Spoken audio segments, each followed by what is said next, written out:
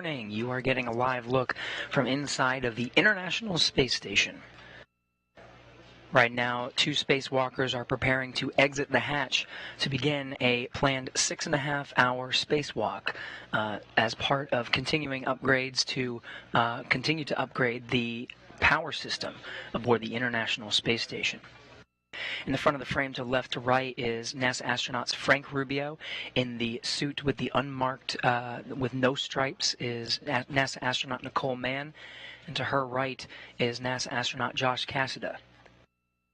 Rubio and Cassada are helping Mann, serving as EV2 for this particular spacewalk, with the final steps before putting her into the crew lock. Right now, the three astronauts in the equipment lock. Behind them is another spacewalker, Koichi Wakata, wearing the suit with the red stripes already situated in the crew lock, getting ready to start today's spacewalk, perhaps a little bit early. Right now we're following the timeline ahead of schedule, and now coming to you live at the final steps of preparation of getting these two spacewalking astronauts ready for their expedition.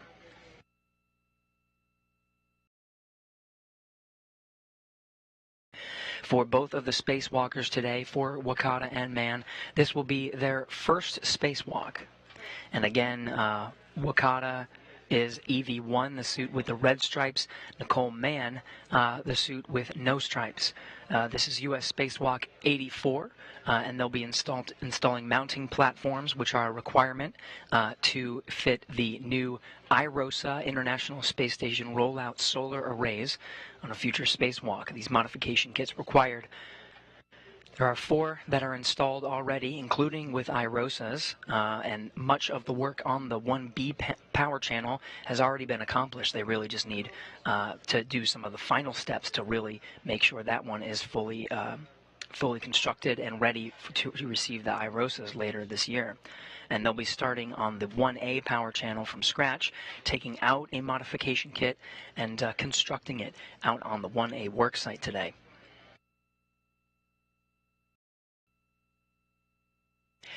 This spacewalk is the 258th in support of the International Space Station assembly and maintenance and upgrades.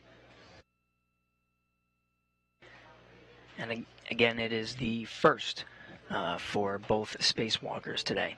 Cassada and Rubio serving as the suit IVs inside the Quest airlock. They're the ones not suited today, both within frame, both experienced spacewalkers at this point, now serving on the suit IV role, which is to outfit both of the spacewalkers and make sure that they are ready for their journey.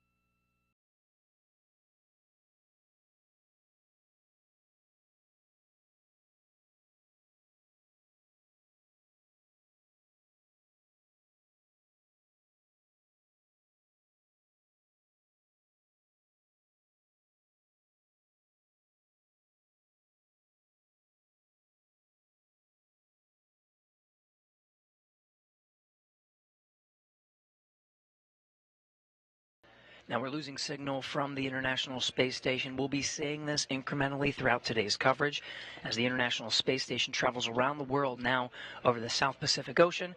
It's handing over from some of the tracking and data relay satellites. We'll be regaining some of that footage shortly. In the meantime, let's take this live view from inside the International Space Station Flight Control Room. This is a live view from here in Houston, Texas. The teams here are preparing to execute today's spacewalk, all in support roles. The teams here, of course, are led by the flight director, who takes on the lead position and listens to all that's going on here in the room. In the black suit there, heading toward the back, is Chloe Mehring. She's serving as today's flight director for the spacewalking teams. To her right is Zena Cardman. She'll be the voice that you're hearing from here in Mission Control Houston. This is the position called Ground IV. She'll be communicating all of the work that the teams here are doing, especially that of the spacewalk officer, and guiding our two spacewalkers through the intricate steps of today's 6.5-hour spacewalk. To her right is Aki Hoshide. Hoshide is a Japan Aerospace Exploration Agency astronaut, also an experienced spacewalker himself, serving as the Capcom. He'll be the person talking with the crew inside the International Space Station. Of course, work taking place both inside and out. So Cardman will be able to focus on the two spacewalking astronauts outside. The teams here are also on the back end of what's called a handover. Mission Control Houston is staffed 24 hours a day, 7 days a week, and they are handing over with brand new teams led by Chloe Mering, the flight director today. Handing over from the teams prior that have been doing much of the prep work since the astronauts have gotten up from their sleep period and been preparing since that wake period for today's spacewalk. Again, everything is going ahead of schedule at this time, and the two astronauts are inside the crew lock now.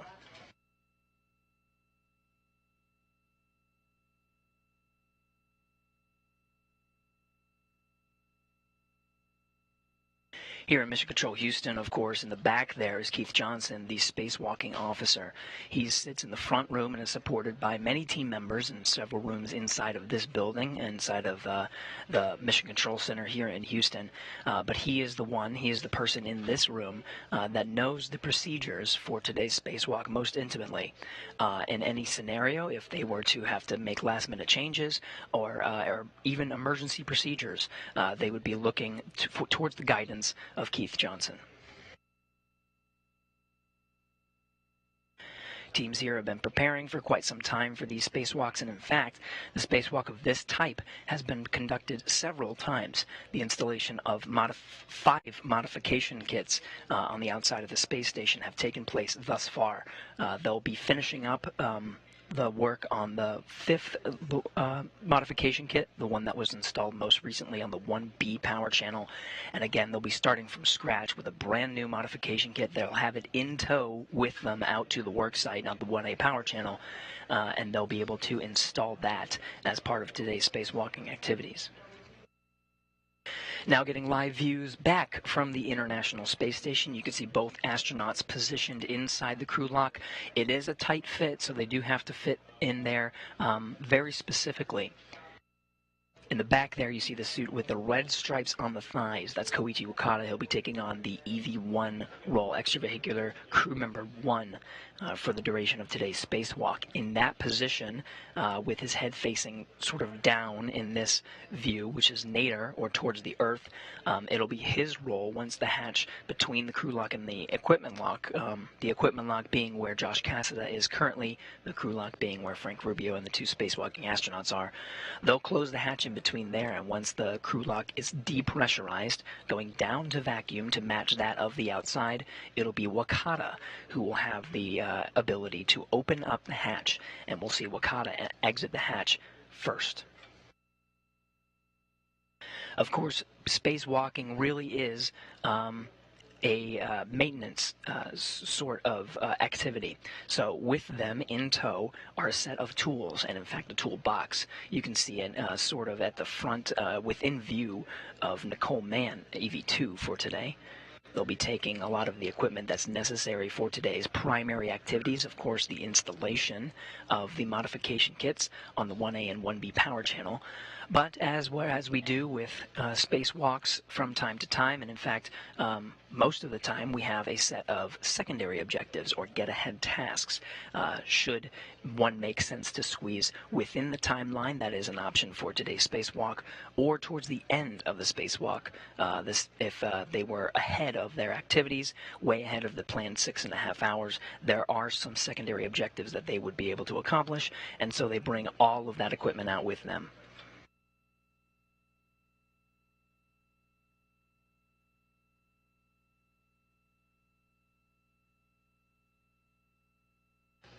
And now we're seeing, you're witnessing the final steps of preparing the two spacewalking astronauts in the crew lock. This is the hatch that separates the crew lock from the equipment lock inside the Quest airlock module of the International Space Station. Rubio will manually close this hatch, and there are a series of cranks and knobs that need to be turned before they work with the ground teams to get a go-ahead to start the depressurization sequence. It is a lengthy sequence to depressurize the crew lock. It's got to go from about the pressure we find here at sea level on Earth, so about 14.7 psi. That's what we're seeing now inside the crew lock. It'll go down to about 5, and the ground teams will look at the data and make sure that the depressurization looks stable, that there's no leaks. It'll hold there at the 5 psi mark for a little bit before getting that go to proceed down to vacuum. Once the crew lock is at about a half a psi, is about the time that Koichi Wakata will get the go to open up the hatch, and both of them will be able to exit and start looking at their tethers, which keep them anchored to the International Space Station. That configuration is very specific to make sure that they are safely attached to the International Space Station at all times. They'll check their tether configuration, make sure they have all their tools, and then proceed out to the work site.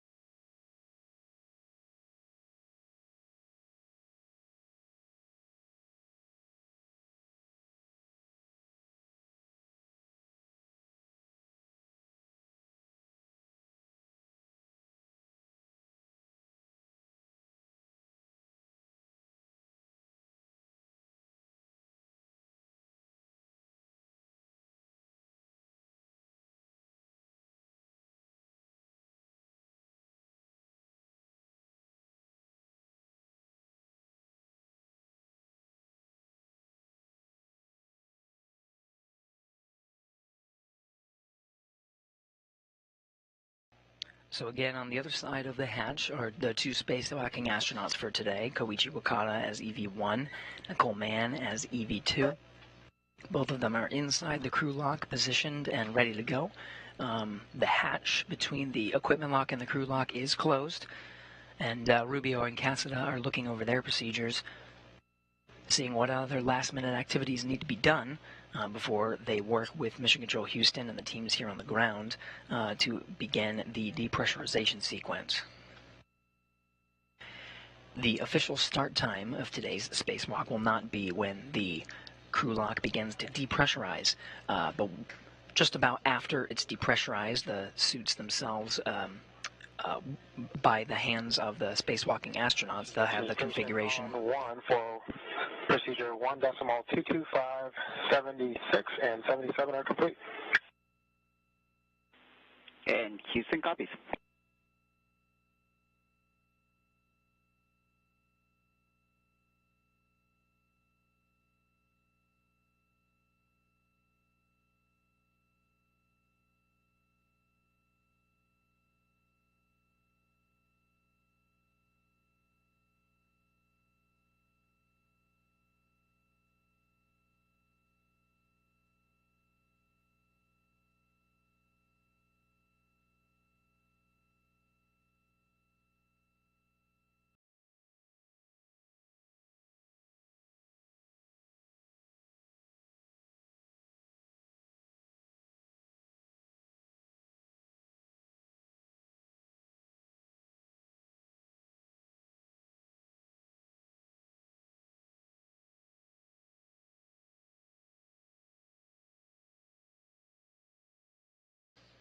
Part of the procedures to get ready for the depressurization, they're going through their checklist now. They have to do certain steps to activate some of the components of the suit and some of the components of the airlock to make sure it's ready for that depressurization. One of them will be to enable the hot mics inside the suits of Mann and Wakata. These hot mics are what they sound like. Basically, once they're activated, any time that Mann or Wakata speak, we'll be able to hear them on the space-to-ground channels. Throughout the duration of the spacewalk, they will be hot mic'd, so they don't have to press any buttons or make any commands in order to talk to the teams on the ground and, of course, to each other.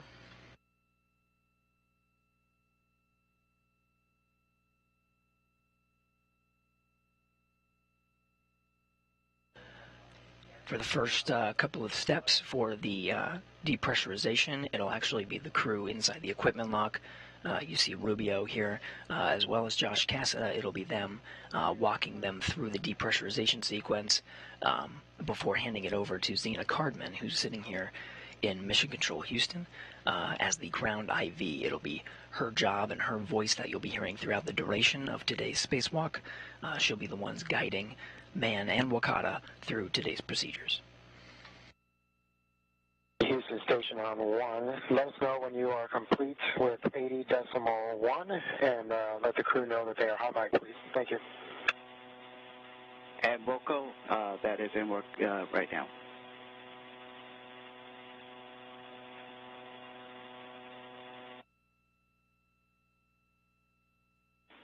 Airlock Houston on 1, step 78, 79, 80 are complete.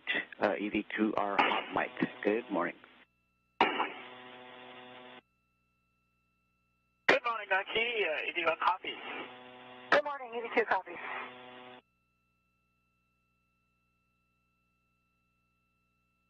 That was the voice of Aki Hoshide here in Mission Control Houston. Again, there is a designation for the role of the sort of Capcom position or voice that you hear from Mission Control Houston.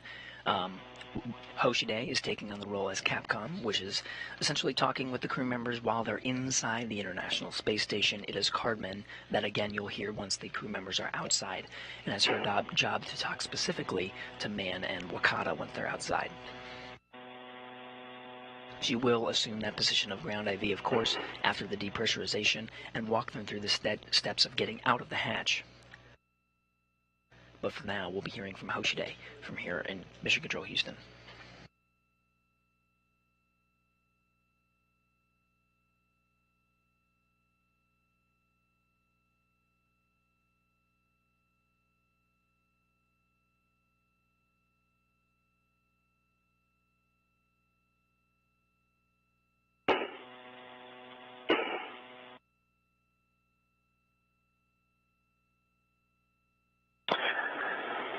The next step is going to be for you.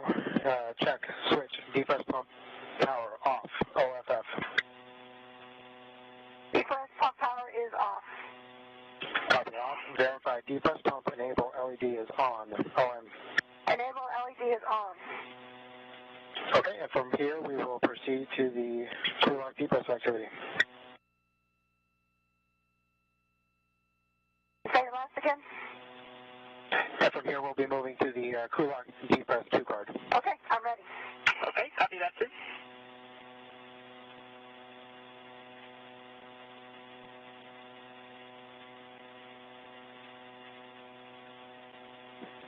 Airlock Houston on 1, you have a go in step 84. Copy, I copy go, and I am going to the crew lock depress 2 card with rev changes. That's a good copy. Okay, Duke, on the UIA, switch depress pump power on. Copy.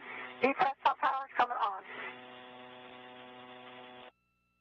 It's on. Okay, copy. We're going to wait 10 seconds.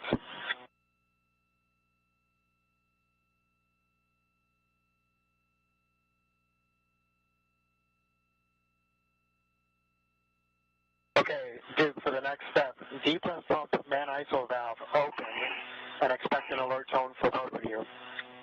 Copy. Did you copy? In work.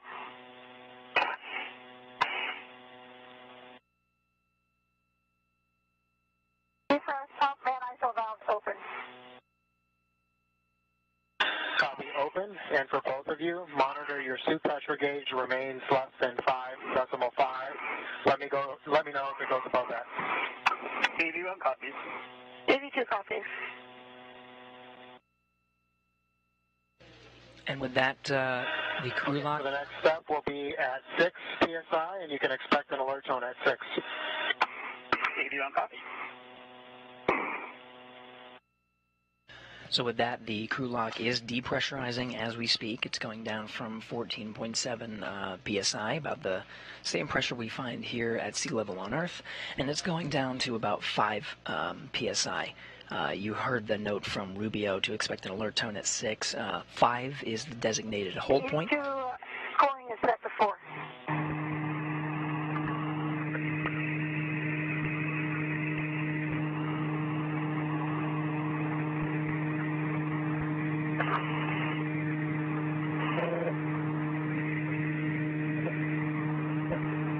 And that hum you're hearing is the depressurization aboard the International Space Station.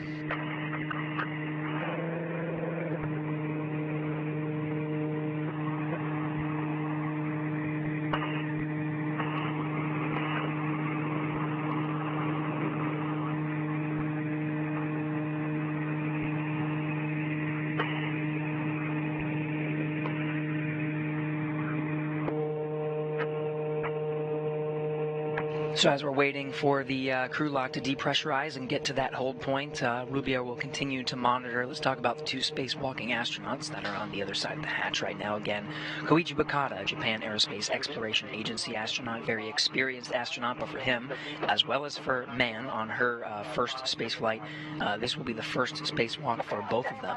It's the 258th spacewalk in support of space station assembly, maintenance, and upgrades, the 5th for Expedition 68, and we are kicking off the new year, 2023, with this as the first spacewalk. Wakata, of course, is the 5th Japanese astronaut to conduct a spacewalk.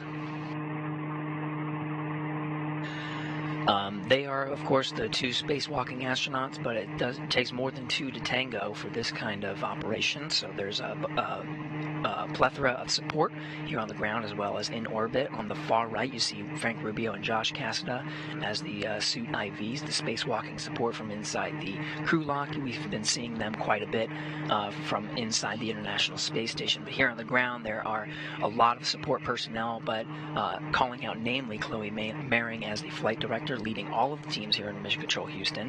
Keith Johnson knows the spacewalking procedures most intimately here in the room and works with support teams here in Mission Control Houston in other rooms. And it'll be Zena Cardman, who is a NASA astronaut, as well as today's ground IV, or the spacewalk communicator.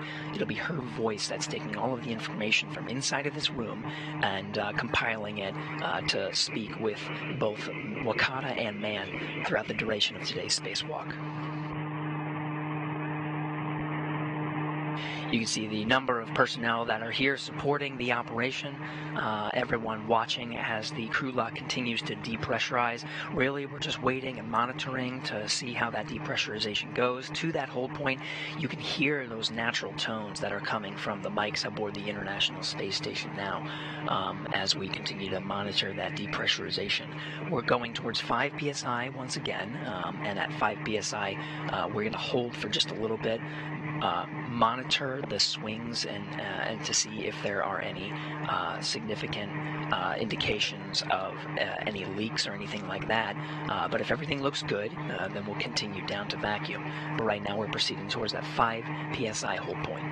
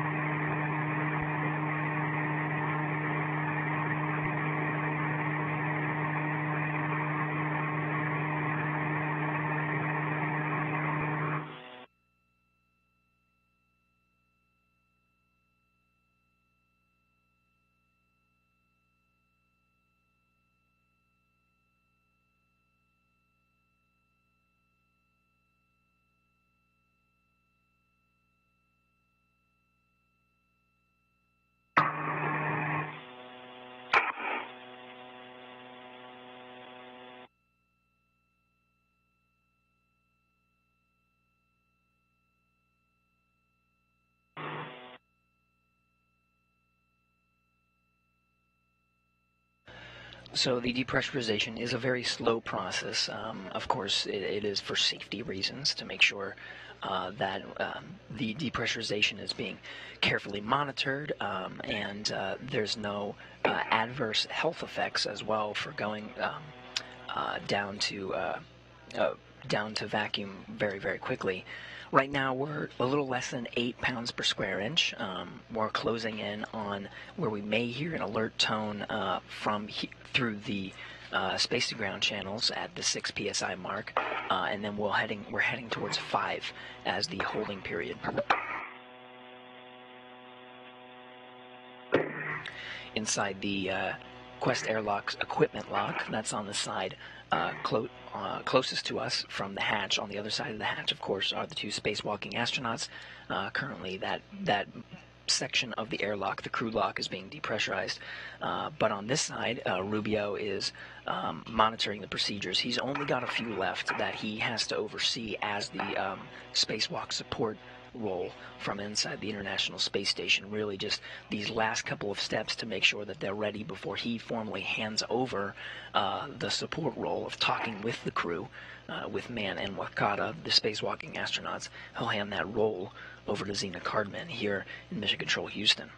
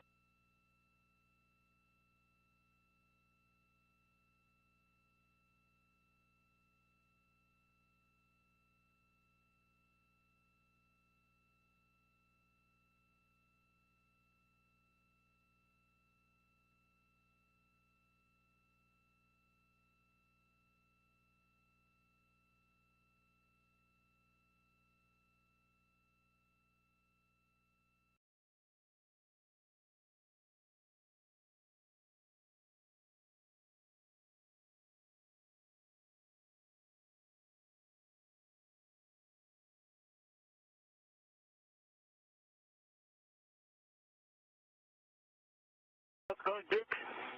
Good, how are you? Good, yeah. You sound a little different now. Very loud, yeah. Yeah, right.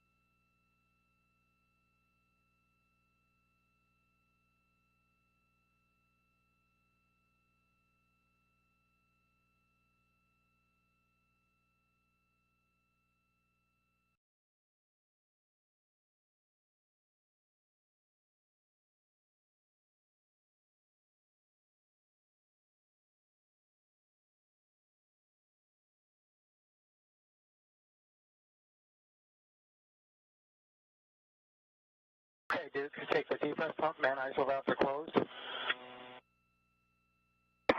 my nozzle valve is closed. Okay, and you can both expect an alert tone. Copy. Okay, next we will be conducting a leak check. For this, both of you will take your display status until leak check question mark is displayed. Then you'll select that with a 2-second yes hold. 81 copies, in work. 82 copies, in work.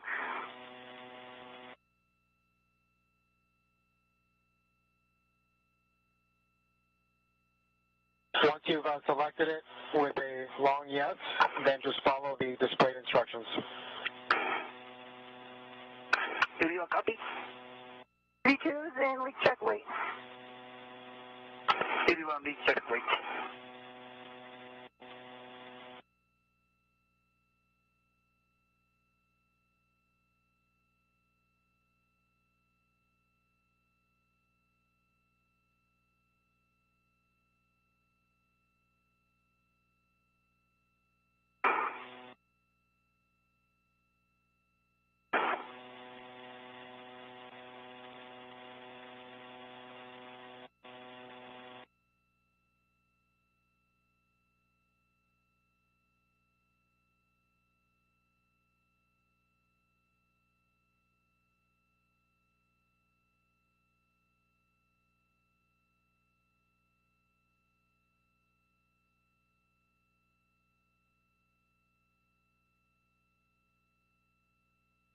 Leak check complete.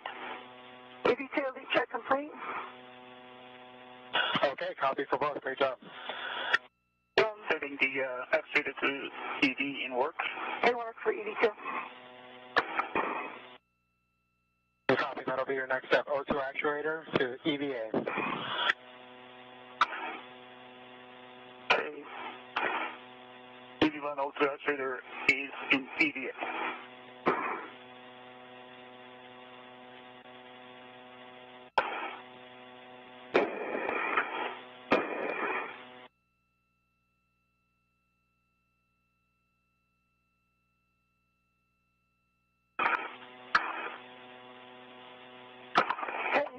O2 actuator, EVA. Okay, great job by both of you. Duke, you'll take the deepest pump man ISO valve open. Both of you expect an alert tone. Copy. In work.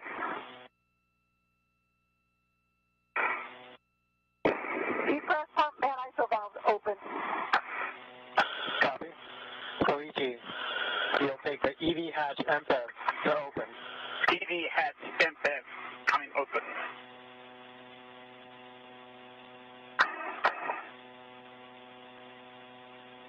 The valve is open.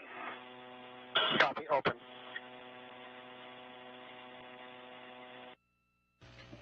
For those following along, Rubio just walked the crew through the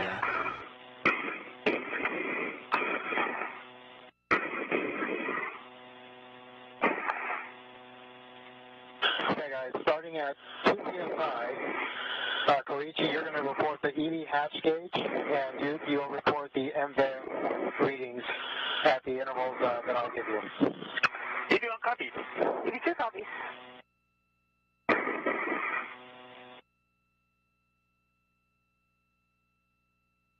So for those following along, the crew lock was depressurized to 5 psi. They held for a bit to check to make sure there was no leaks.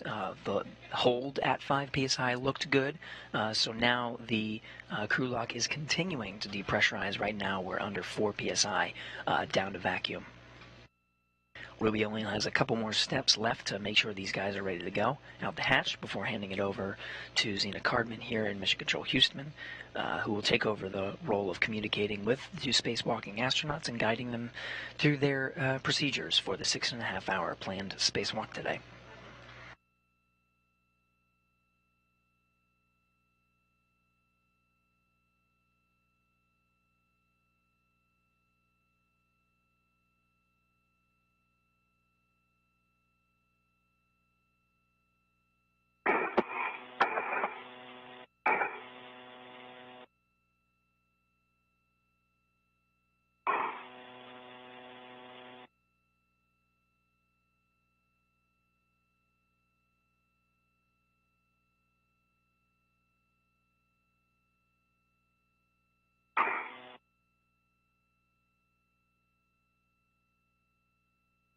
I just wanted to report the hatch PSID gauge is showing approximately 6 and no change.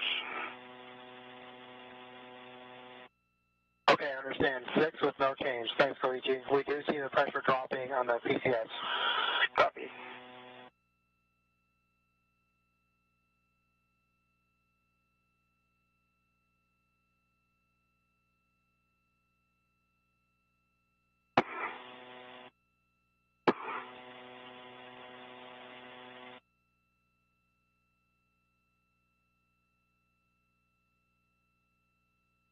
Still, the gauge is showing a little less than 6, but not much of a change.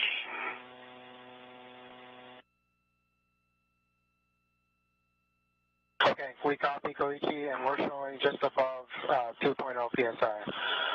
Copy that.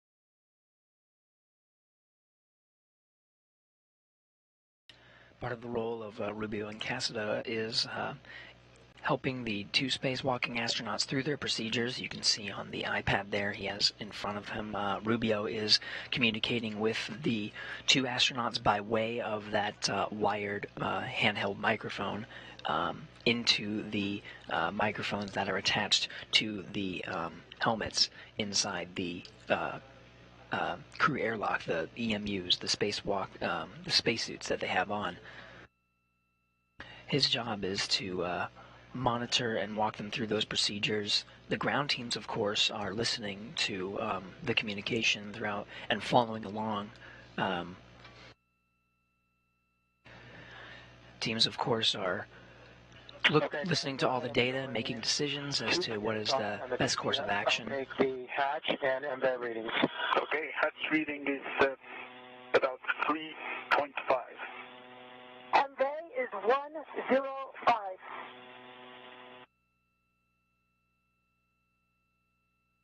Can I copy 3.5 and 105 millimeters of mercury?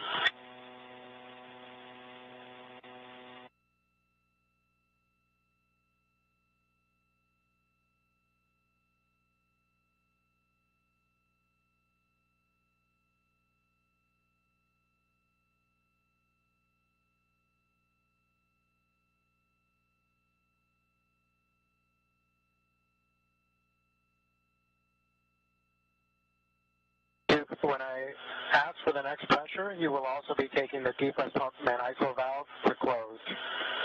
82 copies.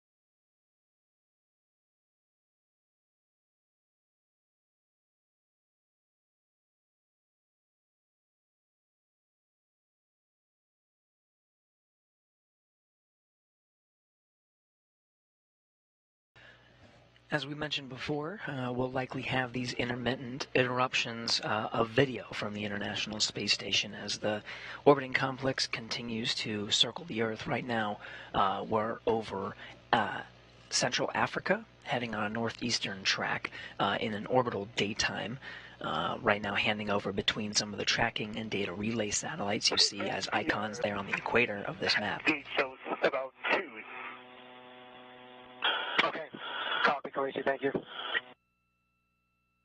We're still getting some audio over the space-to-ground networks, which is good. We'll be regaining video shortly.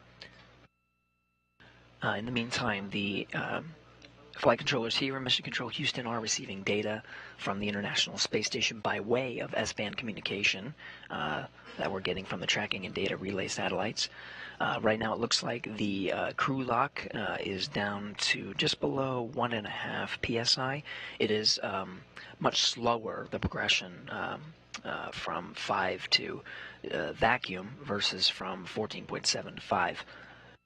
It's very methodical down to vacuum so they can monitor every step of the way. And of course, ground teams here are monitoring as well. During the down period, though, Cassida does have an opportunity to show off some of the microgravity skills you see with the pen in front of him.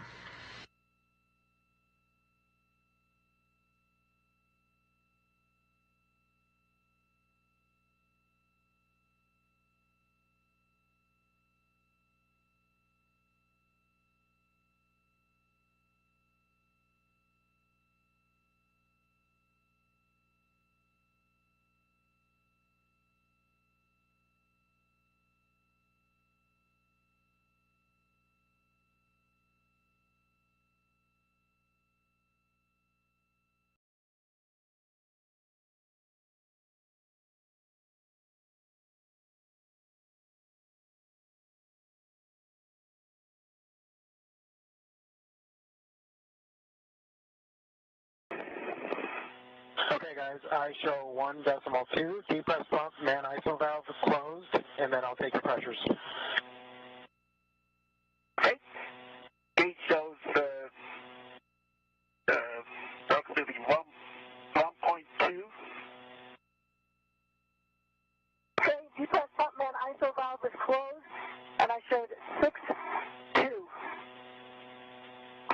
I copy 1.2 and 6.2, and depress pump, man ISO valve is closed. Thank you.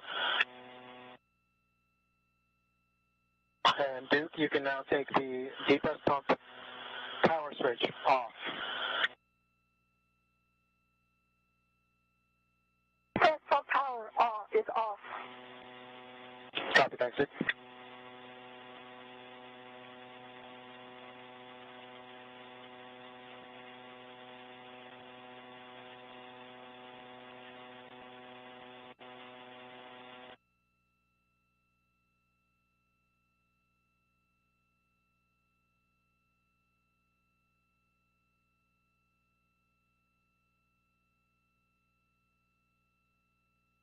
The next pressure we'll be looking for is 1.0 psi. That should be coming up shortly.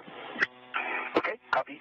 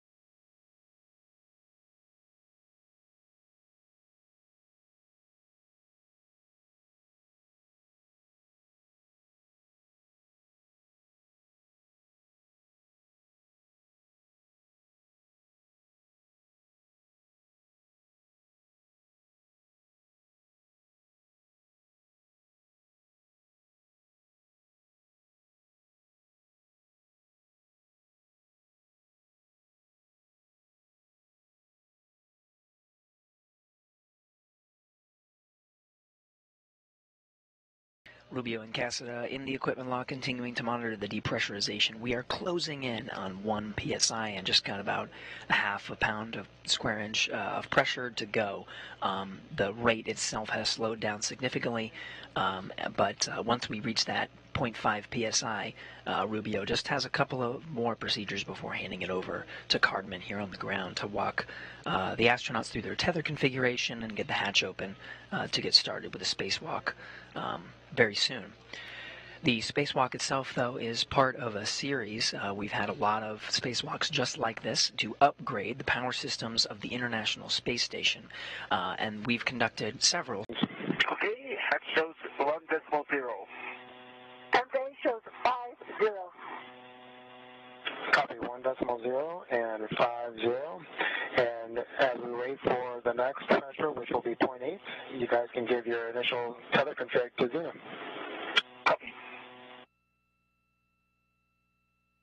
You heard that. Okay, Zena, good morning. Ready for the tether config? Good morning, EV1 and EV2. I am with you and ready.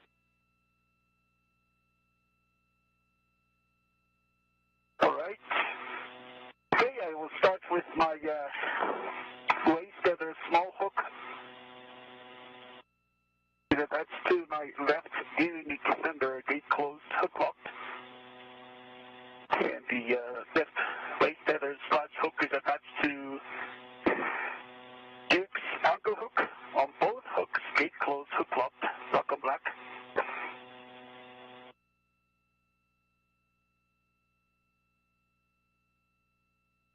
And my red hook is attached to my left gearing extender gate closed hook locked.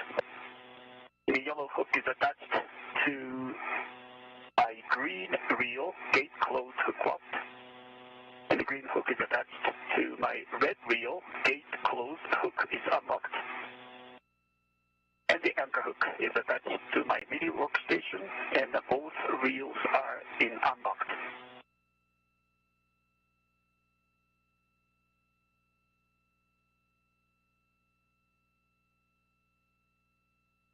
With EV1 tether config report complete.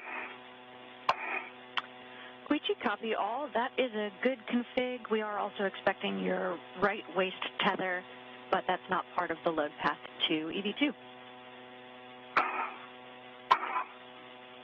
Okay, copy that. Then right waist tether. Small hook is attached to my right giving extender gate closed hook locked. And the big hook is attached to my mini workstation. Copy all, Koichi. That's a great config for you. And Duke, when you're ready, we'll take yours as well. Okay, starting on my left side, I have a left waist tether attached to my left D-ring extender, gates closed, sliders locked, black on black. The large hook is to my mini workstation. My red hook is attached to my left D-ring extender.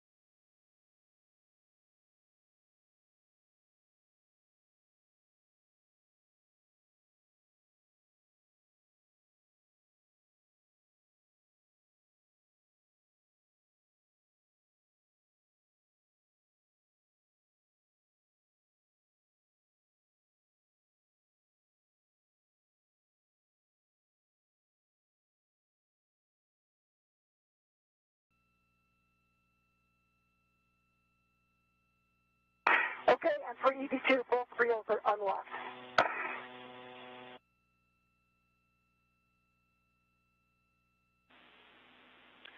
Okay, EV1 and EV2, that is a good config for you both. We're continuing with the depress. And Frank, you'll still own the PCS pressures. I'll be ready to step in at step 12.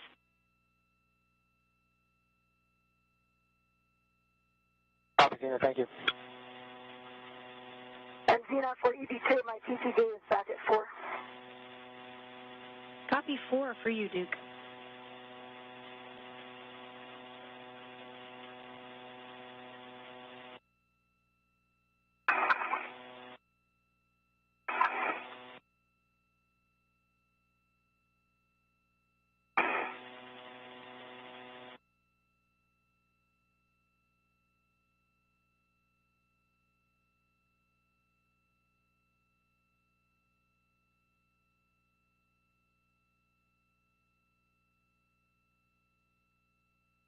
The voice you're hearing from Mission Control Houston is that of Zena Cardman, NASA astronaut. She's walking the astronauts through the first of their procedures before they open up the hatch, is to check their tether configuration. Spacewalkers are attached to the International Space Station at all times by way of tether. And so the very first thing that they do before they exit the hatch is to make sure that all of the tethers that keep them anchored to the International Space Station look good. So before they exit up the hatch, they know they will be anchored to the space station, and they reels are configured such that they can easily translate or move out to their workplace, which is on the starboard side of the International Space Station. 0.8. Okay, copy, Koichi. We are almost there for ours. I'll ask for it again here shortly. Okay.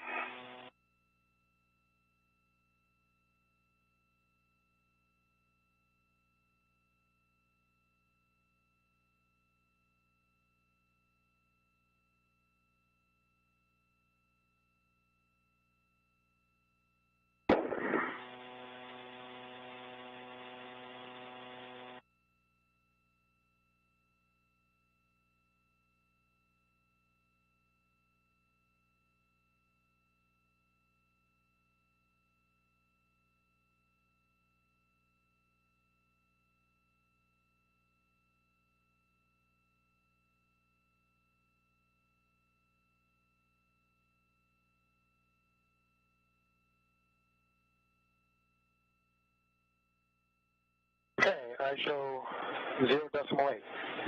Okay, head gauge still shows 0.8. And day shows 39. Copy, 0.8 and 39, thank you. Next pressure will be 0.6. Copy.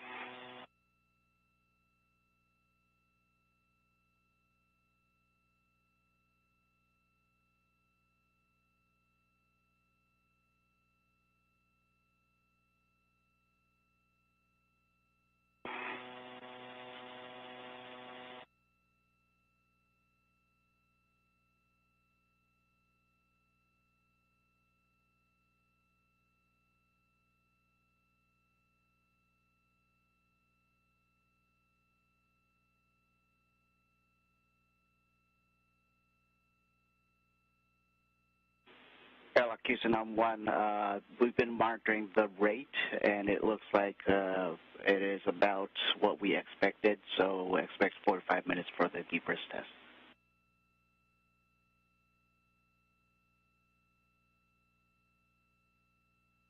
Copy.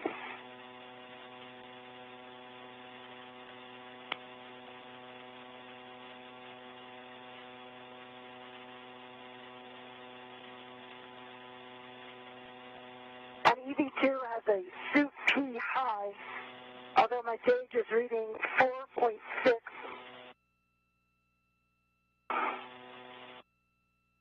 ECM also says O2 rate 0.3 and SOP rate 0.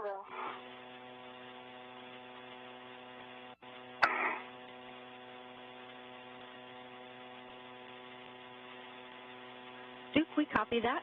That's normal and expected in this configuration. You can acknowledge it, and it will go away.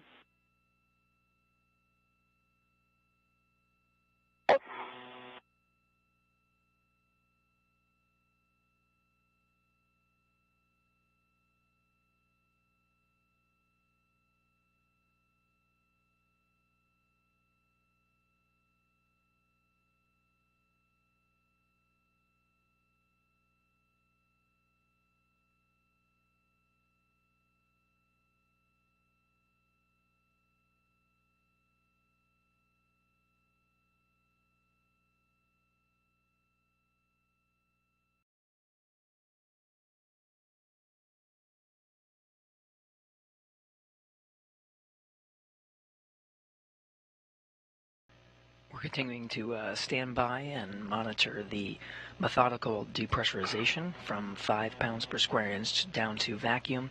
The goal, though, is about a half a psi. Right at that marker, they'll start going through procedures to get ready to open up the hatch. It doesn't necessarily need to go down to 0.0. 0.5 is the target. So we've got a couple more minutes until we get down to that spot. But in the meantime, Frank Rubio and Josh Cassidy, you see in the equipment lock, they're going to see this all the way through until Zena Cartman takes over, and then they'll be able to go about their work day while Mann and Wakata go outside the International Space Station to work on the mounting platforms for future IROSAs.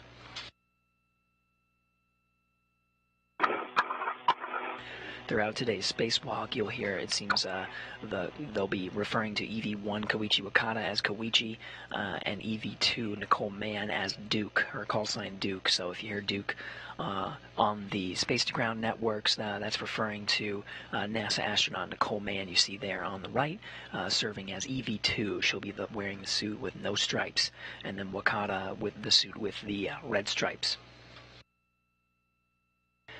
Again, these are part of a grander plan of augmenting the station's solar arrays with new solar arrays and generating much more power to continue life and research aboard the International Space Station. 4 have been installed already. You see the power channels marked in blue.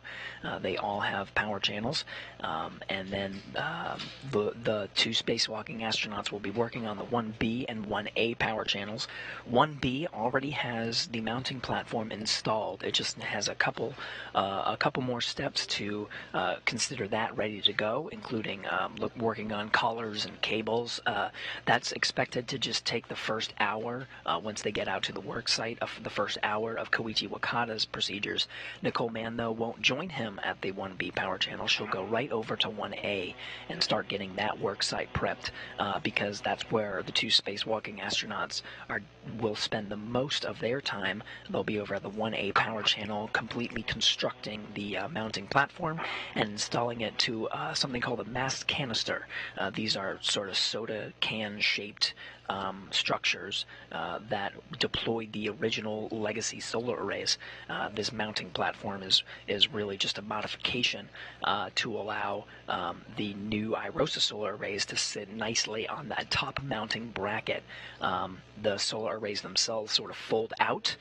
They're folded kind of in half in order to fit inside the SpaceX Dragon for delivery to the International Space Station, which on this graphic is at the very top of the International Space Station. It's retrieved by a robotic arm and then brought out to the work sites for astronauts to install at a later date. We're looking at the summer for this year for the new solar arrays for the 1B and 1A power channels to come up and be installed. But for now, we're doing all the prep work. So Mann and Wakata will be working on those 1B and 1A power channels ahead of the solar array's arrival. There are a few get-aheads as well, just in case they get ahead of the timeline. There's a budgeted 6.5 hours, but they'll be the teams here on the ground will continue to monitor consumables and other factors to decide whether or not they want to do some of these get-ahead tasks. You see there's a jumper installed. There's a tool that's on the special purpose dexterous manipulator, one of the robotic arms on the outside of the space station that they're going to retrieve and bring back into the airlock for so they can bring it down for refurbishment. So they can maybe have time to get one of those tools. And then there's a couple of other items that the spacewalkers may be able to get to. They can be put at the end of the timeline. There also are opportunities for the astronauts to do it sometime in the middle of their timeline. That's where Spacewalk Officer Keith Johnson really comes into play here in Mission Control Houston. He's looking at these procedures. He'll be working with his teams to recommend the best course of action. Of course, Chloe Mehring, the flight director here at Mission Control Houston, has the ultimate say as to whether or not they proceed with that, and then it'll be the voice of Zena Cardman here to communicate that up to the crew. But here's Keith Johnson. He's sitting in the back of the room. He is the sort of front room person. He's got a whole support team behind him that are looking at the procedures and making these recommendations, all with their own specialties. But it is his recommendation that Flight Director Chloe Mehring will be relying on. Next to Flight Director Chloe Mehring is another Flight Director, Anthony Varya, monitoring today's tasks as well. They're seated at the Flight Director console, and then, of course, to their right, there's Zena Cardman. It'll be her voice. That'll be the ground IV, the voice from here at Mission Control Houston, up to the two spacewalking astronauts. We did hear a little bit of Aki Hoshide to her right, to Cardman's right. He'll be here in the room as well. We won't hear his voice as much because it's his job to be the Capcom for the astronauts that are on the inside of the International Space Station. Of course, Cassida and Rubio now helping out the two spacewalking astronauts to get them sort of out the door, but they have a whole day themselves of activities, so they'll be talking with Aki Hoshide on the inside. Today, though, we'll be following the intricate steps of today's spacewalk, still monitoring the depressurization. It is a methodical and slow procedure, so we're very patiently waiting for that 5 psi mark. We still got about a little more than 1 psi to go. We're sitting at about 0.65 psi, so a couple more minutes until that's down, and then we'll hear the next steps to get these two spacewalkers out the door. 81 has changed the TCV setting from 5 to 6. Copy. TCV 6, Koichi.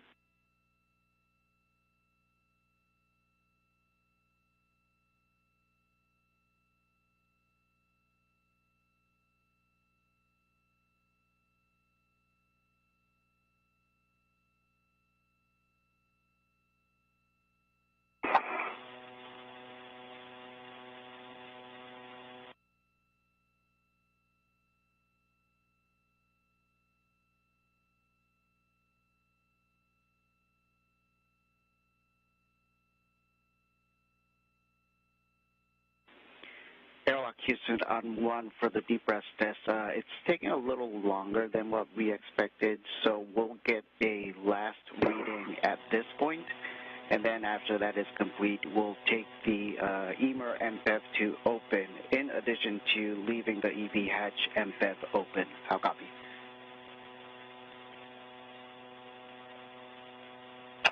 Anyone copy? We can copy. IV copies. And their reading is 28. And the gauge reading is 0.7.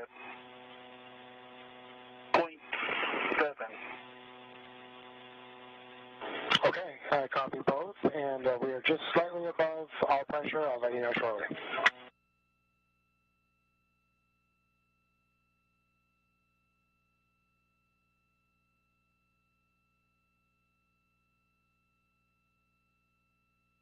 And Frank, we'll take your PCS reading right now, and then. Okay, Aki, I am showing 32.3.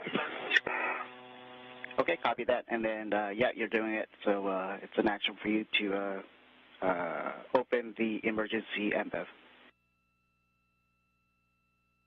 Okay, emergency MPEV coming open.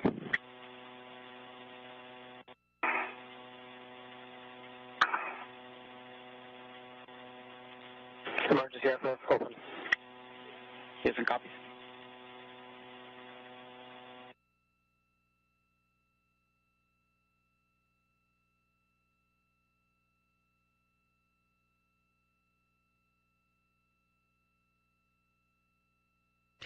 For those following along, we are monitoring the depressurization If for those who are familiar with the depressurization prior to a spacewalk, right now this is what they're undergoing is sort of a new way, a test way of depressurizing for the future. So the emergency MPEV is a hatch, but it is we're not in an emergency by any means.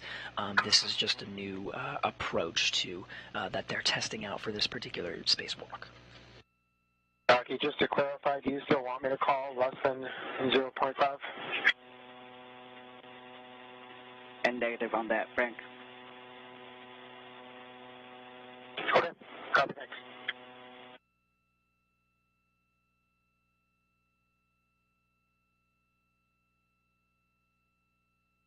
All right, so I think with that completes our duties as IV. Koichi and Duke, good luck. You guys are going to kill it out there. All right, I'll be back in. Great. Thank you, Frank and Josh. Josh and Frank, thanks so much. You guys are awesome. See you in a bit.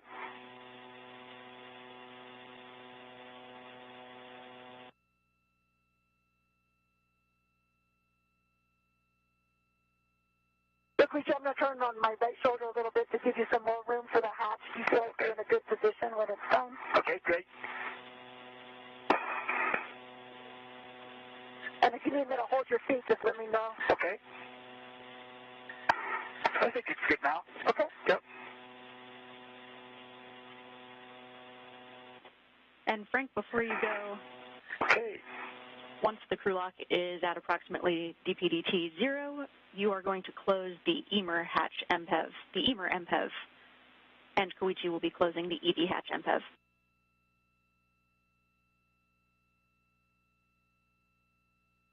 Copy, Gene. Yep, appreciate it. We're not going anywhere. We're going to watch these guys exit out that hatch. I figured. Yes, now you need a copy. That's after we open the hatch, is that right? To close the EV input. Sorry again, Koichi? Okay, so after hatch open, I close the EV impact valve, correct? That is correct, Koichi. Okay, copy that.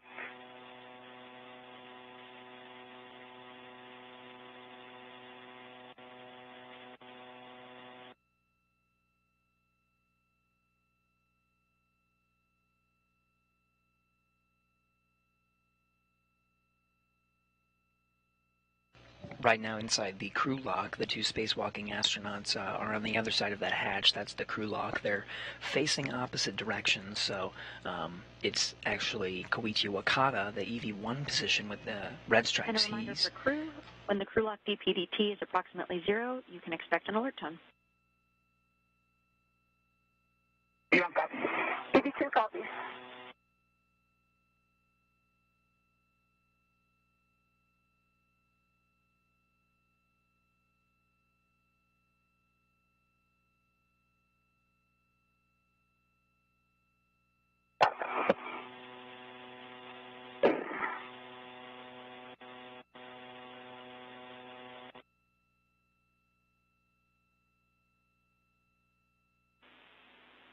Okay, crew, we show you less than 0.5 psi. You are go to open and stow the EV hatch. Koichi, you'll then close the EV hatch MPEV, and Frank, you'll close the emergency MPEV. EV1 copy. IV copies. Hey, Duke, I'm going to slide down a little bit. Okay.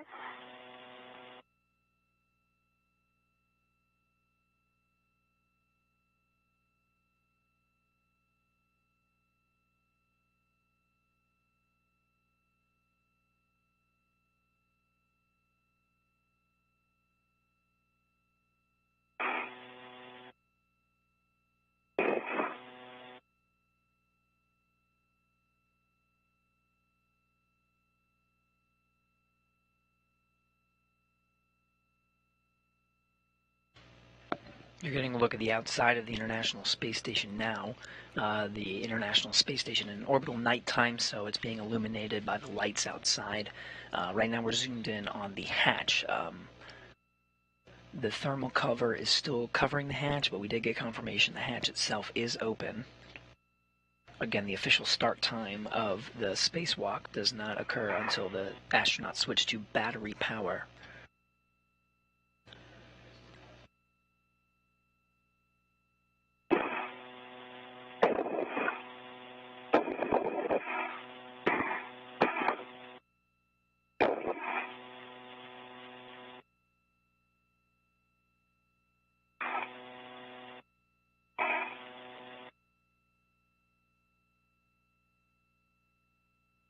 Is opened, and then in the process of fully opening, I opened the EV and F.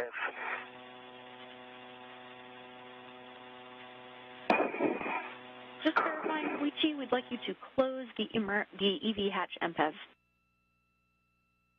Excuse me, I misspoke. It was EV and FF is closed now, and the hatch is open. Okay, copy. EV hatch is open and stowed, and the EV hatch MPEV is closed. That's a good feedback. And the emergency MPEV is also closed. Okay, copy. Emergency hatch MPEV is closed. All right, with that, EV1 and EV2 on your DCM, switch power to BAT, stagger your switch throws, and expect a warning tone. Okay, EV1 copies in work. EV2 copies in work. Run a battery. EV2 battery. Copy. EV1 and 2 are in battery. Switch your display to Pro to verify a functional display. EV1 verified functional display. EV2 functional display. Copy. On the UIA, switch power for EV1 and 2 off, and check that the LEDs for EV1 and 2, that's 4 LEDs total, are off. In work.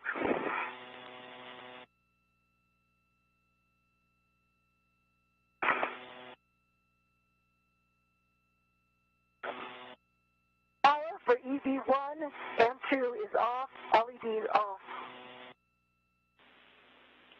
Copy. Disconnect your SCU from your DCM and install the DCM in its cover. EV1 copies in work. In work.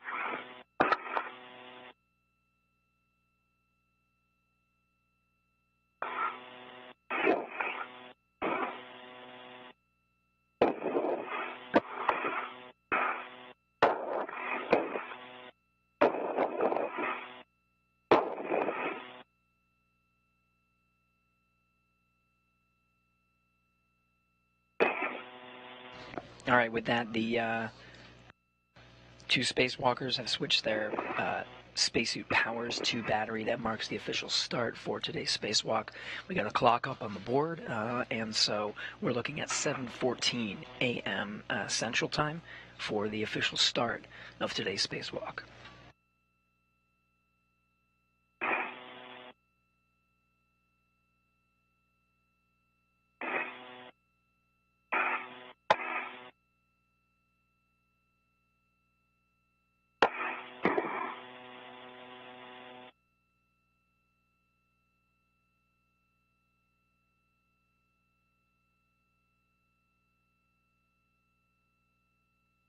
EV1 SCU is detached in the security of the pouch. EV2 disconnected and stowed. Okay, copy. Your SCUs are disconnected and stowed, and make sure you have your DCM cover installed. EV1 DCM cover installed. EV2 DCM cover is installed. Check. Depress pump man ISO valve closed.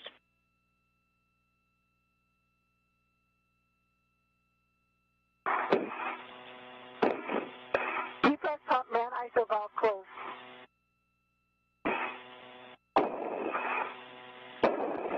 Set your temperature control valve to max hot. EV1 in work. EV2 in work.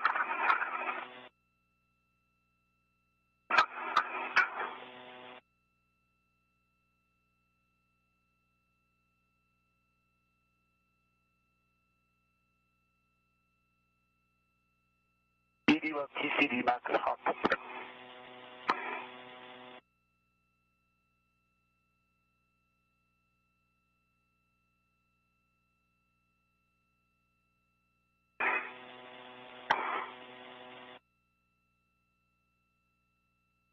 EV2 TCD max hot. Copy 1 and 2. Switch water on.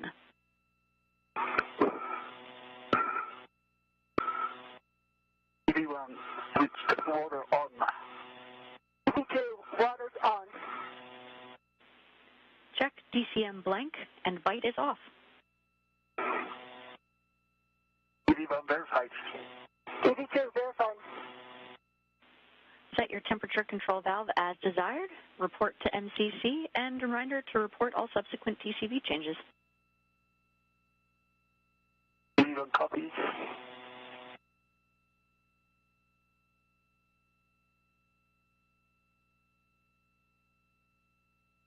EV1 TCV 5.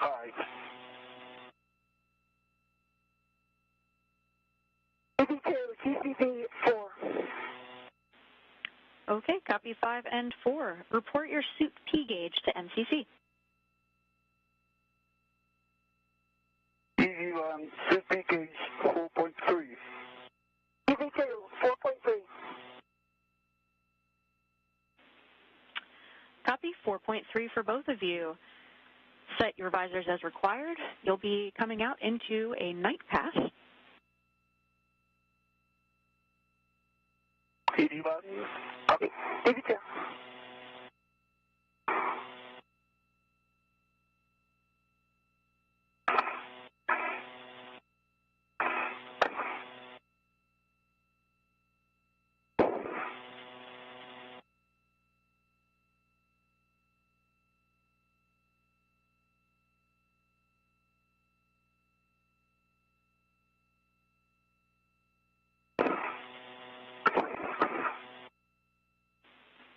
Okay, crew, with that, you are ready to open the hatch thermal cover.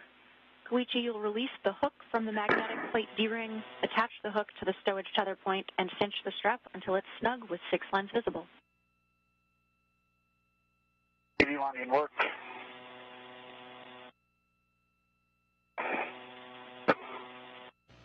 Wakata now pushing the fabric thermal cover that's on the outside of the Kulak's hatch. You can see him pushing that sort of out of the way. The hatch is open. All the steps that they've been doing up to this point is really the closeout procedures for everything they've been working on for the depressurization, getting their suits ready. They've already checked their tethers. Right now, they'll push open the thermal hatch and they'll exit one at a time. Wakata first, since he's the one. To the storage tether point, and I see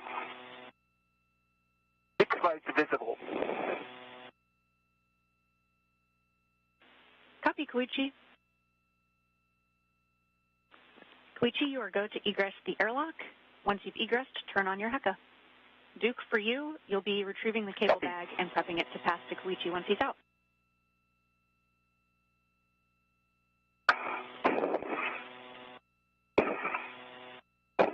Thermal cover is open. Wakata now exiting the hatch.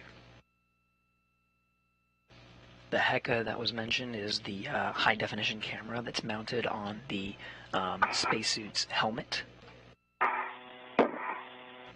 Wakata out the hatch. You can see when following along throughout the spacewalk, you'll be able to notice him by the suit with the red stripes. Nicole Mann, call sign Duke. She'll be coming out afterwards. Both of them will do a tether configuration check once again. They already did one inside the hatch. They'll do it again outside. Configure their suits and make sure they have all the materials needed before they translate out. When you're ready. Okay, stand by. I'm going to turn on the Heka. Heka is on, okay?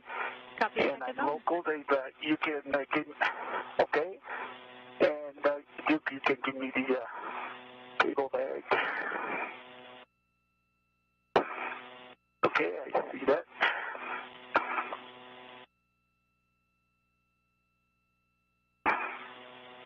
Okay, let me grab that.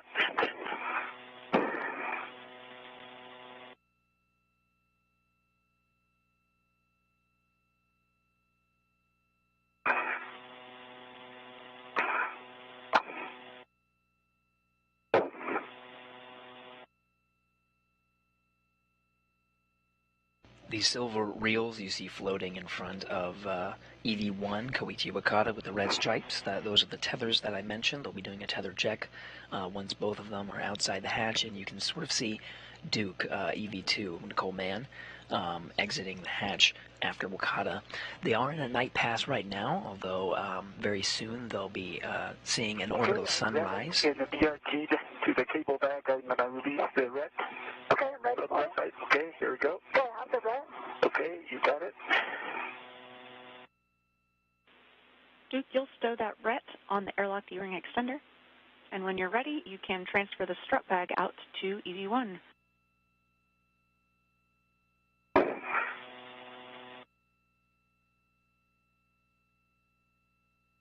Red is stowed to airlock D-ring extender.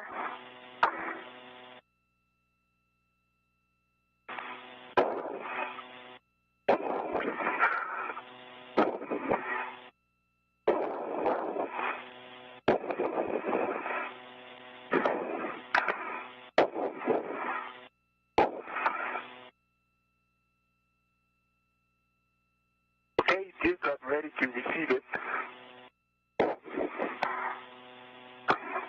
Okay, I'm positioning the strut bag like we talked about. Okay, so I'm going to come in a little bit to pull it out. Okay, I've got it up in the corner, Okay, and I'm trying to get the bottom end towards you. all right. Let me come in a little bit to grab it. Okay.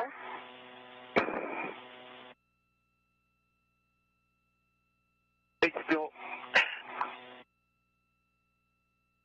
Can you pitch it down towards the hatch? Okay.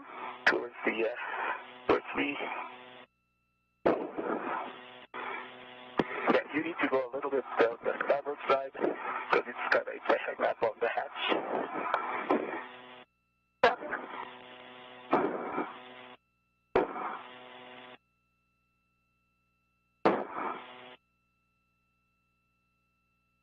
Okay, that's now clear. You can.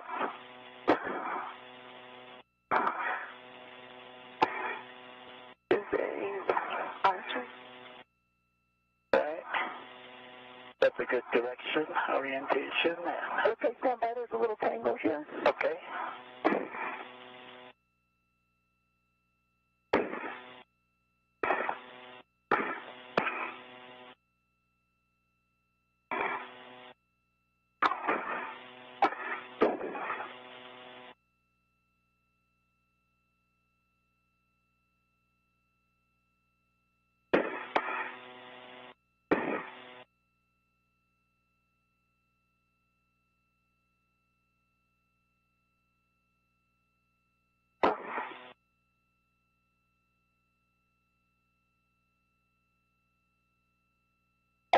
So I think it's the vet from the cable bag, Yeah. and I'm going to show my left side, see if you can see it there. Okay, let me I check. think it got caught on my... Okay, wait, let's see, let me check that.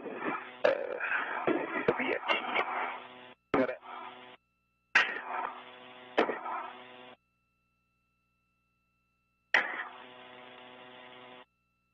Okay, on your, Okay, you see the vet from the cable bag? It's from the D-ring extender up to the top of the crew loft. it is clear. Clear? Okay. But, okay, so let me kind of attach this that because it's going through your giving extender. Could you come down a little bit? Yep.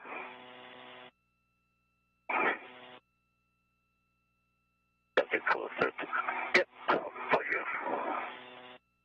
Yep. Yeah.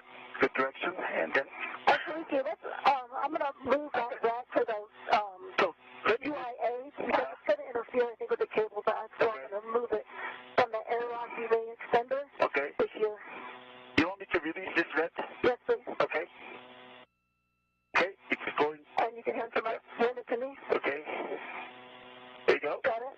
And then when I get it, let's double check it's clear. Yeah. Now I think it's I think it's now it's clear. You see that? see it's clear, but it's going. Yeah, going through the cable bag. I don't think it's going through the. Is it going through the cable bag? I cannot see that. It's not going through the cable bag. But it's going through my station center, and it's hung up on the cable bag. I'm going to release it again. Yeah. And then I'm just going to release it and let it go back to the hook. Yeah, I think it's good. I'll grab it when we come back. Right. Yeah, I think it's good. Okay, now it's clear. Good. All right. Okay. So then you can get the shut bag. Yep. Got back, sorry. Okay, I'll push it in. Right. And then.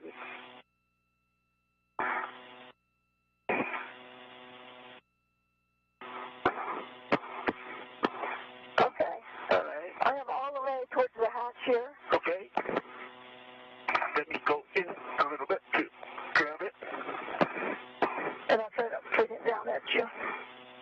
Going down. A little more. Come down. Yeah, I grabbed the wrong side of the shut bag. Okay. So I'm going to pull it out. Try making some pitch. And then. Okay, that looks like it's coming nicely. Okay. Yeah, it's coming nicely.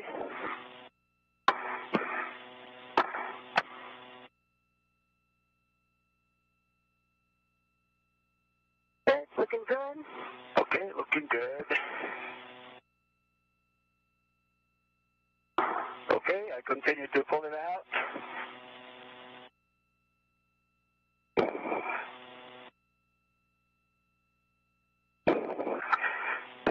Okay. Okay, Looking clear. yeah, it's clear. It's coming out nicely. All of this work that you're seeing right now is Wakata and Mann, or call sign Duke, working together to get this very long bag out of the crew lock. This is really, of all the tools they're going to be bringing out to the work site, this is the star of the show. That bag contains the modification kit, flattened with all of the pieces necessary for them to construct it. Right now, this is a picture from a previous strut with an open bag. You can see all of the different components. Today, we'll be working on taking this and turning it into the fully constructed modification kit on the 1A channel. This is a very important piece of equipment that's going to be making its way with the astronauts. They're going to attach it to themselves as they move out to the work site today. On the top handrail of the crew lock. Copy that.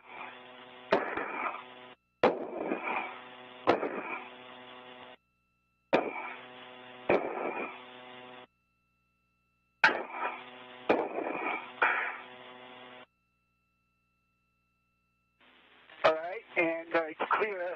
You can come out. Okay. Houston's following along, and we like the plan for that ret as well. You can leave it where it is. Okay.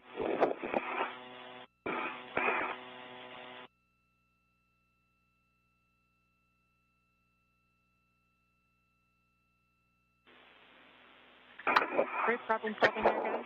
Looking good. Awesome.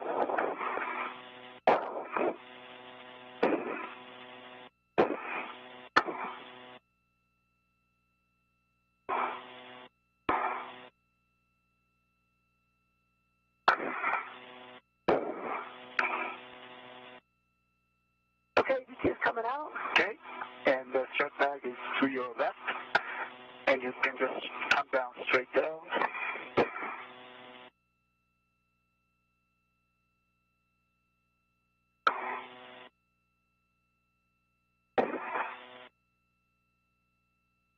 Okay, I'm going to go station aft. Okay, copy that. I'll move the strut bag a little bit more to the port side, starboard side, port side. All right, should be clear now.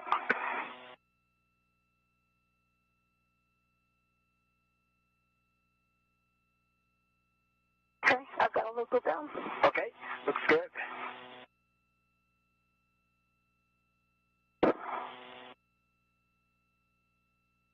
Okay, I'm going to get out, I'll turn on my, Okay, okay, and then I'll get the, Roger that. Strut bag. oh, Okay.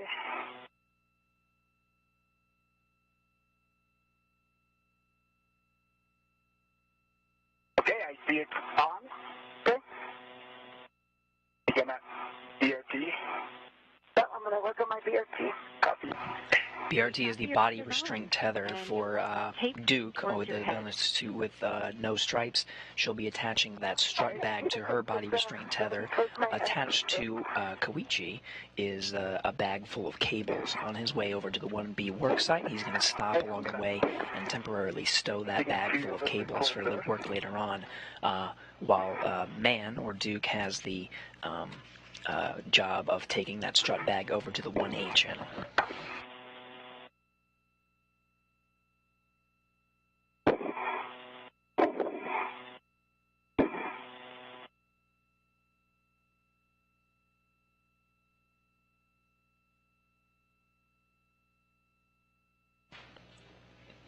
What you'll hear when they talk to each other, they'll be doing buddy checks and saying how each other's spacesuit looks and reporting that to each other. They do have some procedures to make sure all of their suit components are at a good spot before they actually translate or move over. The sun is coming up. I'm going to get my visor down. Yeah, my visor's down too. But these procedures are all about communication. Houston copies, and once you've got your visor... International Space Station is over the South Pacific Ocean right now. We're entering into an orbital daytime, so you're seeing the sun rise over the horizon of the Earth right now. Okay, stand by. I got to adjust right. the Yeah, thing here. take your time, right.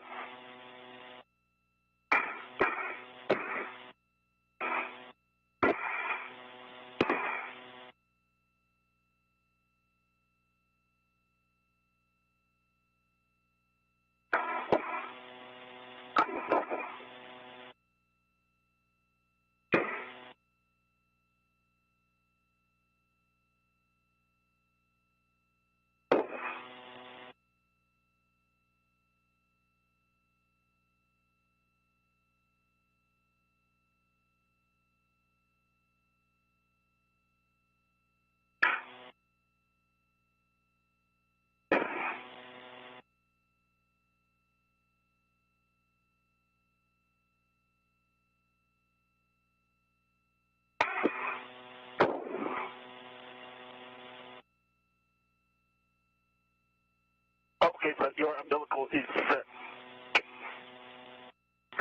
yeah, now it's clear. Okay, now Oh, it's out of the pouch, clear. though? Yeah, now it should be clear. Let me get it back in the pouch, though. Okay, I'll work on it. And why don't you do the BRT of the short bag? I will give it to you in a pouch.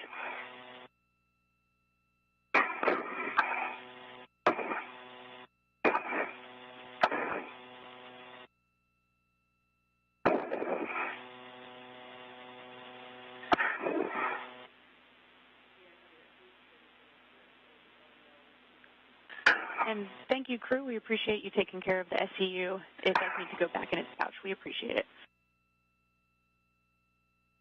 Okay, copy that. Then,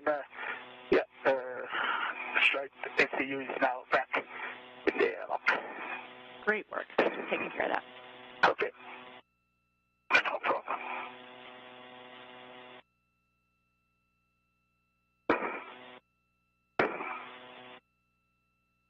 All right, Duke.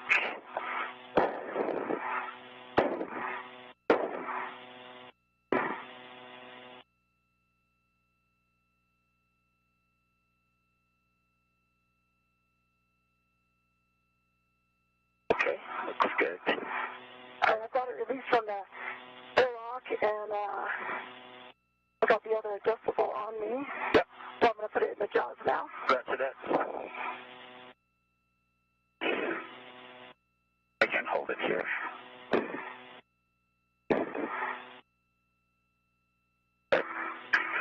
And you could say that saw line needs to be towards my head. Towards your head, yeah. The tape towards your head.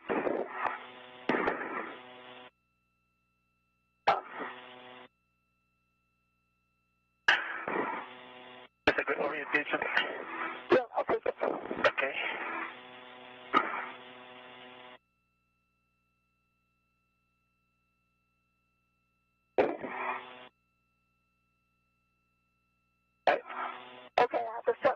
BRT, jaws are closed, paddles are out. Okay. I'm going to tighten up my joints, and then we do the body check after that.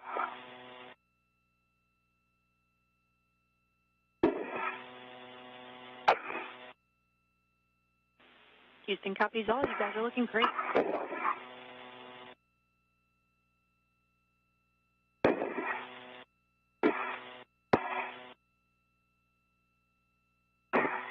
Okay, I'm ready for a check when you are. Okay, so could you move up your camera a little bit up so that I can see the inner workstation tab up? Yep. I can see that.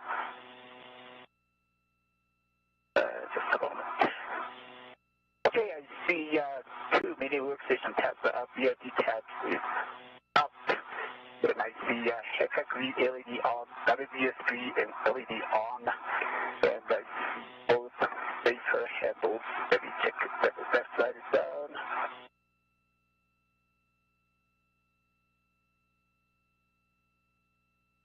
Yeah, both safer handles are down. And I don't. Tools are good. And tether is good. Okay. You check. Okay, I see your green HECA, your green WBS, your lights are on, that looks good. I've got 1, 2, 3 tabs up on your mini workstation. Let me look at your handles. Okay. Okay, you've got 1 and 2 safer handles are down. Okay. I see your safety tether, looks like in a good conserve in the BRT. Okay. Copy that. See, now with that, we're complete with the body check.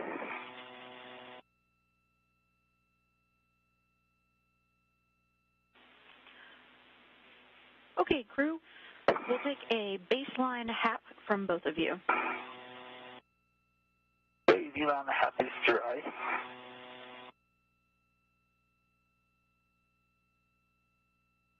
And HAP is a baseline for EV. Just Okay, copy. Good baseline HAP for both of you.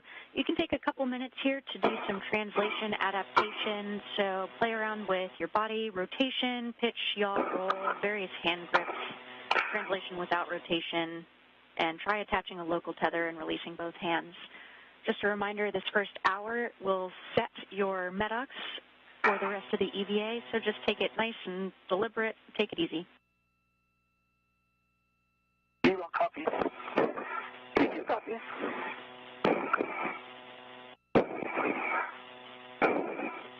Getting some wonderful views from the outside of the International Space Station right now. The duo are just at the beginning of their planned 6.5-hour spacewalk. They're getting a sunrise over the South Pacific Ocean, and we're getting great high-definition views from their helmet cameras right now.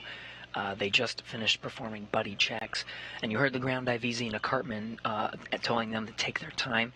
Of course, they have done plenty of spacewalk training, including here on the ground at the Johnson Space Center here in Houston is a laboratory called the Neutral Buoyancy Laboratory, where they practice these things underwater. It is a very good analog for understanding what it's like in the microgravity environment, but the two of them now are first-time spacewalkers, so they're going to take some time on the outside of the hatch to just get used to understanding the differences between performing the spacewalk in a pool with the resistance of water and having no resistance in the vacuum of space. Their translation path or their movement out to the work site is all the way out on the wings of the International Space Station on the solar arrays.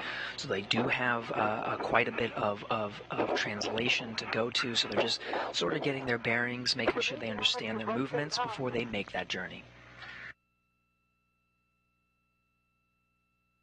And once again, we have another increment gap in communication from the International Space Station. We mentioned being over the South Pacific Ocean at this time. Throughout today's spacewalk, we'll see gaps like these. The space station communicates by way of geosynchronous satellites called the TDRS network, tracking and data relay satellites. We'll get intermittent gaps of audio and video. Sometimes we regain the audio a little bit earlier. We have to go to this translation? Just as now you're hearing the audio come from the International Space Station, so we'll be regaining that shortly. Teams here in Mission Control Houston are monitoring today's spacewalk as well as the International Space Station and the crew inside. It'll be the teams here that are walking our astronauts through today's procedures. Zena Cartman, you see in the middle there with the black blazer and the white shirt, that is NASA astronaut Zena Cartman, ground IV. It's her voice that's being communicated from all the work that the teams are doing here in Mission Control Houston. She's translating that up to the crew. An awesome view here. And standby 1, Koichi, we're actually checking on the SEUs in the airlock. Okay. We're having the IV crew check on that through the hatch window. Okay.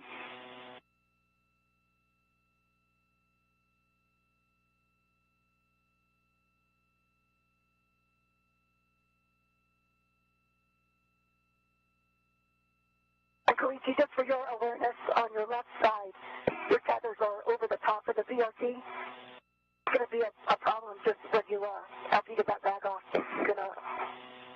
Yes, I understand that. Yeah, okay. I see that. Thanks. That's a good check.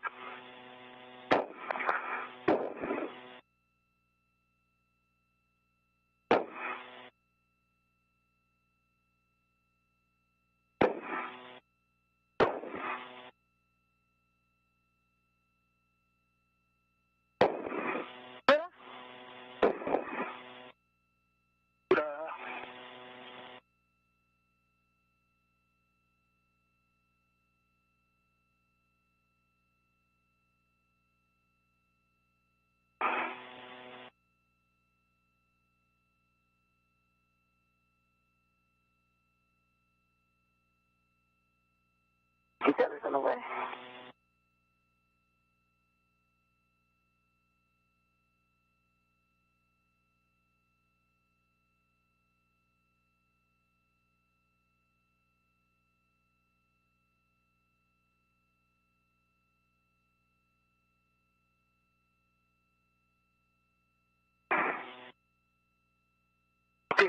Good. Okay, crew, we're back with you. We did see one of the SUs came out of its pouch, but we are actually good with that as long as the thermal cover is tended closed. And so with that, you can go ahead and start translating. EV1, you'll be translating out to the anchor hooks that are nadir of the starboard seating arch. Duke, if you can tend the hatch thermal cover closed, that's very helpful. Continue your translation adaptation. Okay, thermal cover tended closed. AV1 copy. Start translating.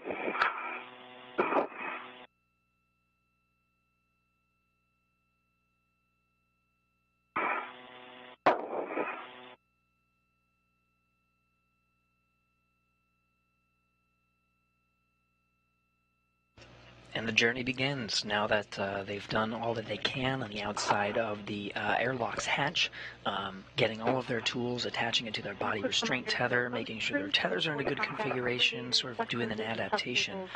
Now we're following Koichi Wakata with the high-definition camera, and he's translating or moving out to the work site, so he's going to begin his journey out. AV1 copy.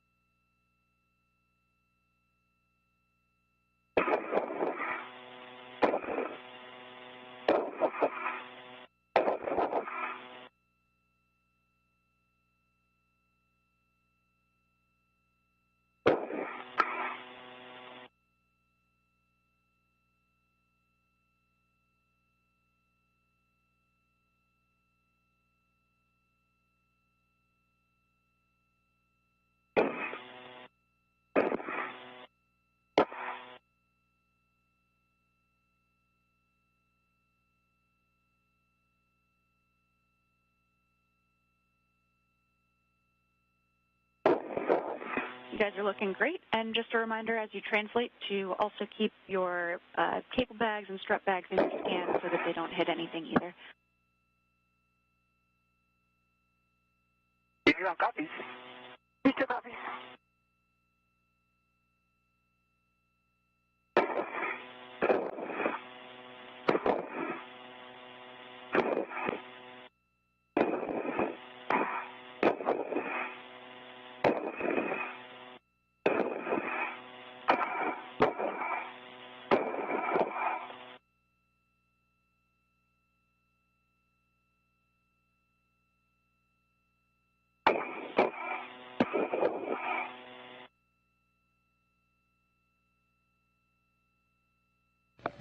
For those just tuning in, we're following along by way of the helmet camera of Koichi Wakata.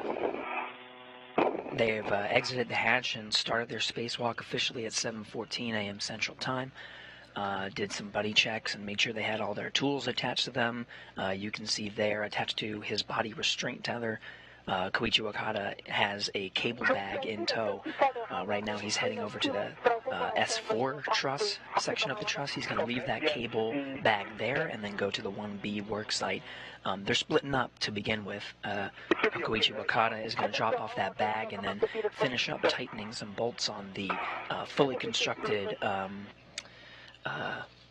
mounting platform that's on the 1B truss. He's just got to use that pistol grip tool or basically a cordless drill to tighten some bolts. Not much work there. It's really just going to take the first hour of his task, while Nicole Mann, by call sign Duke, we'll be hearing that over Space to Ground today. She's going to go over to directly to the 1A worksite with the strut bag in tow. That strut bag has the mounting platform itself in it, so she'll begin the construction there while Koichi Wakata finishes up the construction on the 1B site. And then for the remainder of today's spacewalk, the two will focus on working together to construct that mounting platform on the 1A channel.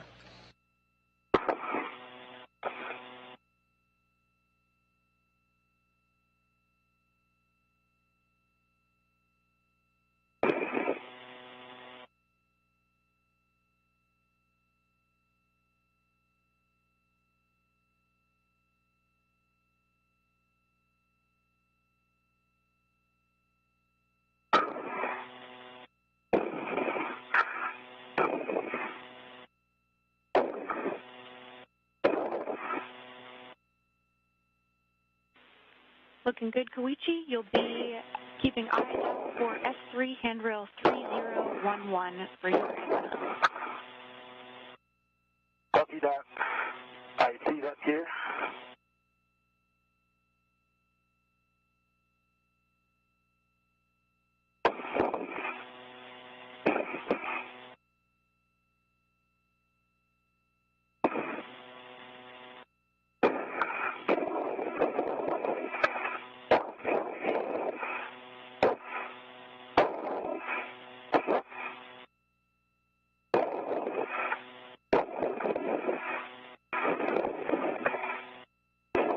In the middle of the frame there, you can see a digital camera. The lens is the thing that makes it the most apparent, but it's covered with insulation to protect it from the thermal environment outside the International Space Station. So Koichi Wakata will be able to take some photos, both for engineering purposes to show the work that they're doing, as well as take some beautiful photos of Earth and of the work outside. Copy, Koichi. And that's S1 handrail 3217.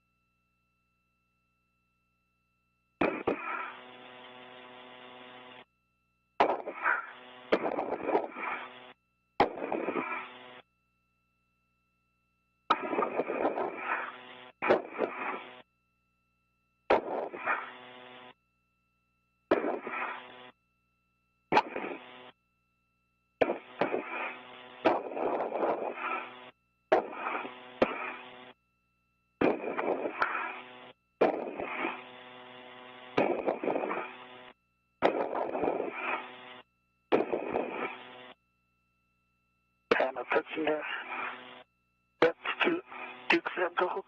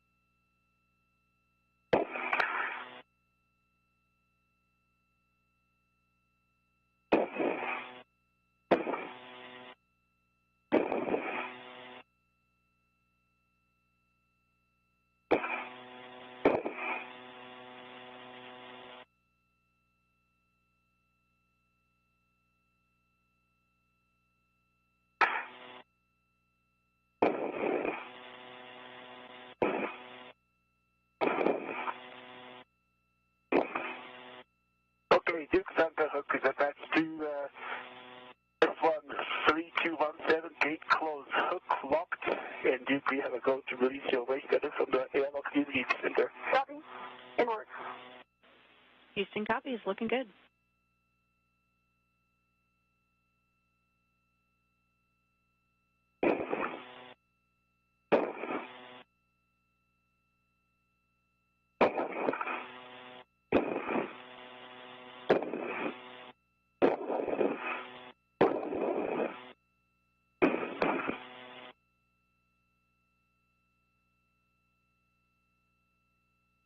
Duke's waste cutter is released from the airlock D-ring extender.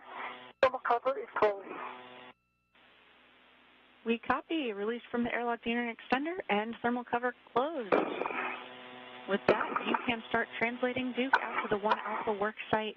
You just take it slow and easy, and before you cross the Sarge, check that your gauntlets are in place.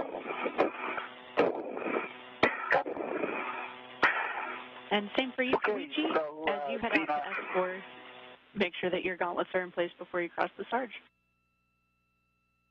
Copy that. Gauntlets are in place. I'm going to go to the full work site. Perfect. From face 1, you'll be trending zenith to the non-radiator edge, looking for S4 handrail 2219 when you get out there. Copy that. 2219.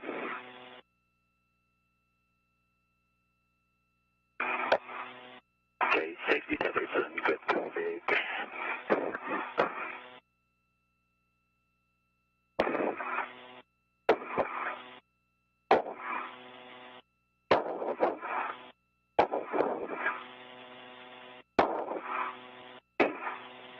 You guys are looking good. Koichi will have to just continue to take it nice and slow and easy. Make sure we keep your MEDOX trending average for the rest of the EVA.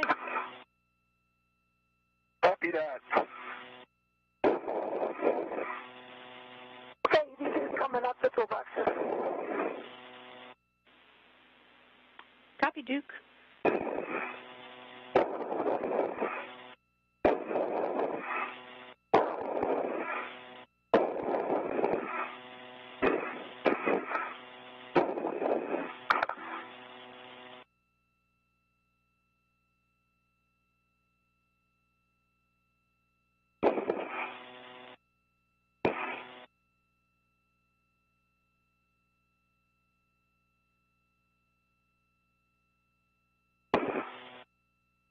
For those following along, you're seeing a split screen here from the high-definition helmet cameras on both of our spacewalkers today. Koichi Wakata making his way out to the 1B channel. He's going to stop along the way, and he's got a cable bag in tow on his body restraint tether. And has some of the cables for some of the secondary work as well as GoPros, some of the other tools and materials that they need for the non-primary work that they're doing, while Nicole Mann, or callsign Duke, has the strut bag. That's the primary thing that they're doing. Nicole Mann just finished up her work. She had to make sure the thermal cover on the EVA hatch was closed and make sure there's no thermal fluctuation inside of the crew lock where they just exited to begin today's spacewalk. Both of them now translating or moving out to their respective work sites. Now we're getting high-definition views. This is Nicole Mann, call sign Duke. She's wearing the suit with no stripes, and she's got that giant bag with her. That's the strut bag that has the mounting platform that they're going to be installing today. Both of them will be working on the 1A channel. Koichi Wakata's got to make a stop first to work on the 1B, but Nicole Mann's going to get started right away. So she's got that bag in tow. She'll be able to unbuckle some of the straps that are holding those components in place, retrieve some of the materials, and they'll be installing it one at a time. The ground teams have plenty of experience with this type of work. This will be the 6th modification kit, the 6th time that we've used these struts to attach to a mast canister. So they're prepared for any of issues or troubleshooting they need to do along the way, and that work will be being done soon. Right now we're just watching the translation or the movement. Stand by, Koichi. You'll need to actually backtrack just a little bit. Let me give you a good handrail pass. Okay. Okay, so come down a little bit and then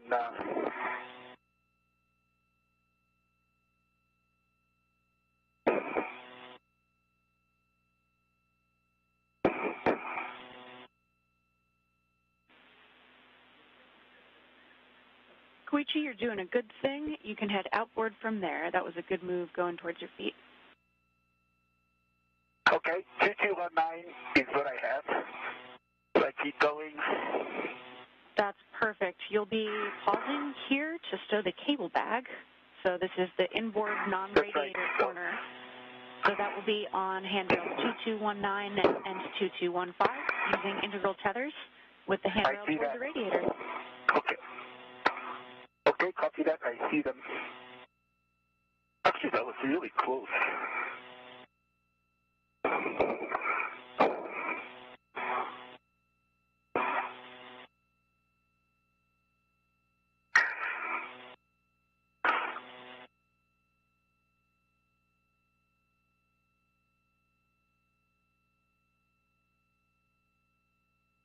I'm coming underneath the MC.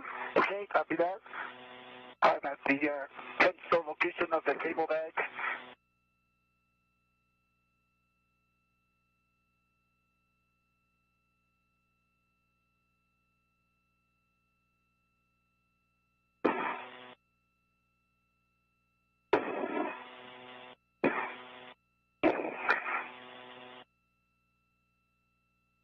So, Zena, the 10th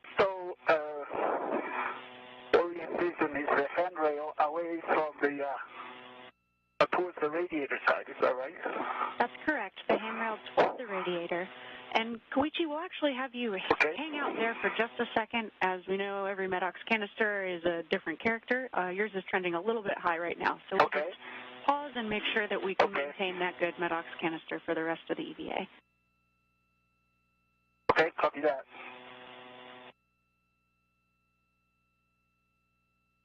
Koichi, I'm passing our anchor hook, steady with trim. Okay. Thanks.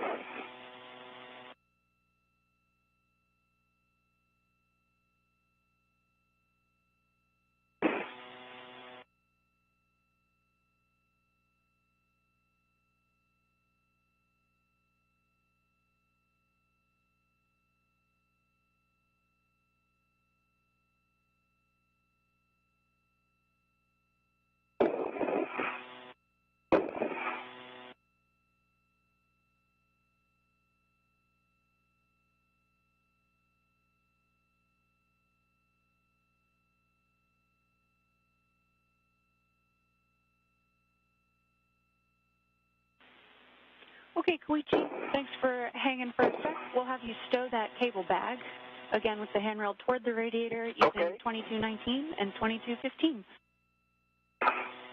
Copy that.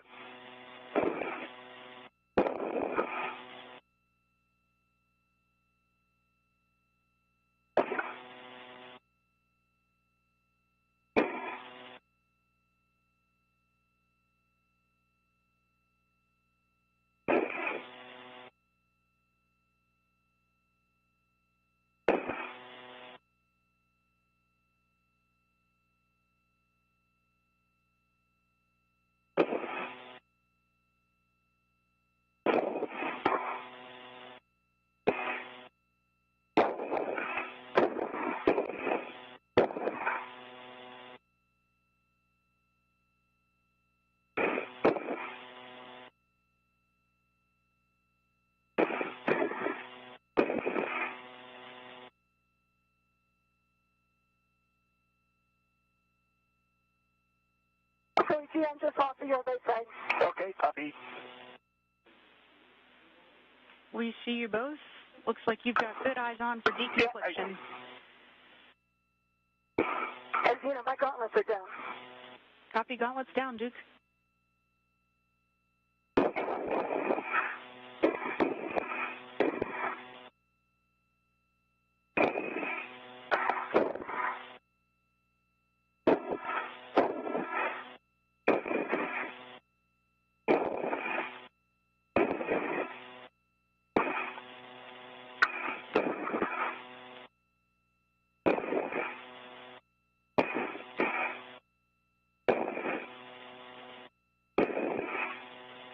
And I'm just going to pause right here until Koichi's done.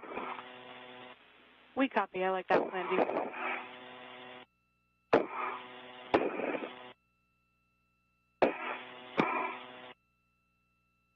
Okay, cable bag is attached to handrail 2219 and 2215 with the handrail towards the radiator. That's perfect. Good config. With that, you can fair lead on S4 handrail 2219, and we'll have you translate out to your green hook location. This will be outboard toward the S5, S6 interface, and then over the A-frame to the Zenith non-radiator side. And just a reminder to take it really nice and slow and easy. We've got that trending high Medox canister, so just take your time. I'll do that.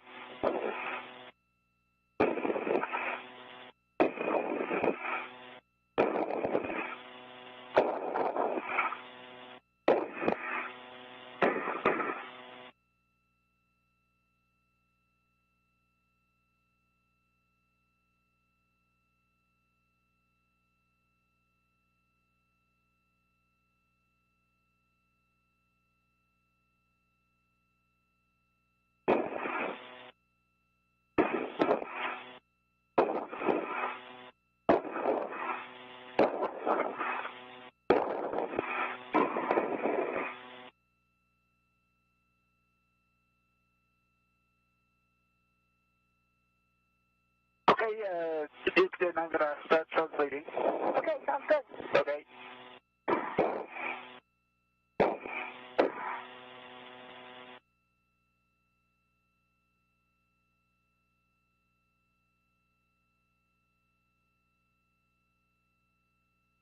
Okay, safety feathers in good config.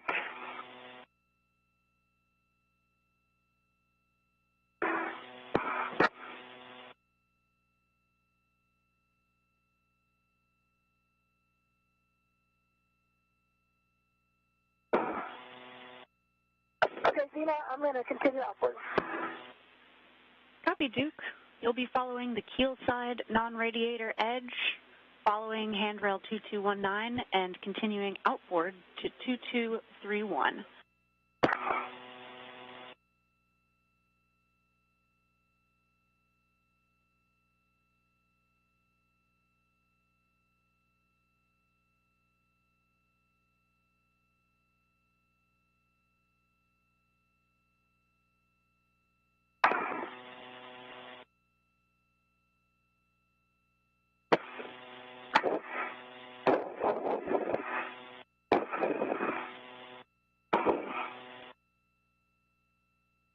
For those following along, we're getting high-definition views from the outside of the International Space Station. The two spacewalkers are going to be splitting up for the first of their tasks.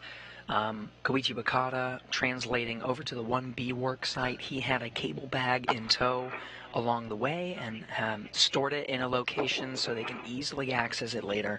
There's some materials in there they need for some future work that's later in the timeline. For now, though, Koichi Wakata really only needs his pistol grip tool. The mounting platform on the 1B channel was constructed on a previous EVA and really just needs a little bit of tightening and some last-minute work to finish it up. So he can do that by himself. He's just going to do that for about the first hour of the spacewalk. Once he gets there, that'll really start restart the clock for him to perform some of that work. In the meantime, you're watching EV2 Nicole Mann, call sign Duke, translating or moving out to the 1A channel. In tow, she's got a strut bag. That's the struts that they're going to actually be building together. Wakata will join Mann later in today's spacewalk. She'll just get a head start and start some of that work here soon. Okay, copy that. I've got a local down. I'm dropping the bag. Okay, copy that, Duke. And a reminder for Koichi, just a quick caution to minimize loads into the wire ties that are on that MLI there. Should be right nearby handrail 2008. Okay, I see that. Thank you.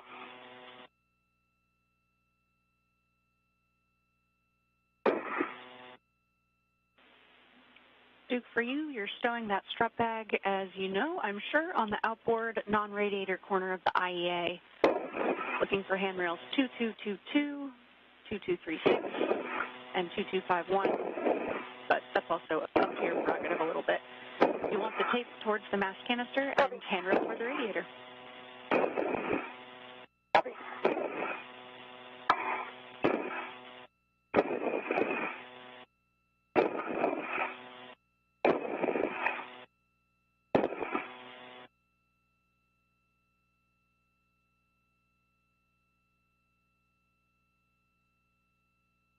Okay, green hook is attached to handrail 2007.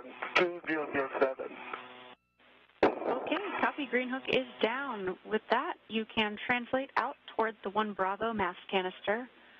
And reminder that at the 1 Bravo IEA, you'll be crossing to the radiator side. So follow S6 handrail 2032. Copy 2032. Okay, I got one tether down for the bag. I'm releasing my BRT and BRT red. Copy that, Duke.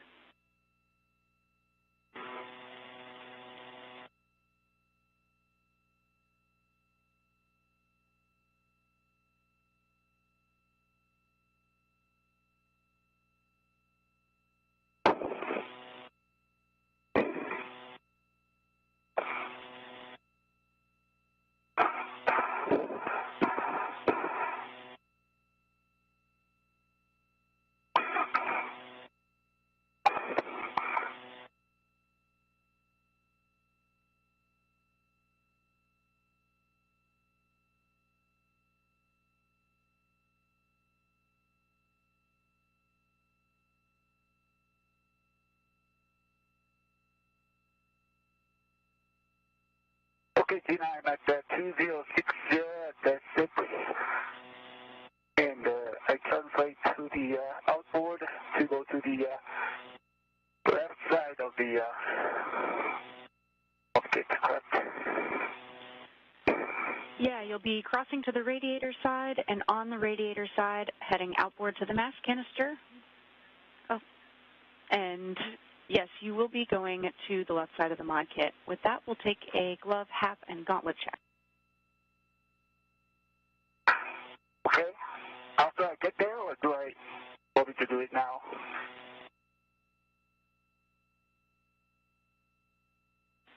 Gloves are good. Hap is dry. Copy. Good gloves and hap. And we also see that your gauntlets are down. Can I keep translating? Yes, you can. Okay, copy that. I got 2236 and 2251 for the bag, and I'm going to get one more. Copy, Duke.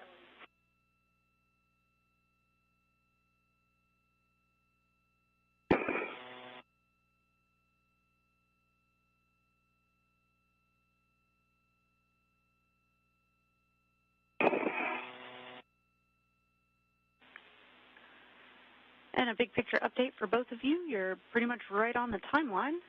And our limiting consumable right now is Medox with a 630 PET. Copy. So that's a good report from the ground IV, Zena Cardman. Along the way, the teams continue to monitor the progress through the procedures, as well as something called limiting consumables.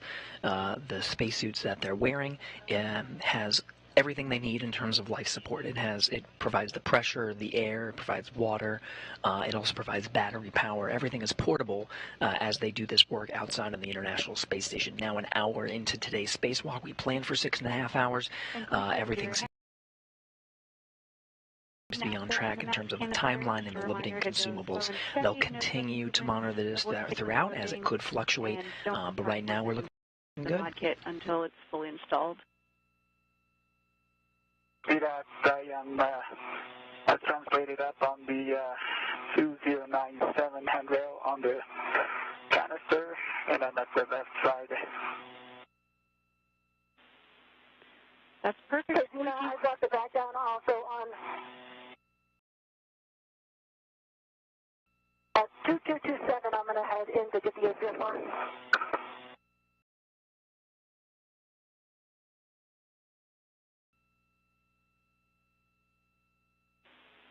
All right, copy, Duke. With that, you can translate inboard to the starboard CETA with 1 and grab that APFR.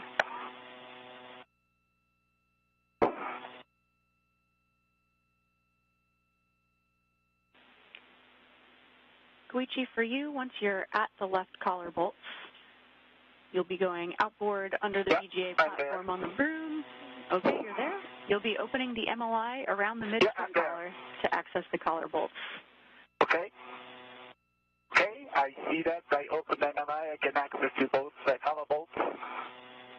That's perfect. I've got a great view in your HECA now. Okay, I have PGT settings for you when you're ready. Okay. I PRT'd to the handrail on the mid-strut. And I'm ready for PGT setting. Okay, great. And just a quick reminder here, while you're BRT'd to that mid-strut handrail, minimize normal and torsional loads into the mid-strut. Your PGT settings will be Bravo 7, clockwise 2. Bravo 7, clockwise 2.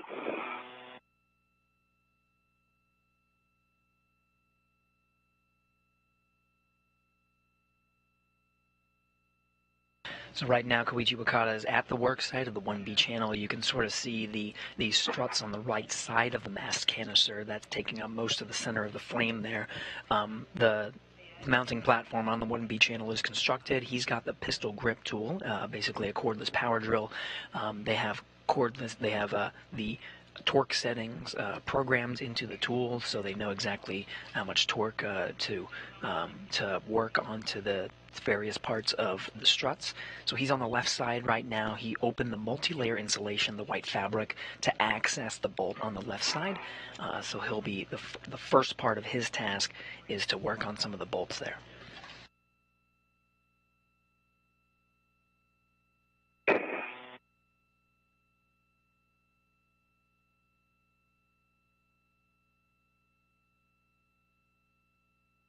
And Vina, what's the approximate turn on the Okay, Koichi, you'll be those 2 bolts? driving M29 and M30 to torque. We're expecting about 4 to 6 turns, looking for turn count, torque, and green light. Copy that. 4 to 6 turns expected.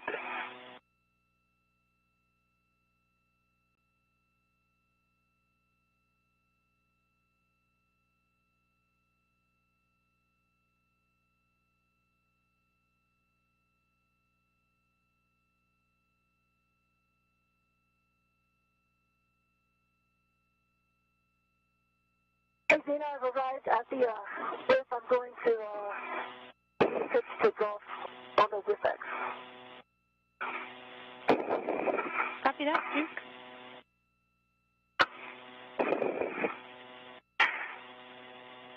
Okay, Zena, I got a green light and torqued out. And I see torque is 25.5.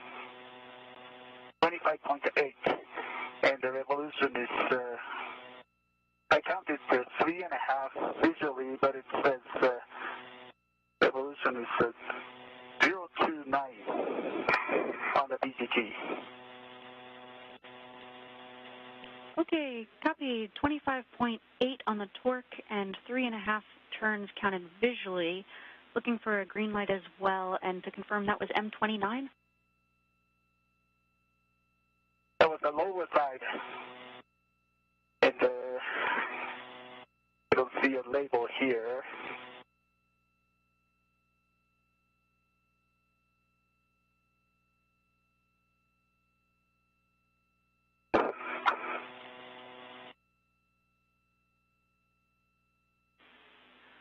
All right, Koichi, we're going to talk about the turn count on that one, but while we're doing that, you can go to the other bolts, and same number of turns expected, about 4 to 6, looking for torque and green light as well. Great, copy.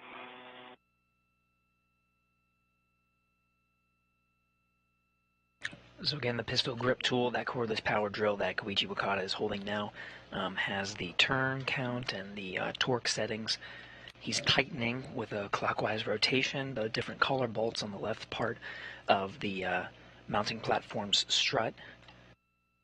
He tightened one, and as the ground teams assess that collar bolt settings, he'll be working on the next. Copy, Golf and knob popped out. You can retrieve the vortex and APFR and stow it on your BRT when you're ready, and translate out to S4. It works. It works.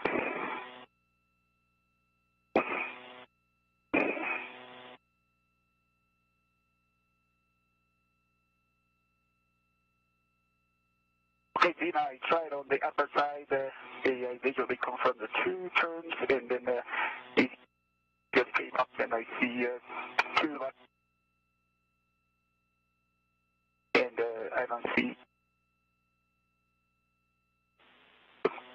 Koichi, you're coming in a little broken there. Could you repeat your last? I heard 2 turns and did not copy the rest. Okay, Zina, I visually confirmed the 2 turns on the upper bolt, and I got the 2 lights, low torque, and torque value shows 20.2, and I don't see any turn counts on the PGT.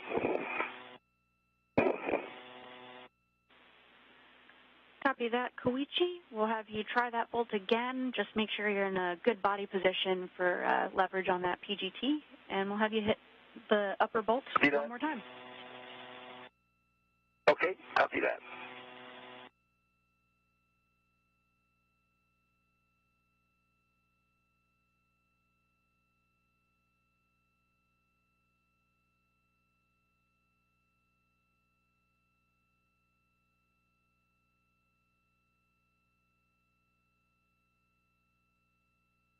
And I have my ret on the APFR vortex. I'm releasing the vortex.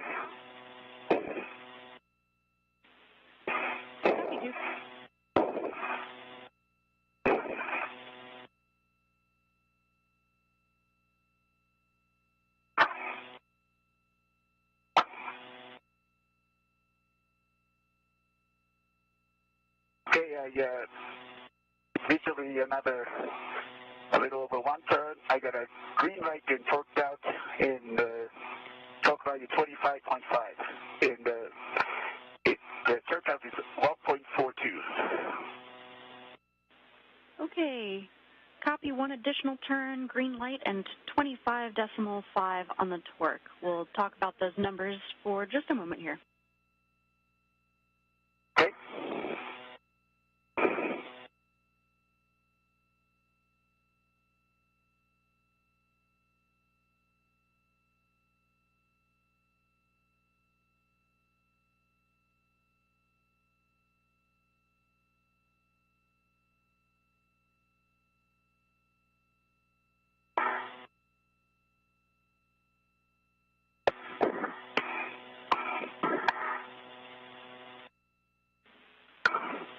Okay, Koichi, we'll have you move on here. We're going to set the PGT to manual ratchet clockwise, and then you'll be driving M29 and 30 until you get 2 MTL pops, so we'll expect several extra turns here. Just keep an eye out and give us a turn count visually.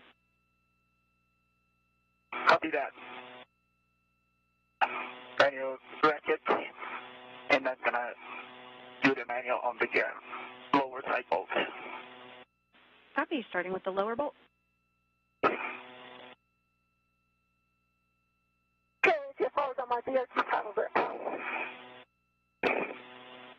What's the pop? Copy, Duke. Good news. You can translate out to S4 with 25.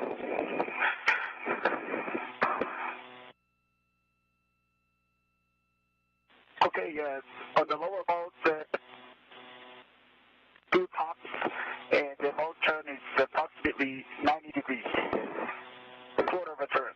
Okay, copy 1/4 additional turn and 2 pops on the MTL. That's a good beat.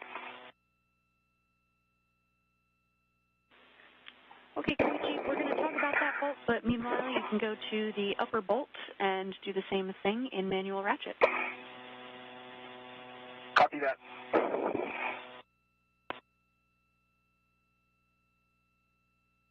So a quick recap, there are 2 bolts on this left strut that Koichi Wakata is working at. We're looking at his helmet camera view. He's using the pistol grip tool to hand tighten each of the bolts. Now that he's done a rotation, just hand tightening them to torque. In the meantime, Nicole Mann is on the other work site. She's preparing and grabbing the materials she needs, including a work restraint, to start constructing the mounting platform. From Koichi Wakata's view, you can see sort of the final product of that mounting platform on the 1B channel. That's what they'll be building on 1A. I'm using the manual ratchet. It's rotated about half a turn, and still it does not pop.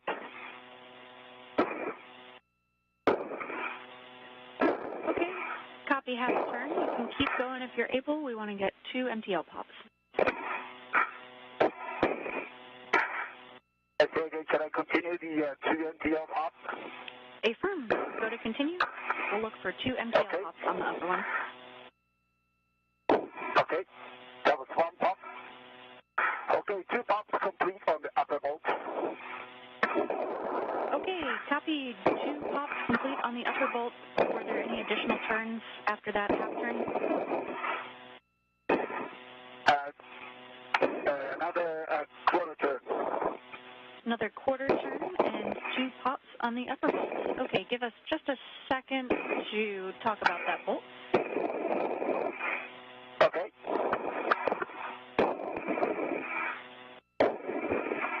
And while we give the MER and EVA a moment to talk about that, you can just hang out, take some photos for your awareness. Your net rate is looking really good right now, looking a lot better. Great, thank you. Yeah, it's definitely trending better from before. Awesome.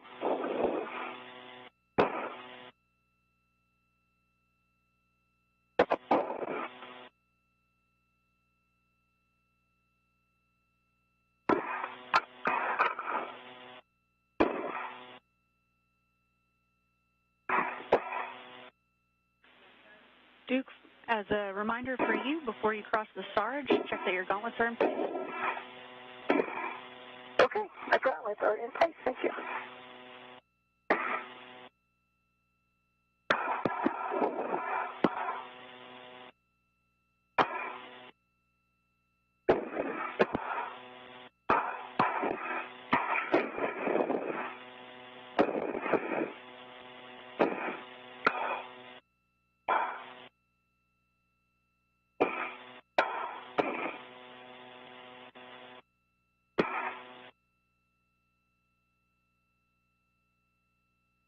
Another intermittent gap in communications from the International Space Station. The teams here in Houston's Mission Control are overseeing the spacewalk for today. 2 spacewalking astronauts, Koichi Wakata and Nicole Mann, working on upgrades to the power channel and some of the prep work needed for the arrival of IROSAs, or International Space Station Rollout Solar Arrays, later this summer. they'll be working on 2 mounting platforms, one on the 1B channel and another on the 1A. Koichi Wakata is already at the 1B channel, tightening some bolts as part of the final steps to make sure that mounting platform is secure. It's expected that that's going to take just the first hour or so of the spacewalk, and he's already getting on a great timeline for getting that work done. Which is great news. So if you haven't already, you can set your PGT back to motor and stow it. Then close the MLI to cover the power bolts.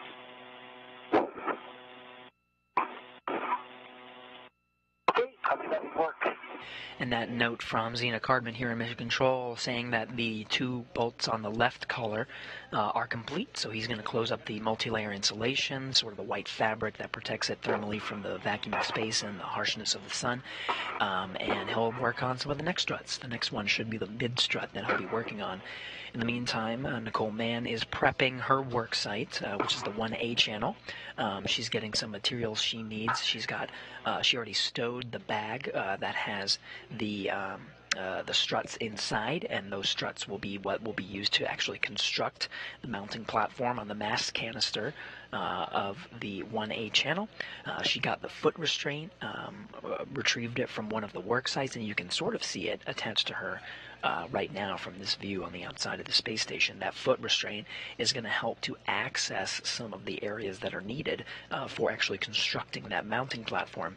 She'll be able to ingress or enter that foot restraint and give her the leverage that she needs to actually drive some of the bolts and actually construct the mounting platform. So she's got that in tow, and she's going to be going over to the 1A work site very soon to get it ready while Koichi Wakata continues to finish up the work on the 1B side.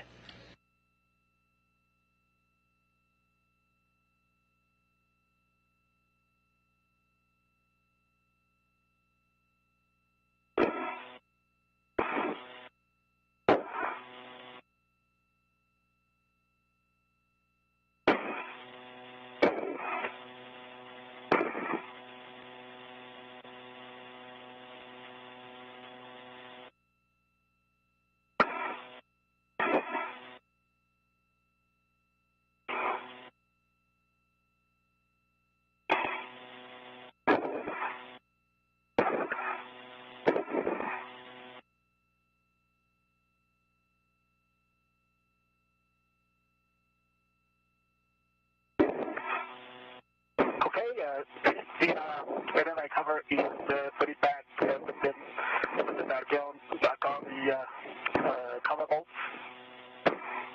Okay, copy that, Koichi. We don't have your HECA right now, but we do have your WVS.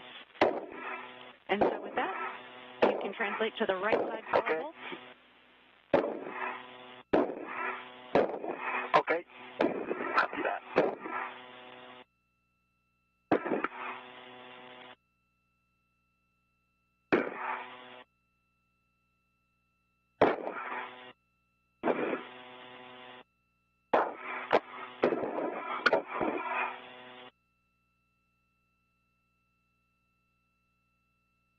I'm going to put this in a risk 25 for the clocking of 6. Good work, Duke. Clocking of 6. I'm tracking golf is already set, and let me know when you're ready for the extension.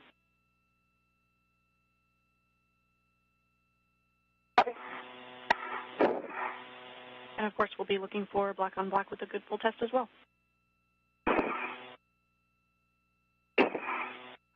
Right now you're looking at the helmet camera of Duke, NASA astronaut Nicole Mann. She's at the 1A work site right now, and you see her installing the articulating portable foot restraint.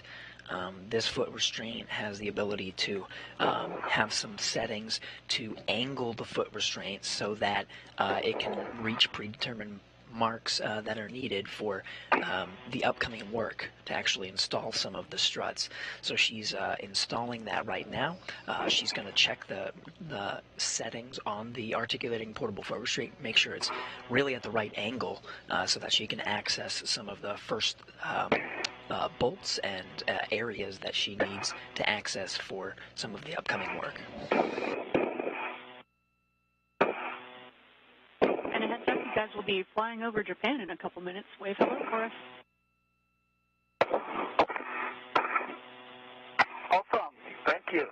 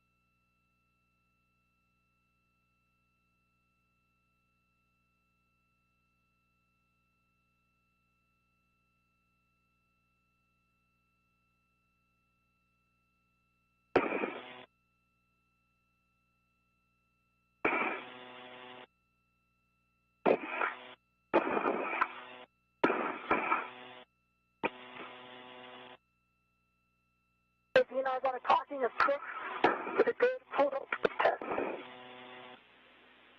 Okay, copy. Good pull twist test and a clocking of 6. We'll also take a black on black check for that last color. Yes, black on black. Okay, copy. And the extension there will be 5 for the WIFX.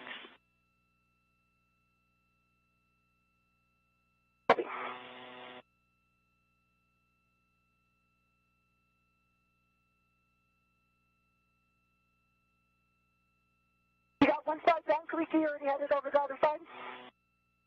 Yeah, I'm on the right side and just adjusting the TCG now. Nicely done. Yeah, how's it going with you? Good, I got the WIFX in. I'm going to adjust the UPSR, then get started on the triangle. Great.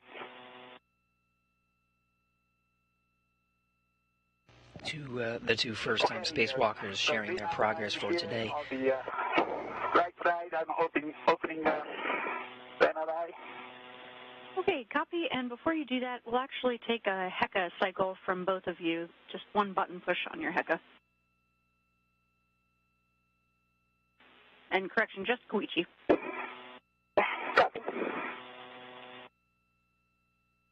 Okay.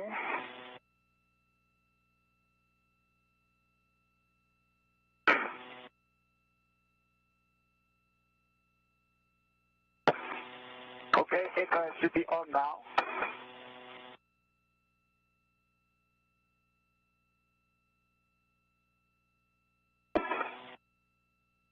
Do you see that? We copy that, Koichi. It'll probably take us about a minute before we see any change here. But for now, we hear that you are in place. You can open the MLI around the mid-strut collar to access those bolts, M25 and M26. Okay. And I'll have BGT settings when you're ready. Okay, copy that. Okay, is that right?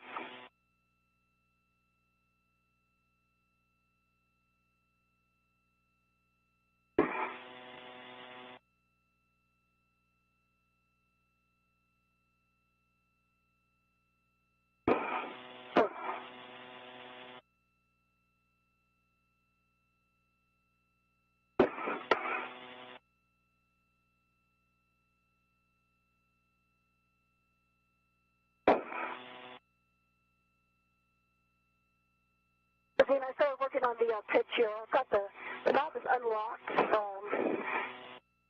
and I'm looking for tango. It is pretty stiff. It's just mentioned. Copy. That is okay, the I'm correct ready. setting. BGT setting. And copy that it's stiff. Koichi, for you, PGT settings will be Bravo 7, clockwise 2.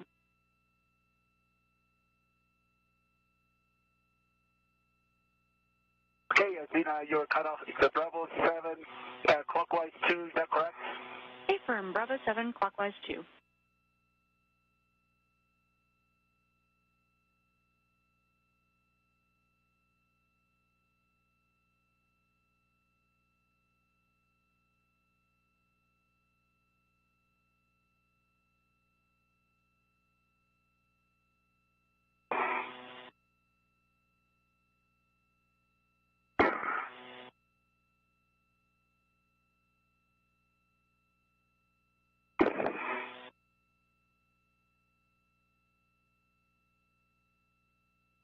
Zena, can you see in my HECA? We do see your HECA. Okay, so this is what I'm looking at. Got the black line pointed towards unlock. Then Papa Papa. Now we have both helmet camera views from Koichi Wakata and Nicole With Mann. a hand on the width extender, and then we were pushing up on it.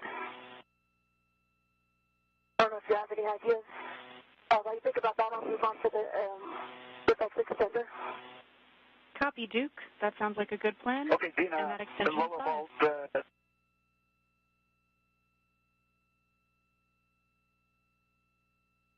Dina, I got a lower vault, green light on TGT 25.4 pounds, 4.14 turns.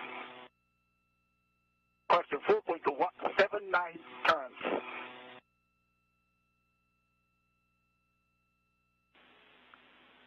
Okay, Koichi, copy green light, 25.4 on the torque, and 4 turns visually.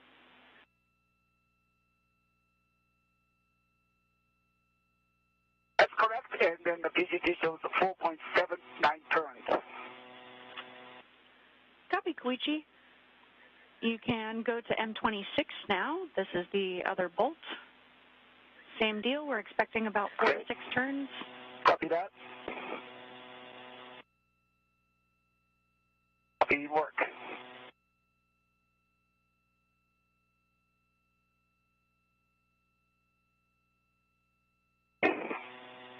Okay, please, Zena, as we talked about, I'm going to move on to the triangle until Koichi gets here so we can work together on that pitch. Okay, copy that, Duke. So if you want to, one other thing you can try is using the tail pops on each. See that.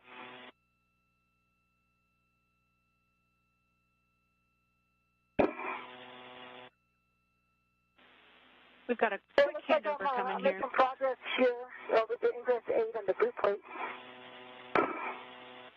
Copy, Duke. Great work.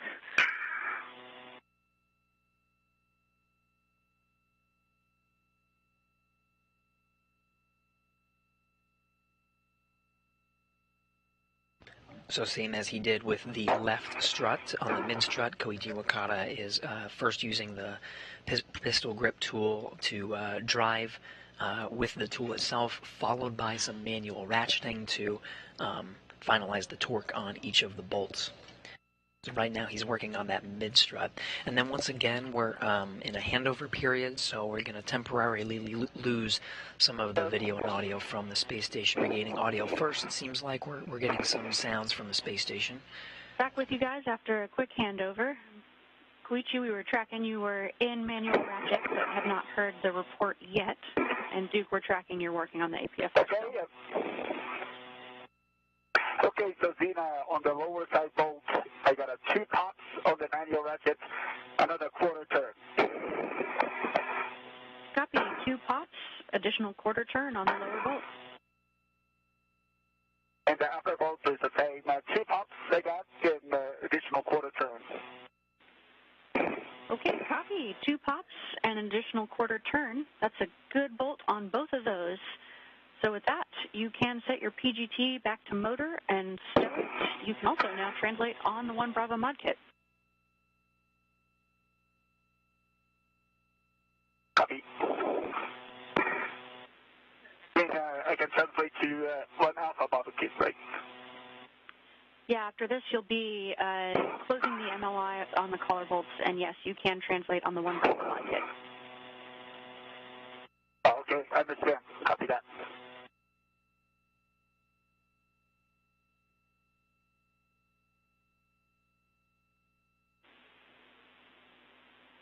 Duke, if you feel like that APFR is behaving, you can feel free to continue work on it, but we can also have you pause and head to the upper triangle and wait for Koichi to get over there.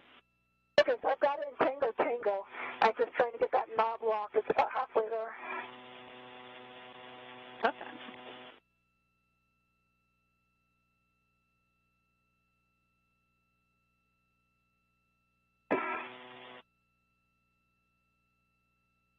So as we regain video back from the International Space Station. Is back on. Do you have the heck of you? Affirm, we've got a heck of you, and copy the MLI. Okay. The next is the heck of scan from the mounting bracket. Copy. The MLI over the collar bolts is just out of our view in your HECA right now. So if you can reposition just a smidge, we'll take a look, but we'll also just trust your eyes on whether that's covering the collar bolts. Do you see the view? Let me know which direction I need to move. Yeah, you look great there, Koichi. We can have you head to the mounting bracket, check that it's clear of MLI, and you'll probably have an even better view from over there. Copy that. You know, I've got a yaw of 12 full of Foxtrot. That pitch mount is about halfway there, and it's stuck. So when I get to tool, I'll use the tool. But I'm going to start working on the triangle right now. Copy that plan, Duke. We like it. So we've got Tango, Tango, Fox 12. Those are good settings, but the pitch knob is still not back out. And I like the plan to start working on the triangle. We'll come back with the tool.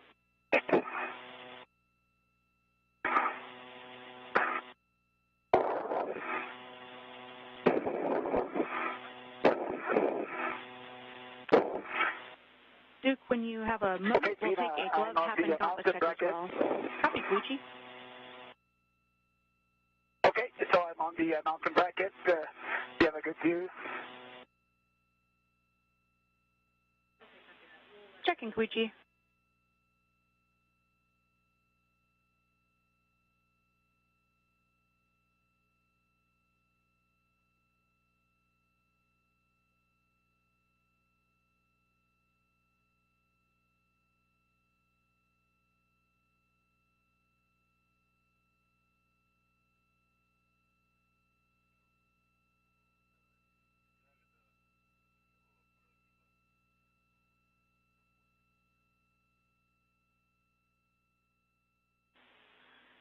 Koichi, we're taking a look there. It's a little bit dark in your camera view.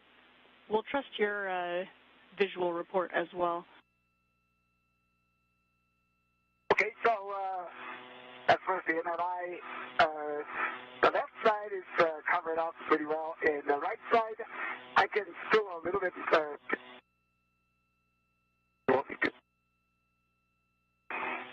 It's covering the color bolts area, and there's still some gap, and I can cinch it down a little firmly down.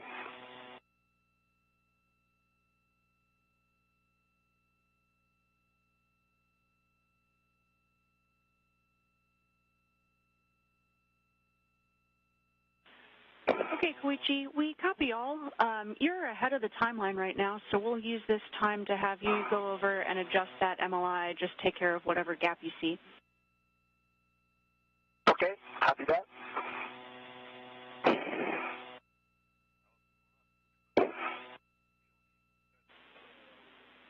And Koichi Wakata is still working on the 1B site. He's going to take some time. That white fabric that's on the outside of these struts, just make sure that's nice and tight. My gloves, good. Duke, Nicole Mann on the 1A site, working on the portable foot restraint. She's also going to start building the different components of the mounting platform, starting with the upper triangle, the topmost part of the mounting bracket. You want me to do another HECA scan? Copy, Koichi, checking.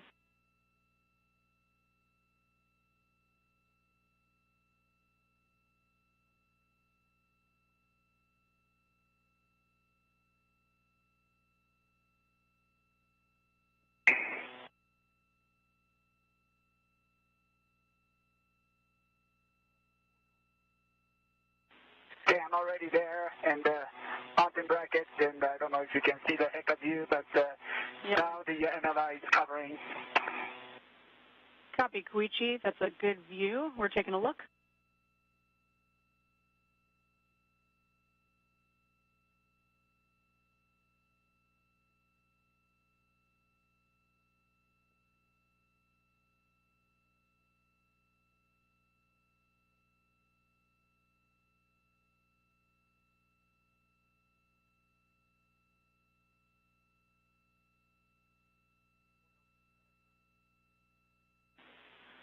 Okay, Koichi, we're taking a look, and we see a flap of MLI open on the telescoping end of the strut. If you see that as well, we'll have you go over and see if you can get that to close with the Velcro. Is that on the right side? Affirm, Koichi. Copy that. In work.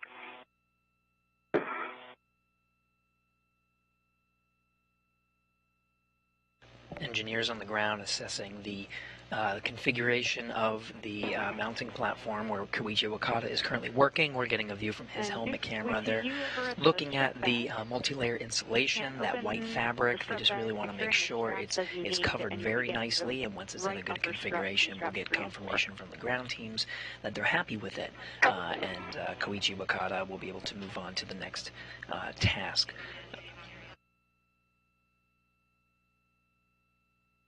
Okay, Zina, I don't know if you can see my head view, but I used this integrated wire tie to secure this little bit open MLI.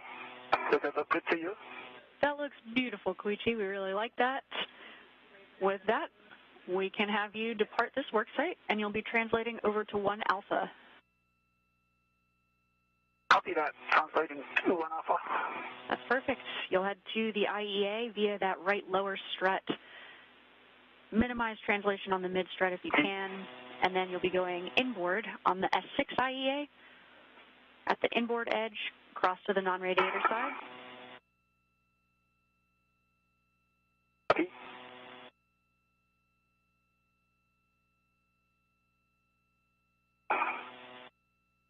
For Koichi Wakata, there are 3 main tasks that he needs to accomplish over at the mounting platform.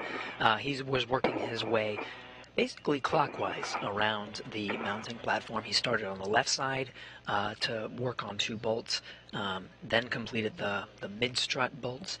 Now he's going to complete his work by tightening the 2 bolts that are on the right side. Of course, checking that multi-layer insulation, that white fabric along the way, making sure that looks good. But once he's done, he'll really proceed into some cleanup steps and then go over to translate to the 1A worksite where Nicole Mann is currently starting to construct some of the components of the mounting bracket over there, and then they'll work on that side together. Okay, copy that, Duke.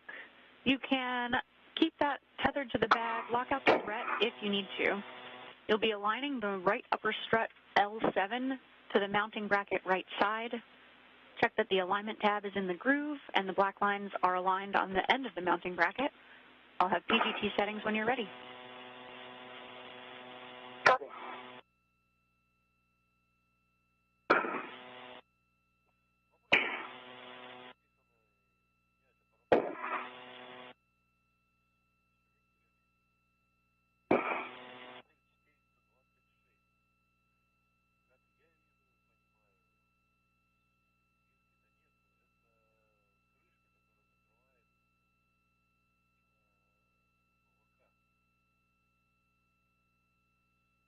So over on the 1A channel, Duke is building the mounting bracket. You can see from this graphic right here what that's going to look like. So that upper part with the sort of pinkish purple part is the upper triangle. She's right now building that first. So she's getting a head start on there, and it's going to attach to what's called the mast canister. That's that greenish bluish soda can looking structure. That's where the legacy solar arrays were originally deployed from, and this is really sort of an adapter to allow the IROSA solar arrays to attach to the mounting bracket. That's that sort of bluish indigo part labeled there on the left, the IROSA mounting bracket. So she's just right now building that upper structure.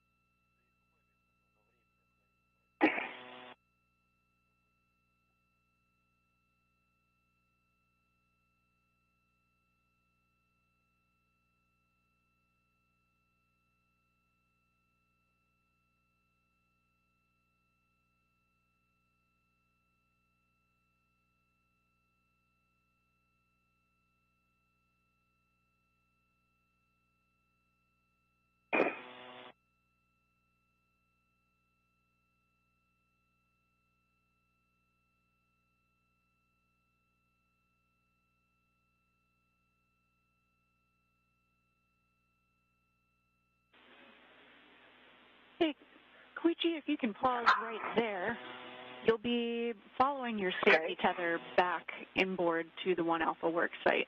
We see you not quite translating in the right path. Okay, it looks like it's safety tether is on to my left. That's what I was following it. But you see that? Yeah, I do see that. So on the inboard edge of the IEA, we would have you cross back over to the non-radiator side. You can also follow the handrails that are in front of you to the other side of the IEA. Copy that.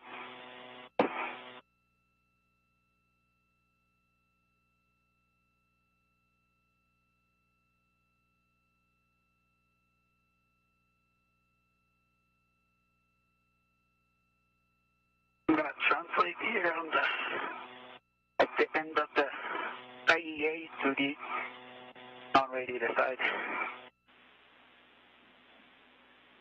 That's perfect, Koichi. Once you're on the non-radiator side, you can head inboard along the zenith edge. You'll follow S6 handrail 2008, and you'll be picking up your green hook from S6 handrail 2007. Copy that. Pick up green hook at 2007.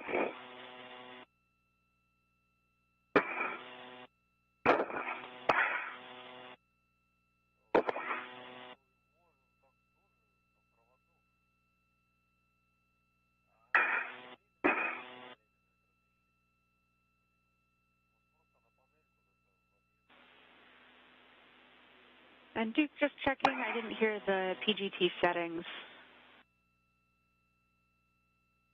The PGT is the Bravo 3 clockwise 2, and just working on M14 here. Perfect. Okay, we're expecting approximately 4 turns on M13 and M14. This is not to torque yet. Copy, 4 turns. Okay, Duke, now I see you.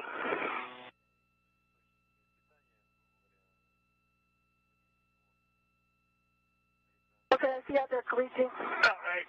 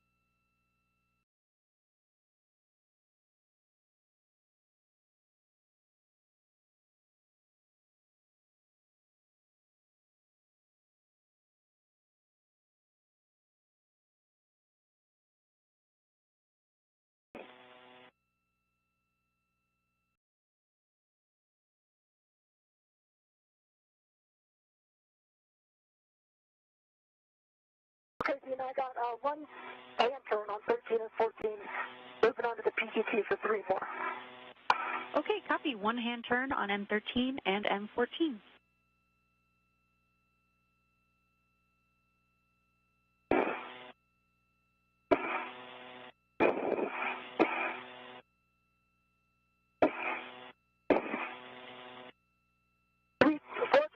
Three more turns on M14. Copy. 3 additional turns on M14. That's 4 total.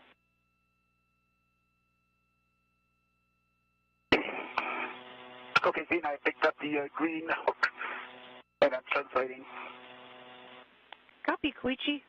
You'll be at the S5, S6 interface following the A-frame nadir, follow handrail 2144, and then on the nadir forward edge, translate to the inboard edge of the 1 Alpha IEA. Copy.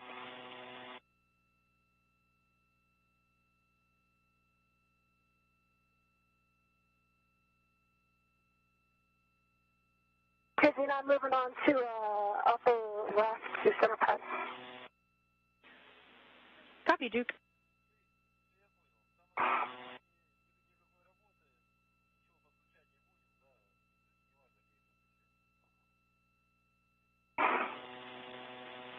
And Duke, those are straps 1 and 2 for the left upper. And I'll have PGT settings, new settings when you're ready.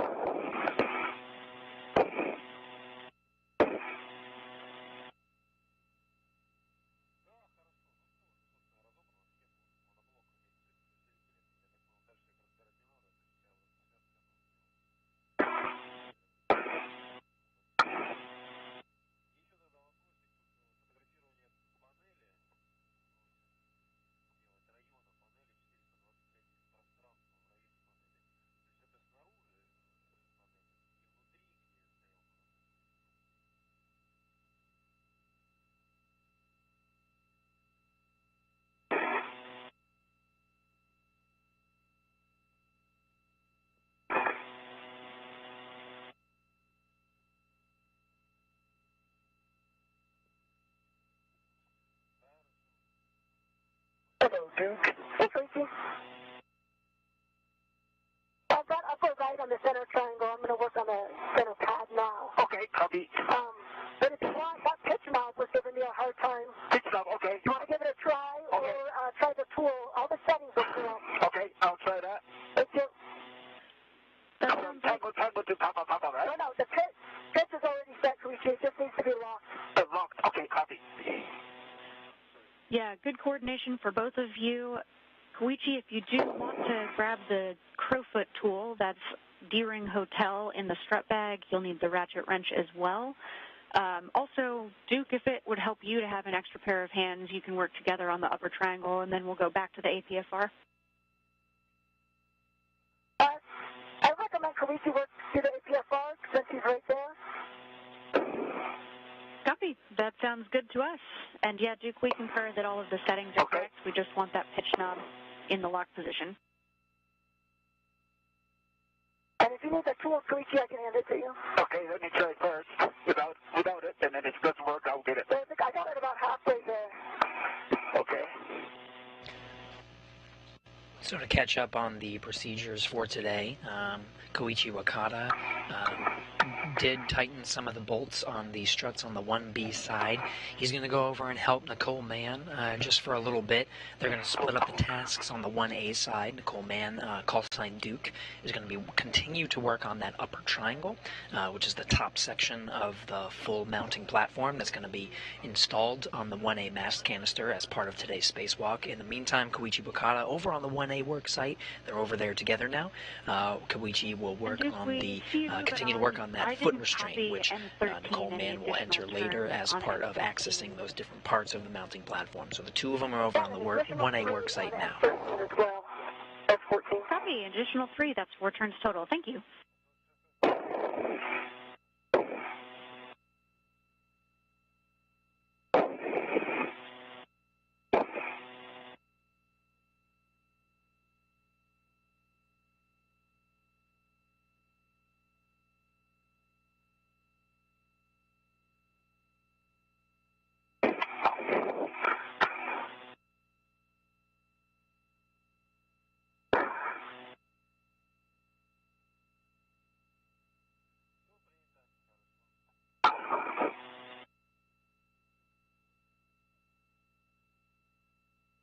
Okay, I need a tool. It doesn't go all the way.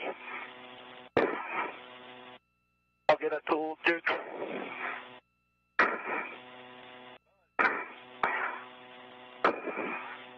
Yeah, you're going to go with the tool, Koichi? Yes, I'll get it. Okay. You see it? You want to put your head there? Okay. Houston copies.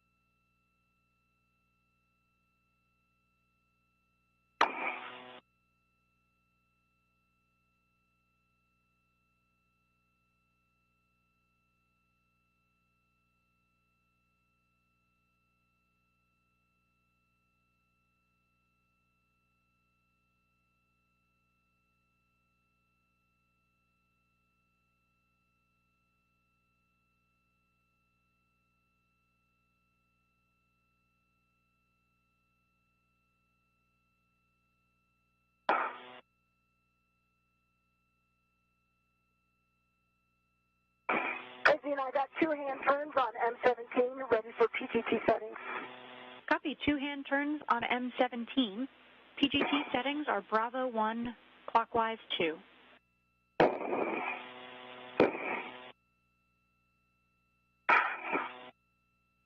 Bravo 1, clockwise 2. And confirm I'm going to torque. Affirm. You'll be going to torque. We're expecting a little over 6 turns to 9 turns. So that'll be about 4 or 5 to 7 turns additional to the 2 that you got by hand. And checking as well for black line flush.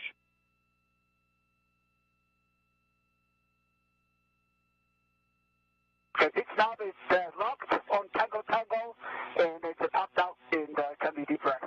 All right, Koichi, you're the man. It was really easy with the tool. That's awesome. Way to go, Koichi. All right. All right.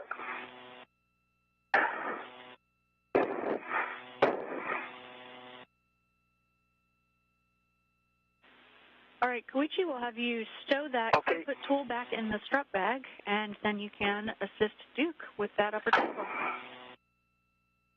Copy that. Tool is already stowed in the strap bag. I'm going to assist Duke. You are the man. Trying. The Duke is the man. We love it. With one more and... Koichi Wakata able to work with that pesky APFR, the portable foot restraint. Now the settings on that portable foot restraint are complete, so he'll join Nicole Mann, call sign Duke, to continue assembling that upper triangle of the mounting platform that they're going to install on the 1A channel.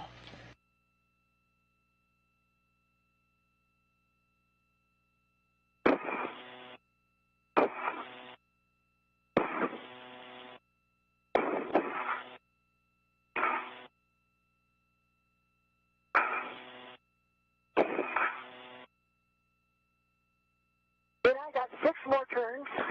Green light, 12.0 on the torque, black line flush. Okay, copy. 6 additional turns, black line flush, and good torque. With that, you can release the ret from the right upper strap. Copy.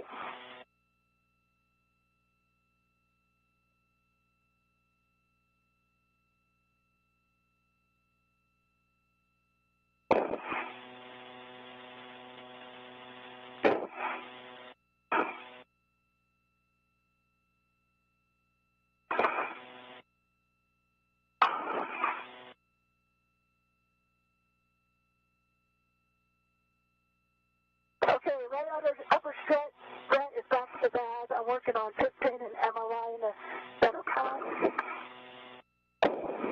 Copy, Duke.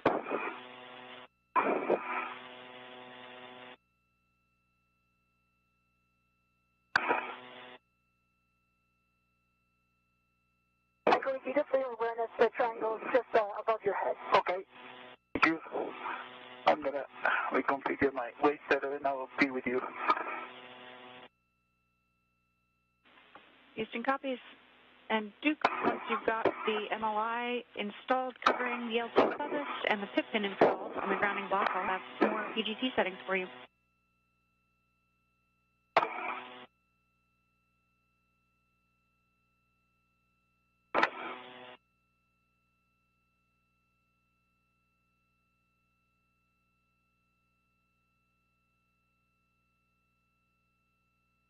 Okay, Duke. For your awareness, these washers did come back from all the defense. They did back. The spring is good.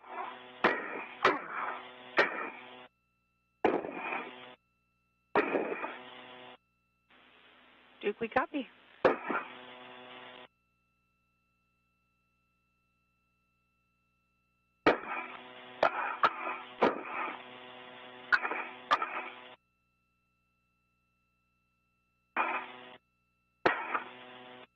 Duke, would it be helpful if I hold the triangle?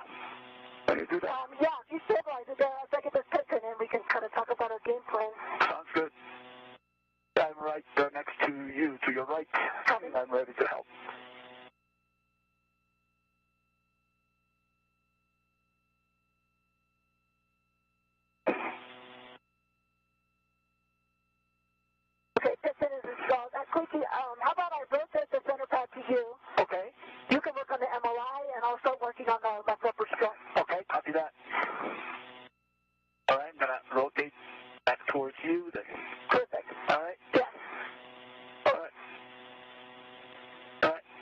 work on the... You The MLI is on the center pad there. Right, okay. And heads up, guys, we've got about a minute until a 2-minute LOS. So, Duke, when you're ready, I can give you PGT settings and a couple steps to work on. Okay, go ahead with the PGT settings. Bravo 3, clockwise 2. Bravo 3, clockwise 2. I'm going to do 4 turns on one, torque on the next, and then torque on back on the original. Yeah, you got it. And just check for black line flush on both of those once you torque them. Okay, copy.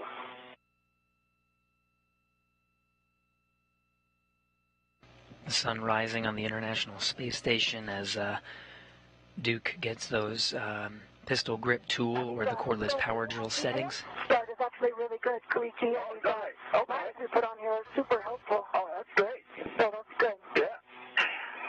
Them working together is making the build of that upper triangle of the mounting platform a little bit easier. They were able to build the handover. We are expecting to lose communication, just video and audio very briefly soon.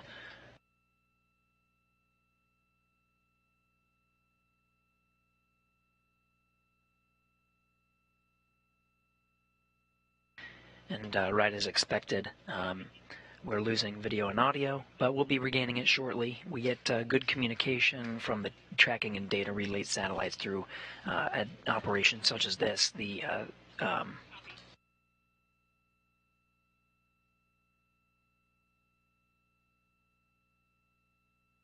Though this is a larger gap in communication, so you'll notice a lot of folks in the room taking a bio break.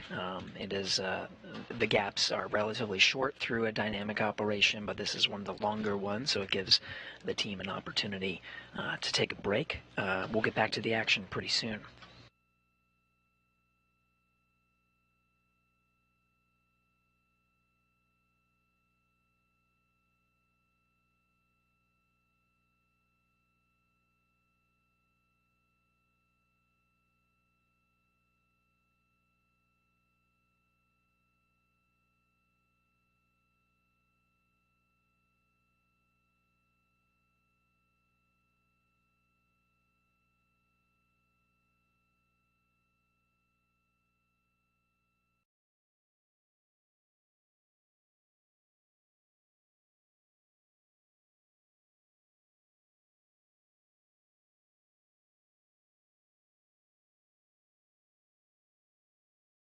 While we're waiting to regain communication from the International Space Station, let's go over the plan and the work for today. So first of all, what they're doing is they're currently on the 1A channel, the channel that's marked in the yellow there.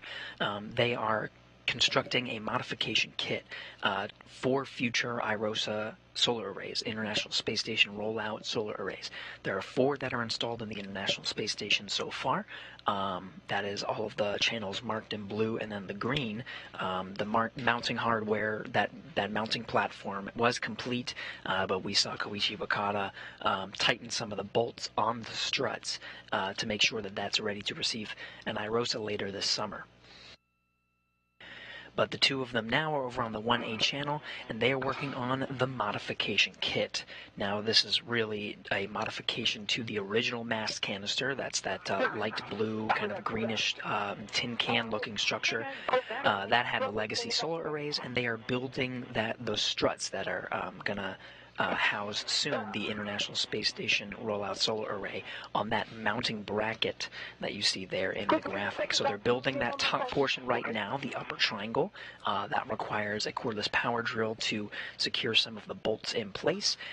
All of these different components, as you see them now, are transported through a bag, and that bag has been transported over to their work site. You can see some of the upper struts, some of those components, they had to take them out. All of them are marked so they know which pieces are which, and right now they are putting them together to build the upper triangle. This is not the first time we've done it, so we do have graphics from previous spacewalks. You can see there on the right, that is a fully constructed modification kit. That's what it looks like. And then here's from a previous spacewalk, 2 spacewalkers actually installing the rollout solar arrays. Once it's installed, it unfolds just like you see there, and it's called a rollout solar array for a reason. It rolls out and covers the bottom portion of the legacy solar arrays, but it generates an incredible amount of power. And so far, 4 have been installed and are performing very well. So what they're doing now is they're creating the modification kit for those another pair of solar arrays that are going to be delivered to the International Space Station later in the summer. We're now regaining video and audio from the International Space Station, so let's go back to the action, where Koichi and Duke are both continuing to work on constructing that modification kit.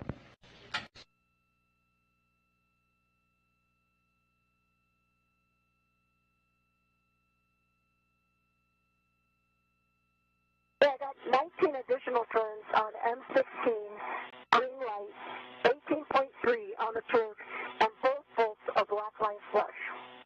Okay, 19 additional turns, green light, 18.3, and both are black line flush. So, Koichi, if I hand you this PGT, there's 2 bolts right in front of you. Okay, copy that. 13 and 14, those are next. Okay.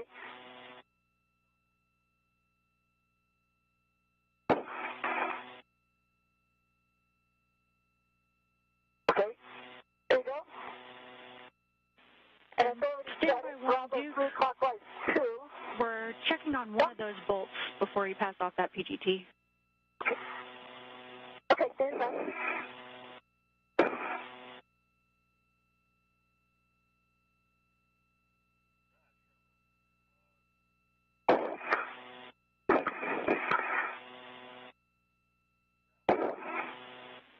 Duke, for M15, did you do any hand turns to start? Yeah, sorry, for M15, I had two turns hand start. 2 turns hand start, followed by 19 turns with the PGT. Good one. Or maybe I think 18. Copy, Duke, we're checking.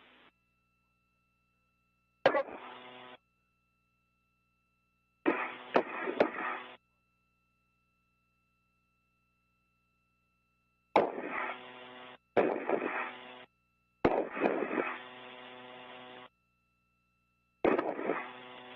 What could be?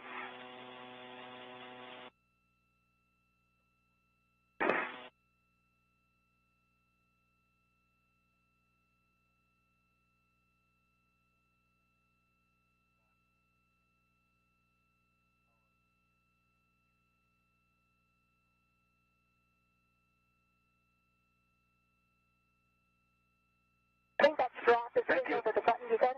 Yeah, I got it. I'll get one too.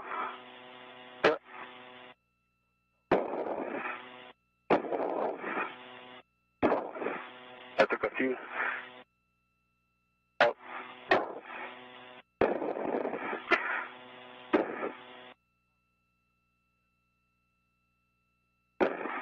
Thanks for your patience, guys. We're chatting about M15. Okay.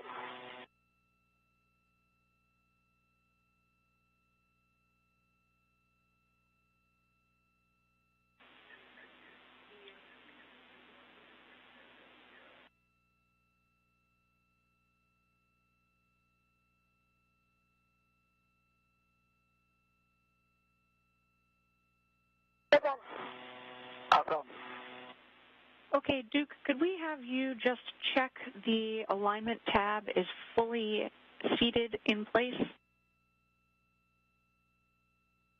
Copy.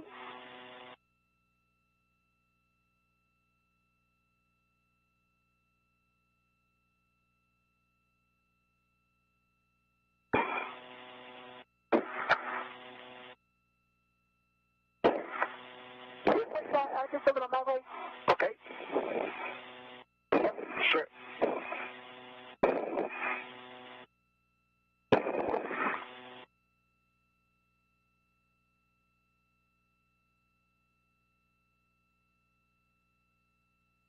Okay, alignment pad looks good. The tab is engaged. I don't know if you can see in my HECA.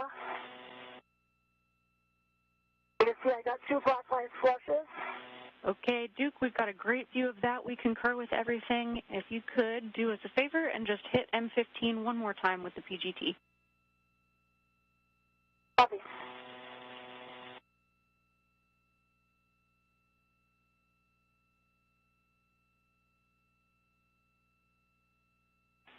Okay, just kidding, Duke. We're actually happy with that bolt. Great news. So you can release the ret from the left upper strut. Okay. I will pass this, switch up off this PGT to you, and I'll work on that ret. Copy that. So those M13 and 14, right? You got it?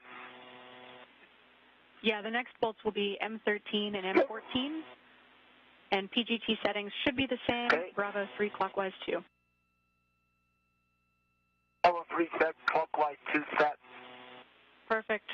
Upper is released. Copy, Duke. And Koichi, for you, you'll be driving those approximately an additional 20 turns, looking for torque, good green light, and black line flush on both of those. Copy.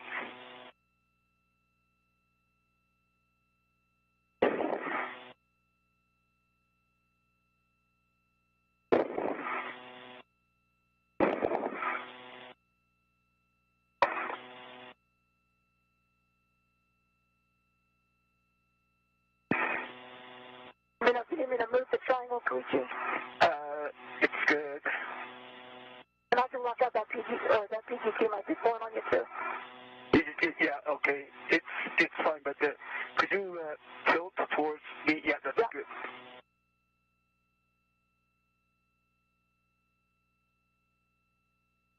Does it say in 13, 14? On the side, does it say? It says on the side. Okay, I see that, okay. All right. Alpha 2. Bravo 3. Excuse me, Bravo 3 and Bravo 3 set, but clockwise 2 set. Station on 20 turns. You're done.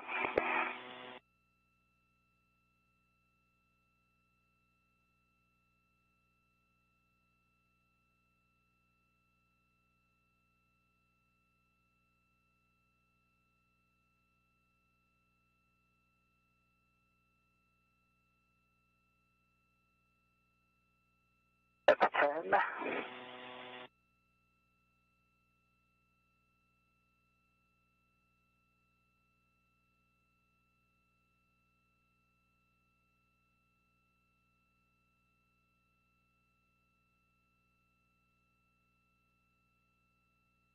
Okay, 19 and a half turns, and got a green light, 18.5 foot-pounds, 19.03 turns. Okay, 19 and a half turns visually, green light, 18.5 on the torque. That's good speed, and that was on the M13. I'm going to do M14. Copy and M13 black line flush. and copy black line flush, going to M14. Okay. Copy, in work.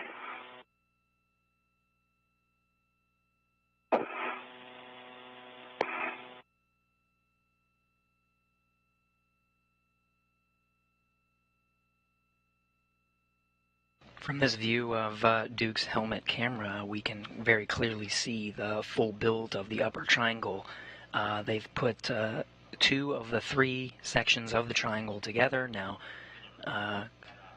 the 2 of them working together to install the final part of that, with Nicole Mann, Duke, able to hold the one side of the strut. Koichi Wakata has great access to that final part of the upper strut. That's the right side of the upper triangle.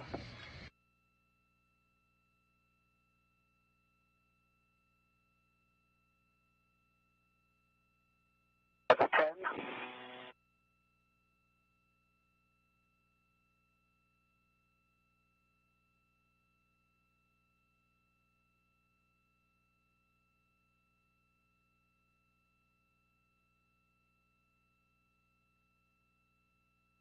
Okay, 18 and a half turns visually confirmed. I got a green light. 18.3 foot-pounds, 18.86 turns. Okay, And the black line flush on M14. got it. 18.5 turns, green light, 18.3 torque, and black line on both M13 and M14. That's a good read. Okay, with that, we are happy with those bolts. You can tend the PGT back to the strut bag. And I think at this point, Duke, we'll have you go ahead and ingress the APFR. Koichi, we'll have you go ahead and grab the cables at this point. Copy.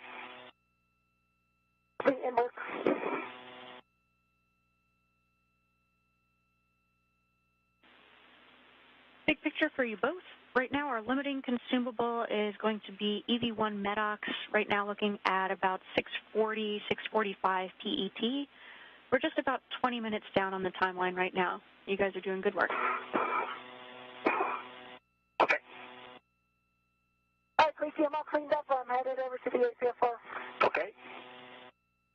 The untangle the PGTD. All right, so with the upper triangle built, Duke has the upper triangle tethered to herself. She'll be able to get into the foot restraint that's already been set up to allow her to access the top part of the mass canister and get ready to install that upper triangle. In the meantime, Koichi Wakata working on the pistol grip tool, making sure that's going to be stowed away. And if you remember, on the way out to the work site, Koichi Wakata had a cable bag in tow and put it off to the side to temporarily stow it. He's going to go ahead and access that cable bag and grab some of the necessary materials needed for continuing to build this mounting platform. Next on the timeline is, now that the upper triangle is built, is to build that right strut. And a correction that the triangle is actually tethered not to Duke. Okay.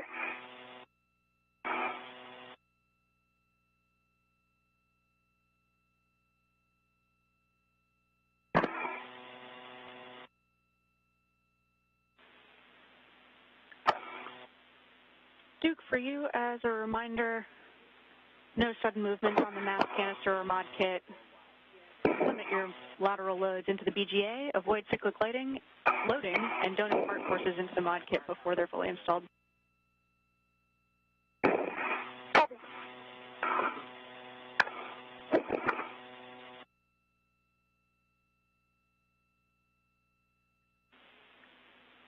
And Duke, we also suggest fair leading on S4 handrail 2213. That's the inboard radiator corner of the IEA.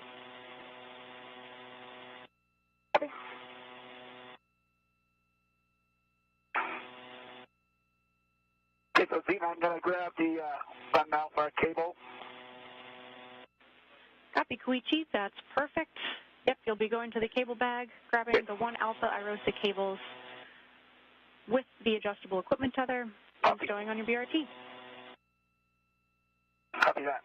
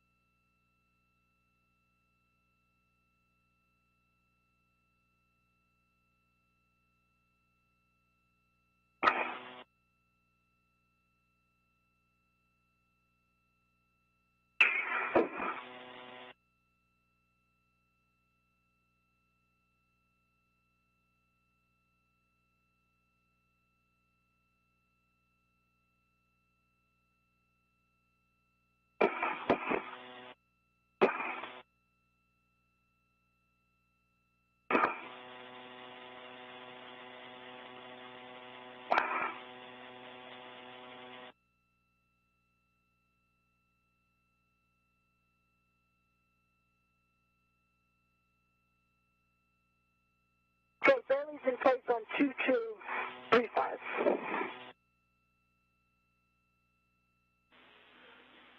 Copy, Duke.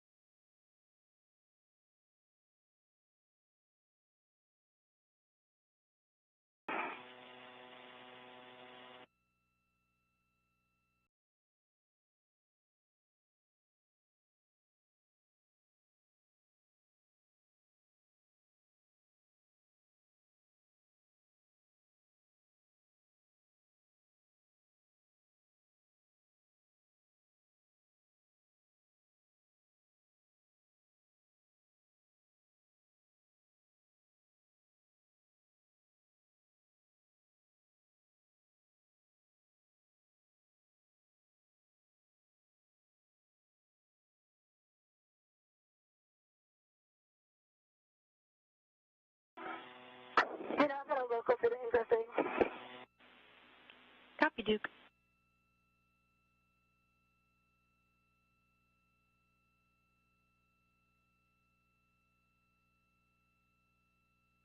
Okay, I'm ready to the 1 Alpha cable bundle, and I'm going to take it out from the cable bag. That's perfect, Koichi. You can stow that on your BRT, close the cable bag, and translate to the upper triangle. See that?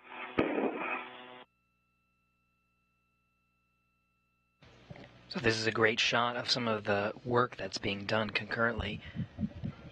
You can see EV2 Duke with the suit with no stripes is ingressing or entering the portable foot restraint that was set up for her to access some of the parts that are needed to install that upper triangle, which Koichi Wakata has in tow. He went over to that cable bag that he stowed early on as he made his way out to the work site, grabbing some of the cables. So he'll have the upper triangle and the cables in tow. And once Nicole Mann or Duke is inside the portable foot restraint and in a good configuration, they'll do a handoff. So he'll be handing off some of the components that she needs to construct the mounting platform one at a time, and they'll work together to install this mounting platform.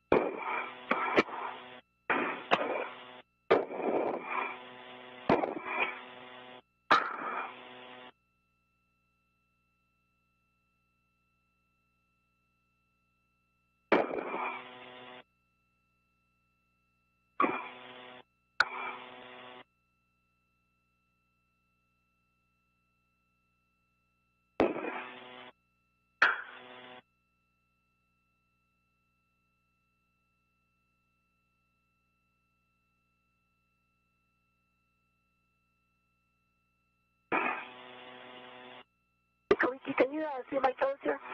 What's that? Can you give me a look at my toes? I can see, yeah, okay. Yeah, looks like both sides are in, but the heel, I cannot see the heel. Let me go there. Okay. Okay. I don't think my heels are in. I just want to make sure my toes are in right. Yeah, both are, yeah, left side is in, and the right side is, yeah, you're in the loop. Okay. You need to put the heel down a little more. Yeah, a little more down on the heel on the right side. I feel like my right's not in the toe loop, is it? Not in. Push it in, right, further, towards your, further in, keep going. Yeah, you're touching the loop. You can put your heel down, both left and right. Yeah. Copy. Let me just get reset back up here. Yeah.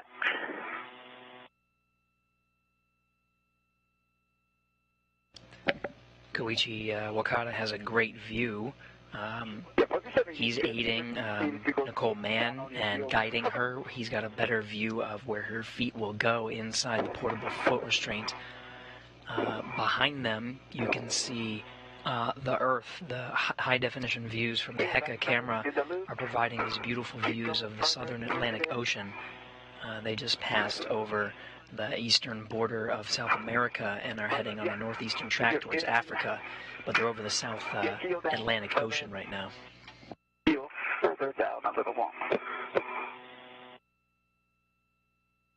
And a correction that upper triangle is specifically attached to the strut bag, to the bag where those the upper triangle components actually came from.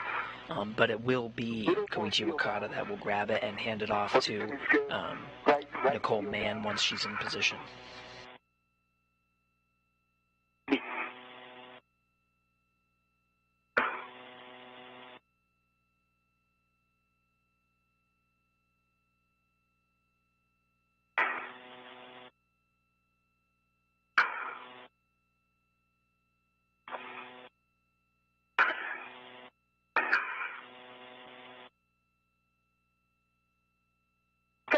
see my right one. I feel like my right one's in. Yeah, looks like it. Okay. Left one, I think I need to heel a little more. Yeah.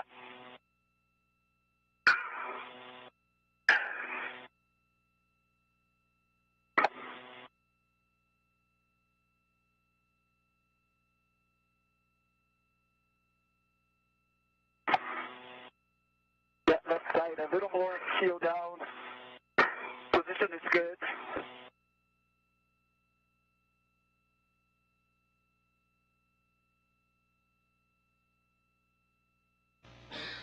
You can get a great view. The cameras here from the outside of the International Space Station are zoomed in on the portable foot restraint. Left heel to the outboard.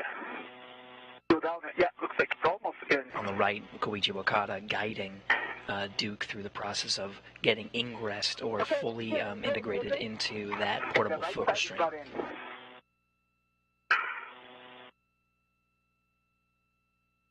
Stay there, stay there. Right side heel, you come out to the left. Heel to your left. Right to your left, or heel only to your left.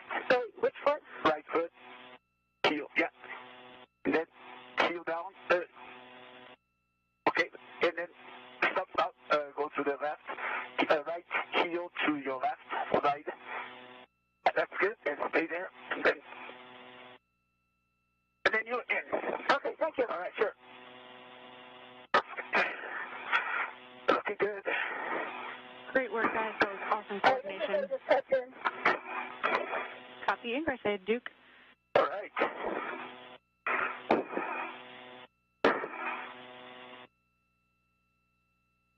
Okay. So I'm going to attach the cable bundle to the triangle. That's correct, Koichi. You'll be attaching the free hook of that adjustable that's on the mounting bracket already to the D-ring on the adjustable going to the cable bundle. Okay, let's look for it.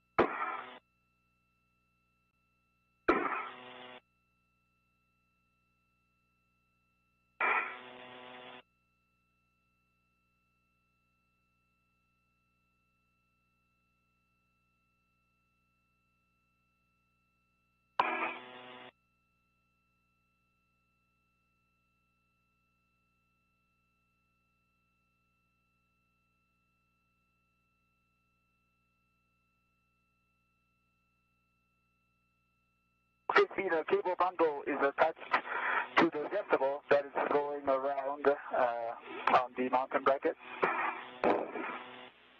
Copy, Koichi. All right, if that looks like it's tidy enough to not get in Duke's way, we're happy with that config, and you can pass up the upper triangle. If needed, you can also use those wire ties that are already installed on the cables to kind of tend it to the mounting bracket. Okay, what do you think, Duke? Sorry, I can't really see it. Okay. Whatever you think, Koichi. Okay. It's just got to come up and then go in. Okay, copy. Let me reconfigure my BRT and then I'll be with you. Okay.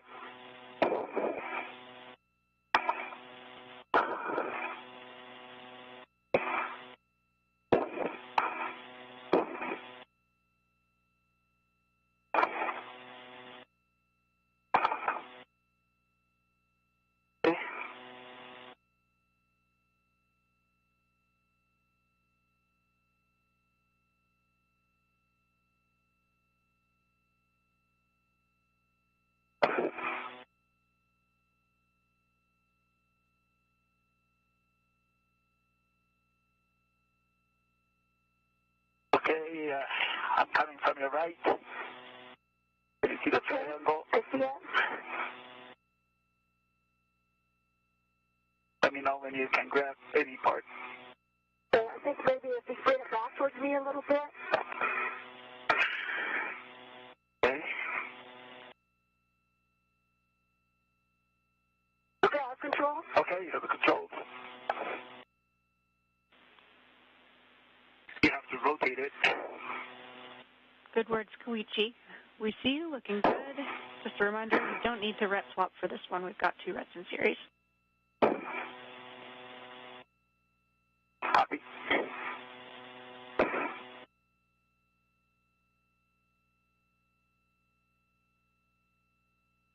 So right now, Koichi Wakata, you see in the suit with red stripes, he just handed off the upper triangle to... I have it upside down, Koichi. Duke, if it's easier, you can lean back to do that rolling motion, or you can also have Koichi take control back. Let me get, could you stay there? Looks like this cable is... Okay, I'll stay still. I think I can rotate it. Okay. Just let me know when it's clear. Okay, stand by. Stay there. Yeah, so Duke has control of that upper triangle.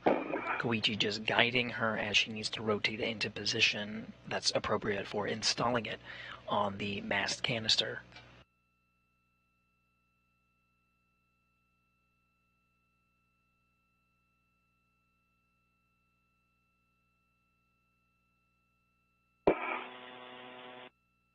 Now it should be clear. And then...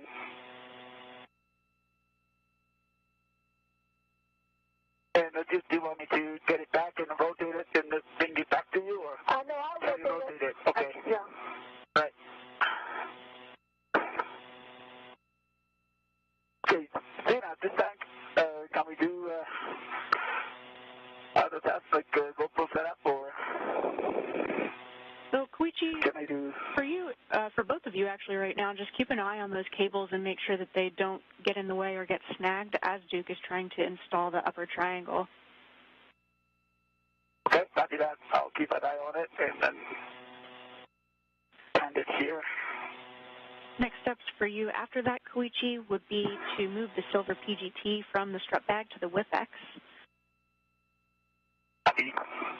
And then you'd be doing a socket swap on your red PGT. Okay. I transfer the silver PGT already, the lift extender. Okay, copy. The silver PGT is moved, and making sure that you have the... Oh, no, not yet. Oh, copy. Not yet. Not yet, Dina. Okay. I'm going to move it down. Perfect. Gotcha.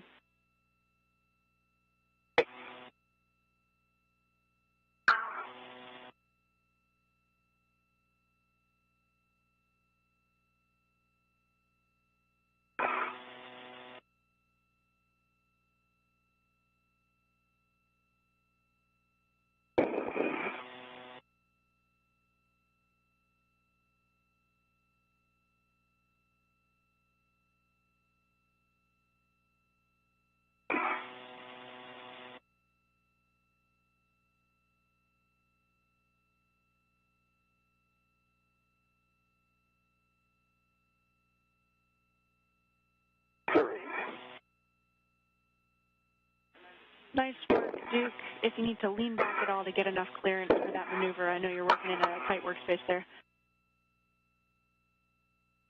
All right. Whew, got it. Awesome, Duke. Great job.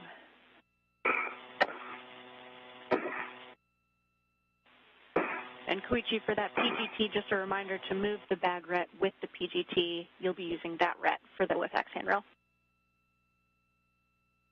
Yeah, thanks. And I moved the bag ret and the PGT, and now it's attached to the leaf extender. Nice work. Okay, now the silver PGT is attached. For you, Koichi, you'll be doing a socket swap on your red PGT. Swap to the 6-inch wobble that's in your trash bag now. We'll take a good pull test. See that? Good work. And Duke, looks like you're in a good config. You'll make sure that that arrow is pointing up, and then install the center pad on the mass canister with the left side first, then press in on the right side to engage the soft dock. Okay, arrow's up, left side in. It's on the right, but I don't think it went all the way in. Oh, there we go. Okay, soft dock is good. Copy. Great work. I'll have PGT settings for you next. Let me know when you're ready.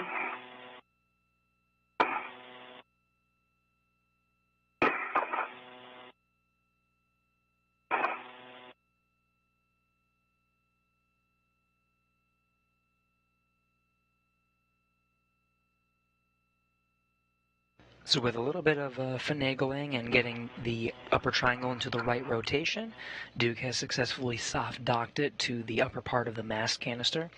That's the point where the upper triangle is to be installed. So the next steps will be to use that hand drill, the cordless power drill, to secure it in place with a few bolts. PGT settings are alpha 2, clockwise 2. Alpha 2, clockwise 2 set. You'll be driving M5, 6, 7, and 8, approximately 2 turns each, any order. Copy, 2 turns each.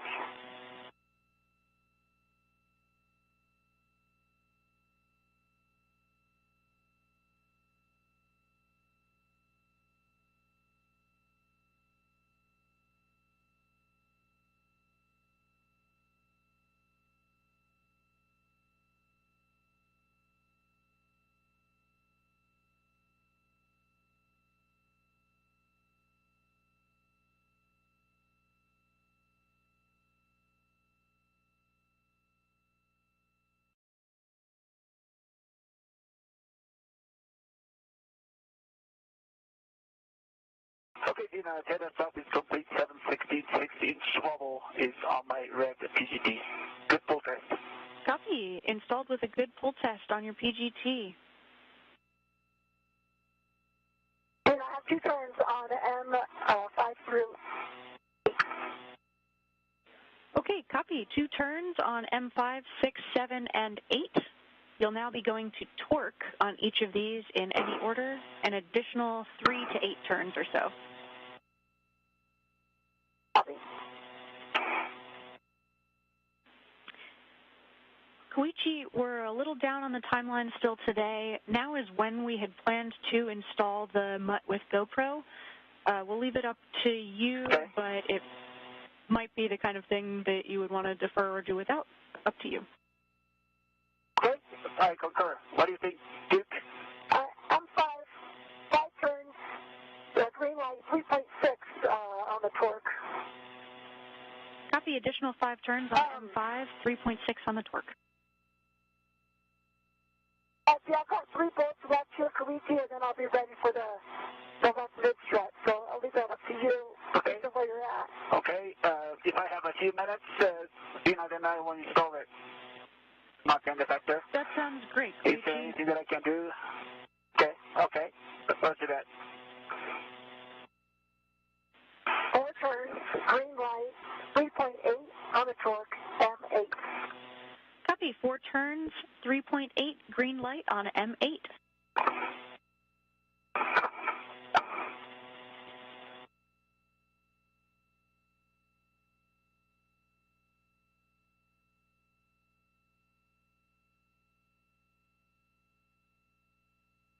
Four and a half turns, green light, 3.9 on the torque, M6. Copy. 4.5, 3.9, green light on M6. And Koichi, for you, we do think you have time. Totally up to you, no pressure. You'd be, per the plan, installing that MUT end effector on handrail 2214. That's the inboard edge middle handrail. Okay, copy that. In work.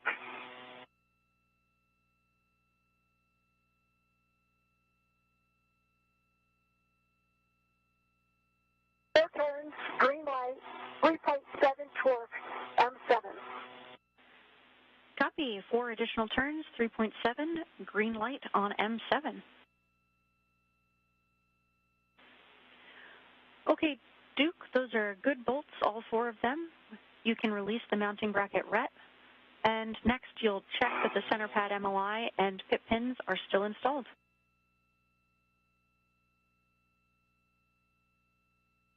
Okay, MOI and pit pins, they're good. Copy, that's great. You can rotate the upper triangle down for later access after you have the RET released.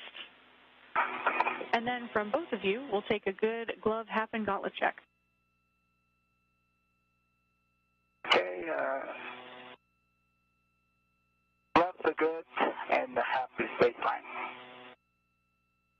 Okay, hap is baseline, gloves are good, gauntlets are covered. Gauntlets are covered for EB12. Copy you both.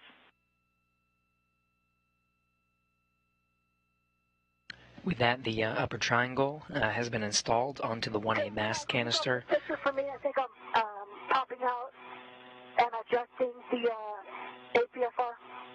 Big picture, I think I'm going to need to pop yes. out to get to the RET on the mounting bracket. Okay, copy. Yeah, that's what we're waiting on, is just that mounting bracket RET.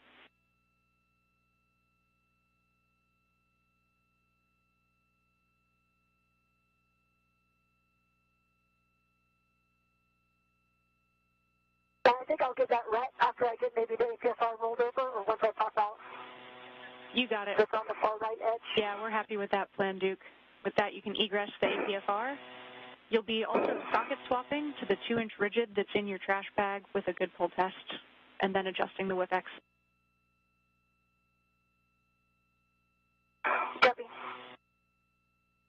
So the upper triangle is installed. You'll hear the periodic glove and hap checks. The glove, just to make sure there are no nicks or scrapes and make sure they're in good quality to continue working on the spacewalk. And then the hap is the helmet absorption pad, just a quick field test to see if there's any liquid or water. Everything looks good, so we'll hear those checks periodically. That RET is a retractable tether. That's the one that was anchoring the upper triangle to the strut bag, so Duke has to release that, and then they can move on to the next task. She's going to be exiting the foot restraint here shortly.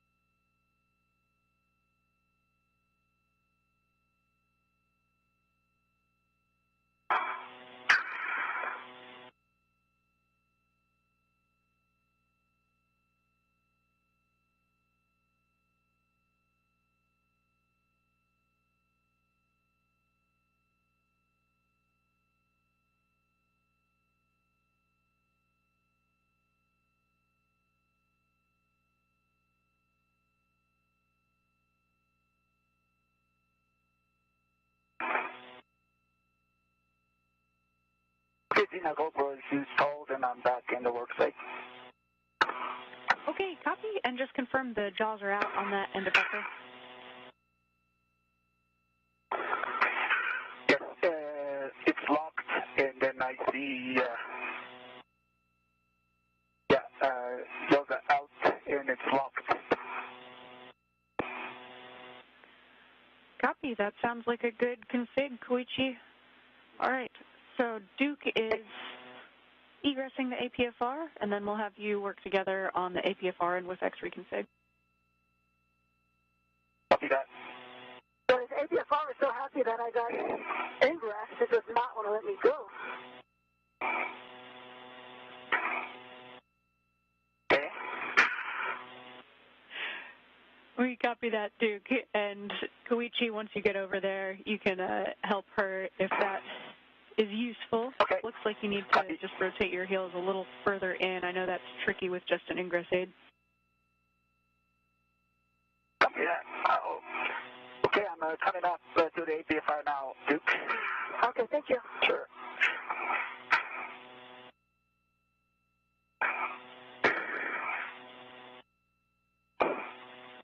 I see the tether coming from the onto Yeah, there's still that right there on the mounting, on the that. Okay. I just local here. So I'm going to go my right heel in if you'll maybe give it a kick. Okay. Okay, right heel. So right now, Koichi Wakata is helping Nicole Mann, callsign Duke, to egress or get out of the foot restraint. That foot restraint was configured such that it gave her just the right angle to install that upper triangle. It was the right angle for her to use that cordless power drill, the PGT, pistol grip tool, and then drive those bolts. She needs to get out. They're going to reconfigure it, angle it a different way. So now, and then she'll get back in it. So she'll be able to access the next set of bolts for when they install that next component of the mounting platform, which is the right strut. So they'll work through that methodically, getting her out, re-angling it, back in, and then they'll get the new component of the mounting bracket from the strut bag, handed off, and then bolt that to the mass canister. Okay, now you can pull out straight. Yeah, that's good. Okay. All right.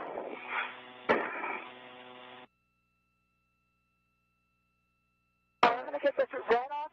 Koichi, that's for the mounting bracket. Okay. Houston, copy. Thank you.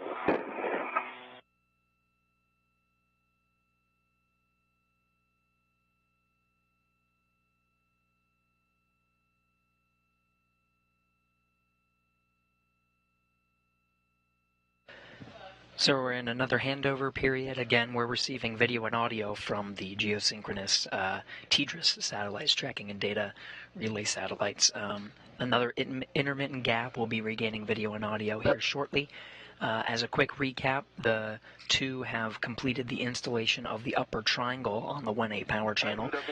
There are several components that make up the mounting bracket, so that's done.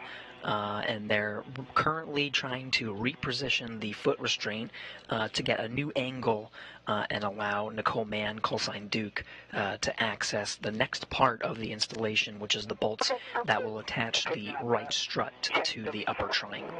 Extend the setting. Houston's back with you after a quick handover. And Koichi, that sounds like a good plan. We've got you adjusting the APFR, but if you want to coordinate who does APFR, who does WIFX, that's fine by me. Okay. I'm doing the WIF extender, and Duke will do the APFR. I'm going to work on the socket swap right now. That's Okay. Copy, working on the socket swap for you, Duke. And big picture update for you both. Right now we're looking at about 30 minutes down on the timeline. Our limiting consumable is still EV1 MEDOX, but moved up to about 6 hours, 50 minutes. And we'd love your input on just how you're doing and how you feel about that big picture update.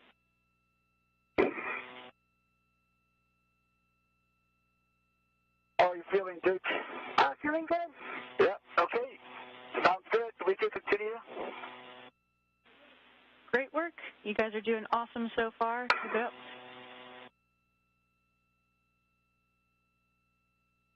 Awesome.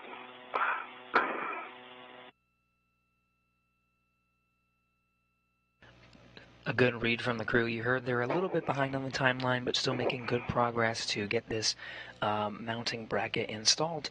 Both of them are taking two different parts of the foot restraint right now to configure it for that next setting. Copy. WIFX adjusted to extension of 1. That's perfect. And I'll have APFR settings. When you're ready, it's going to be a roll to the right. Roll to the right. Okay. That's correct. Yeah, we'll be adjusting both the roll and the pitch, going to Papa Papa Charlie. Okay. First, I'm gonna. Is it okay, Duke, to change the roll? Yeah, let me know if I'm pulling on you. I can. No, you're not pulling. So. Oh, that's a yo.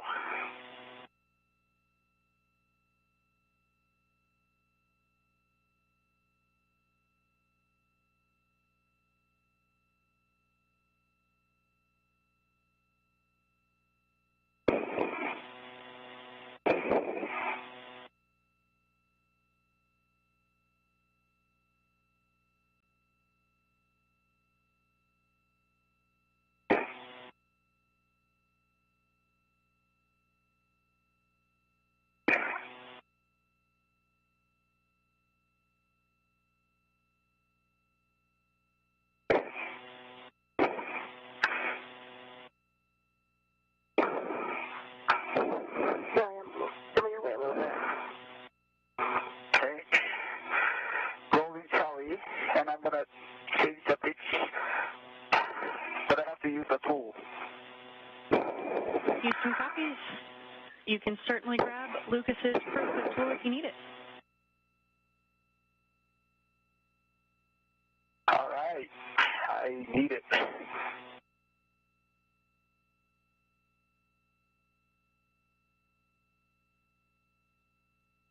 So the 6 inches off with a good pull test.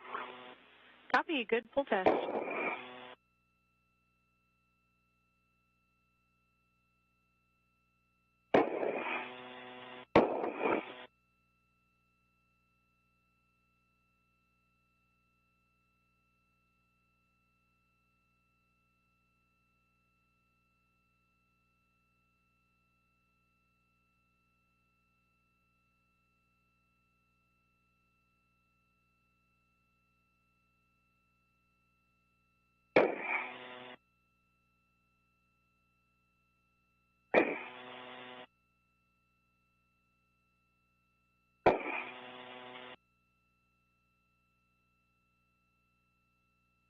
Let's see, can I access this? 2 inches on with a good pull test. Copy, do good pull test on the 2-inch. And Koichi, you will need to push that pitch knob in before you'll be able to ratchet. Copy that. As soon as I can just put away a quick check and help you. If you could, did the 2 actions, if you could push in the pitch knob. Okay, let me just get my PGT and sockets put away.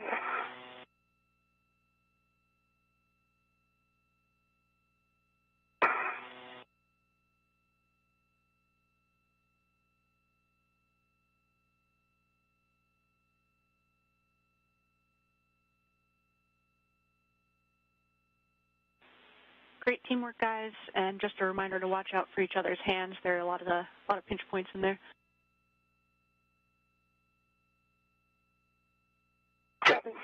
Okay, I was able to unlock it.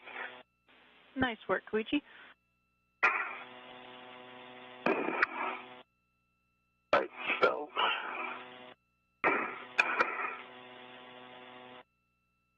now I'm going to change the pitch tube now. And it was very, I had to hold on to the handle of the width extender and then pitch with the boot plate.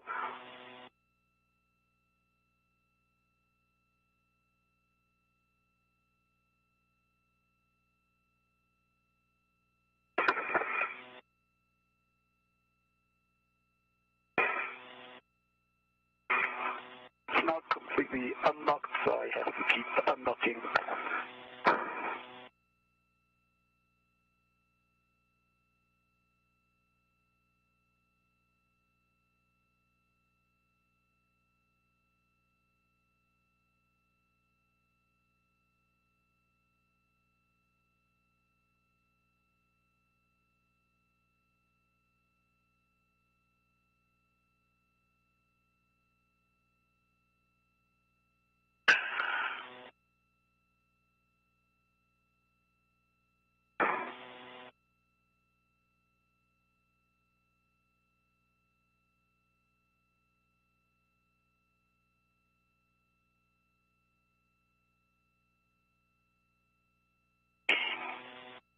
Okay, now it's completely unlocked.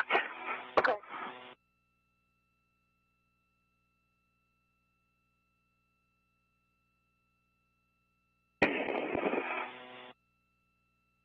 I can push down here. You may have to hold on to the handrail.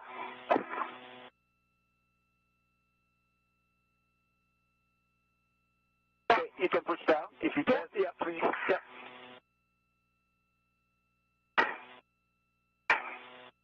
Not moving. It's in the unlocked position. Okay. Yeah, it was pretty tight before. Let me see if I can come down lower. Okay.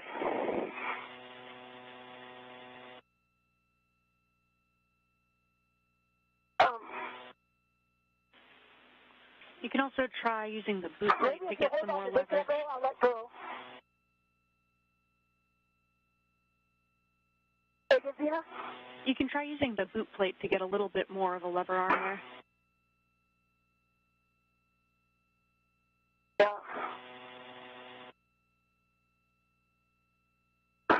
Just doesn't move. Maybe I'll roll the boot plate back up so that we can use it. Okay, yeah, let's do that. Could you roll it back? Yeah. Yes. Foxtrot position.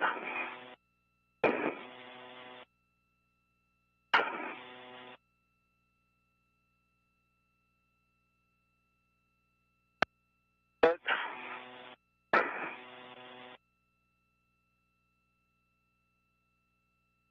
One more. Okay, that's Foxtrot. I have yelled a little bit.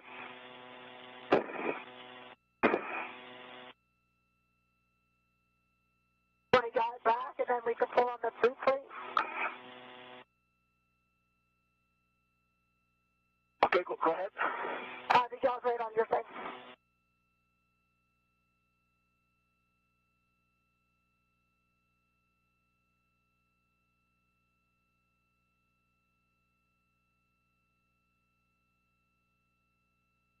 Thank you. There we go. Oh, Very that's good. it. There we go. Very good. Yep. Okay.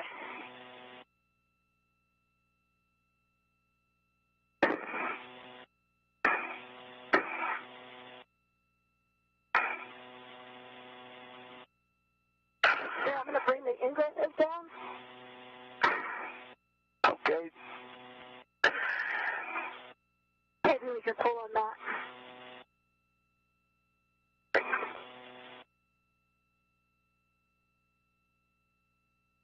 And the pitch knob is in the complete unlocked position, and it's popped out. This is the correct configuration to move the pitch, right? It shouldn't be popped out. Let me look. It should just be all the way pointed to unlock. It is all the way pointed at the unlock. Yeah, okay. And it looks like it's popped out. Yeah, that's what we expect. We know this is a really sticky pitch APFR.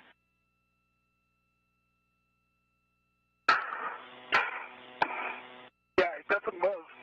The complete unlocked position, I don't know if you can see it on the photo. Yeah, we see that. Stand by. We'll talk about some possible suggestions for you guys. So, before when I did it, I used the boot plate to have a little bit more of an arm. Maybe I hold on to the toe loop. So if I rotate the boot plate all the way around, would that help? And it was like a smooth squeeze Yeah, maybe, to get it to move. Yeah, so, yeah, Not like let's it try ever that. unstuck. It was sticky the whole time. Yeah, let's try that. So, in order to do that, do you need to roll 90 degrees? Would that help? Or because I don't know, can you grab onto here? Where the heels go? Like if you can grab onto that heel, then we'll go down to some smooth motion down. I don't have much leverage here, but Let's try that. Shall we just move? It's reaction to that motion. maybe if you push away, like push on the front of it. It's got a, You guys not like a can baby, but like a smooth. roll and yaw that boot plate Right. as you need in order to get the boot plate in a better position for leverage. And just a reminder to avoid using the glove for a pounding motion like that. Concur. It's not like it ever. Just pushing the boundary. Okay, it's moving. It's not us. It's working. It moved a little bit, but now it's stuck in that position. So it just needs to go a couple more. It doesn't. No. Yeah, it doesn't. Okay, so what else can we do here? I wonder if we can use the moment arm of the ingress aid. Maybe you can pull. I got nothing to really react against here, Okay, then let me try that. but if you can get your hand on it. Yeah, Duke, you can definitely pull on the ingress aid if that helps get some more leverage. Okay. Okay, we're pulling on the ingress aid. Okay, it's moving. It's moving. Okay. Okay, we're halfway between X and R. Okay, I'm going to keep pulling.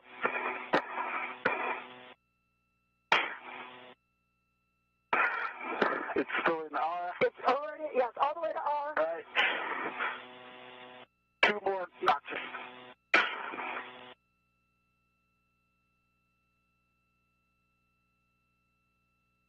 Go back now. 1 more notch. Great work, guys. And as long as you can get it to at least Sierra Sierra, we can give you some alternate settings. Okay. Hey, Papa now. Yeah, I think maybe just one time bit more. It's in Papa, right? It's just a little high. Just a small amount more. But you can get it locked. Copy. Great You work, can guys. try. This shows Papa too Oh, on okay. this side. Yeah, then go for it. All right, I'm going to lock it. Okay, now I need a tool.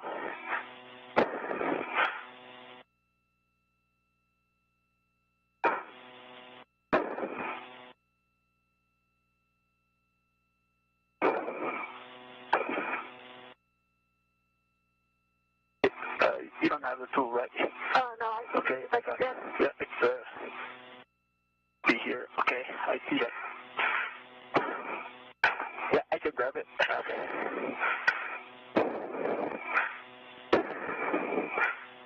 All right. Great idea, dude. That was to hold on to the interface was good.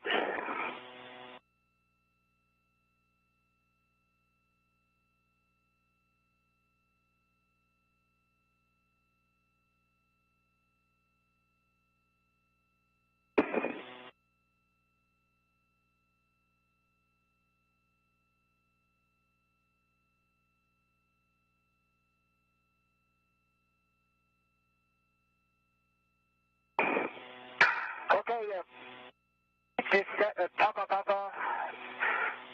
This now is set in locked position and can be depressed. Copy. Amazing. Great work, guys. Nice work, Koichi. I'm going to roll it back over to Charlie. All right. And just to make sure you're still in Charlie on the roll as well. I'm fixing that now.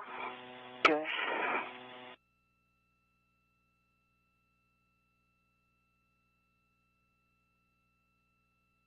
If you release it, I can pull. Okay. Oh, no, that was, that rolled it. Or sorry, I got it. I need to roll, yeah. Okay. That's better.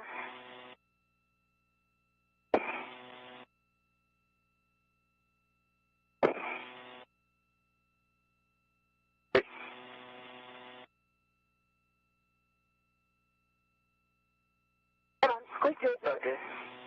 I mean, I can. Okay, I got it. I got it? Okay, Yeah, good. thank you Okay. so much. All right. Okay. Where's Charlie? Okay. Awesome, thank you. Awesome. Great work. And also, So just let's to make take a sure look you at our didn't safety technical features. bump the yaw, if you could check 12 on the yaw. There's also that rep for the mounting bracket is underneath your right arm. I'm going to go release that right now, though, Koichi. I don't think you'll be tangled, but it's just underneath your right arm. Okay. You're good. You're clear. Yeah, I think our settings are good. And then yaw is in back. Yeah, it's back to 12, yeah. 12. Okay, good. Perfect, All right. thanks. See, now we're in a good, maybe 130 now. Copy and concur. Really good work, guys. Next steps for you will be to get the right mid struts from straps 12 and 13, and Duke will be ingressing the APFR. Copy. Copy. And we'll take a glove check from both of you.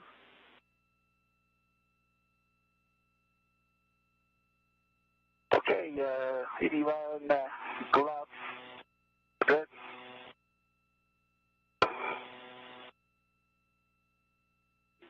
Copy, Koichi.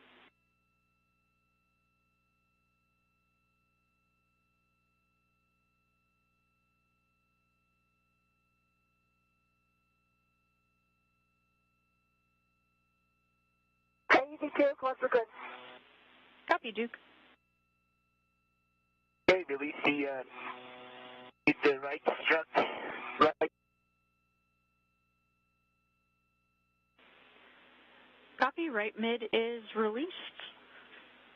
Once Duke has ingressed, you'll be passing that off to her and then getting the right lower strut from straps 7 and 8.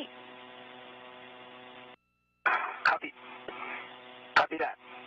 So a quick recap, it did take a little bit of work, but the duo did get the portable foot restraint to the angle it needs to be to install that next section, the right strut. So Koichi Wakata is going to get that and hand it off to Nicole Mann once she gets back into the foot restraint and at the right angle to access the bolts that she'll need to drive to install that right strut.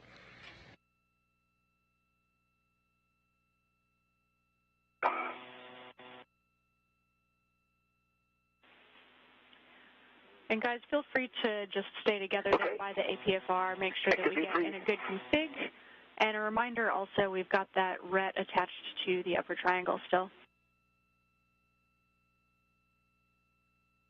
Yeah, I can get to that right now. Yeah.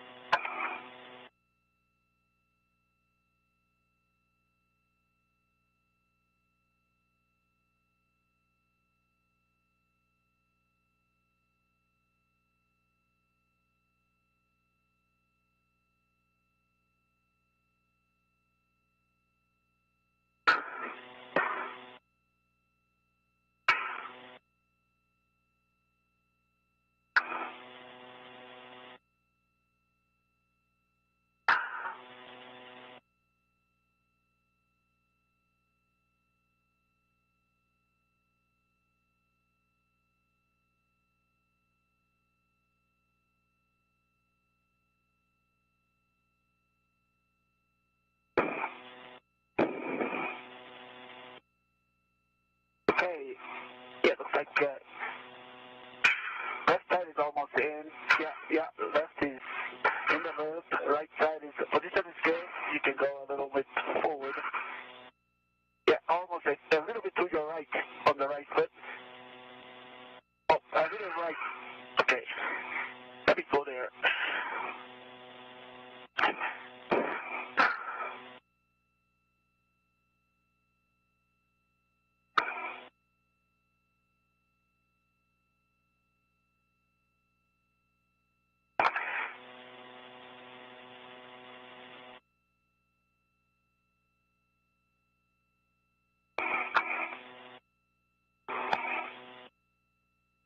Okay, you can come in.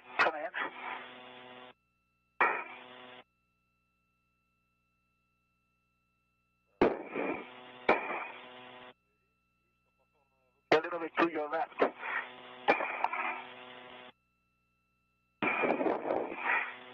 Okay, a little bit to your left.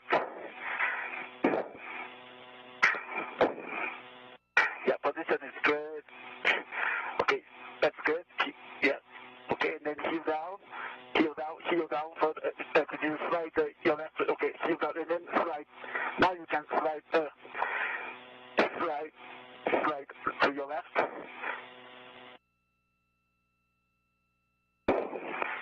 Push in further.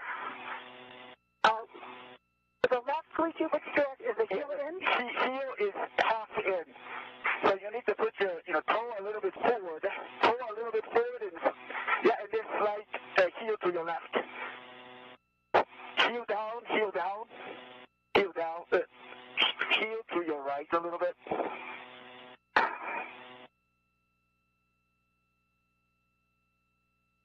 to your right a little bit. Okay, give me 1 sec. Let me get my right in the toe loop. Okay. Okay, heel. Okay, okay. Heel to left foot, heel to your right a little bit. That's good. That's good. And then, okay, and then now heel down on your left heel. Keep coming down. Keep coming down. Keep coming down. Okay, now slide to your left. Okay, you're in. Yeah, almost in. Slide more. Slide your left heel more to your left. I think you're in. Do you feel it? Yeah, I actually still feel it. Okay, that's different than when I started. Right. So actually, I'm going to leave the right out because I need it for my reach. So. Okay, okay, copy that. All right, and I will come back and send you the instruct. Okay, I have the mounting bracket red. Okay. You want to release it? Yeah, are you ready for it? Yeah, I'm ready. Okay, there it is. Okay. All right. It's released. Okay. And then let me go back to the different position for handoff. Okay, I'm getting my ESG out. Okay. Just a moment.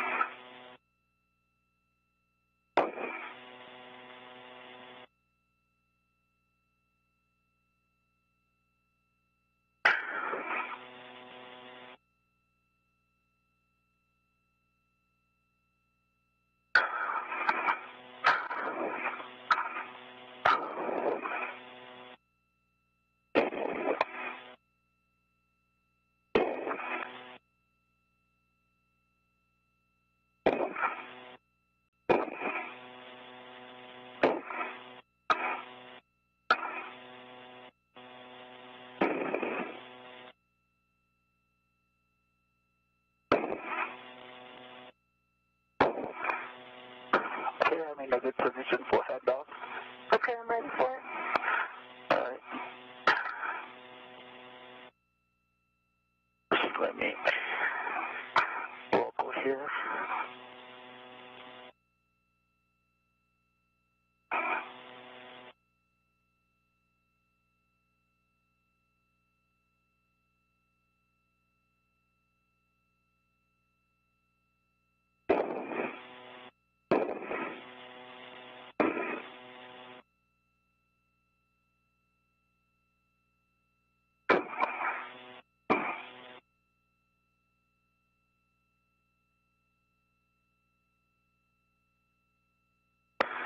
Okay, mid shut. Putting at you. Okay. And that you want to have the pad side, right? Yes, the pad side. Yeah, here you go. Can you see it? No. All right, let me. I'm going to write at the top of your head. Okay. Here you go. Can you the see pad it? side. Can you see it? Okay, I have the controls. Okay, you have the controls. Did you have my BRT red on Okay. the side pad? On the everyone here's the side pad. Okay. I can read. So I can release it? Oh, Yeah, if you okay, can release I it, got it. that would be great. Yeah.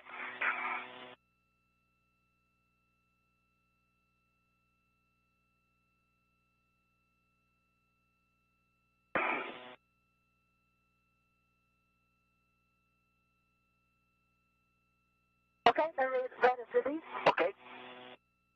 All right.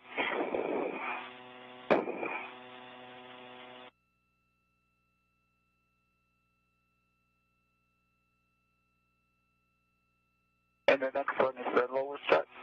Or right, yeah. Okay. That's correct.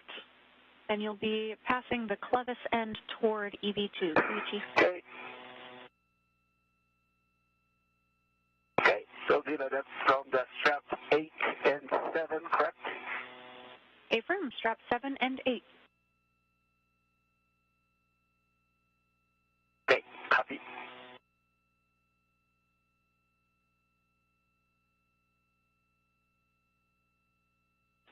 And then Duke, you'll want to ret to the handrail stanchion that's nearest the clevis.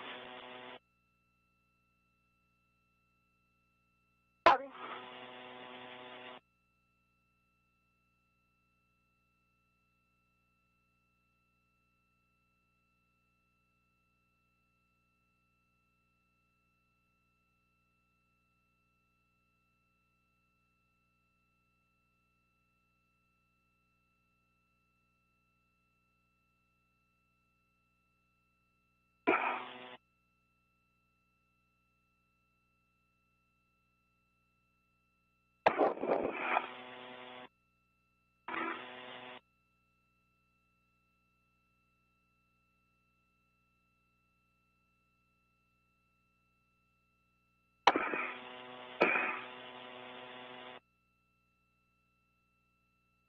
Okay, Duke, clevis side is on the right, sure. Okay.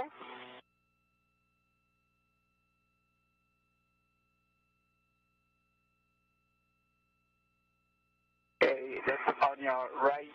Can you see it? Okay, I see it. All controls? Okay, you have the controls.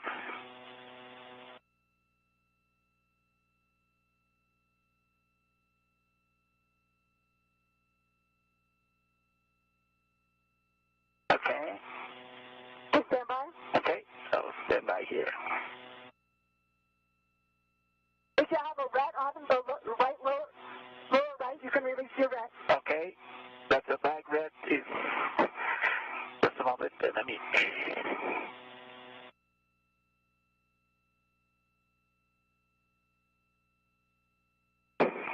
You need me to move it down?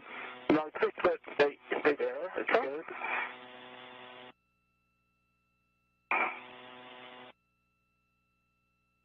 Okay, back red is released.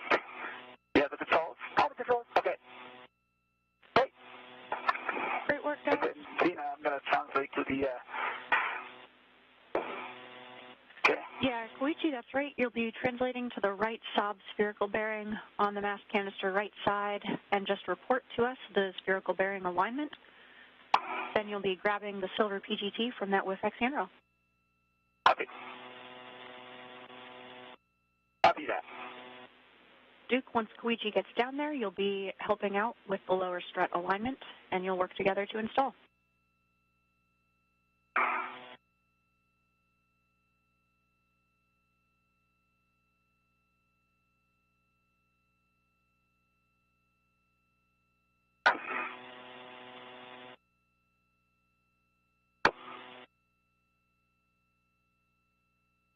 Okay, bearing alignment looks good. Copy, Koichi. You can grab the silver Not bearing PGT. alignment looks good. Copy.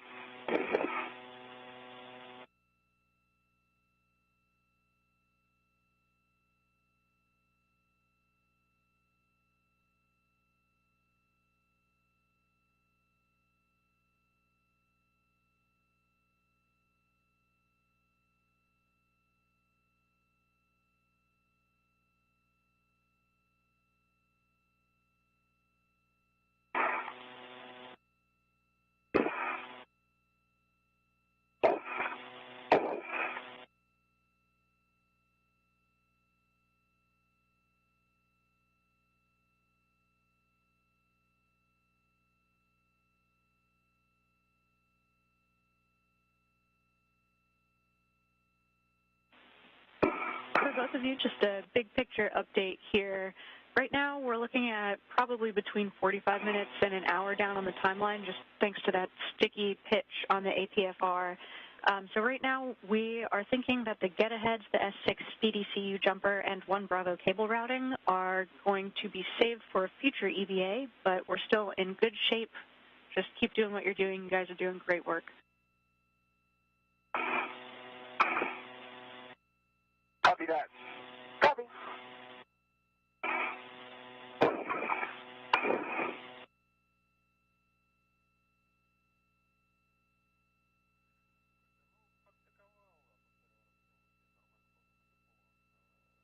Okay, I have the silver PGT, and then I'm ready to install the bearing. All right. After M19. I've got some PGT settings for you, Koichi. That's going to be Alpha 1, clockwise 1. Okay, Alpha 1, clockwise 1.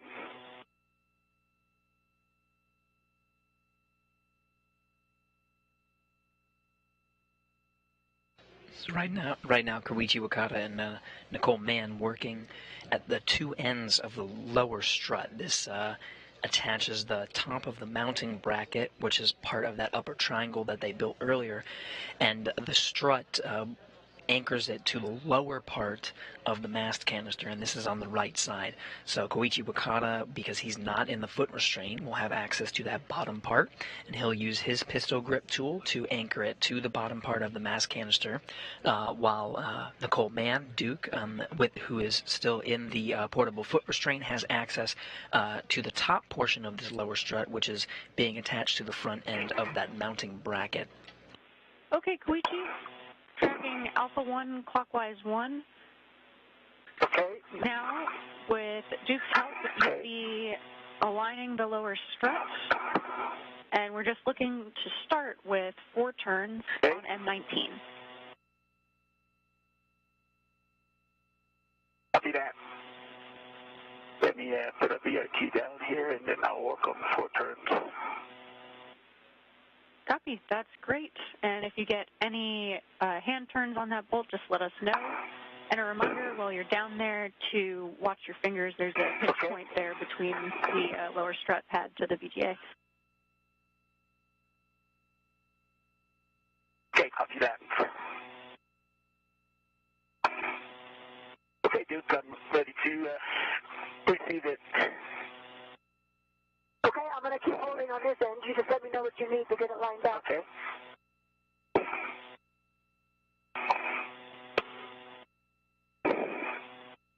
All right, that's good.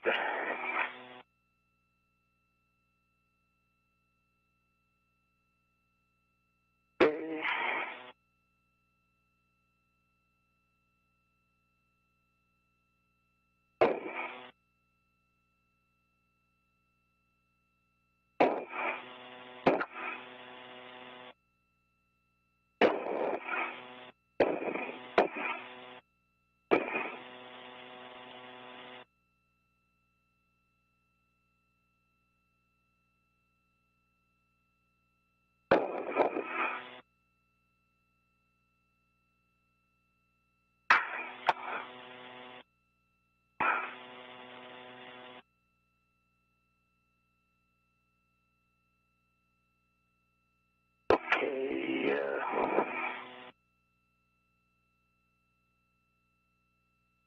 Doesn't align well. Now? If you could, can you?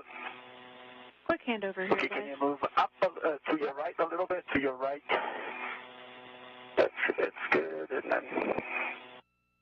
We're in a short handover period right now, so we still have audio from the International Space Station. We can hear the crew, but we'll be getting video back shortly. Keep coming down. To your right. Down. Excuse me. And stay there. Okay. Great. Feel free to hand start that, Koichi. We'll be back in a couple seconds.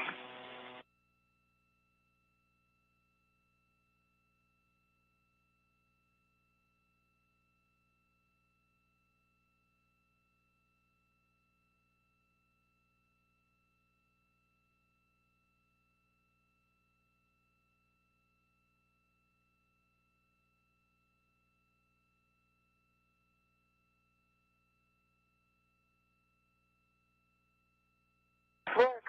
All right, let me see if I can hand start this one up here. We're back with you after a handover, and any turns that you put on that M19 bolt, let us know. Okay, that's 4 turns on the PGT. Copy. 4 turns on M19. Great work. New PGT settings for you, Koichi. Bravo 7, clockwise 2. And Duke, now that M19 is started. Bravo 7, clockwise 2. Good read back. Duke, you can start M20. That's the right lower strut L6 to the mounting bracket. check that the pin lanyard is free of the clevis, and I'll have PGT settings for you when you're ready. Okay. Bravo 7 set, then clockwise 2 set for M19. Copy, Koichi. You'll be... Can you tell me the count? So stand by until Duke has her end started, but you will be going to torque on this one. Copy. We're expecting 10.5 to 11 turns once Duke's end is started. Copy. The pin is clear. I've got one turn and started. Copy, one turn Okay. and started. I'm grabbing my PGT. Give me. Your PGT settings, Duke, are Bravo 1, clockwise 2. And this will be about one extra turn on M20.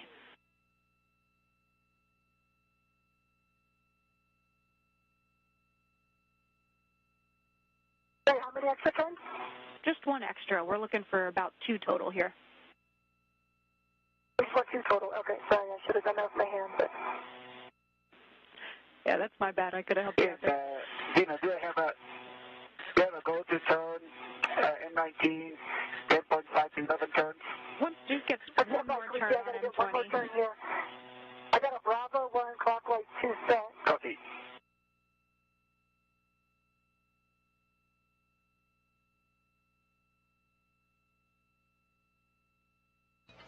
Here's a good shot of the two astronauts working on both ends of that lower right strut. So you see Nicole Mann is in the foot restraint. She's got access to the top part of the lower strut. That's towards the upper triangle.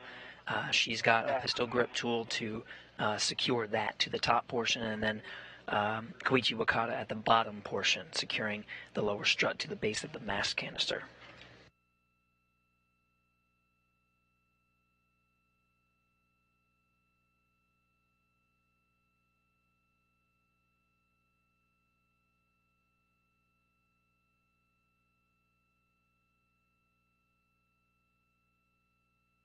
Okay, Bravo 1 clockwise 2. I got one more turn. Copy, one additional turn, 2 turns total on M20. With that, Koichi, you can drive M19 to torque, expecting 10.5 to 11 additional turns, looking for green light and torque readings. Copy that. Teamwork. 10.5 to 11 turns on M19. Good readback.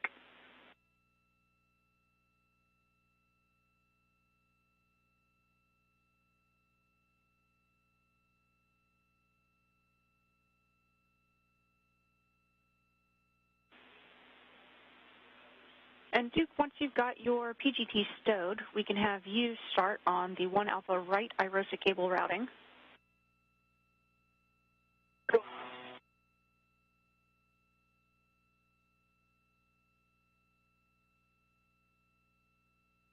Okay, Dina, on M19, I got a green light and torqued out 25.9 foot-pounds in 9 turns. And the block line flash, I see a little bit of a gap. It's almost there, but yeah, I would say the black line flash. Yeah, I don't know if you can see it on the HECA. Koichi, we are expecting to finish this off with the torque wrench, but we copied green light 25.9 torque. And was that 10 turns? It's a 9 turns. Copy, 9 turns. 8.66 turns shown. Right. So visually it was 9 turns. Copy that. All right, with that, Koichi, you can grab the torque wrench from the right lower strut, and you'll socket swap to the 2-inch rigid from the PGT to the torque wrench with a good pull test.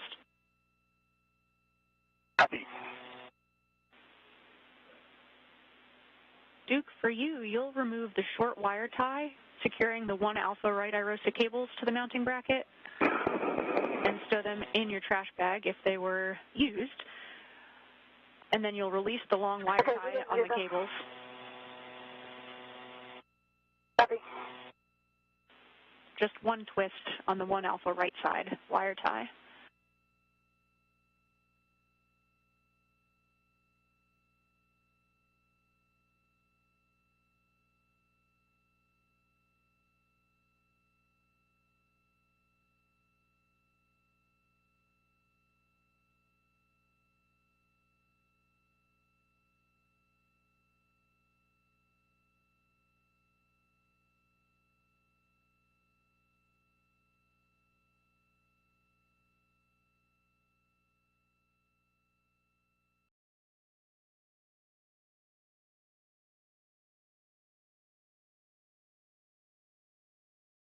So from this helmet camera view, we're looking from the vantage point of Duke, or NASA astronaut Nicole Mann.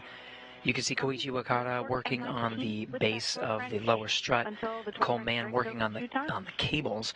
Of course, the strut is really a support structure that allows the IROSA, the International Space Station rollout solar array, to be installed, but it does need to provide power ultimately to the International Space Station, so these cables will be positioned accordingly so that when the IROSA is installed on the mounting bracket, that they'll be able to basically hook it up to the International Space Station, and the power that will be drawn from the new solar arrays can be sent to all of the appropriate downstream places on the International Space Station. So they're positioning those cables now, so when they later install the IROSAs, right now we're looking at this summer to get the IROSAs up to the space station and installed, that they'll be able to hook it up. 15 turns with this torque wrench until you break over 2 times. 14 to 15 turns, okay. Okay, 3 twists complete. Copy, Duke. That looks really good. You'll next be driving M20 to torque after Koichi finishes his M19 end. Can I put the grounding set pin in? Checking. And I apologize, Koichi. We actually need 14 to 15 total turns, so you only have about another turn and a half to go. Much better news. That's good to know. That's good to know. Thank you. Yes, sorry. Yeah, that was a great release. Thank you. Yeah, that was about to be tough times.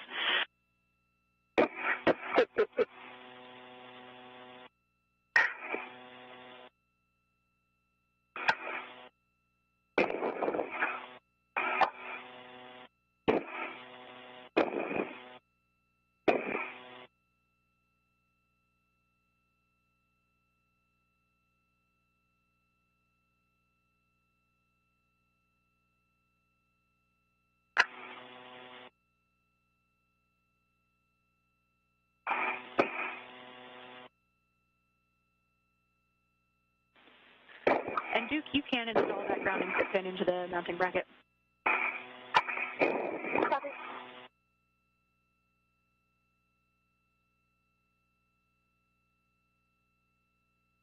Okay, I felt 2 breakovers and visually confirmed 2 breakovers on M19. Great work, Koichi. Next, we'll take a check that the black line is parallel to the cylinder and flush. There's no gap between the strut boss and bearing, and there's no movement with a wheel test. Okay, black line is black line flush and parallel to the cylinder.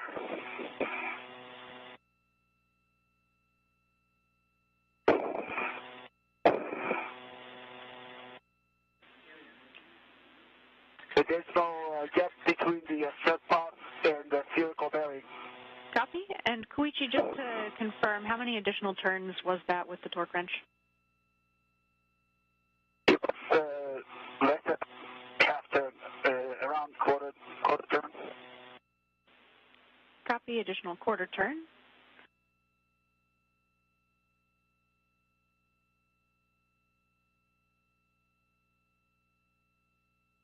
I would say V-nights between quarter and a half turn. Okay, copy, Koichi.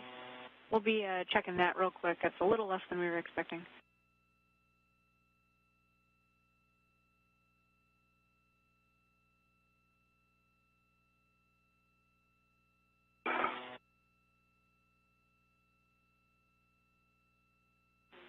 Okay, good news. We're good with that bolt, Koichi, and we'll take that one last wiggle test there. Okay. Okay, wiggle test, no motion. Perfect. With that, you can socket swap to the 2-inch rigid from your torque wrench back to the silver PGT with a good pull test, and you can relocate the torque wrench to the silver PGT. You'll keep that ret from the strut with the torque wrench. See, it works.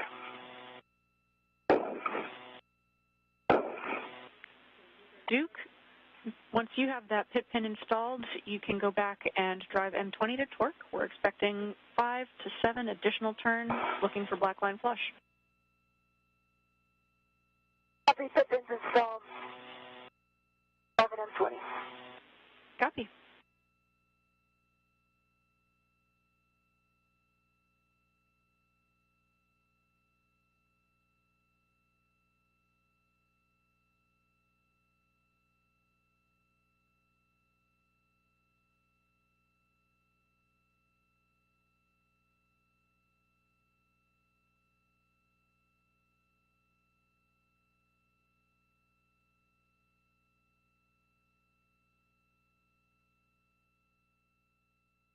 We're now at 6 turns, green light, 11.9 on the torque.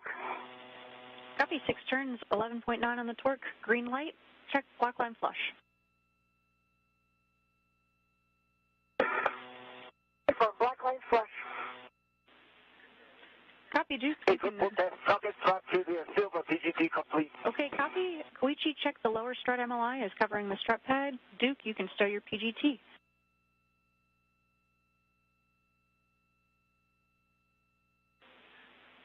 Okay, lower strut cover is covering the M19 area Copy. on the pad. Great work, Koichi. You can translate to the side pad location on the right side there. Okay, before that I will attach the torque wrench to the silver PGT. Good words.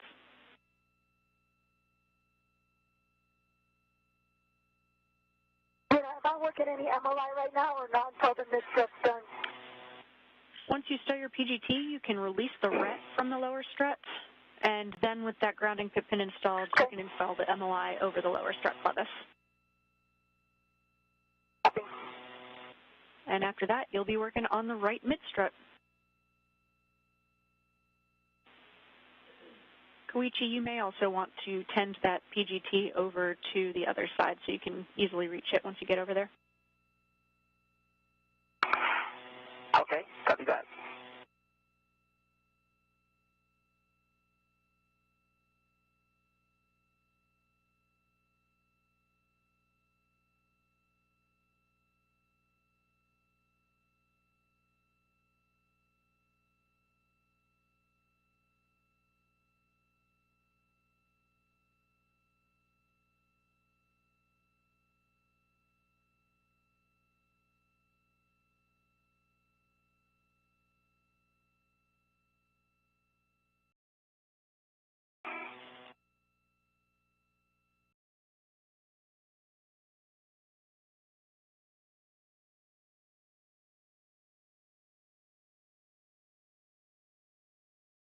How's it going, Duke?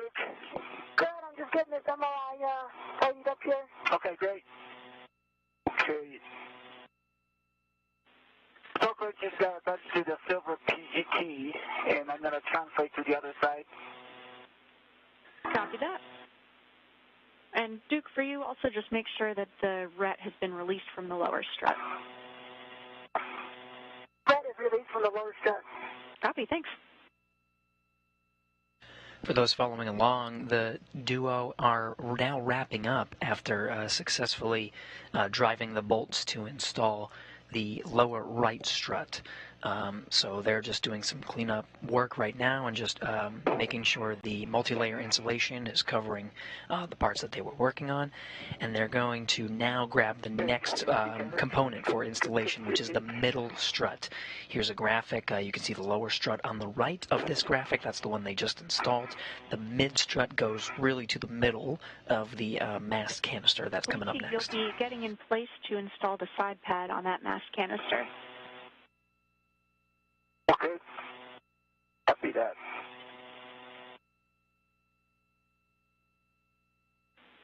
And Koichi, once you're in place, I can preemptively give you some PGT settings for those bolts.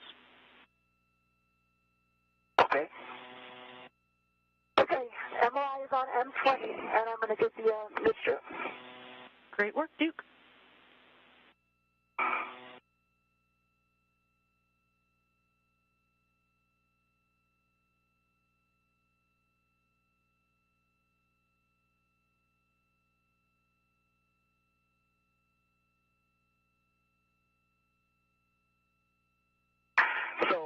then I can translate on this canister long handrail, right, to go up to the mixed jet area. Hey, from Koichi. Okay.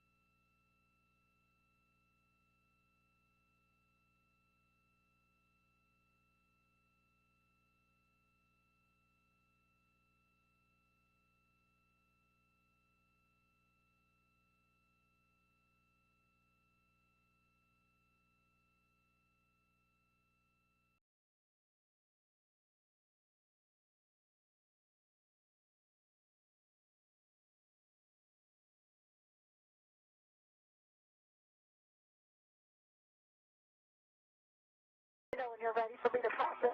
Okay, Chef, I need to have some BRT here.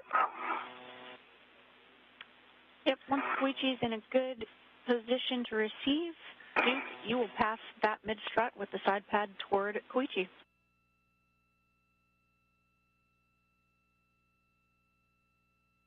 Okay, thank you for waiting. And I am ready to receive it now. Okay. Just be careful your safety centers. Okay, I see you. Okay. It's just running on your right. And I, once again. Okay. All right, keep coming.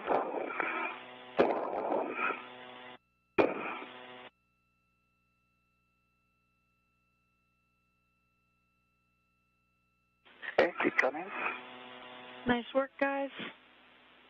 Koichi, as you receive it, just check that the arrow is pointing up, and you'll ultimately be engaging the left side first, and then pressing in on the right side. Copy that. Arrow is up and engaging left side first, and then right side is in. Great job. When you're ready, I'll have PGT settings for you. And we're coming up on a quick handover in about 2 minutes. I'll keep you posted. Okay, I'm ready to copy the PGT settings. Koichi, Alpha 2, clockwise 2. Okay, Alpha 2, clockwise 2.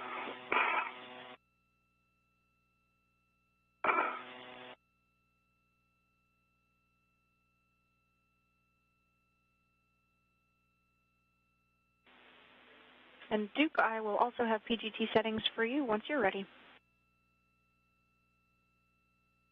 Okay, I think I'll start with the AM turn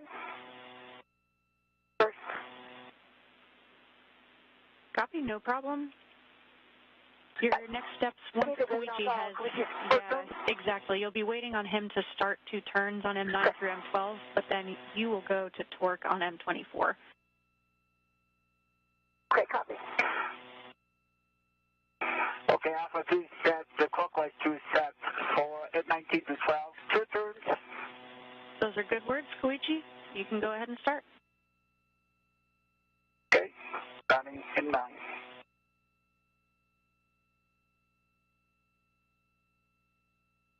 Two turns on M9. Copy 2 on M9. Complete.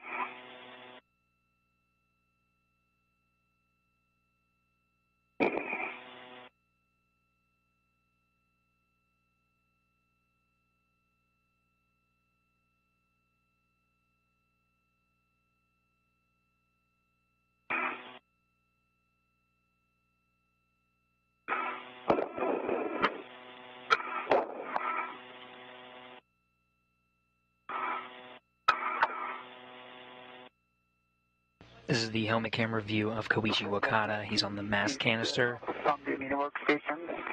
So let me reconfigure that. Can you see that? Say again? Duke, can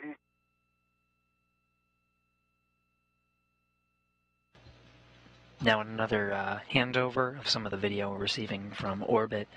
As a refresher, we're currently installing the mid-strut on the right side for this mounting platform. Koichi Wakata was working on the mast canister side, so if you see the side pad on the right from this graphic, he's working on driving the bolts on that side.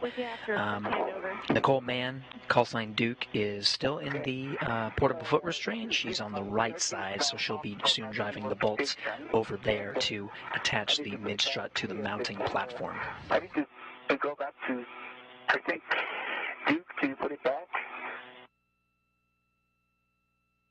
Can you guide me to put it back in?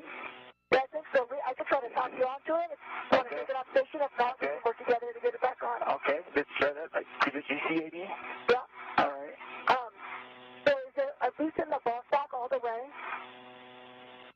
Ball stock is loose. And then if you pull it in front of you so that you can get the correct original orientation. Is it a good if I put 2 turns on M24 or 1 turn just so it stays put? Checking, Duke. Okay.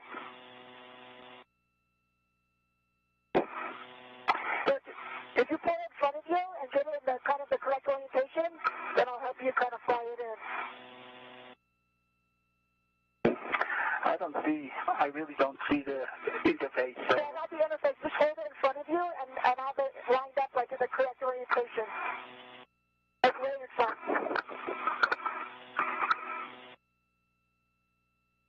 I simply do not see any interface. Can you pull it in front of you? Or I guess maybe not because of the tether. Right. Okay. So it needs to rotate. The end that's towards you needs to rotate down 90 degrees.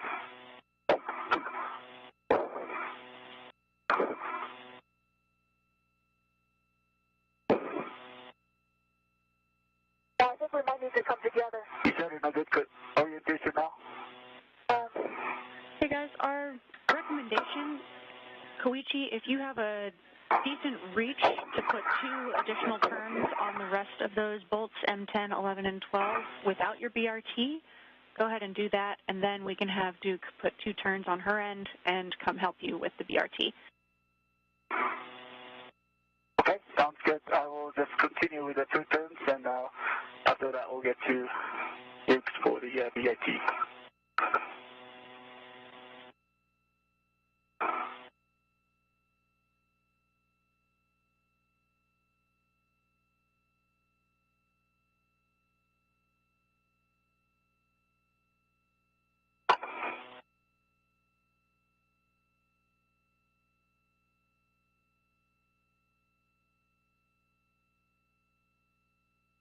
So I'm working on M10 for 2 turns.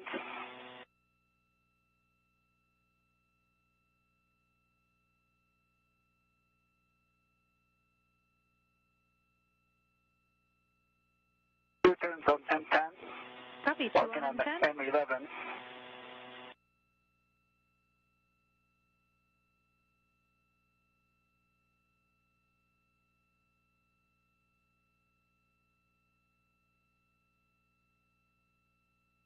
Two turns on M11. Complete. Copy, Koichi. Working on M12.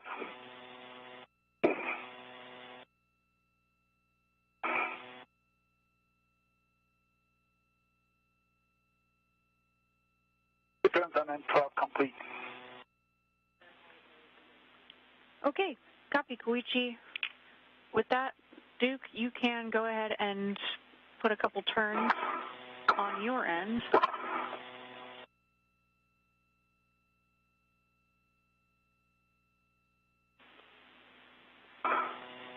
And actually, Duke, let's just have you go to torque as planned. So your PGT settings are going to be Bravo 1, clockwise 2. Okay, I have 1 turn by hand toward the PGT.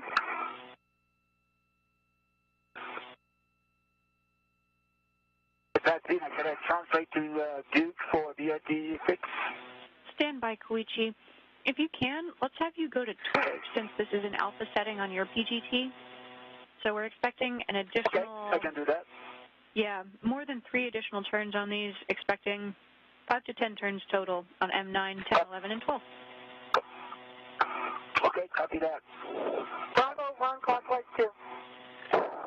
Copy, Duke. You'll be going about 6.5 to 9 turns on M24, looking for black line flush.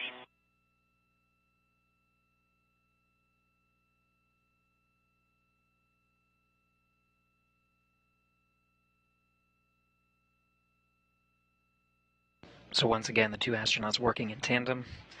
And Duke on the left side, you see her driving the bolts towards the bracket, and then back together. So we want to just run the procedure, and then we'll have Koichi come to Duke in order to work together for his BRT.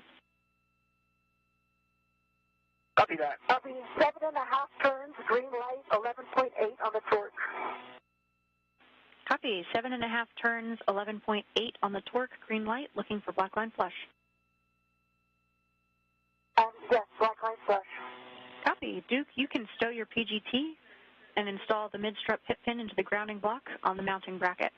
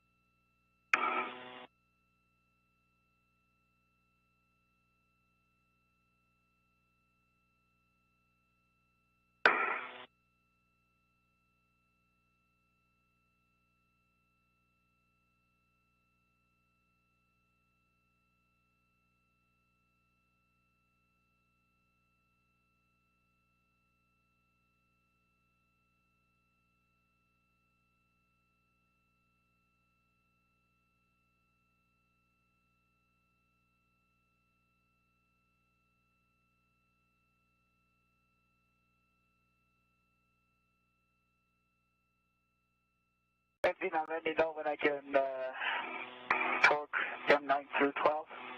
Yeah, affirm your go to do that, Koichi, M9 through M12. Okay. Okay, that's Alpha 2, clockwise 2.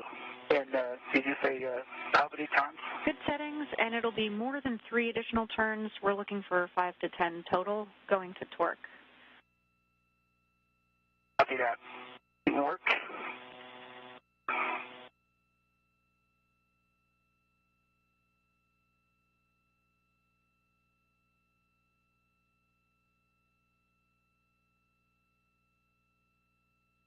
Okay, Zena, pit pin is installed. Perfect. You can install the MLI over M13 and M14. Check that the mounting bracket upper surface is clear.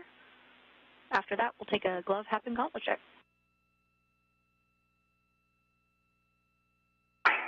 Okay, 4 turns complete. I got a green light, and the torque is 3.6.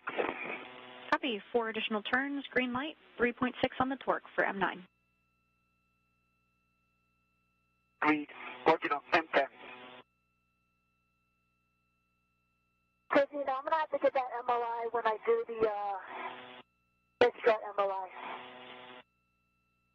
It's just outside of my reach here. Copy, Duke. No problem. We'll take a glove, hat, and gauntlet check.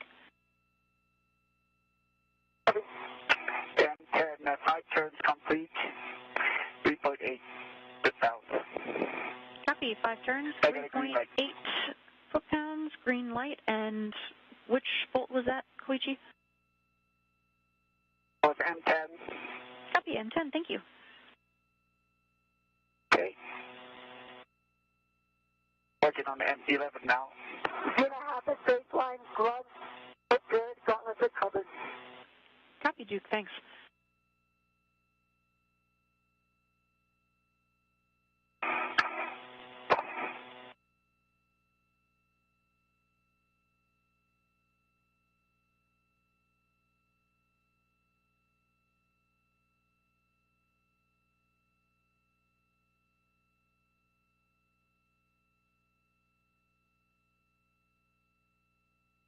M11, 5.5 turns complete.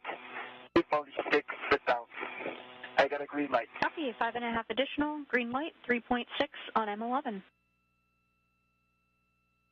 Working on M12.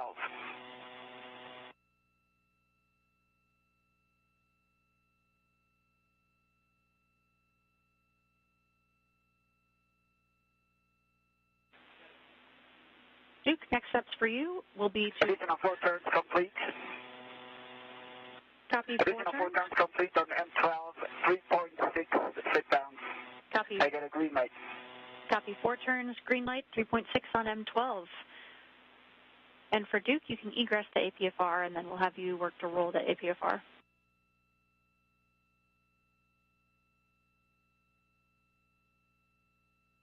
I think I need to get the ret off of the mid.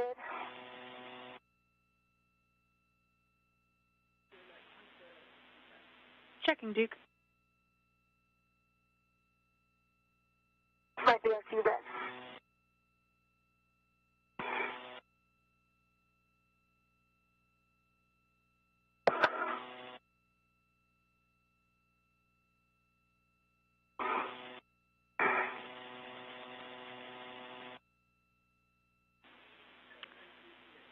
Yeah, Duke, if you can reach that, you can release the ret from that one, but we're assuming you're probably not going to be able to reach it, so that'll be a step for Koichi once he does his PGT, which, Koichi, you can do now.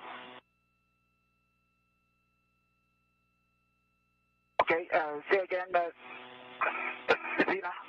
Koichi, you can stow your PGT, and next release the ret, Duke's ret, from the mid-strut. Okay, copy that. PGT stowed. Okay, I'm going to release this on Duke. Okay, I'm ready. All right, here you go. Okay, I got it. Okay, it's released. So with that completes driving the bolts on the mid-strut on the right side. Now the two will work to make sure the multi-layer insulation, that white cover, is secured. Duke has to go ahead to get out of the foot restraint and start working on re-angling it so they can work on the left side. They're going to do the same thing. So they're going to start with the lower strut that goes to the base of the mass canister and then complete the mid-strut. They'll just do the same thing really on the opposite side of the mass canister, but they're just wrapping up the work on the mid-strut as we speak. With that, we'll take a glove, hat, and gauntlet check from you. Okay,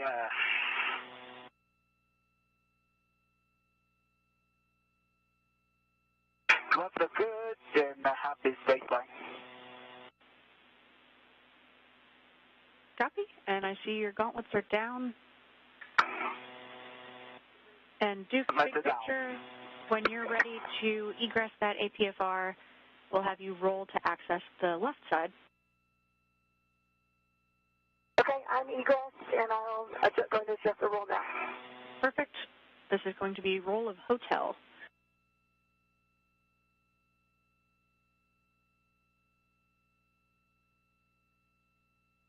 Zena, meanwhile, can I go back to the strut bag?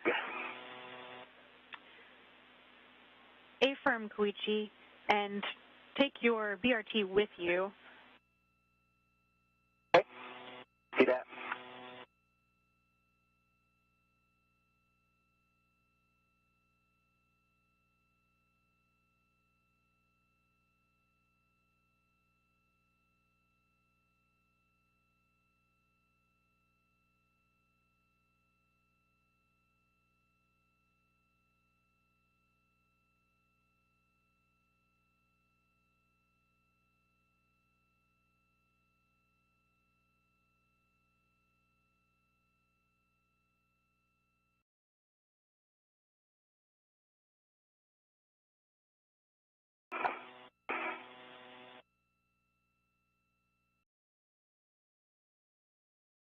Koichi, as you come down, your safety tether, I think, might be tangled on my leg, so we need to take a look at that. Okay, let me check that. When I come down, I will take a look. Nothing. Oh, no, it just popped through. You're good. Looks like it's cleared. Nice work. Right.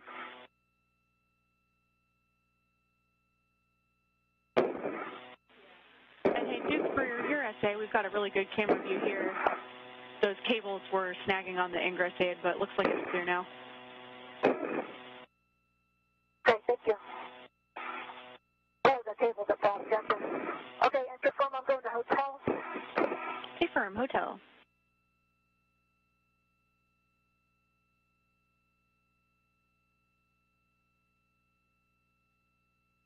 Okay, hotel is set. Copy. And I think now is a good time to work on the BRT. Sounds good. So, let me local here.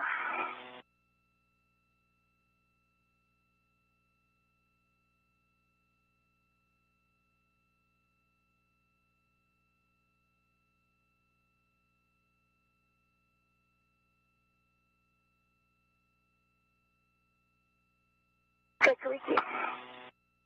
That's a good position there. Yeah, can you? Yep, is it good? Yep.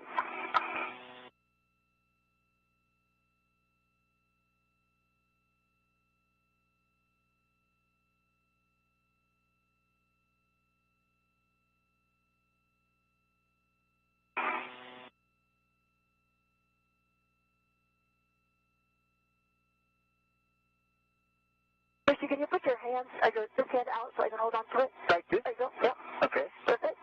All right.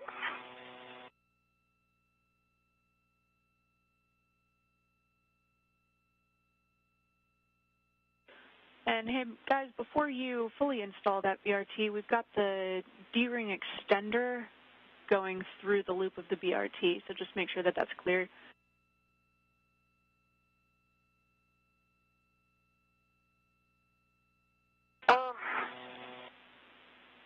And I think it'll be easy to clean once he releases the BRT from his totally, that's a good plan. mini workstation. Yep, Yeah. that's great. Okay.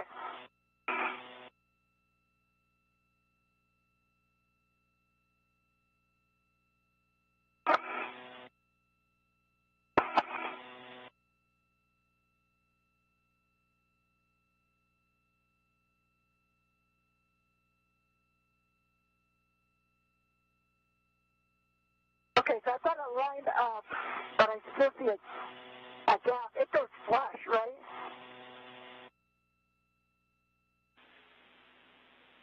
See if I can lock it and give it a full test. Okay. I'll do that. Look flush, just to confirm what you said, Duke. Yeah, but then it's locked, and I'm giving it a good pull test. So Okay. you can see it in the hacker. Gotta make sure that's expected. Yeah, we So the tab is up, and I'm pulling on it. I didn't get a good view of the gap, but if you've got the tab up and a good pull test, I think that's likely a good config. Let me confirm.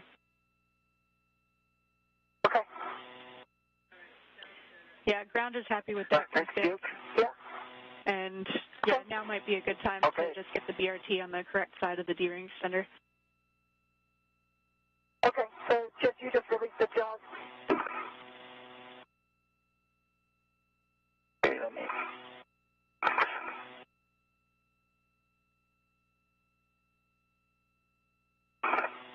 Energy core.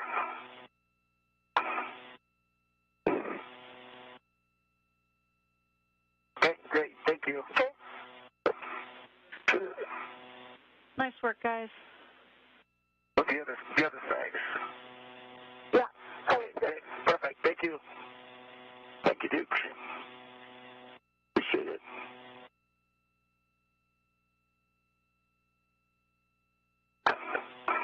Okay. So we can continue with the left side. Exactly, that's right. So next steps will be getting the left mid-strut from straps 9 and 10. Koichi, you'll pass that left mid-strut to Duke. Okay.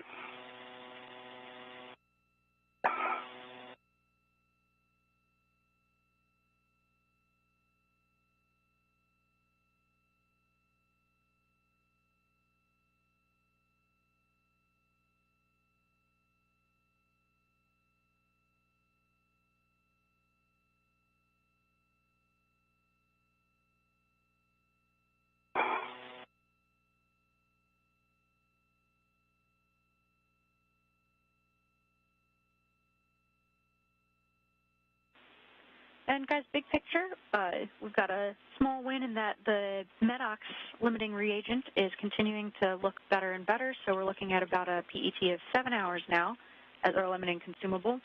We're still about 45 minutes to an hour down on the timeline, so no changes there since the last update. Copy that. So right back to you. This is I need the, yeah, this is the right one. Okay, let me get back over. Periodically throughout the spacewalk, you'll hear reports of limiting consumables. Of course, the spacesuits have the portable life support, so it's all contained within the spacesuit, and they measure these limiting consumables. That MEDOX that's referred to is the carbon scrubbing capability. Every time the crew members exhale, there is a system that is currently pulling that carbon dioxide from the environment inside the suit. It's trending in a good direction, which means that if needed, the crew members can use a little extra time at the back end of this spacewalk, up to 7 hours total for the duration of the spacewalk if needed. Lower strap, next. Affirm, left lower from straps 5 and 6. And then Duke, you can ingress the APFR once that's stowed on your BRT.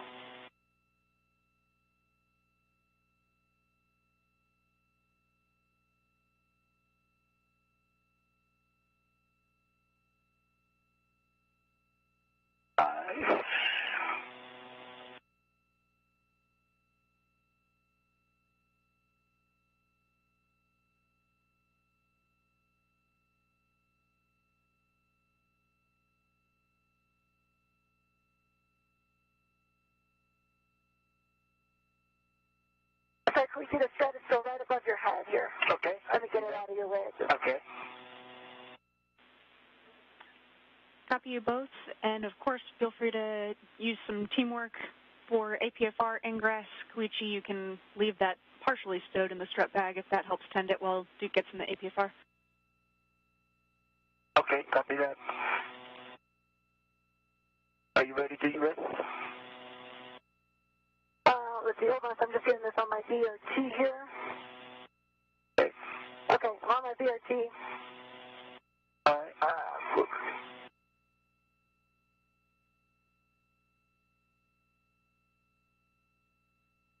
Let me go to that. Yeah, when you about to ingress, I'll go there.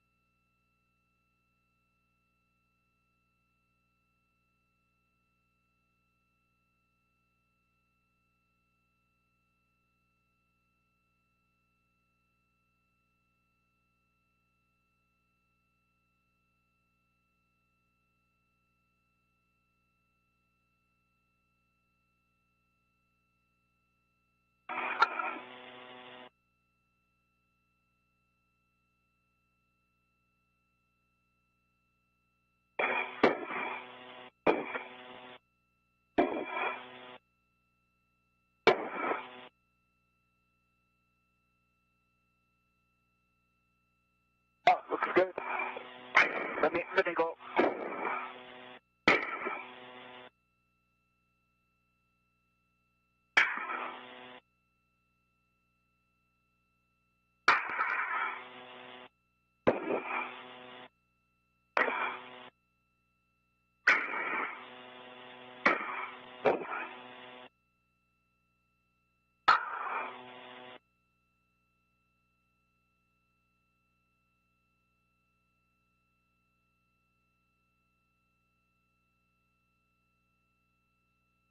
All right, Dick.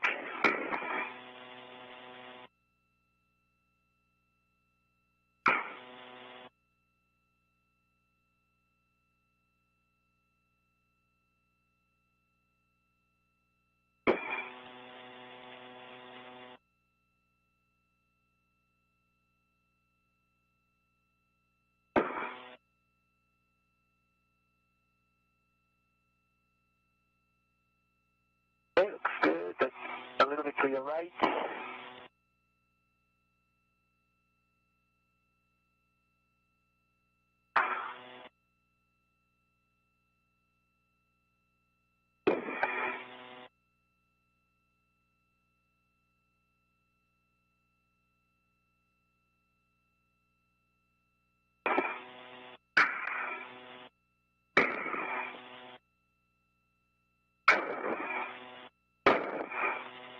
Position is good. Heel down, further heel down.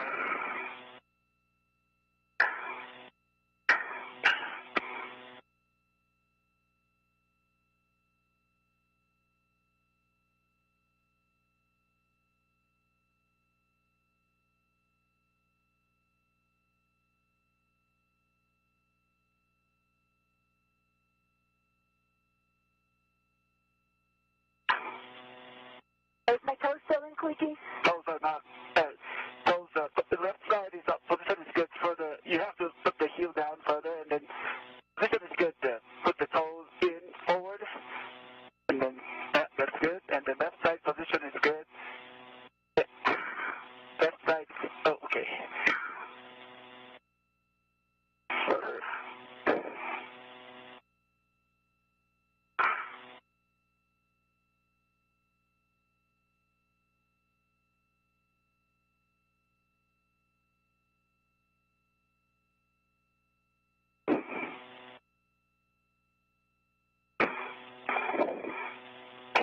Good.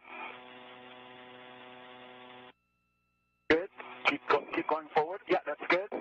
Position is good. Okay. Left, right side position is good. Yeah. Toe forward. Okay. And now we can slide both heels.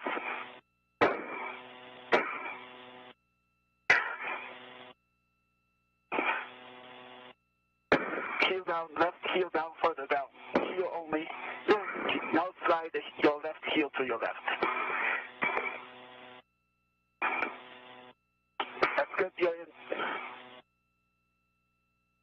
We're getting a great view from the high-definition helmet camera of Koichi Wakata, who's guiding his spacewalking crewmate Nicole Mann, call sign Duke, through the ingress process of the APFR, the portable foot restraint.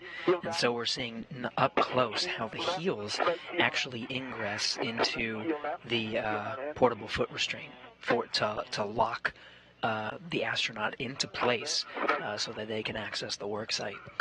Heel down, further heel down. Little more heel down.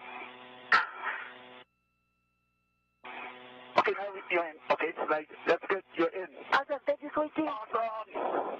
Great. Awesome teamwork, guys. Looking really good.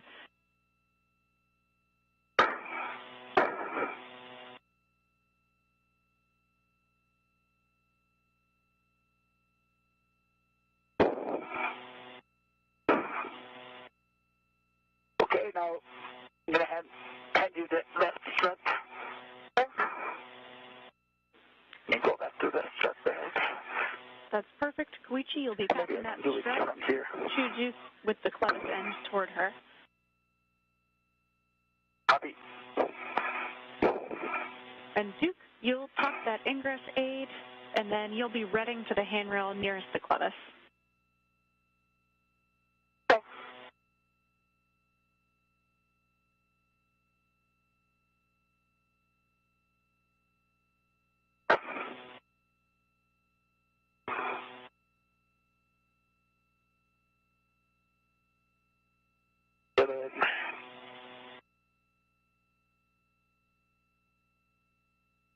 Okay, Duke, it's coming from your right side. I see it? Can you see it? Yeah, almost got it. Okay. Okay, I have the control. Oh, you have the control.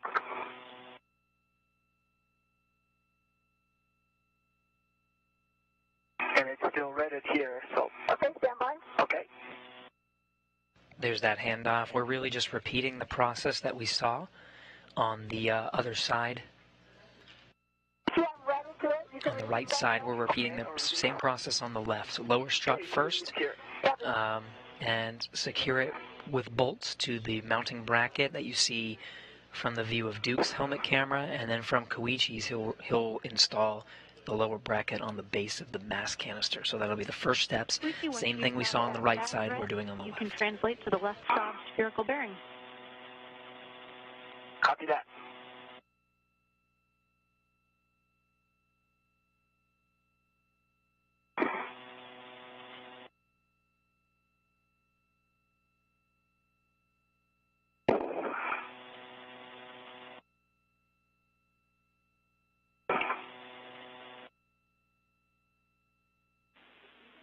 And Koichi, you'll be going outboard and then across the IEA via the PVR GF handrails, and we recommend fair leading to keep your tether off of the BGA. Understand the long translation there. Okay.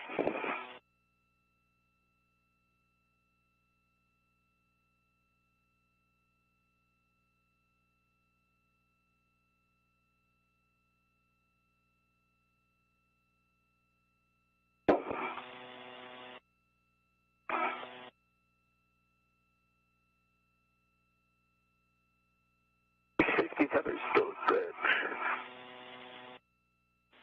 Copy.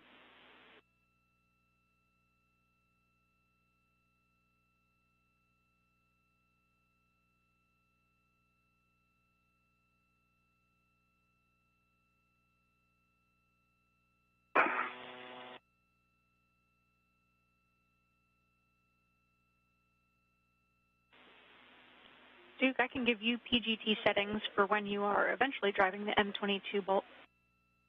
Okay, go ahead. That'll be Bravo 1, clockwise 2. Bravo 1, clockwise 2.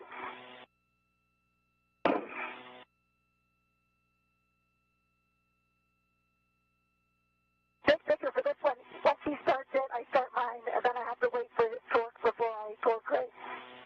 Yeah, that's exactly right. So he'll start his, Okay. you'll do 2 turns, wait for him to torque, and then you can torque. Okay.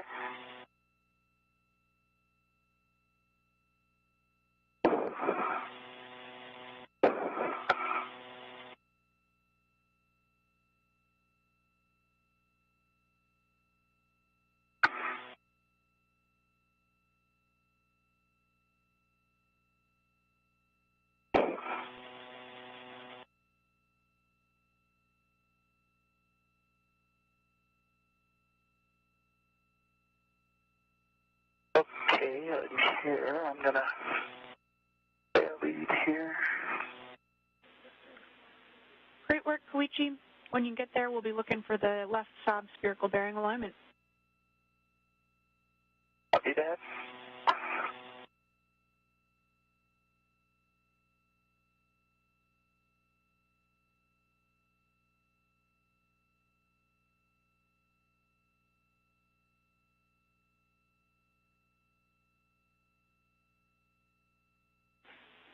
And Duke, just to start thinking about it, in between those first 2 turns that you put on M22, and then while you're waiting for Koichi's bolt to be torqued, you can start the left side Arista cable routing. Okay.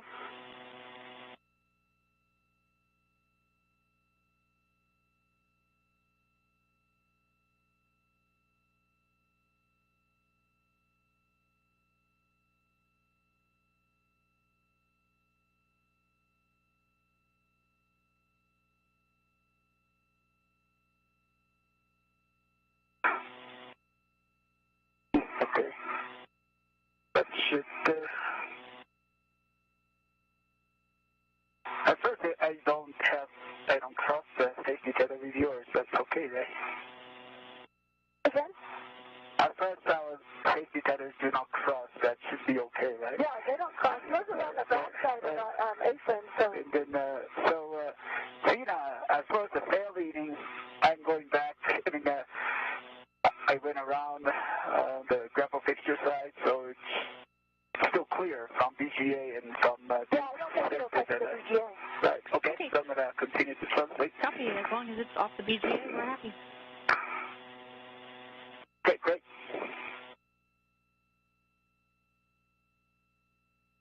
Okay, I have to go down.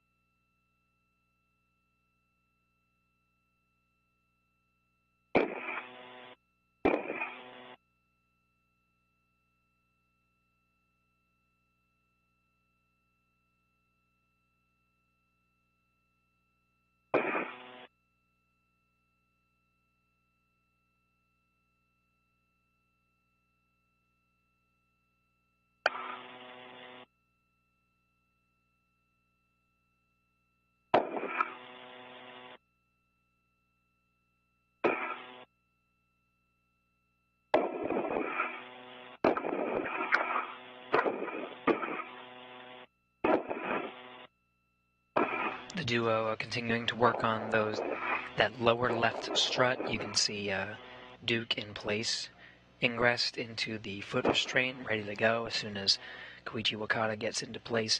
We're now entering a handover, so we're losing communications temporarily, and we will regain it soon.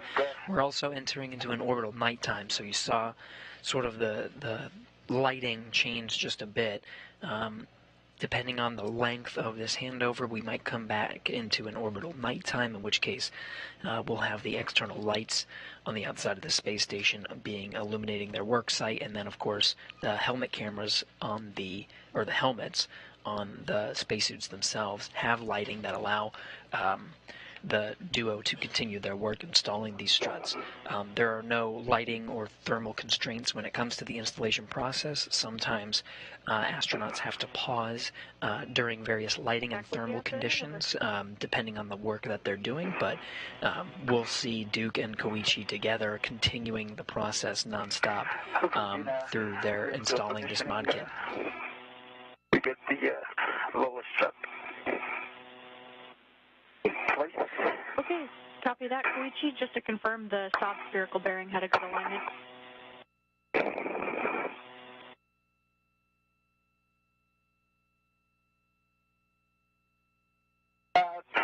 Spherical bearing has good alignment. Perfect. And for that M21 end, you can hand start that, or I can give you PGT settings with the silver PGT from the WIFX handrail.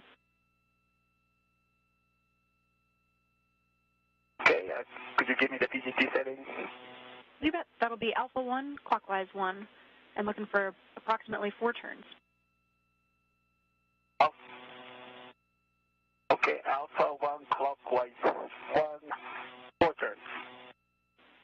Good readback.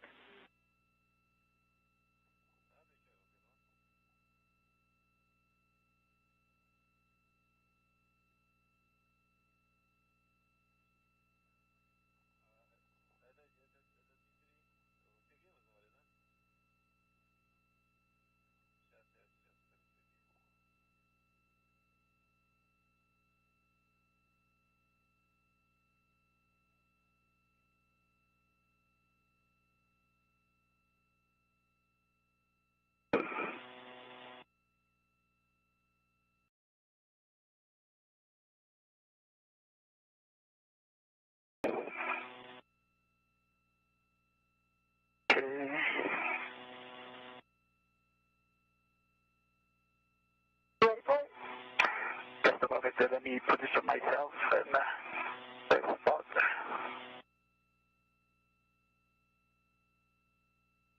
Okay, I'm ready.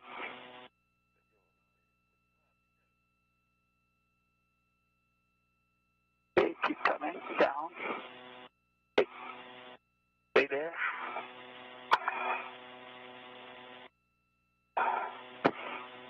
Could you make it closer to the Okay, yeah, good. Okay. Good.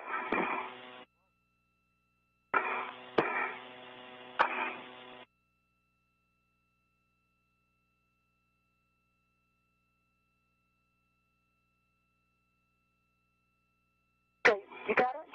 Okay, yeah, I got it. Okay. Yeah, keep coming.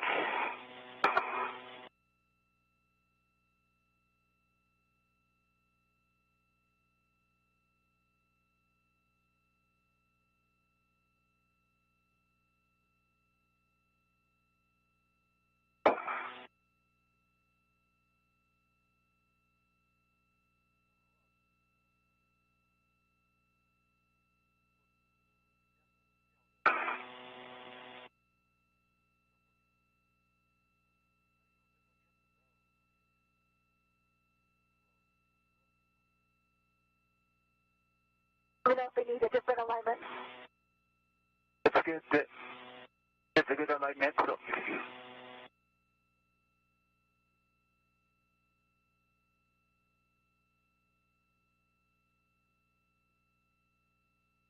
Could you come to your left a little bit?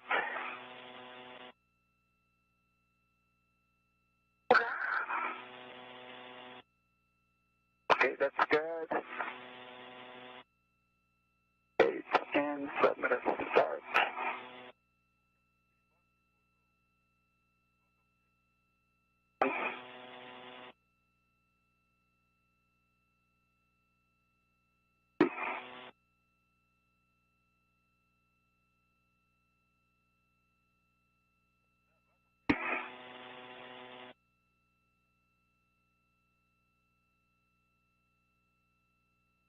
Okay, 4 turns complete.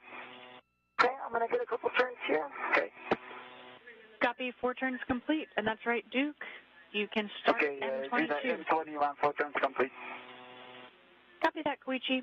And Duke, before you start M22, just make sure the pit pin lanyard is free of the clevis. Then you can hand start or PGT. You're just starting with 2 turns. All right.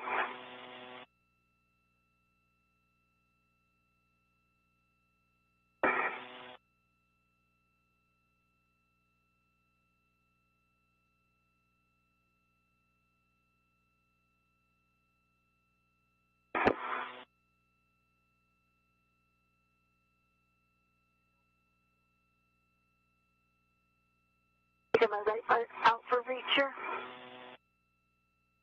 Okay.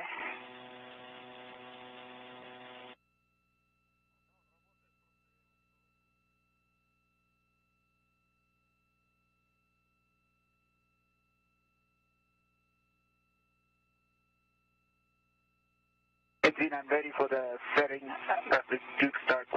This is clear. I'm working on getting the bolt started. Okay. Copy both of you. Koichi, it'll be Bravo 7, clockwise 2, but as you know, we are waiting for M21 to be driven 2 turns before you can start. Copy that.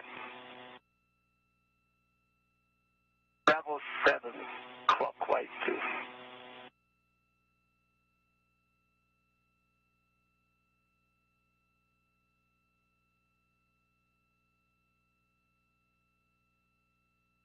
Did I have Bravo 1, clockwise 2 set? Copy, Bravo 1, clockwise 2 set, and 2 turns on M22. So with that, Koichi, you can drive M21 to torque. This will be an additional 10.5 to 11 I have not done turns. any turns. I have not done the turns yet. Copy, Duke. Thank you. Okay. Stand by, Koichi. Stand by, Koichi. Okay, just be fine. Copy. So Duke, Nicole Mann is at the... 2 turns on M22. Copy, 2 turns, and just to make sure, do you have the pit pin clear of the clevis? From pit pin was clear. Copy. Okay, now Koichi, you can go. This is 10.5 to 11 turns going to torque on M21. So recap, the 2 astronauts are on the 2 ends of the lower strut. Nicole Mann towards the mounting bracket. She's got the pistol grip tool so she can secure it to the mounting bracket. And again, Koichi Wakata is at the base of the mass canister at the other end of that strut, also with his own pistol grip tool. So they're just bolting both sides of the strut to make sure it's secured in place. It's going to go with the lower strut on the left, and then they'll work together on the mid strut next. Lower strut with 3 twists. Copy.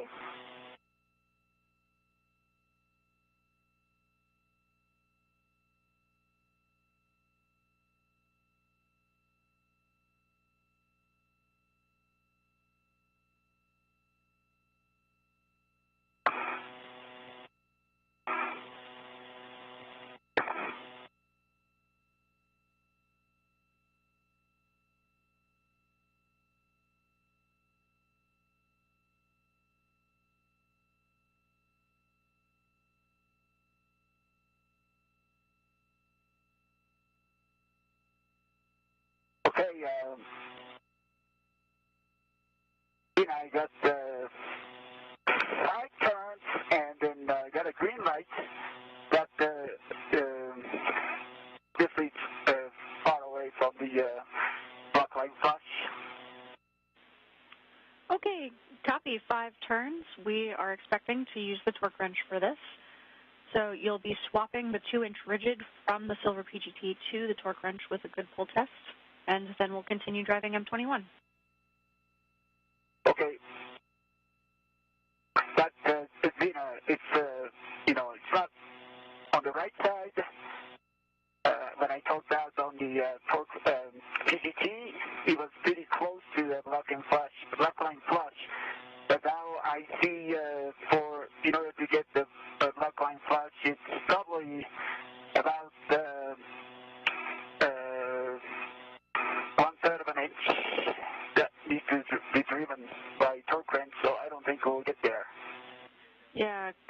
stand by.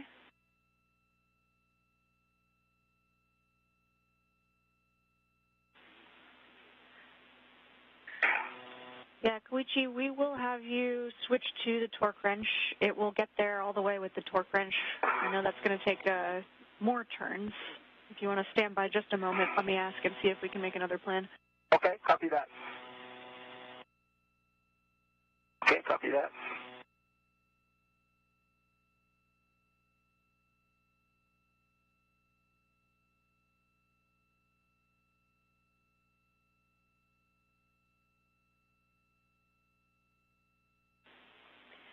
All right, Koichi, we will have you switch to the torque wrench. So we're expecting more turns than you had to do on the other side. Okay. But this will get us to the correct torque and correct alignment with that bearing. Copy that. So switch the 2-inch rigid to the torque wrench with a good pull test. Okay, copy that. Okay. Copy that. Teamwork.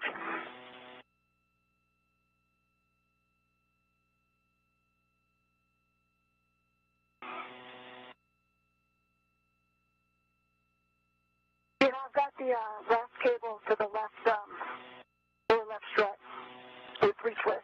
Really nice work, Duke. That's great. And now, once we've got M21 to torque with the torque wrench, you'll be back at M22. So stand by for M21.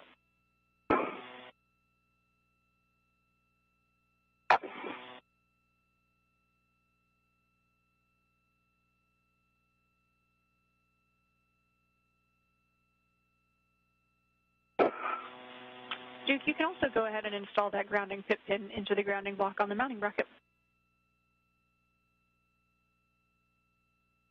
The grounding pit pin's installed. Copy.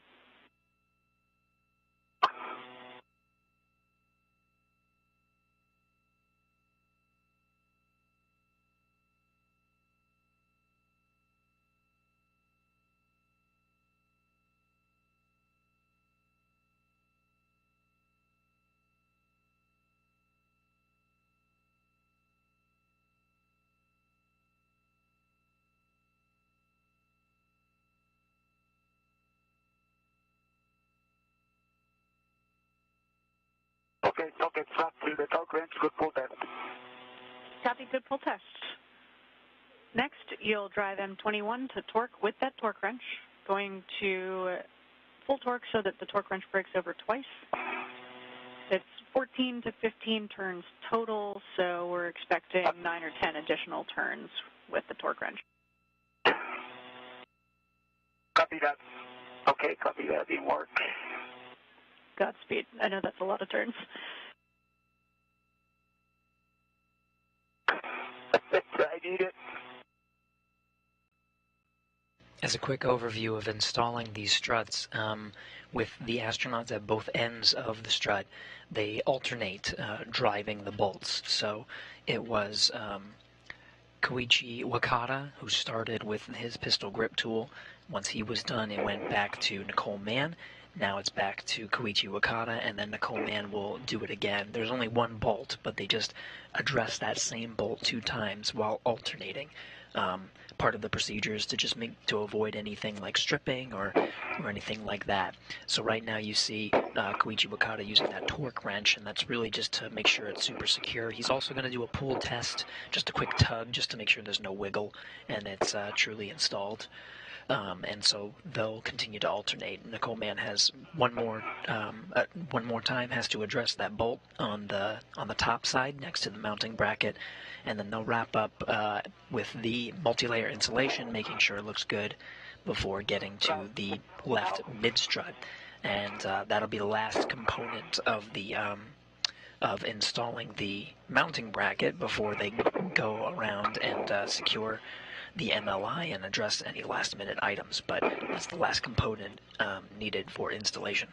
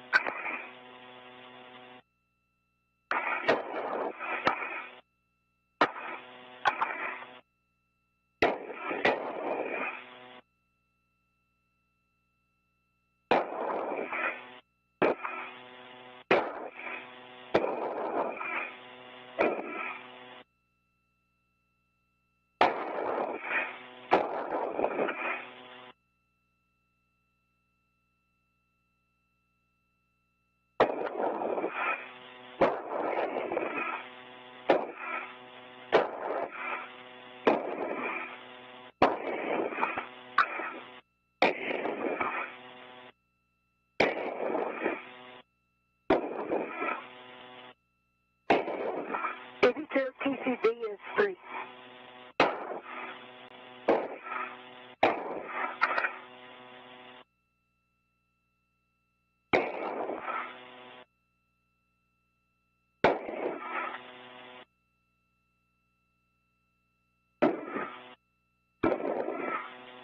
About 4 turns now.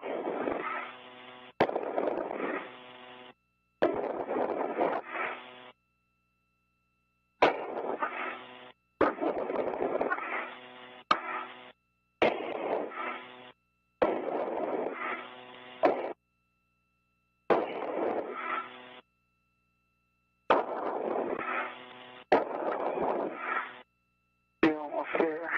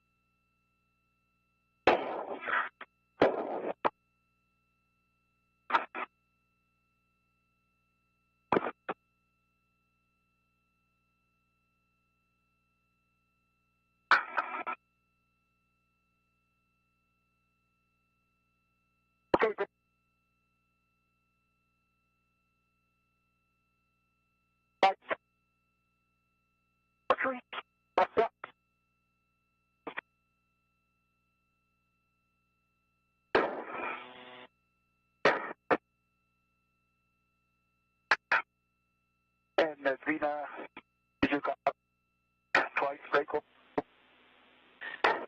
Koichi, you're coming in a little broken there. Will you say again the turns?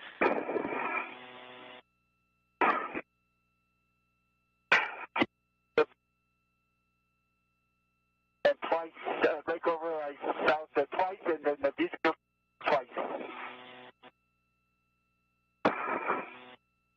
And then when that line flash, and I'm looking at us.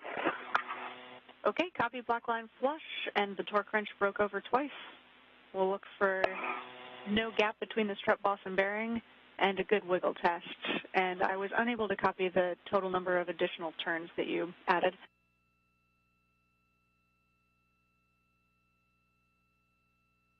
Five turns with the torque wrench, and I don't know if you extra camera view, I see gap in the strut boss and the spherical bearing. Okay, Koichi, we hear you see a gap between the boss and bearing, and copied 5 turns. Yes.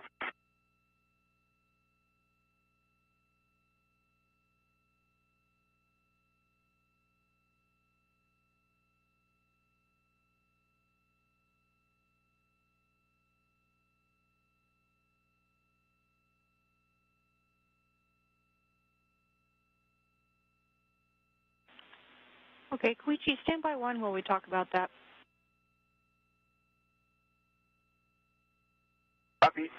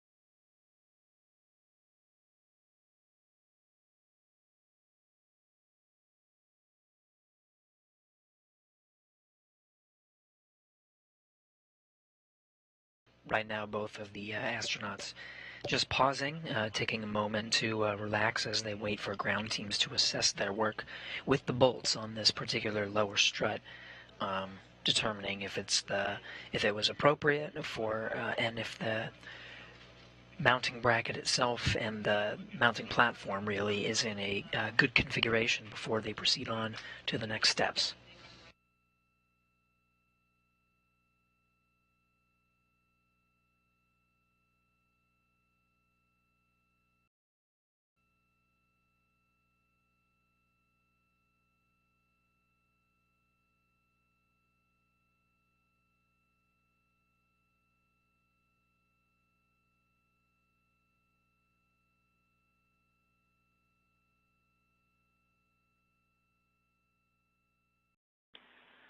Okay, Koichi, we've talked it over. I know you will love this. You get to use the torque wrench even more. What we're going to have you do is continue going until the torque wrench breaks over and then keep going. So this will add extra torque.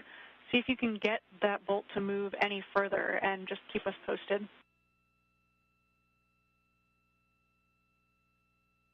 Okay. So it will break over at 60 pounds, and then can I keep torquing? A-firm, yep, it's going to break over, and as it breaks over, just keep applying torque. I'll do that.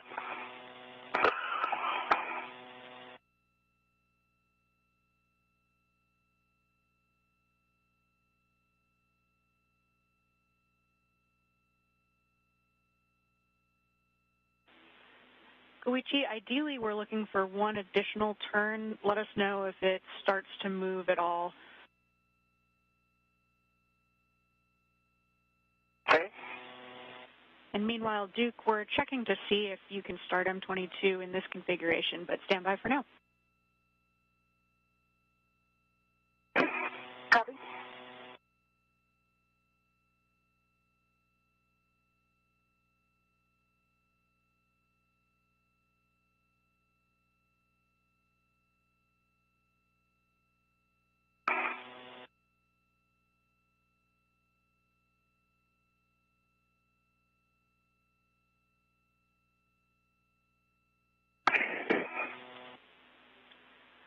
Duke, you will be able to start this M22, driving M22 to torque. That'll be an additional 5 to 7 turns. You should have that PGT set to Bravo 1, clockwise 2 already.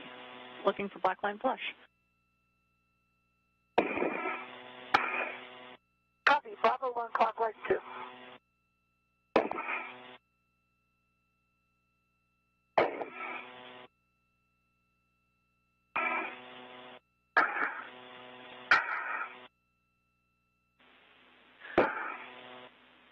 Hey, Koichi, we're watching your camera view here. It looks like it's not moving as you apply more torque. Is that correct? I concur. Yeah, I concur. It doesn't have any sign of moving.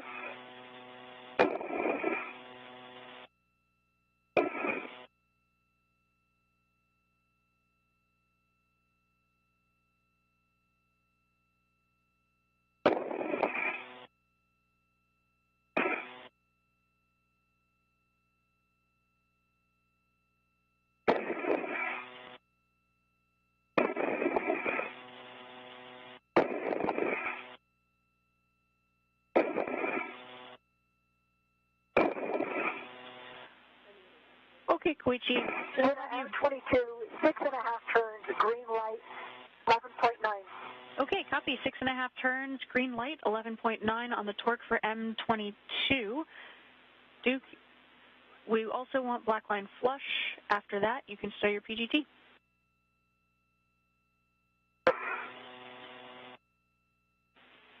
And then, Koichi, we didn't have a great view of that boss and boss bearing, just to make sure if you can take another look at it, see if you can get eyes on. I know it's dark, and make sure that we're looking at the boss-to-boss bearing clearance as opposed to the pad itself from structure, and also take a wiggle test.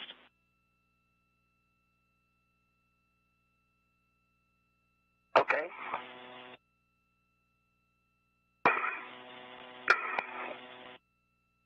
You have back of you now? We don't have a great view of it, so we'll trust your eyes in person there. And just looking for the gap between the boss and bearing, see if it's changed at all. Actually, Dina, just looking at the view, there's no change in the last, attempt, to torque it down toward the, the braking torque value. And as a matter of fact, with this, helmet light, I really do not see the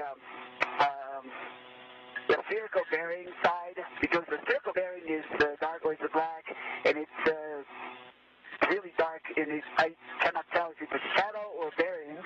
And on the strut box side to the spherical bearing, it looks like the gap is small or almost gone, but with this lighting condition, I cannot confirm.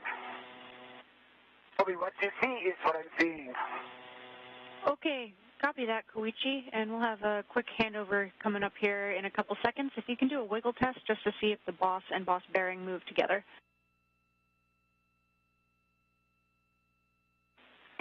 And then, Duke, for you, you can install the lower strut MLI around the clevis, understanding you've got that tip pin installed already.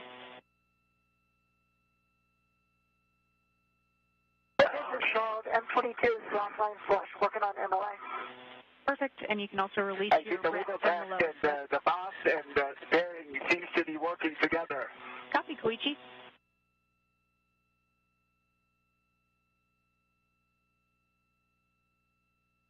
So now it looks like the alignment is good, but in this lighting condition, it's really difficult to see how much gap we have between the strut box and the spherical bearing.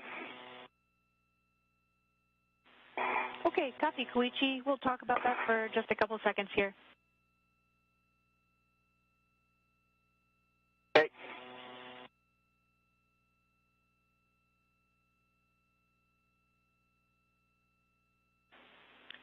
And we've got a quick handover coming in 20 seconds here, but we'll have you just install the MLI on the lower strut pad, Koichi. Copy that. It worked. I confirm I can release my rack. Affirm, Duke.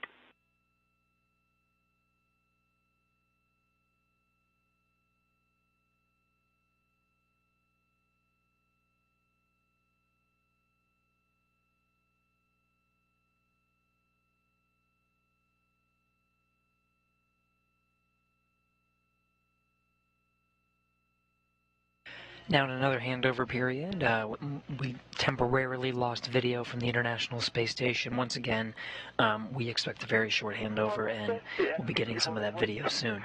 But a quick look here in Mission Control Houston, it's these teams that you're looking at that are guiding the two astronauts through their procedures today.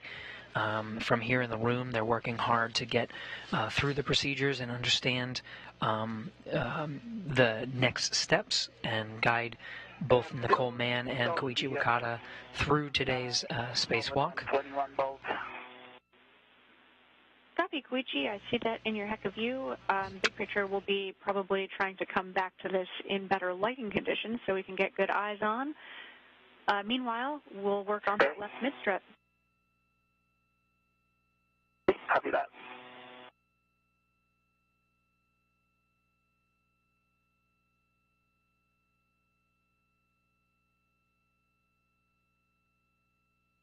Okay.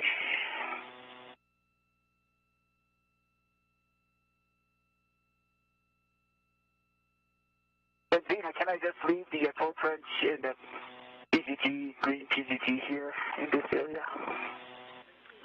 Hey, from Koichi.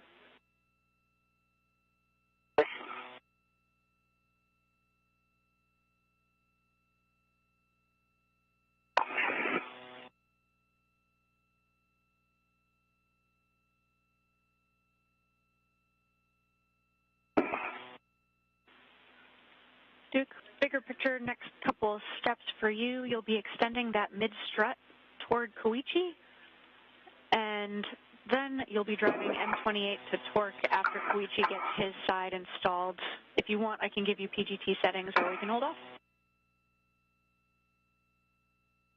Okay, I think it remains the same with the cargo 1, cargo 2. Affirm. Okay. Ricky, are you going to let that PGT and ratchet go back, or you're going to leave it there? I'm going to leave it there for now. Okay. Torque range, right? Okay.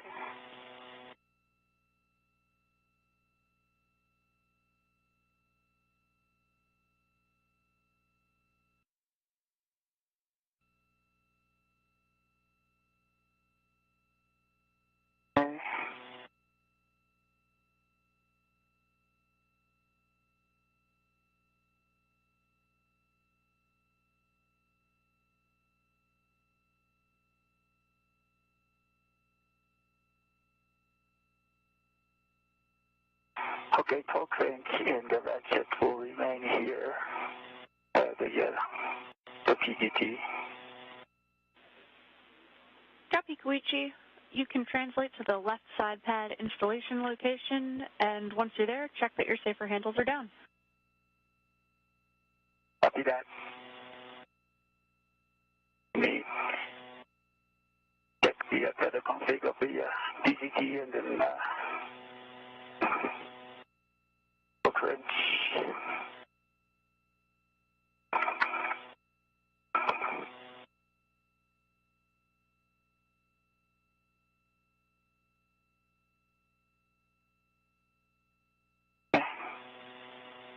Good.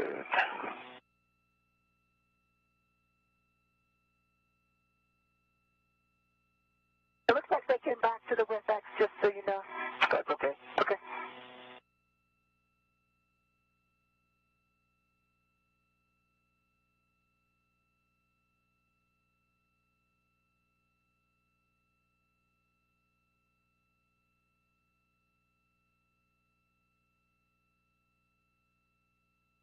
Okay, then I'm going to translate the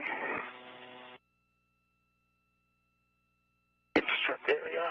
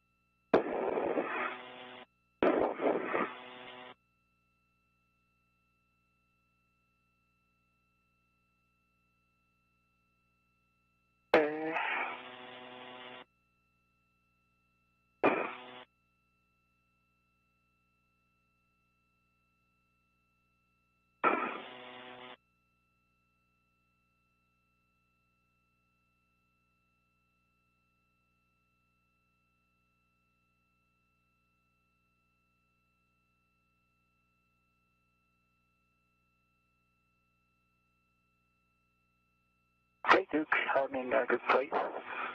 Okay. Nice work, guys. And Koichi, if you could just check that your safer handles are down as well. And then, Duke, you can extend the strut to Koichi.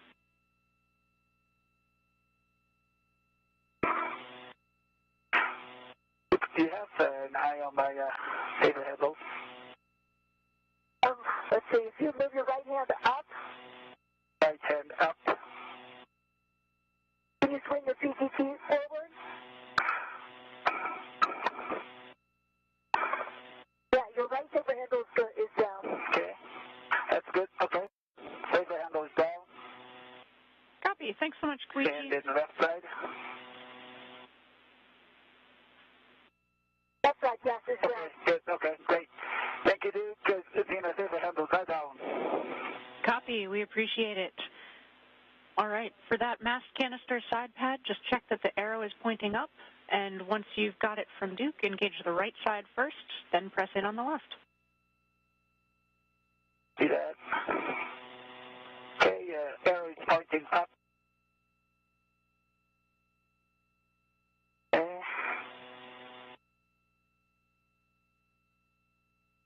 Duke, could you hold it there?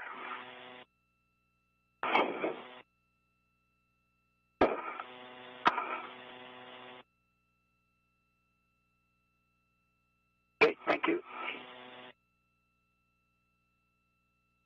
Okay, right side first.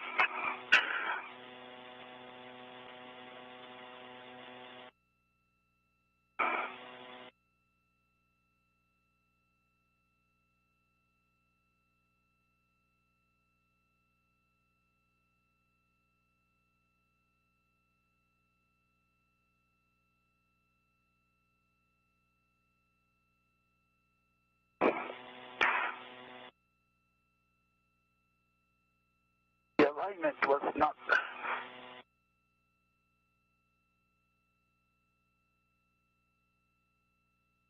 Okay, try that again. On the right side.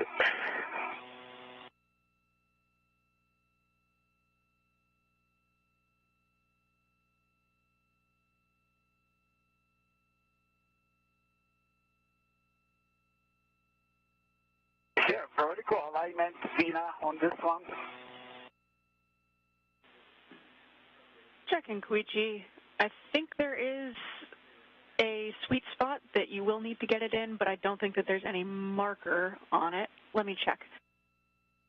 Okay. Okay. I think it's in the sweet spot now.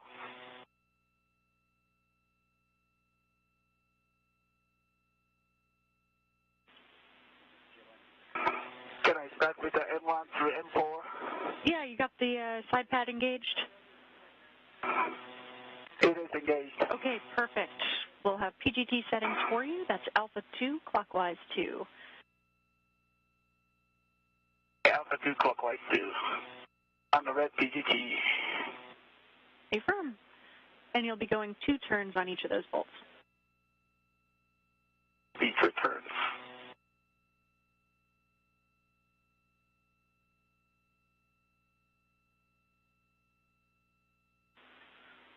And hey, Koichi, looks like that side pad has got a mind of its own and popped off there. Okay. Okay, roger that. Okay, I'll wait again. Okay, Duke, I'm gonna go again.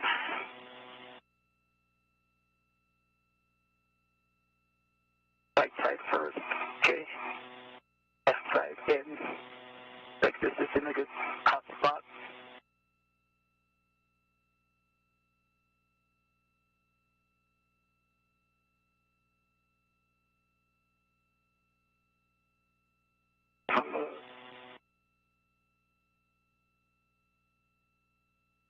Okay, clockwise 2.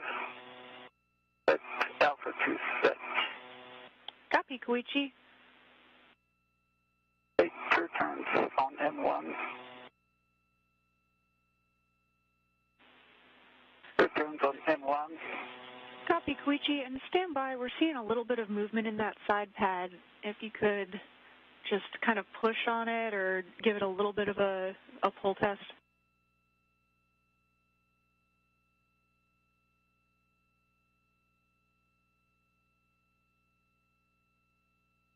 Was not engaged.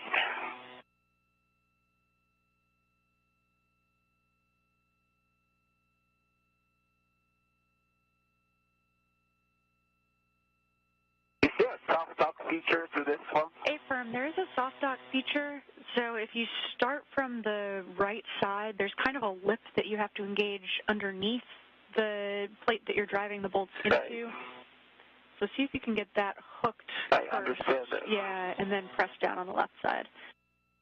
Okay, I'll try that again.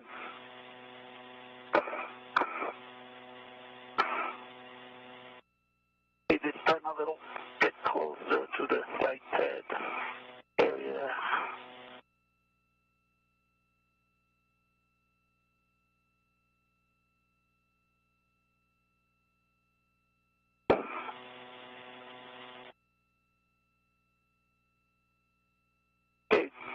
Okay, Duke, can I move it a little further?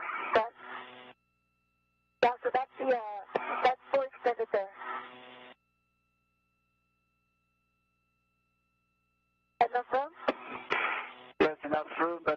it seems like it's in the soft dock, but the bolt, at least one bolt did not engage.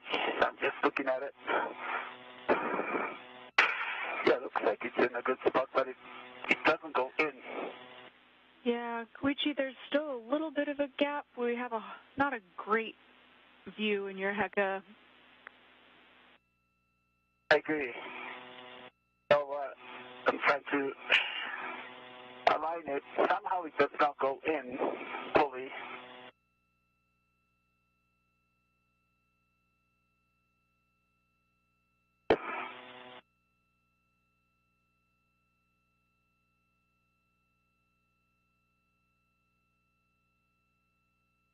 Looks like this is a hot spot, but it just doesn't go in. Okay, copy that, Koichi. One thing that might help is having Duke add some leverage on her end. And just to correct one thing that I said earlier, there's not actually a sweet spot vertically in that alignment. The soft dock should work anywhere vertically on that physical structure. Okay, understood. So this time I will have Duke push in, is that right? Yeah, have her push it in and towards you. Right, okay. Can I do that, Duke? And collapsed again, hold on.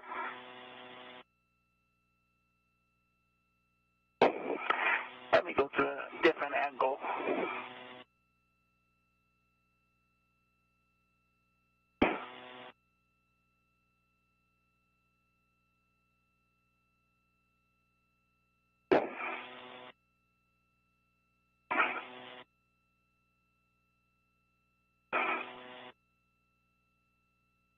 Okay, There it is. all right, there we go.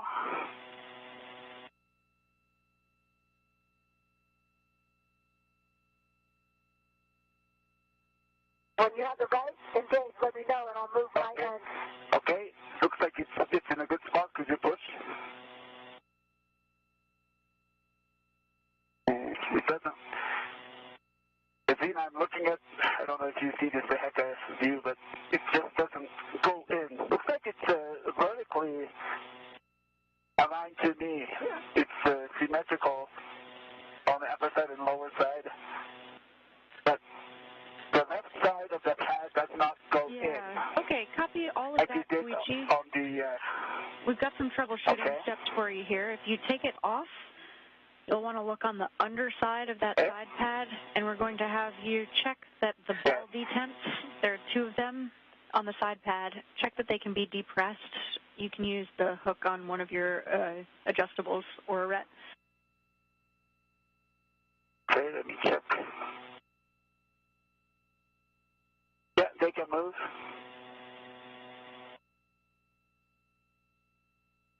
The detents can move. Copy that, Koichi. Stand by.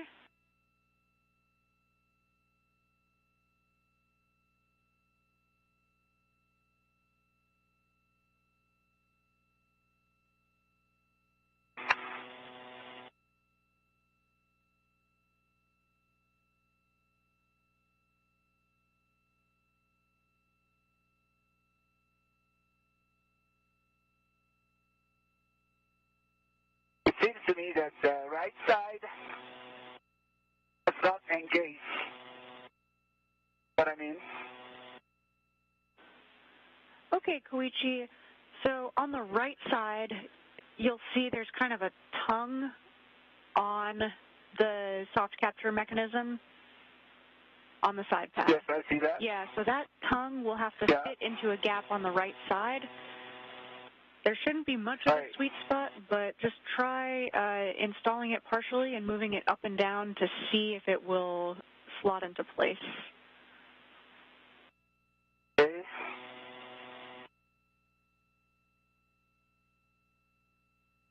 Say that again.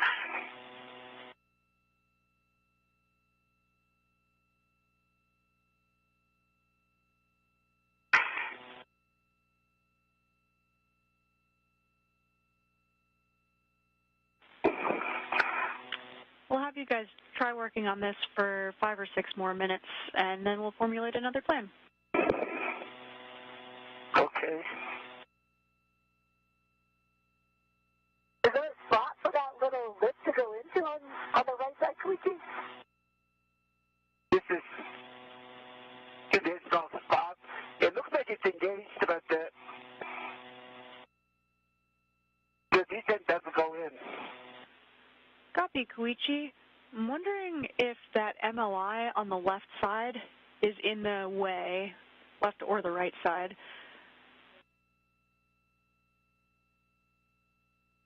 Okay, so you want me to remove the MLI and try that? Yeah, Koichi, if you're able to peel up that MLI a little bit, on the right side there's a gap. Exactly, yep. And we'll just get that out of the way fully. Then also, the left side is also interfering. The MLI is interfering. Yeah, I concur with that based on what I've seen in your view. Stand by and we'll figure something out. Can I? Okay. Okay.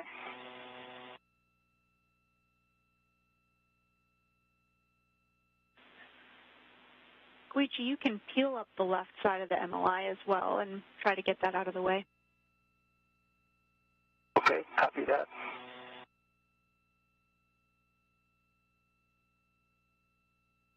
Looks like it's glued on too.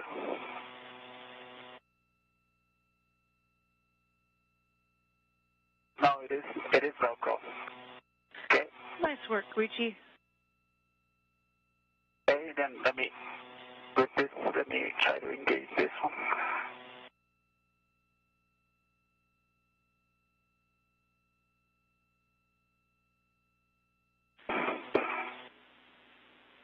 Dick, just checking in. How you doing over there? Good to go. Copy, thanks.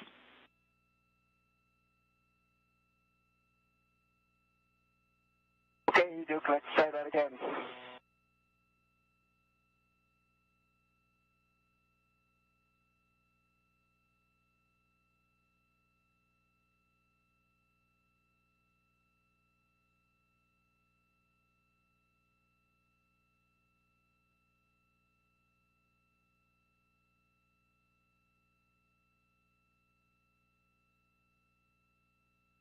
Unfortunately, no joy.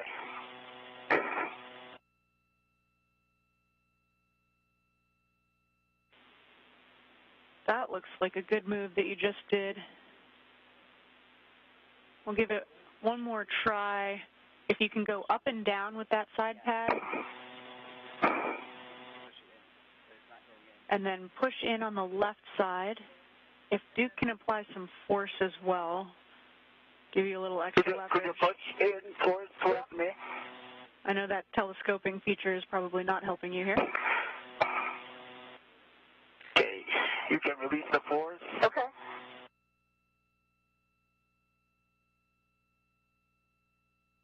Okay, could you do it again now? Sure. Push it. And hey, It just doesn't engage, Gina. There's the ring on the pit pin at the top, right by where your right hand was just then. See if you can flip that back. Make sure that that's not in the way. Okay, now it came off. I'll put it back. This ring is not interfering. Koichi, from this angle, it looks like I don't see the lip for the right side to engage on the back canister. Okay, let me put back the pit pin. Does the pit pin is out? Okay. Come over. All right, thank you. Further closer. Okay. Pit pin is back in. Okay, let me check that. But if there's enough space or something.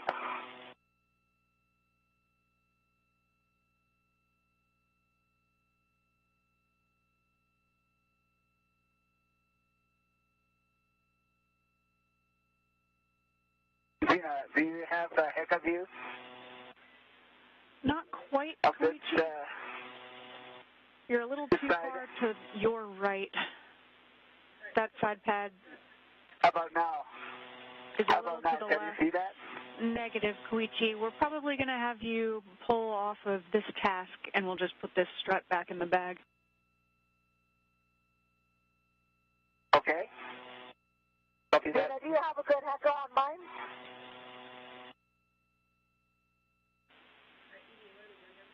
Negative, Duke. What we're going to have you do is compress the mid-strut and put it back on your BRT, and we're going to work a forward plan from here. We'll need to do some rearranging. Koichi, meanwhile, if you could take some pictures of that location, just get the left side and the right side and all angles that you're able to reach. Copy that.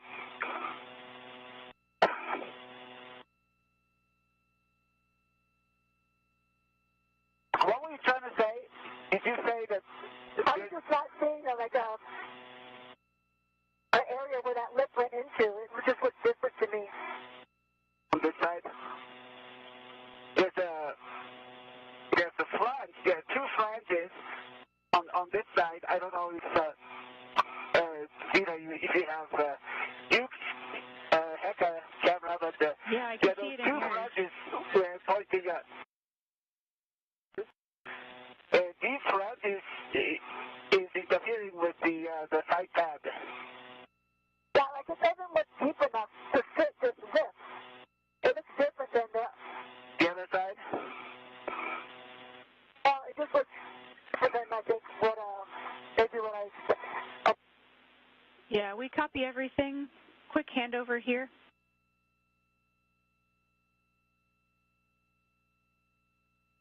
So we're in another handover period, now getting live views from the inside of the International Space Station Flight Control Room. A quick recap, there was a little bit of troubleshooting on that left middle strut.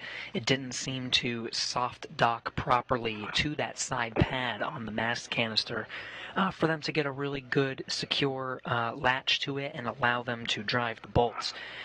So what the teams are deciding to do now is they're going to stow that middle left strut and address the installation at a later date. In the meantime, Koichi Wakata is taking photos to allow the ground teams to assess and troubleshoot and come up with recommendations so they can address it the next time they're out there to install it. But it looks like they'll be just leaving it in the configuration with the upper triangle, the right middle and right lower strut, and then the left lower strut. And then they'll just leave the middle, the left middle strut off for today's installation.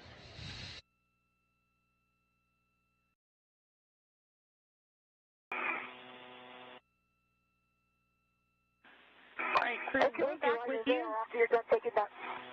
Big picture here, we're going to wrap up. We need to get into some cleanup steps and get you guys back inside. So what we want you to do is, Duke, you'll compress that mid-strut, put it on your BRT, get it back in the strut bag. That's straps 2 and 3. Koichi, you can close out those pictures, and then we'll be having you help with cleanup as well. Okay, copy that. Koichi, before you go, Kuda. Okay.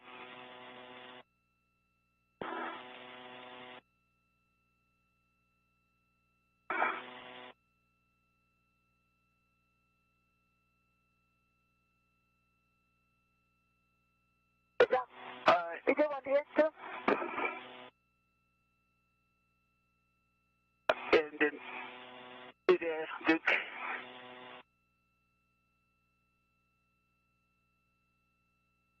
One more.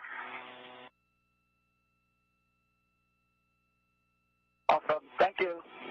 Dean, I have the strut compressed. It's back on my BRT. Okay. I'm going to pop out of the APFR. Copy that, Duke. And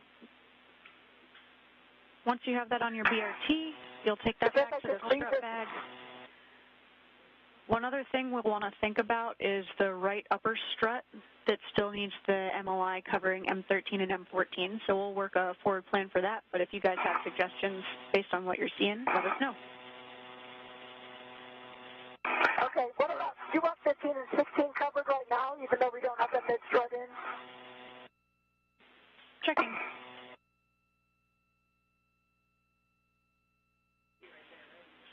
Yeah, affirm, Duke. Okay. If you can do that, Peter, that would be great. Go ahead, Koichi. Yeah, I can get it here. Can I translate to the strut bag now, or do you want me to do the MRI here? Koichi, we'll have you do the right upper MLI to cover M13 and M14. Right upper, okay. And yeah, you can finish putting that MLI back that you took off there. Okay, yeah, I'll do that. What about right mid? Are you going to want that MLI over the collarbone? Yes, Duke, we will want the MLI over those collar bolts as well. Okay, so, could you say again which MRI I need to work on now?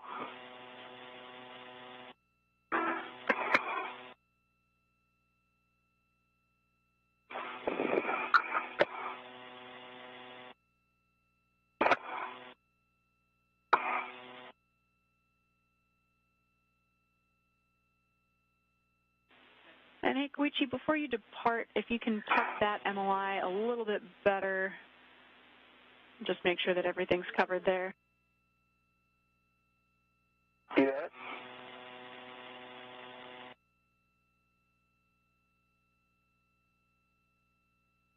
But it was like that though. As you can see, this brown color Velcro was already exposed. So I think this is the initial condition.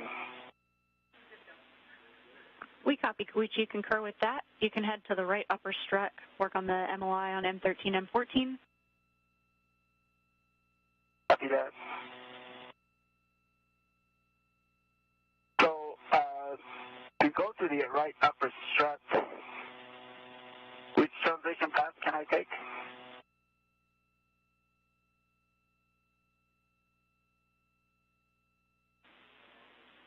Koichi, we'll have you just backtrack the way that you got there in the first place.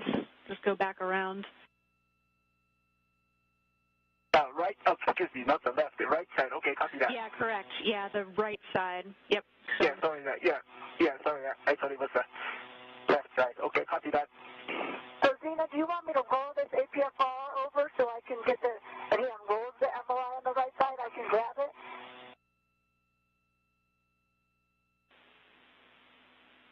Or you're going to have him translate on the right mid-strut? Checking, Duke.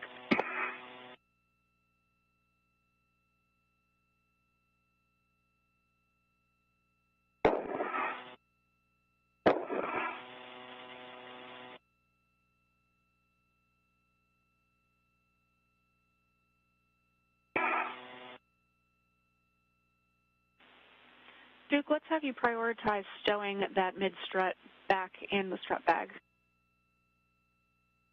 Copy.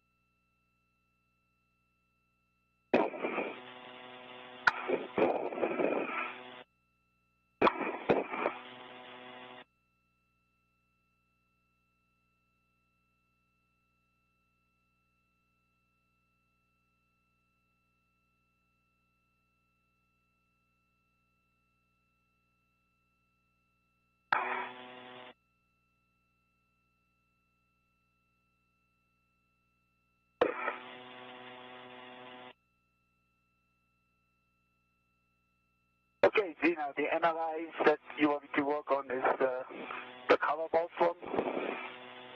Hey, firm, Koichi, great work. Copy that.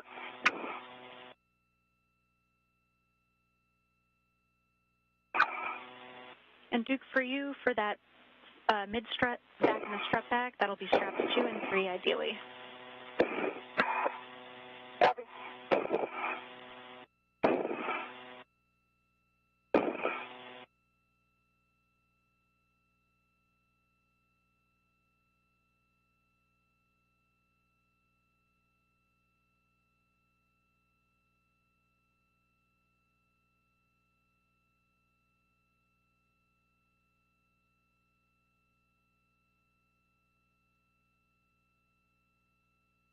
So, Zena, can I just cover those M13 and 14 bolts, excuse me, the M24 bolts on this NLI? Yeah, Koichi, we need the whole strut to be covered with MOI. Copy that. So a quick recap, Wakata and Mann both working in tandem for cleaning up their work site.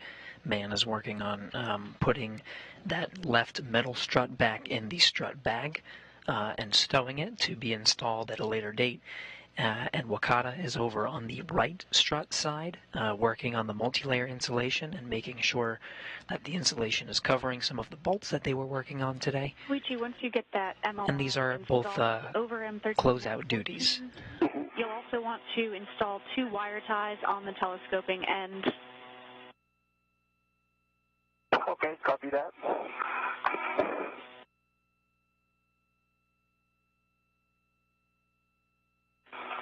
And Duke, for you, after you get that mid-strut stowed, we'll want you to translate to the APFR and grab the PGT and torque wrench.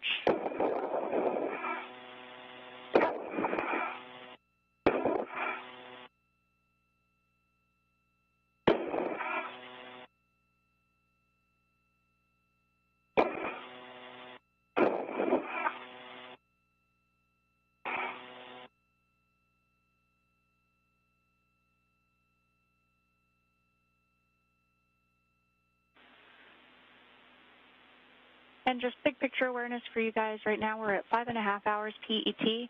Our limiting consumable is still MEDOX, but we've got a little over 7 hours of PET time there. So we just want you guys to get everything in a good config to leave it. We'll be coming back out for this mod kit, but we'll be into cleanup and then getting you guys back inside. Okay, copy that, Zena.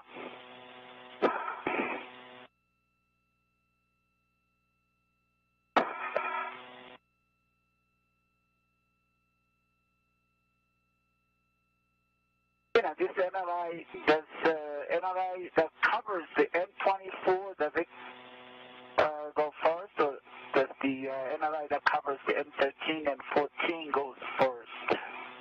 Or the order doesn't matter?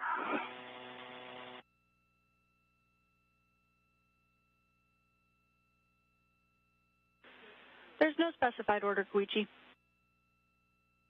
Okay, copy that.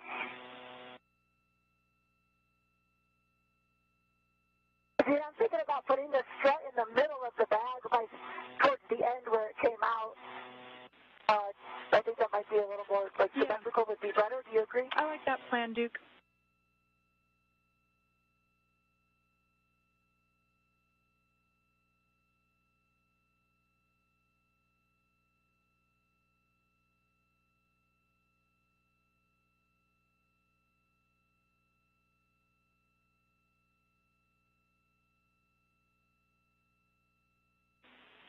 And then, Duke, while you're there, actually, before we have you grabbing that PGT and torque wrench from the APFR, we'll have you just bundle up that strut bag as low profile as possible, so kind of burrito it around that strut. Okay, so the PGT and the torque wrench, they were going to go back in the cable bag still? Yeah, they'll be going back in the cable bag eventually. Okay. Same with the GoPro and MUT end effector.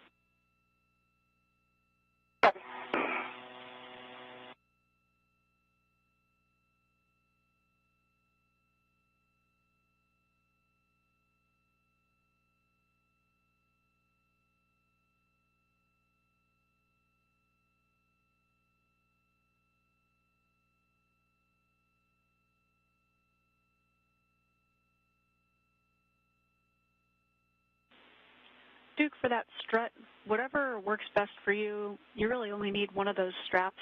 Add another one if it helps hold it in place for bundling ops, but it doesn't need to be pretty. Just bag it up. Okay. Got it.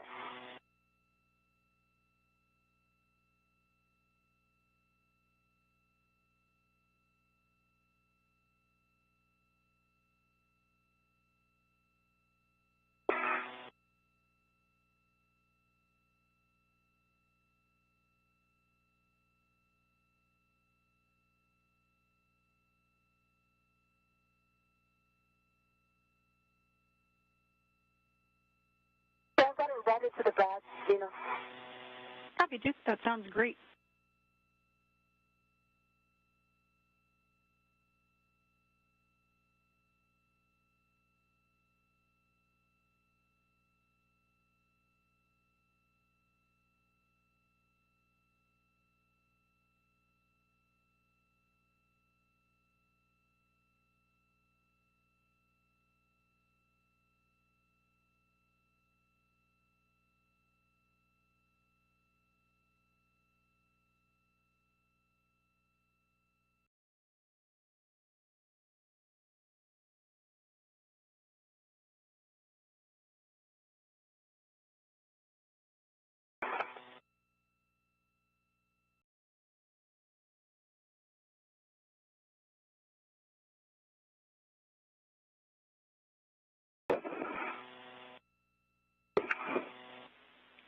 Koichi, you can add a wire tie right where your hand just was to help keep that flap closed.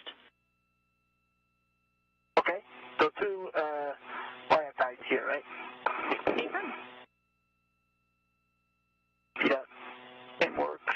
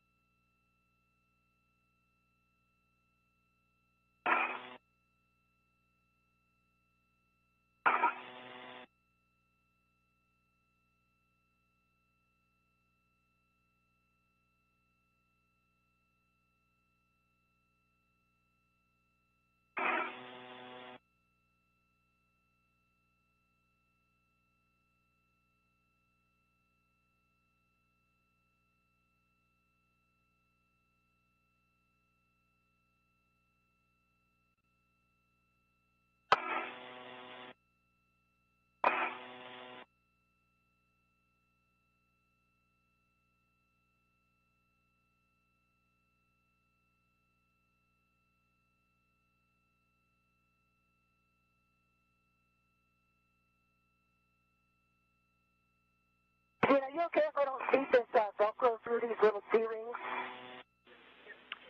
Hey, Firm, I might Duke. just use two straps to Velcro it down. Yeah, you're good Okay, to leave so it it's tethered killing as me. you have it. That's totally fine. Okay. And I think we're actually going to have you leave this strut bag as is and have you go work tool gather for the cable bag. But stand by one, let me clarify. Okay. Try to get a lid down while you're thinking talking about it. Dina, two wire ties between the color bolt and the M24, correct? Copy, Koichi. That looks great. That's in a good spot. Okay.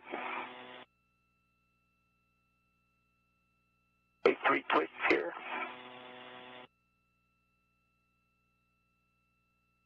And Dina, another one, right? Close to the color bolt. Yeah, you'll be exactly that. Okay.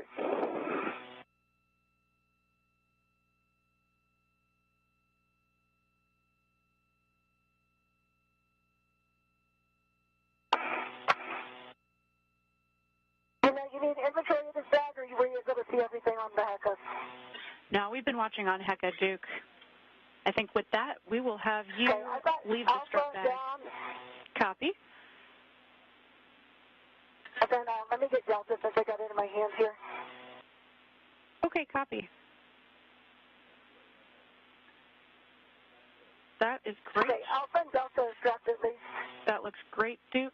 With that, we can have you translate to the APFR. You'll retrieve the PGT and torque wrench, and then bring those to the cable bag and stow them in the cable bag. Copy.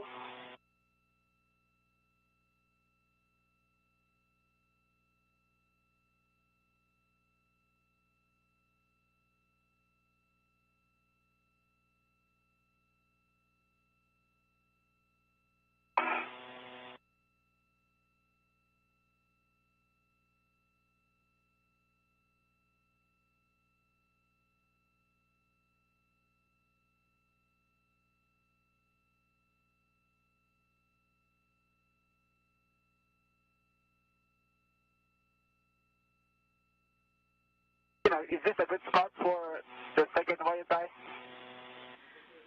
That looks great, Koichi. With that, you can finish up there. We'll have you translate to the strap bag.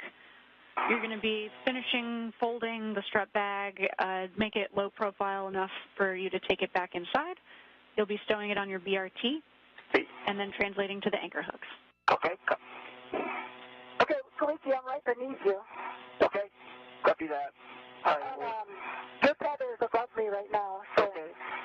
Let me finish this up, and then I'll translate down so that I can be clear. I need to, I don't want to crisscross with you. I just need to grab this BRGT and this Okay. ratchet, and then I'm going to be outboard or inboard of you, so. Okay. I will stay here then until you clear. Okay. Yeah. Then it should be good. We like that plan. Do you see my safety tether? It looked like it was kind of routing.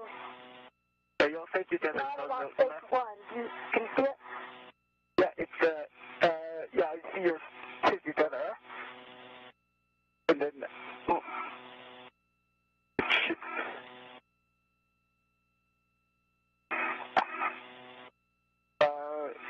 it should be good. Okay. Yeah.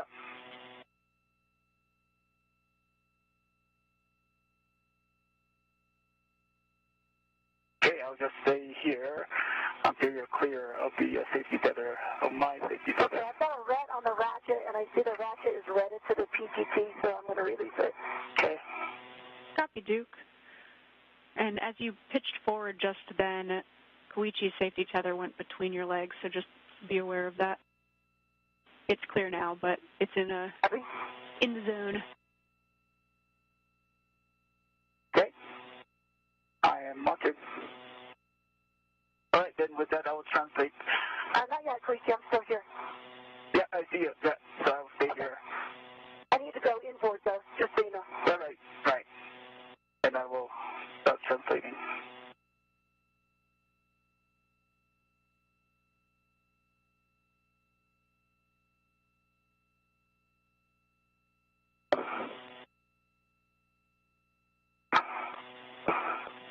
Okay, I've got it. I'm moving.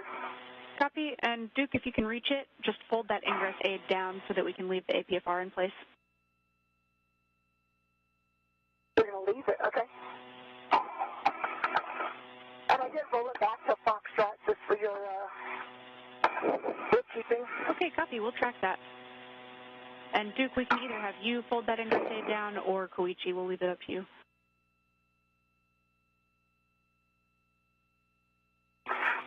I can do that. Okay, I think I'm right here, so let's check.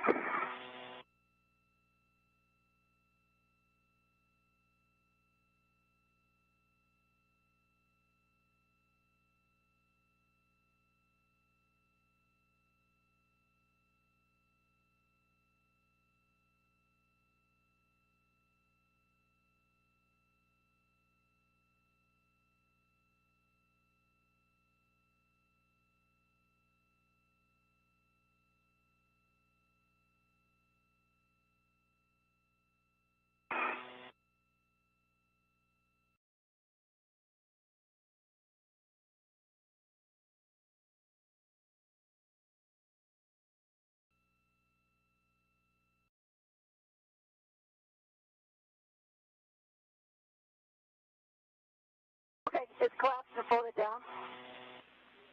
Copy, Duke. And Koichi, just trend yourself toward the mass canister so you're not translating on that mod kit. Copy that.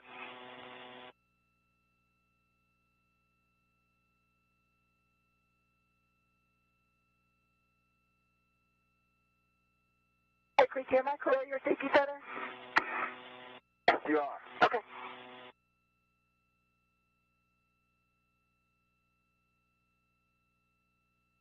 So a quick review, the two astronauts, Nicole Mann and Koichi Wakata, out at the outside of the International Space Station have installed several of the struts needed to construct the modification kit on the 1A channel.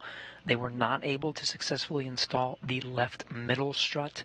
The side pad on the mast canister did not engage properly, so right now they're working on cleanup steps. They're stowing a lot of their tools, and including the left middle strut, and making sure that the multi-layer insulation, that white fabric that surrounds the mounting platform, is in a good configuration and is going to maintain the integrity of the hardware. And once everything looks good, the two will translate or move back to the airlock. Tend it toward the lower strut there, specifically the left side. We're not sure that it's, okay. yeah, so the other side from where you are now. On my left side, is that the right lower strut you're talking about? Or the left lower strut? Yeah, sorry, Koichi. That's going to be the left lower, so actually not the area where you are now. You'll be translating to the other side. Okay. See that. I'll go there.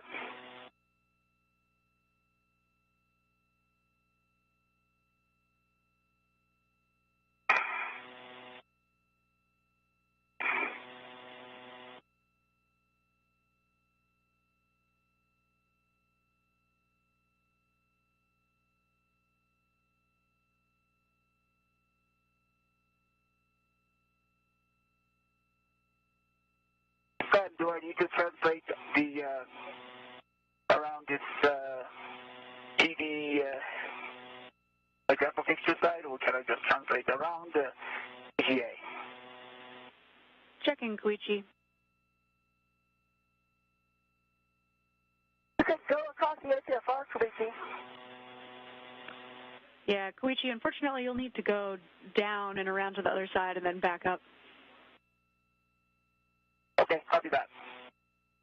Just checking.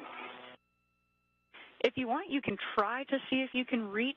We just can't have you translating on the mod kit since we don't have the collar bolts torqued.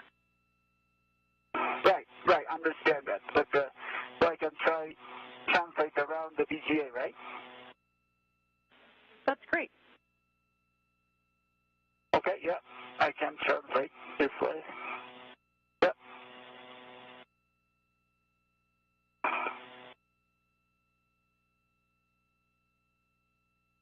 I just could not translate on the mod kit, so I had to go around. Okay, I was just thinking you could maybe go across the APFR, but... This is fine, yeah. Okay.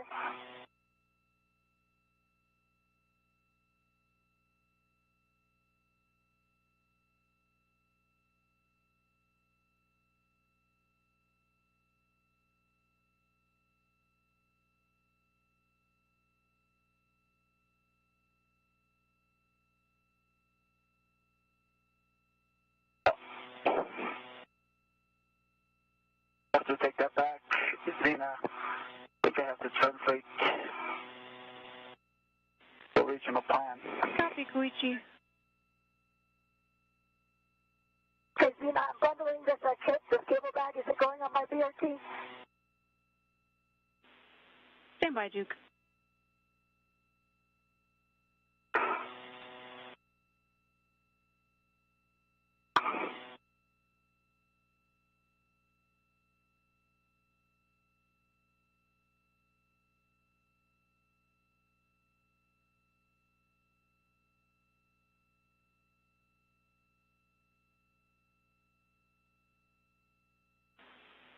Duke, first we'll have you grab the MUT end effector with the GoPro, stow that in the cable bag, and then, yes, you will be putting the cable bag on your BRT and getting ready to head in. Copy.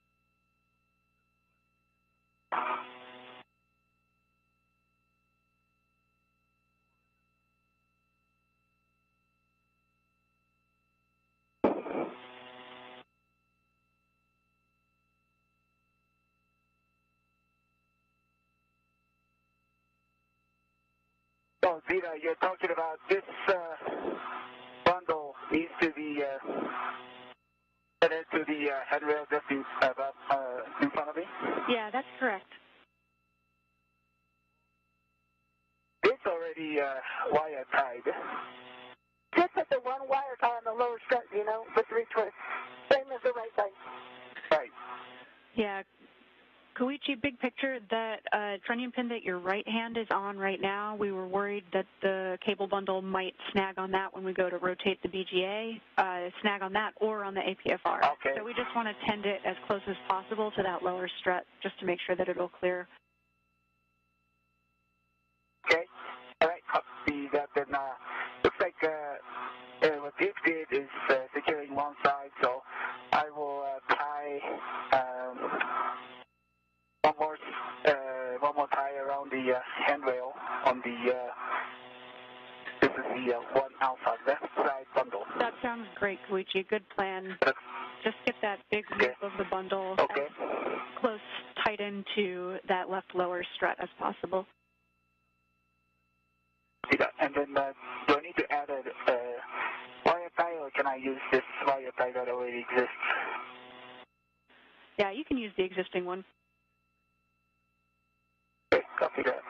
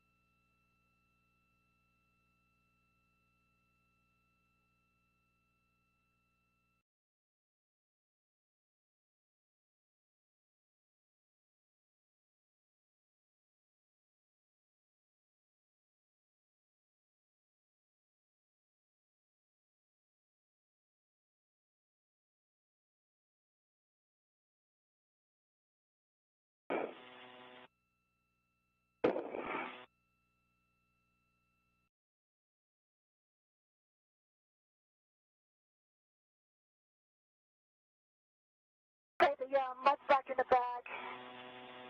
And I'm going to bundle it all up. We'll read it back to the bag. Copy that. Yeah, if you can read it in the bag and then close up the cable bag.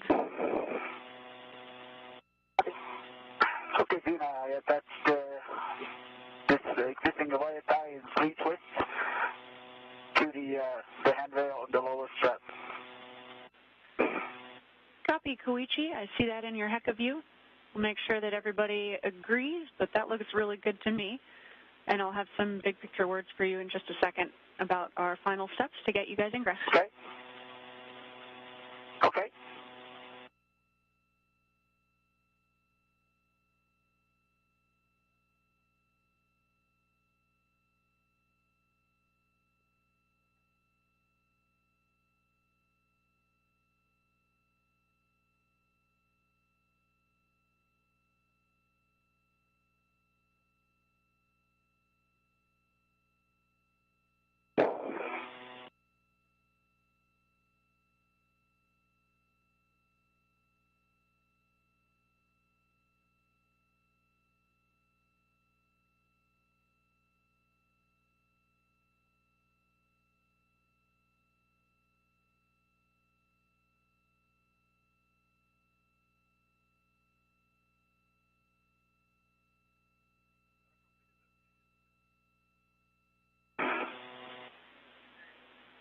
And Koichi, we'll have you actually add one more wire tie.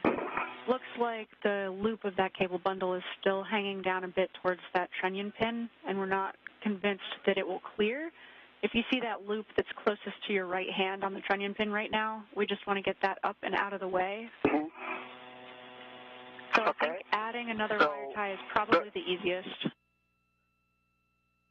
Okay. copy that. I will do that.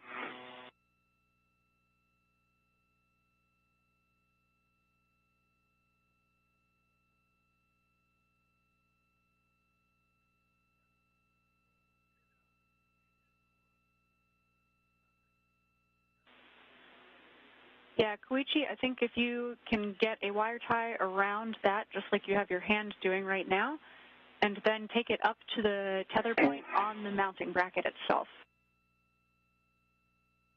Tether point on the mount here. You're talking about this? Affirm. Okay. And, all right. I have a short wire tie and might not give me enough length to do that.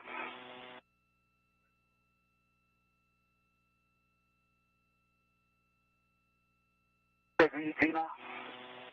Short wire tie does not give enough length to get there to the tether point. Yeah, copy that, Koichi. If you're able to just kind of feed it through the tether point, and then the wire tie doesn't necessarily have to loop back onto itself. You could have one twist up top on the tether point and then the other end going down to the cable bundle. I'm not sure that's enough length. Let me work an alternate plan for you just a sec.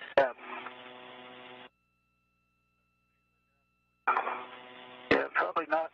I'm going to put this on my BRT and head inboard if you agree. Duke, let's have you work on the strut bag, see if you can get that any more folded and ready to go for Koichi to eventually put that on his BRT, and then we'll have you head back in. Copy.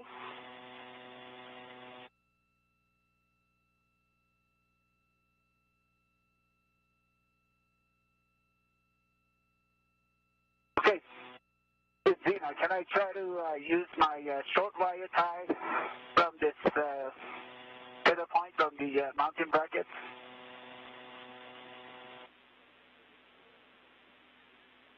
Affirm.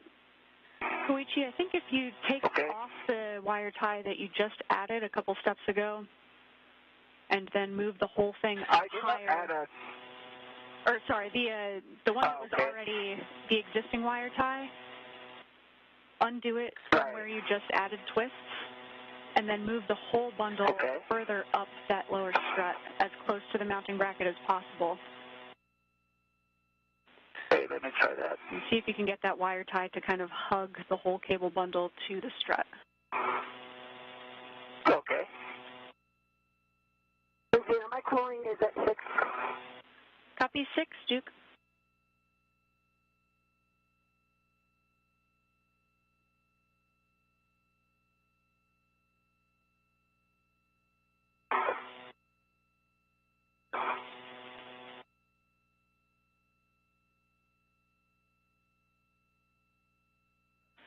Big picture, guys, we're just shy of 6 hours on PET here. Your limiting consumable still has a little over 7 hours for Medox. So you're doing a good job. Keep it up with the cleanup, and we'll get you back inside.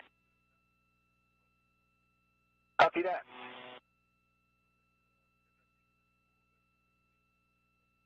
So, you know, this is what you're talking about. So I'm going to attach this long wire tie to the mounting bracket tether point. Agree? Affirm. That's a good plan, Koichi.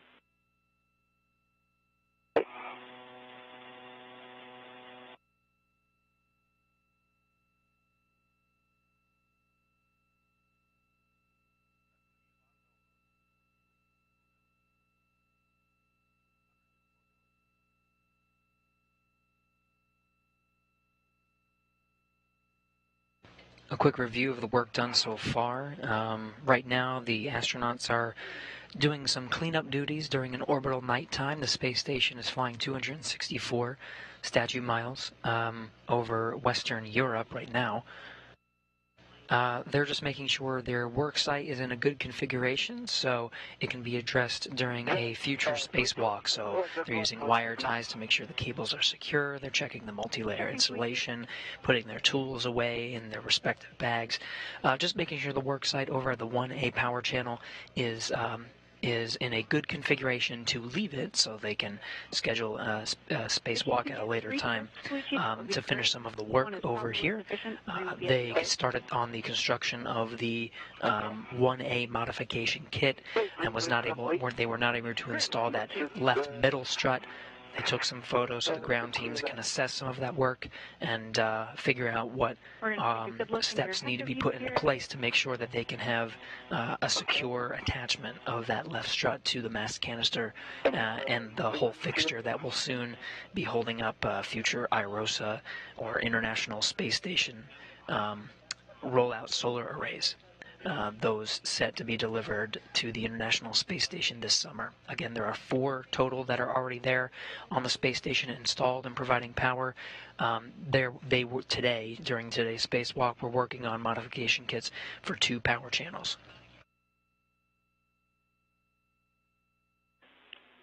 Koichi, if you could tilt up so that we can see the mounting bracket.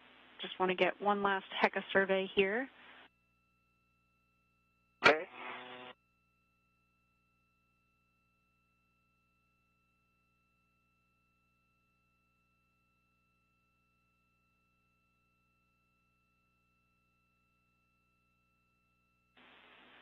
Koichi, that looks great. We are really happy with that config. With that, you can leave that work site. You'll head back toward Duke and help finish up the strut bag. Eventually, you'll be putting the strut bag on your BRT. She'll lead the translation back in, Copy that. and you'll follow back to the anchor hooks and then continue to ingress. Copy that.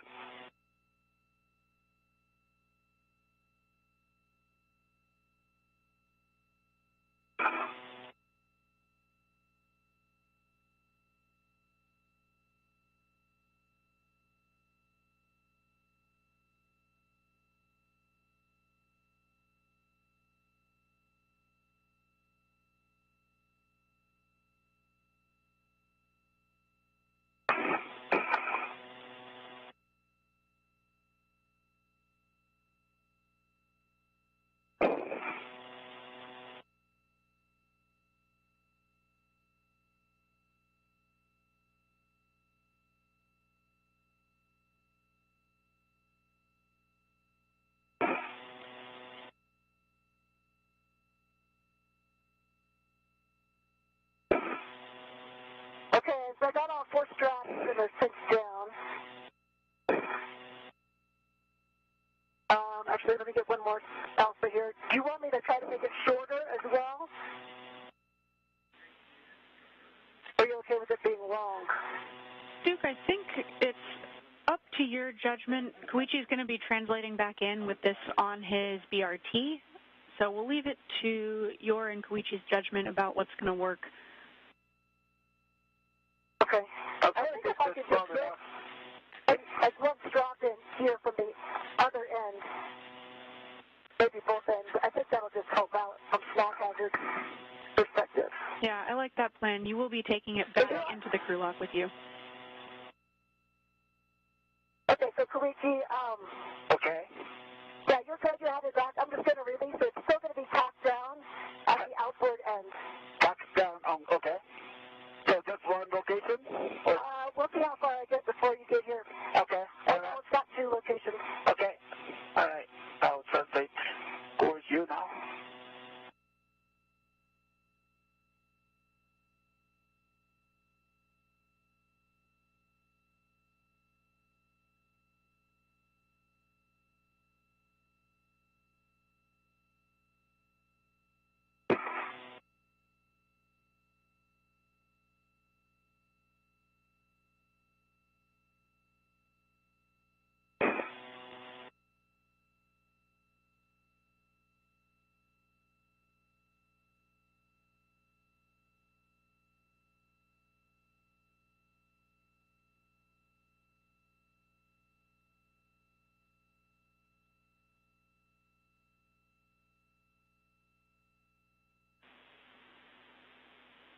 Koichi, if you also have good eyes on your safety tether, we just want to make sure that it's not going back around the mast canister and that you'll be good to head inboard from where you are.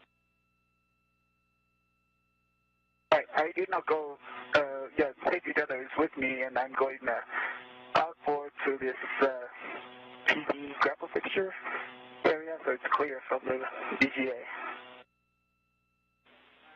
Copy, Koichi.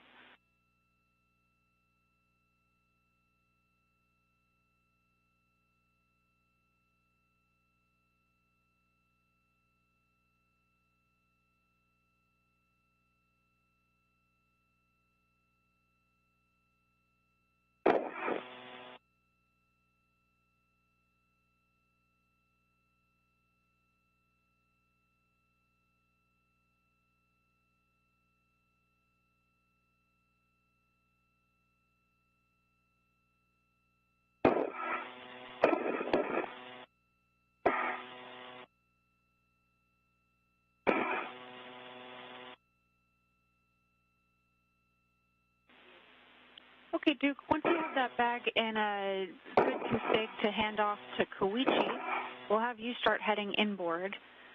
If it helps to both be there together while Koichi puts it on his BRT, let us know, but we'd like to prioritize just getting you headed back inboard. We'll get that strap bag on Koichi's BRT, and he'll follow you in. Okay, yeah, it doesn't look pretty, but it's, I think it's going to be small enough that it won't give him a problem. We can pack down in one location. Okay, is that on the outboard side? Yes, yeah. Okay. So the nearest you, it's got one integrated tether. Okay. Okay, and I'm going to head inboard to the and grab the cable bag. Copy that.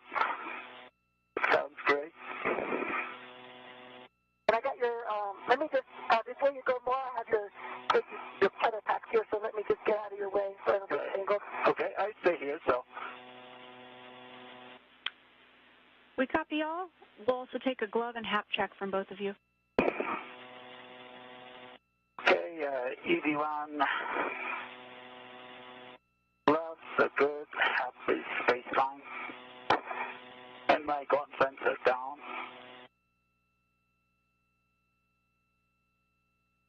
And I'll get it in a second, Gina.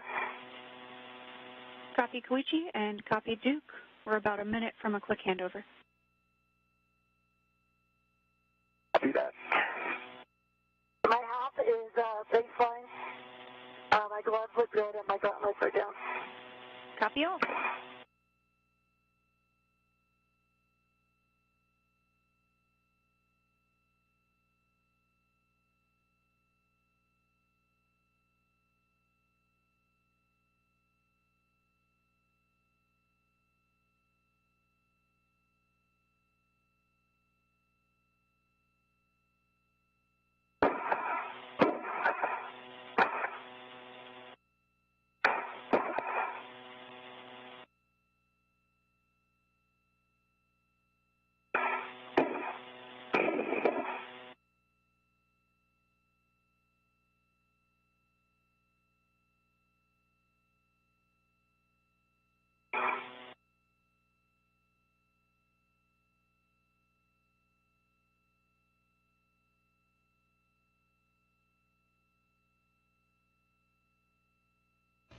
Now, in another brief handover period, losing that video from the International Space Station. We'll be regaining it shortly.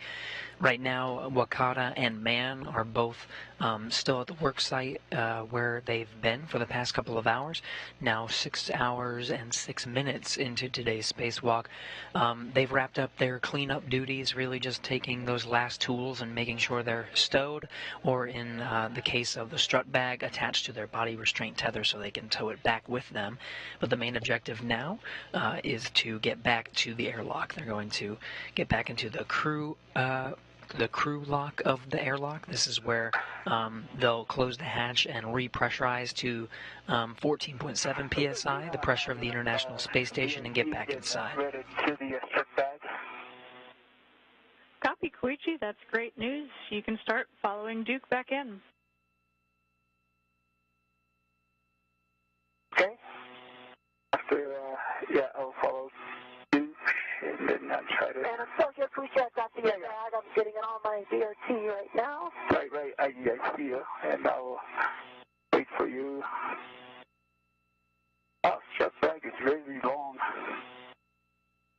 was heavy when you translated it. We copy that. And Koichi, a reminder, you'll be going inboard toward those anchor hooks. They're nadir of the Cedar Cart. Copy that.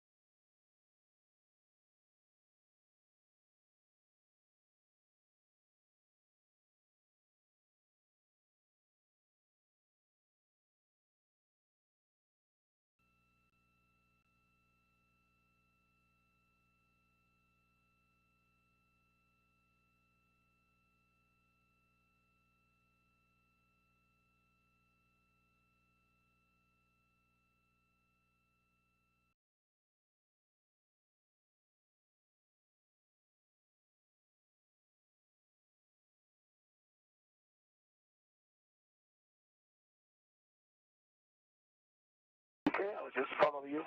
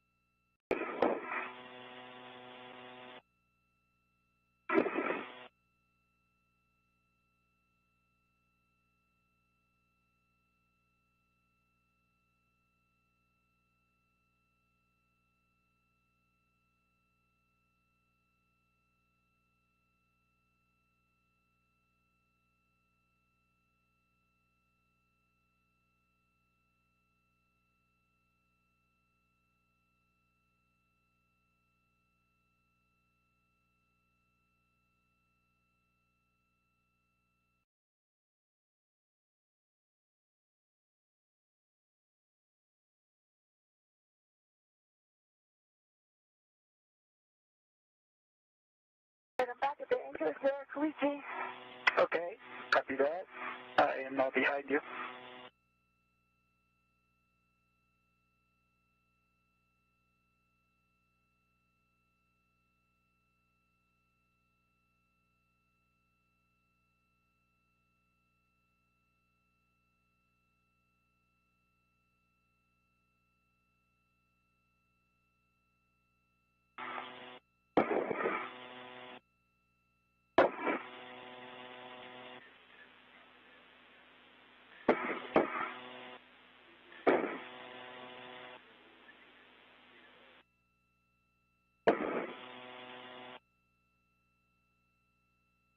Koichi.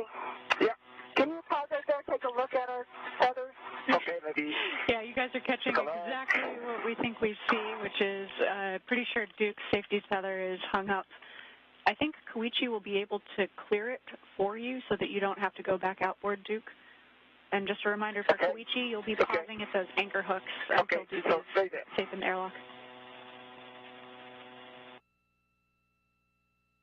Okay, copy that. So let me clear that. Yeah. All right, let me go there.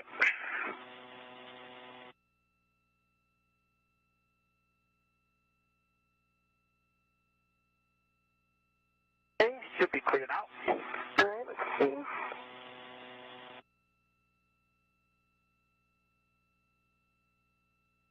Sophia, in front of me, if you look, Okay.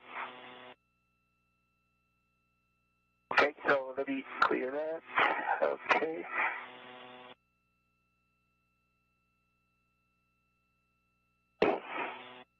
All right. So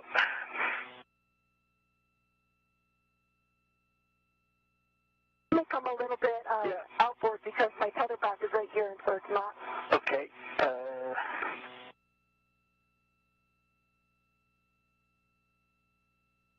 Okay. And then this tether is going through your mini workstation. So let me clear that.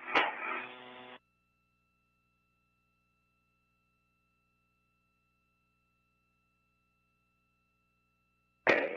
Let me. Could you hold on to Yeah, let me put a logo down real quick. Yeah. Okay.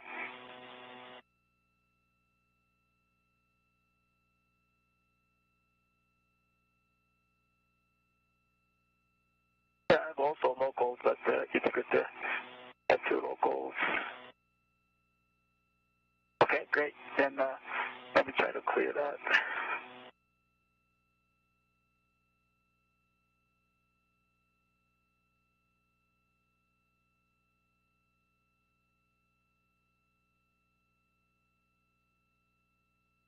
Okay.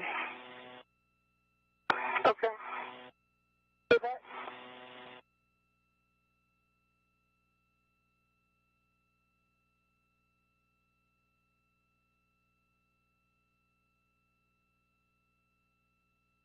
And this is your safety tether, yes? yeah, this is my safety tether, but it's going through your mini workstation area with let's see.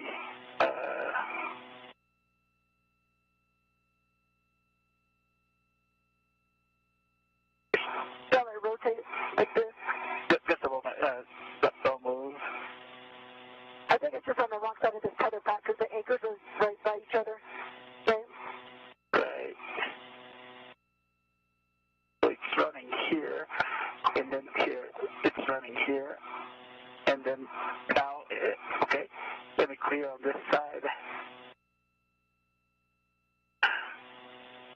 Running through here.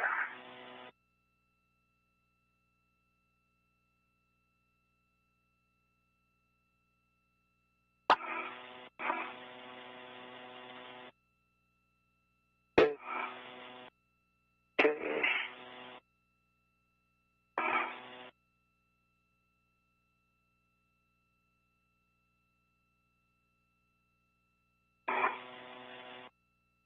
Is this your local? This is my local here. Is this your waste tether here?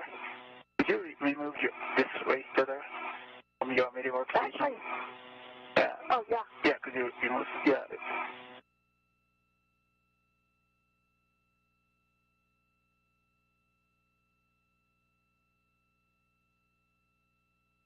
Okay.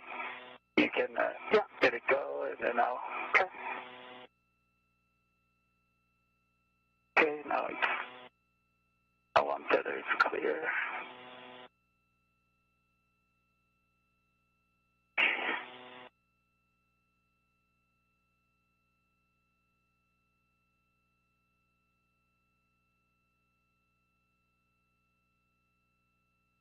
On my left side, I should have my... I have my waist tether and then my safety tether. Is those are good? Yeah, that's... Yeah, that's a local, so I'll remove that. that's okay. A local. And then here, okay, now... It's... we clear this... safety tether around your ERT, the cable bag. Now it should be clear.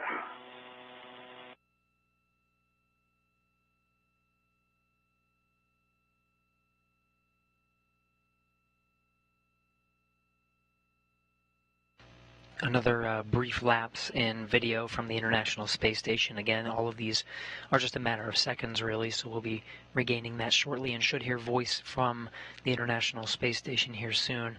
What you were witnessing was both Koichi Wakata and Nicole Mann translating or moving back to the airlock. Along the way, they were making sure that they were in a good configuration with their tethers that actually keep them anchored to the International Space Station as a safety precaution. So they are just making sure that the tethers are where they're supposed to be and where they expect them to be, and that they're not tangled. So they're working together to just make sure those are in a good configuration as they continue to work their way back to the airlock. We're now 6 hours, 18 minutes into today's spacewalk. That hook. Yeah, we're good. We're clear. We're headed You're back. clear? Okay, perfect. Amazing. I Great. think we're clear. Right. Carry on then. All right.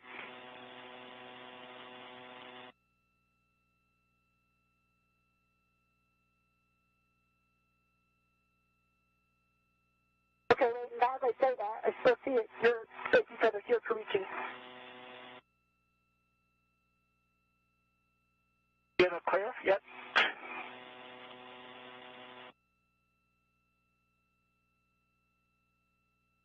Okay, so now do you have eyes on the anchors?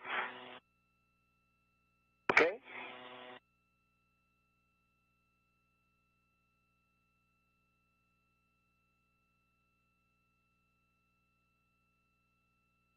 Just so, I don't know if that's your anchor. Do you see it? Oh, okay, good. Which one? Your anchor line. It's coming from your anchor. It's caught on this little handle underneath the cart. Hold on. Okay. All right. Should be clear now, isn't it? But it's wrapped around this my tether pack still.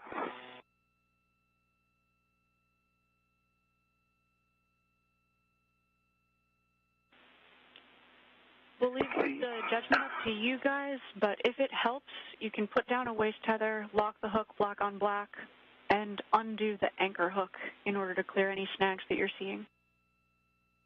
Okay, I'm going to do that. Okay. So, you know, I have my waist tether down to the end rail.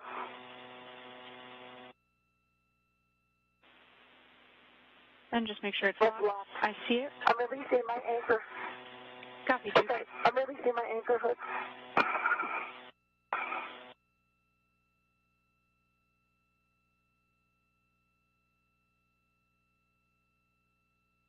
Okay.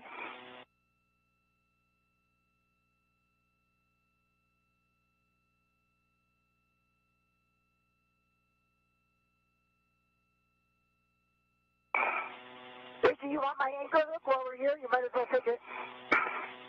Yeah, okay. Let me local then. So I'm local, okay.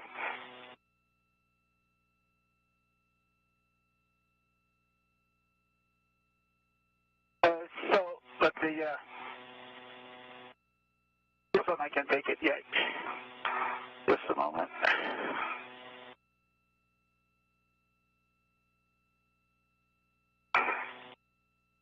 Okay, my left waist tether is attached to Duke's anchor hook. Gate closed on both sides. Hook locked, block on block. So I'm daisy chained to Duke. Okay, you happy with that load pass, Cena? Copy, we're tracking. Both hooks are locked black on black. That's a good load pass. Okay, I'm releasing my, unlocking my local and, Okay. All right. I see your safely attached.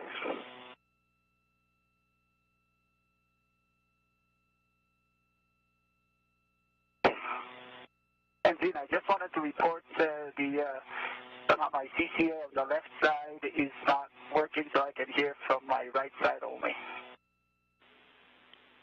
Copy, Koichi. And we'll have you guys stand by just 1 second. We want to make sure that we really understand this tether config that we're in before we send you anywhere. Okay. Okay.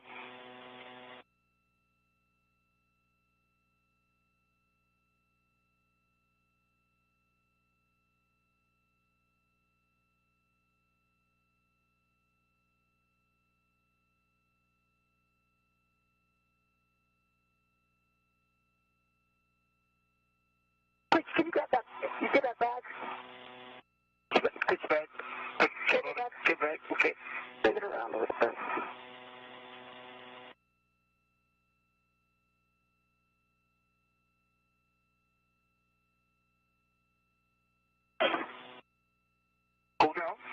Okay, come closer to me.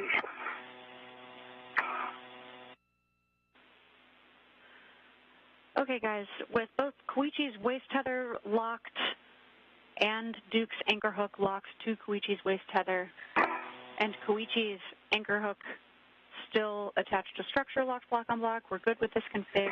You can head inboard Duke, and we'll get you on the airlock gearing extender.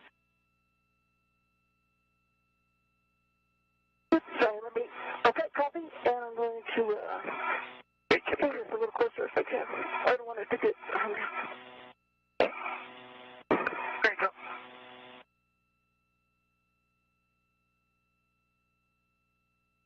All right, looks...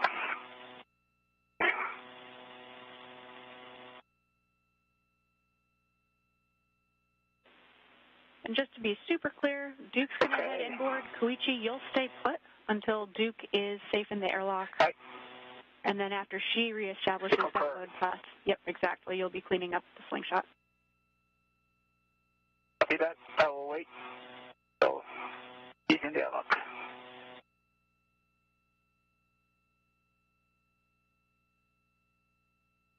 Okay. Okay, have it in then. Okay, you might like to, did you type the BRT? That's what I did.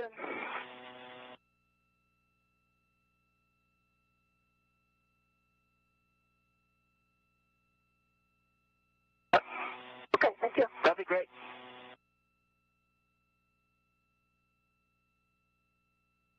All right. I'll be following you. Copy.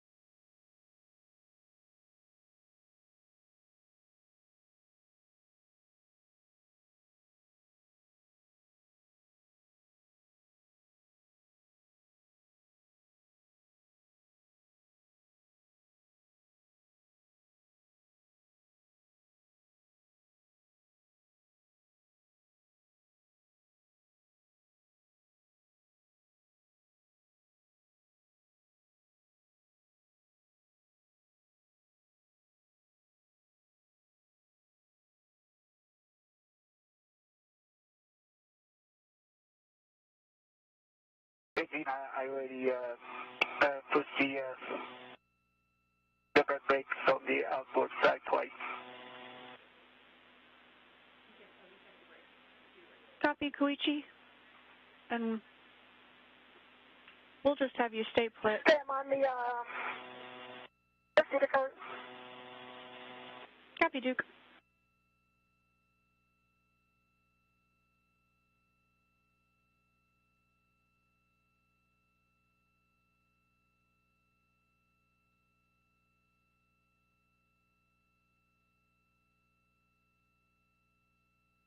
And Koichi, we appreciate the get-ahead, but we will have you also touch those brakes one more time as you head inboard, just to make sure that that's the last thing on the seater cart that you touch. Understand.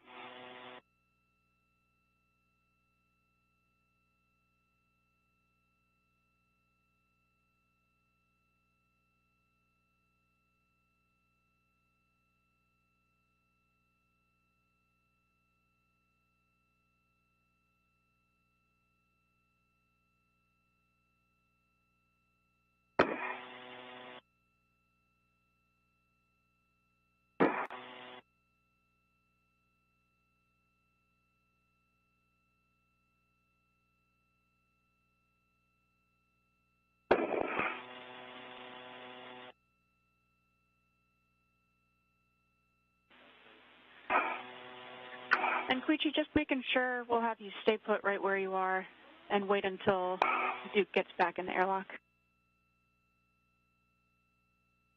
I'm just standing by here, just changing the local position. Copy that, Koichi. Koichi on top of the seat, sir. Okay, copy that.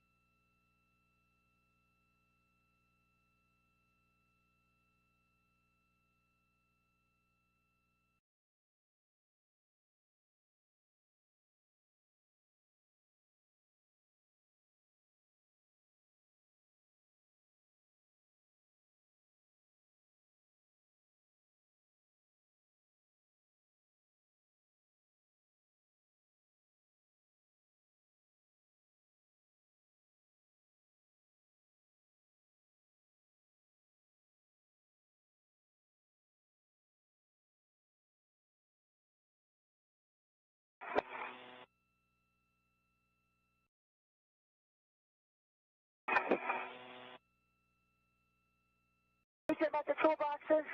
Okay, copy. I see you, actually. Great work, Duke. Heads up, we're at about 6.5 hours PET. Copy.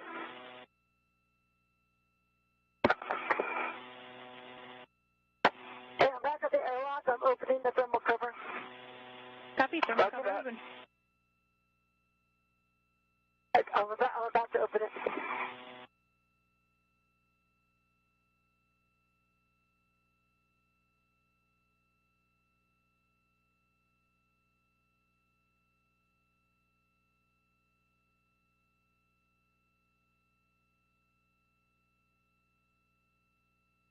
So right now, Duke, or NASA astronaut Nicole Mann, has arrived at the airlock. She's going to open up the thermal cover and get it prepared so she can ingress. But Koichi Wakata is standing by with the strut bag in tow. That strut bag has that final strut, the mid-left strut, that they're going to be bringing back into the airlock with them. So he's just standing by for now as Mann gets the hatch configured. Center, locks block on block.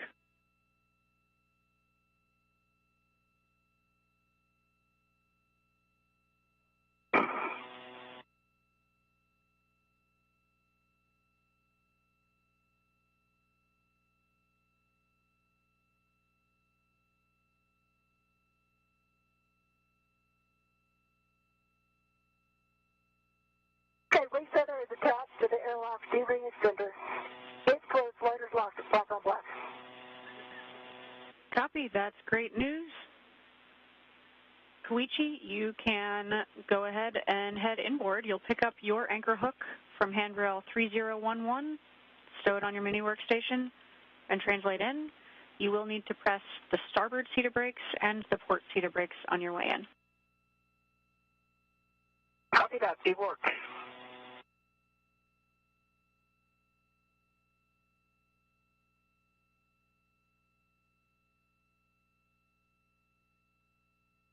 Okay, I'm going to work on getting this bag in here. Copy, Duke, like that plan. Okay, I picked up my anchor hook to my mini workstation. I'm gonna push the brake pedal of the power.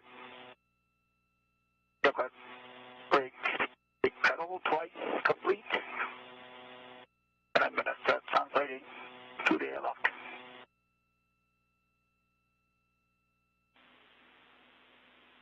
And heads up for both of you, especially Duke right now, we were tracking in the airlock one of the large small rets that's strung out is locked so that it might be kind of a loose snag hazard as you head in.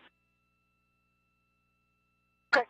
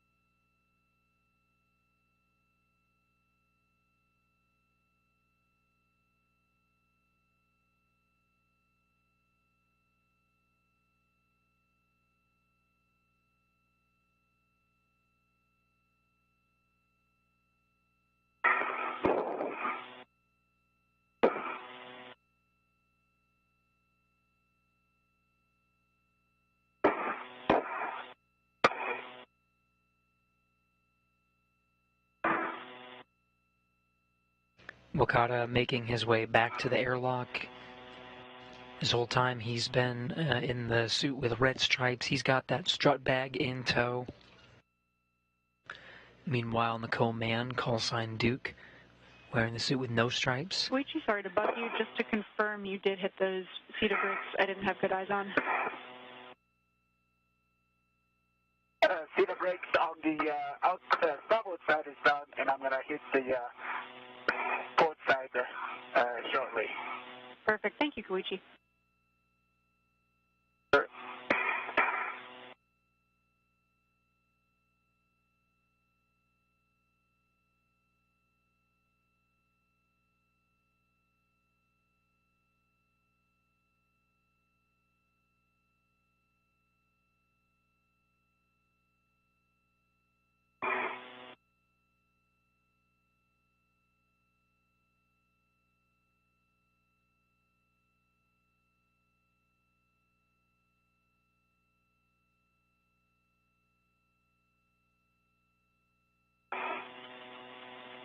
Duke, once you have that cable bag stowed on the airlock gearing extender RET, we'll have you turn off your HECA and ingress.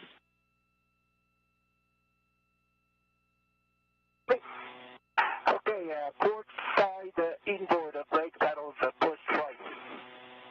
Copy. Thanks so much, Koichi. Thank you.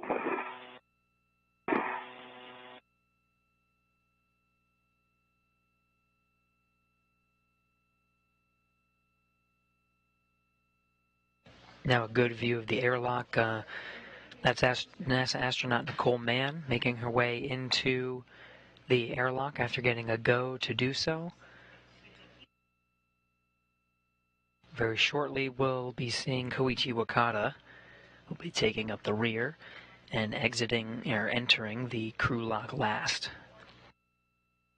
It'll be his job to make sure the strut bag, which is currently on his body restraint tether of the spacesuit, gets maneuvered into the crew lock with them. He'll be the one to close that thermal cover, the soft fabric flap that goes over the hatch to the crew lock. Get config here.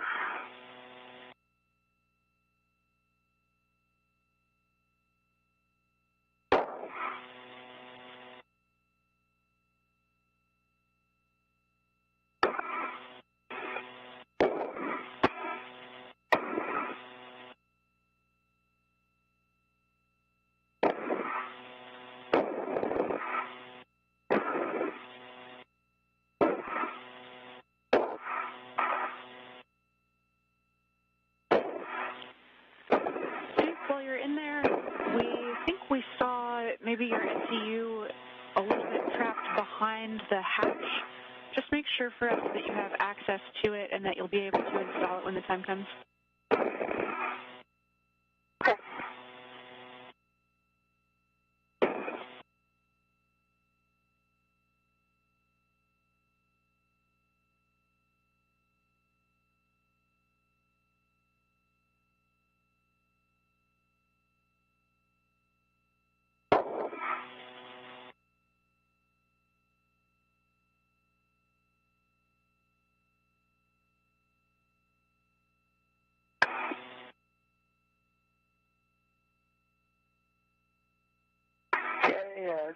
Duke, I'm at the toolbox area. Copy, Koichi. We see you. Okay.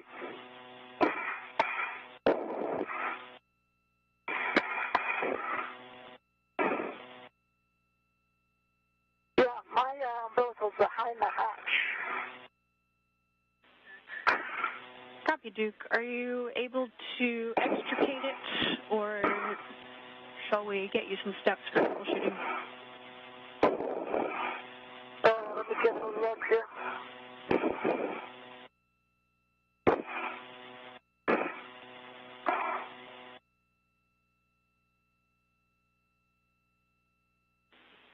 And at your convenience for both of you, we'll take one final TCV setting just before we get you hooked up on umbilicals.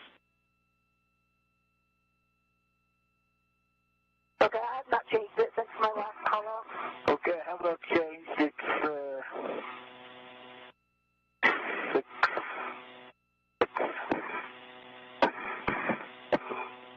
for EV1. Koichi, was that 6 for you? Yes, correct. The 6 for Koichi. Okay, copy. We're tracking 6 for both of you.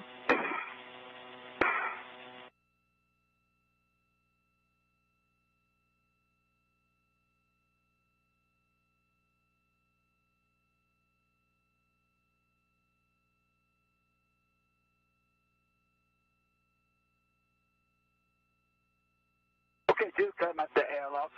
Just standing by here. Okay, I'm fighting with this SC2 here. Copy that.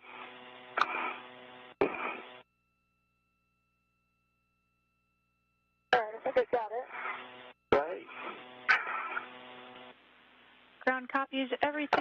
Koichi, let's just have you hang out there to give Duke maximum space for trying to get that SCU out from behind the hatch. Okay. Okay, copy that.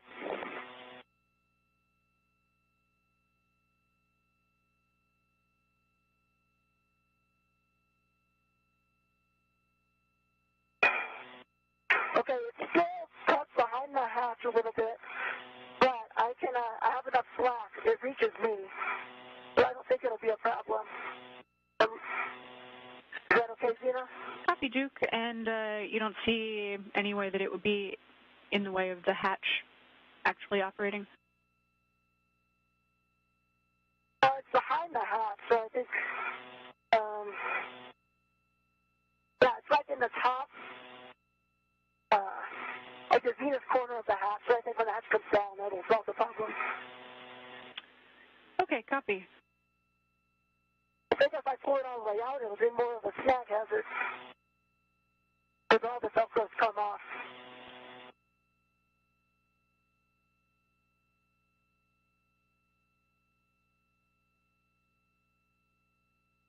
Are you good with that plan? Stand by, Duke. We're checking. Copy.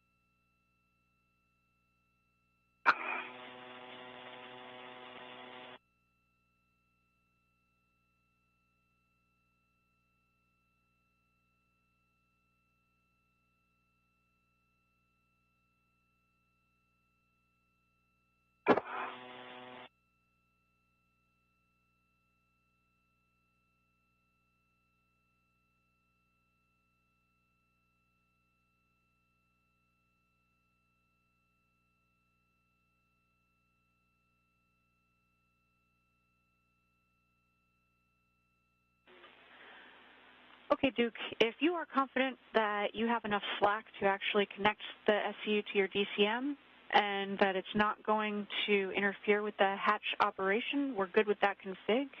And Koichi, you can then continue to ingress the airlock and turn off your HECA as you ingress.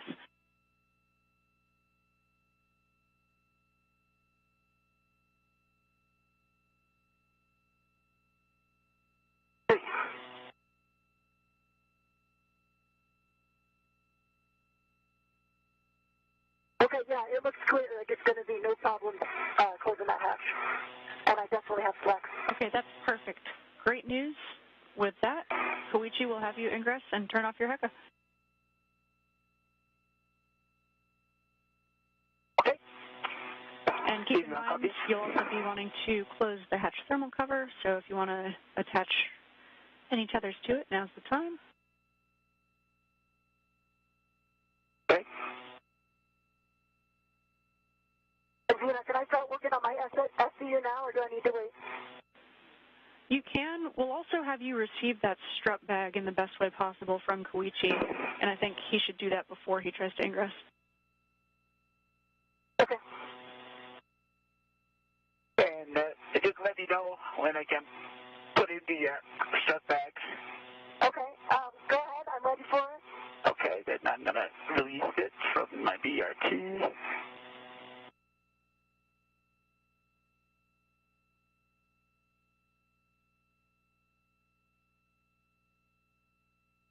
Okay, I see it coming in. It's coming at you. All right, I have the strap bag. Okay, still read it from me. Okay, let me get that down. Bye-bye. Okay.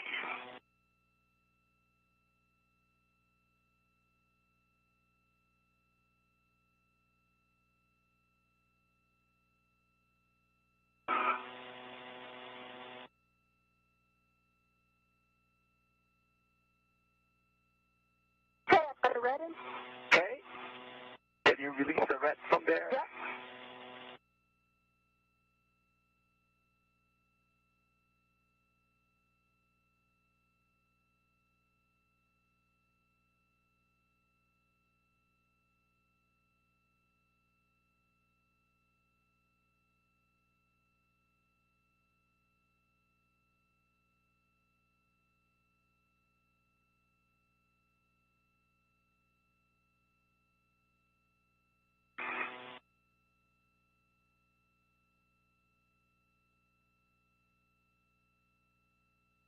Okay, your red's coming back to you. Okay, great. Thank you.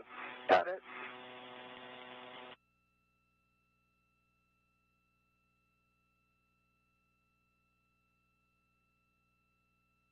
Okay, Tina, with that, do I have a go to ingress? Affirm, Koichi, you can ingress. Turn off your HECA as you ingress, and then you'll be closing the hatch thermal cover, Okay. releasing the hook from its stowage point, Okay. and attaching the hook to the magnetic plate D-ring, and cinching the strap until you see 6 lines Okay. visible. Okay, copy that. Before that, I would just like to thank big thanks to the AVA team, especially Chloe Mann, Keith Johnson, Tess Kessel, Hannah Burns, Stephen Villano, and of course, a great Grand Ivy Zena for putting together excellent work procedures and executing it. We encountered, challenges, but appreciate your flexibility to safely return us to the airlock. And I'd also like to thank our trainer, Mark Wilsey and David Simon for training us on the EMU systems and get us ready for EVA. And I know JAXA team is supporting the EVA in Houston and in Tsukuba, and I really like to thank to all of them. 今日の EVA 実施に向けてご支援いただいた皆さん、本当にありがとうございました。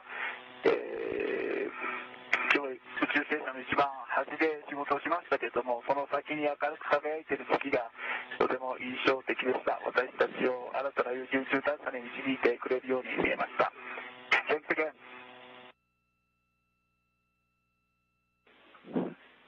Koichi, thank you for those kind words. Congratulations on your EVA. Let's get you inside and safe on that SCU. Really proud of this team and all of the hard work. Thank you both so much. Thank you, Zena. And Zena, can I go look at my SCU? Affirm, Duke, you can connect your SCU to the DCM. Just make sure that it won't be a snag hazard for Koichi as he's ingressing. Okay, I'll wait till he gets clipped in here. Koichi, you're looking good. That strap bag is above your head.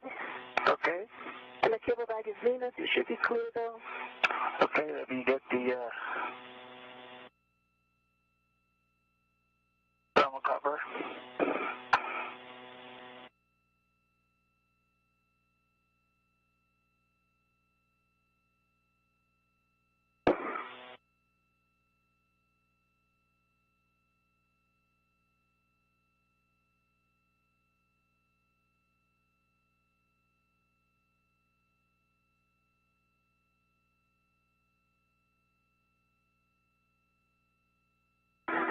In case you missed it, Koichi Wakata gave some congratulatory and thankful words to the teams that made it possible for he and NASA astronaut Nicole Mann to conduct today's spacewalk. These are his final words before he enters the crew lock and they begin the repressurization sequence. Nicole Mann is already in the crew lock, just waiting for the next steps to hook up her umbilical to the International Space Station. Her suit's still on the portable life support system, but that umbilical will provide water and oxygen and other power and other consumables to be transfer directly from station to the astronauts. So we'll just wait for Koichi Wakata to make his ingress successful, and then we'll begin the repressurization shortly after. Coming in. Okay. And get the hook back to the magnetic plate D-ring and the strap cinched, and just verify that the magnet is engaged. You got Peter, looking good.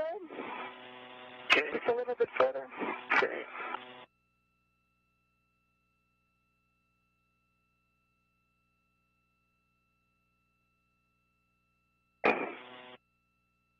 There you go. Nice. Okay. All right. Looks good.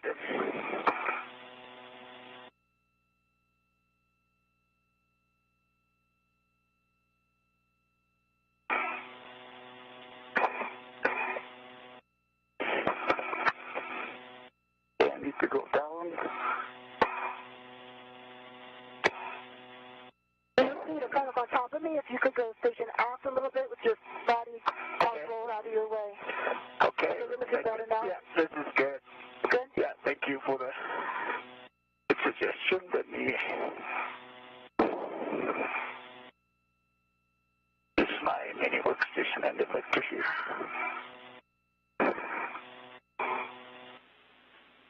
And then, Duke, just let us know when you have your SCU connected to the DCM.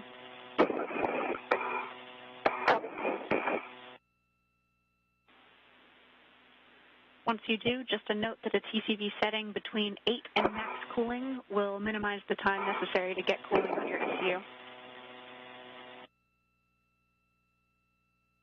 Copy that. Copy that.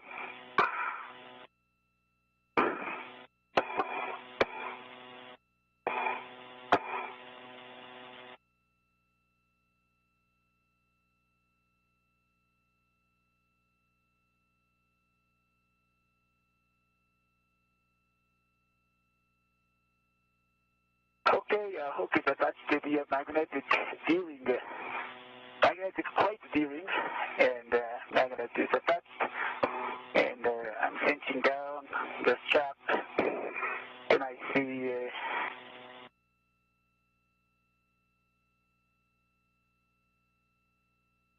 1, 2, 3, 1, 2, 3, 4, 5, 6, 7, 9.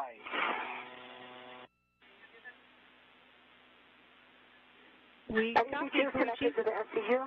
and copy Duke. You are connected to the SCU.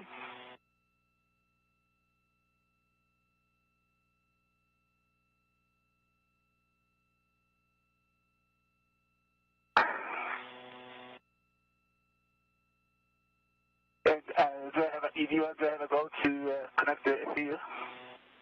Hey, from Koichi, you can connect your SCU to the DCM. Okay. Just let us know when you've got that connected. Copy. Okay. And Didn't work. reminder for you as well, TCV between 8 and max cooling will minimize time necessary for cooling on SCU. Copy that.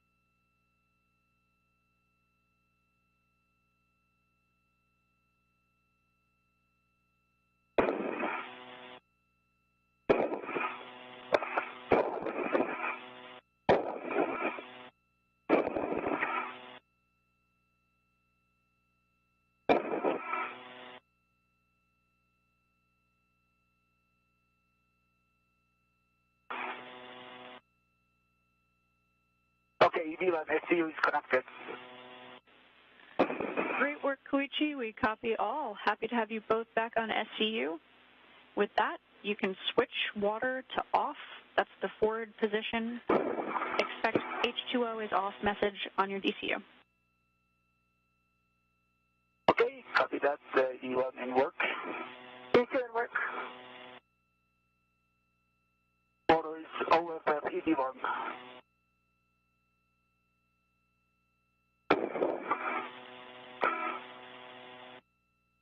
Water is off, EV2. Copy. Water is off for both of you. We've started a 2-minute timer. Once that timer is up, you'll be getting ready to close the hatch. Copy. So a quick recap, both astronauts are inside the crew lock right now. They're hooked up by umbilical to the International Space Station.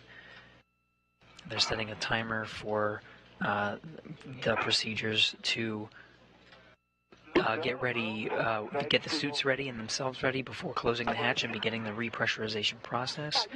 The clock is still going for today's spacewalk, and it'll officially stop once we start that repressurization. Down, my legs need to come down to close the hatch. Somehow I'm, oh, no, it's good. Thank you. That's awesome. Yeah, they're good? Yeah, this is If great. I need to hold them, let me know. Yeah, this is great. Perfect. Thank you.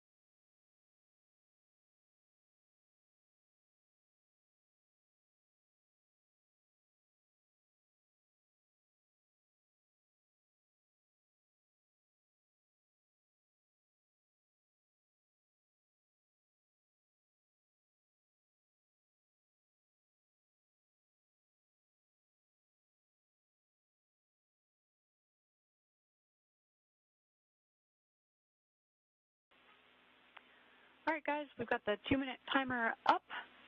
Verify the outer hatch is clear of hardware, and verify the handle position is per the hatch decal. Then you'll close and lock the hatch. Okay, EV1 copies in work.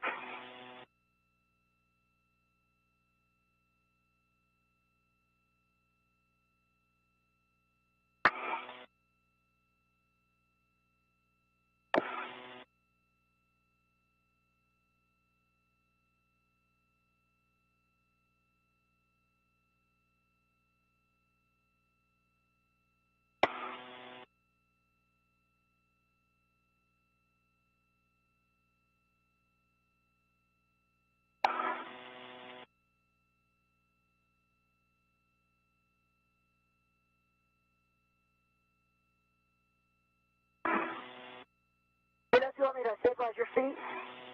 Okay, it's good. I just wanted to make sure nothing is caught.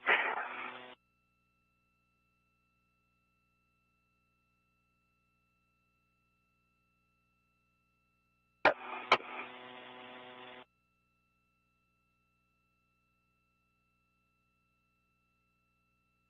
I go a little more stubborn?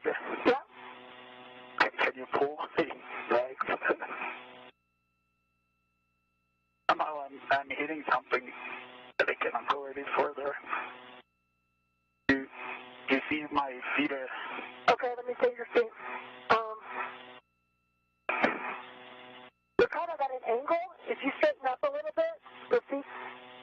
Okay, then. Now you can lift your feet up a little bit over the UIA lip, and you can come aft.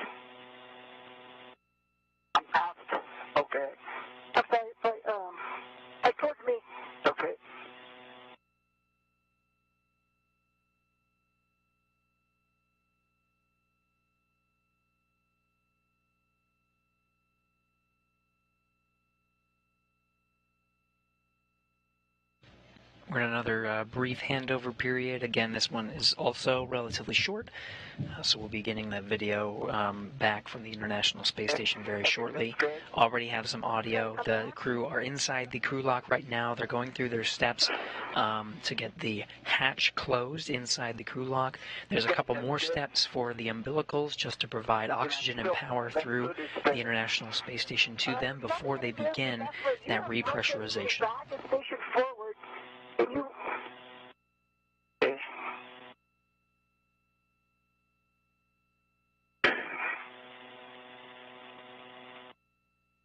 I got a volts to K, 17.5 volts DC.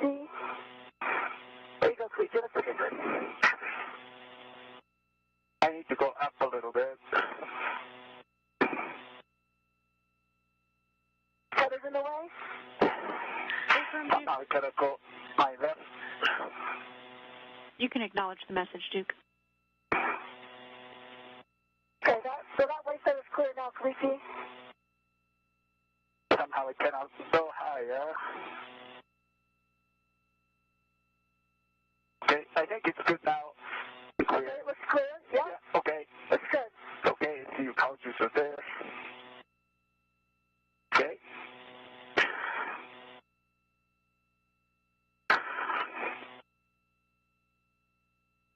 Okay, hatch is down. Starting with the locking position.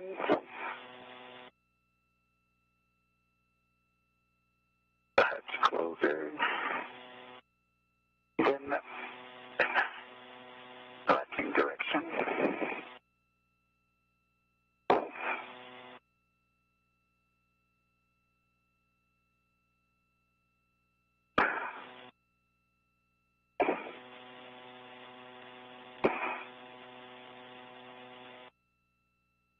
The hatch is closed in and locked.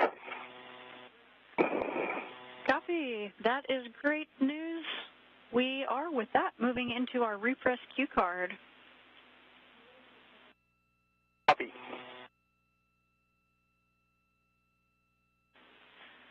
Okay, on your DCM, just check for me that your SCUs are connected to your DCM and check that the water switch is off.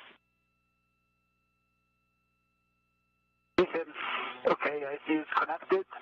The water switch is OLS. Okay, connected and water is off for EV2. Copy both. Check that the EV hatch is closed and locked. EV hatch is closed and locked. On the UIA, check that the oxygen for EMU 1 and 2 valve is open. Oxygen for EV1 and EMU1 and 2 are open.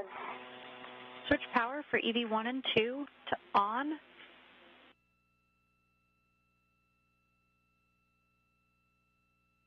Power EV1 and 2 are on. 2 good green LEDs. Copy. Good green LEDs. Check that the power voltage is between 18 and 19 for both. Both are 18.6. Copy. On your DCM, switch power to SCU. Expect a warning tone.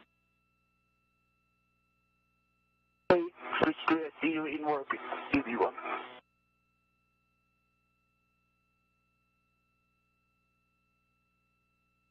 Did we stagger this one, Zena?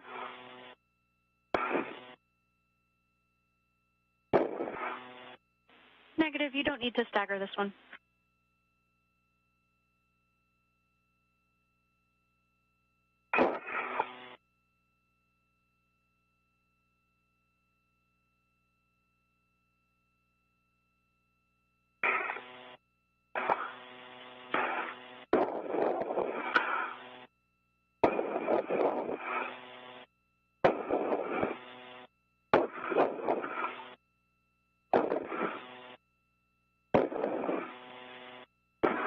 Getting a view from inside the International Space Station.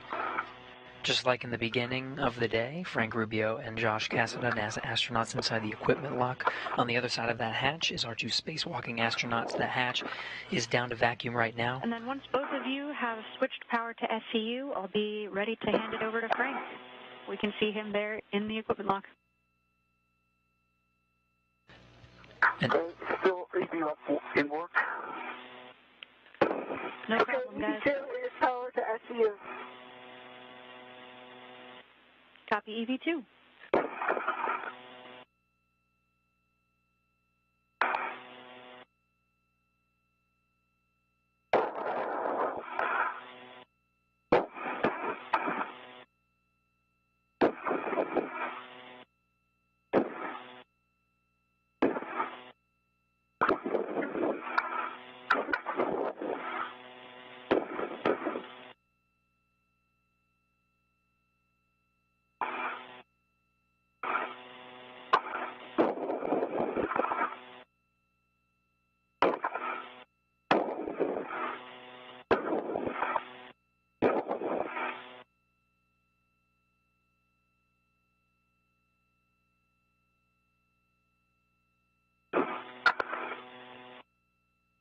Daisy on switch to SCU. Great work, both of you. Copy. You are both now on SCU power. With that, I can hand it over to Frank. Thank you both for your incredibly hard work. Lots of strength and grace dealing with so much finicky hardware today. Thank you for this incredible EVA. Grateful for the opportunity to work with you both. Over to Frank. Thank you, Zena. Yeah, thank you very much, Zena. I really enjoyed working with you. Appreciate it. Thank you, Zena. All right, and Zena, great job as ground IV. Thanks so much for getting us to this point. Koichi and Nicole, it's great to have you guys back. All right, so for both of you, on your DCMs, take your O2 actuator to press. Did you let me work? EV2 in work.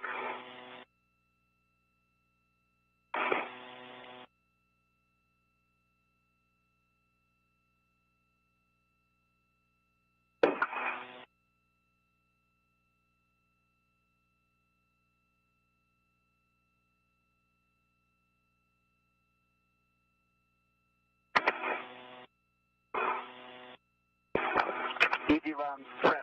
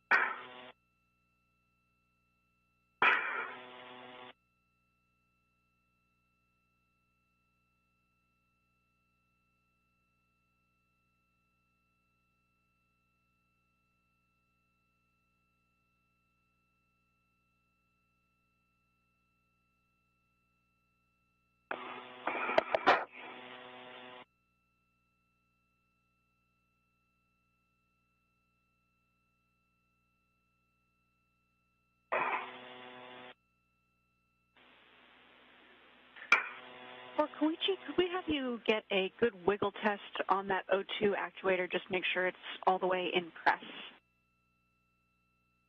Copy that.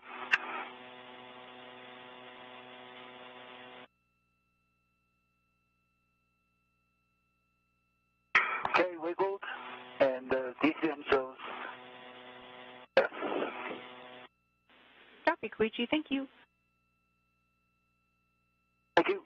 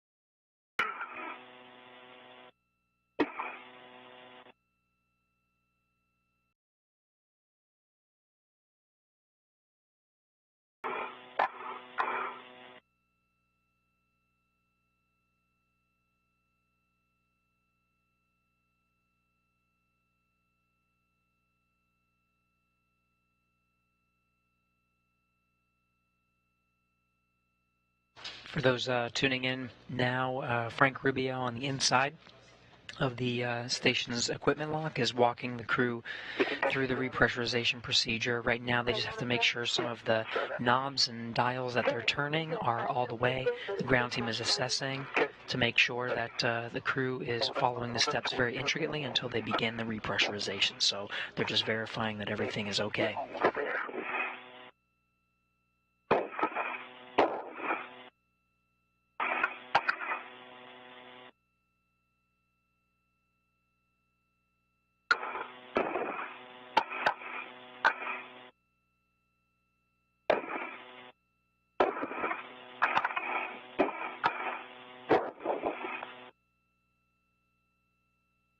Well, I cannot reach there.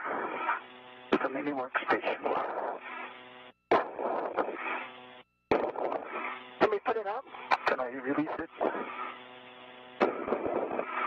You can release it, right?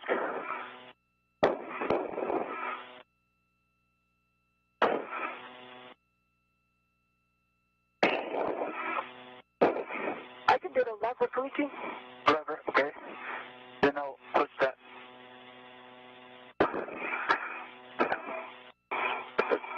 Lever. Yeah, I cannot reach there. Let's release this.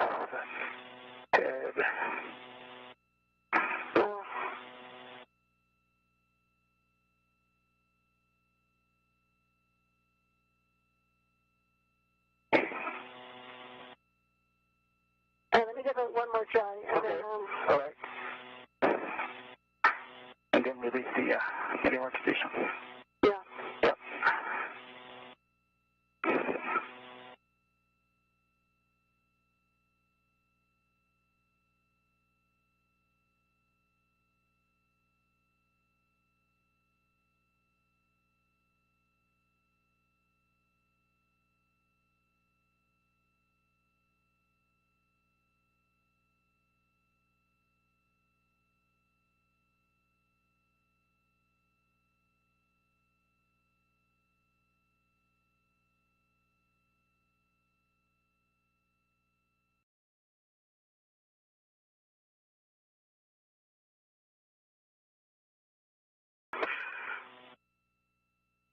If you're not pushing them both in and it's just the lateral movement is sticky.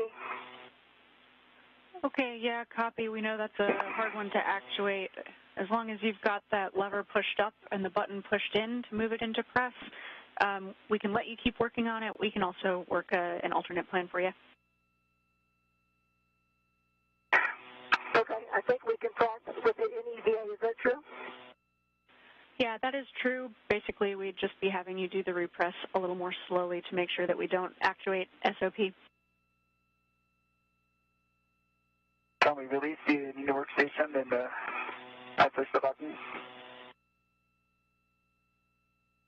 You want to remove it? Yeah. Okay. You get to the tab? Almost there.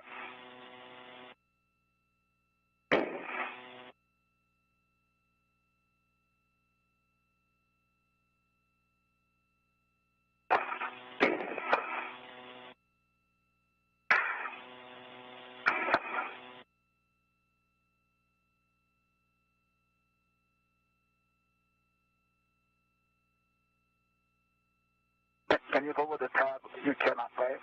Say again? Can you lower the tab on the right side? I can't see it. Can you tell me? If you go up a little bit. That's it. That's it. Go down. You go to your right a little bit. That's it. That's it. That's it. That's the tab. Sounds like you guys are doing great work in there. If you want to, we can continue with the repress with your O2 actuator still in EVA. Big picture, we'd just be going a lot more slowly. Duke, you would maintain really good comms with Frank, and you would just need to keep your suit pressure, monitoring your suit pressure to make sure that delta P is above 4 for the duration of the repress, and that will keep us from activating your SOP. Okay, we're we're going to do one try here to get off the mini workstation. Okay, now it's good. Okay. All right, now I can remove it.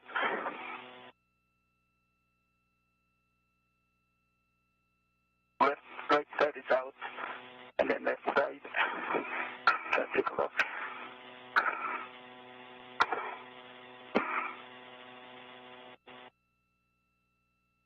You know, when you get the switch. The mini workstation should be now.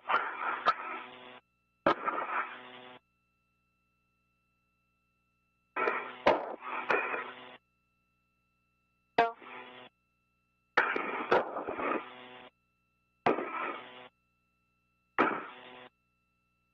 Tab is not down.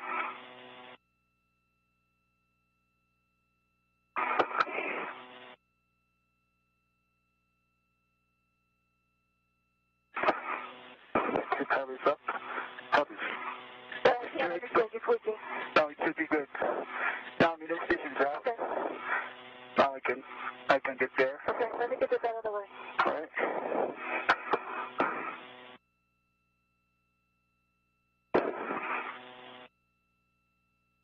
Okay, here we go.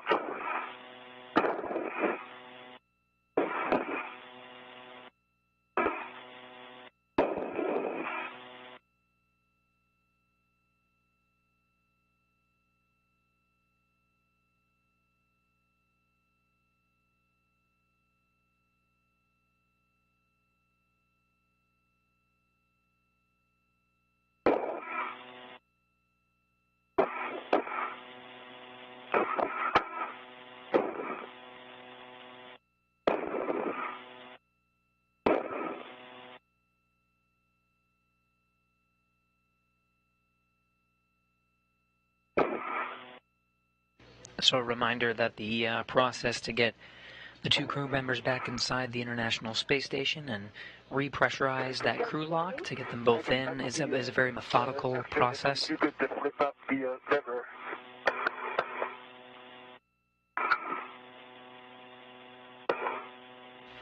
So the ground teams are working in tandem with the crew that you see here from your view inside the International Space Station, all talking and monitoring along the way, making sure that they're following the steps to get them back in.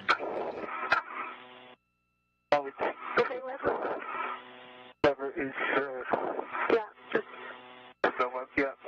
lever up. And lever up, okay. So now push the ED button. Yeah, go. You can push the button, the actuator, if you keep the lever up. Okay, hold on, let me get it again then. Okay.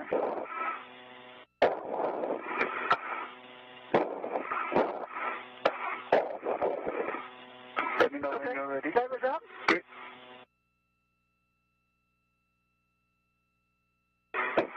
Doesn't move. Okay, lever's up. It moved. It moved to the... All right, awesome. ED2 Okay. is in press. Is it in the press now? Yes, I'm in press. Okay. All right. Okay. Great job. Thank you.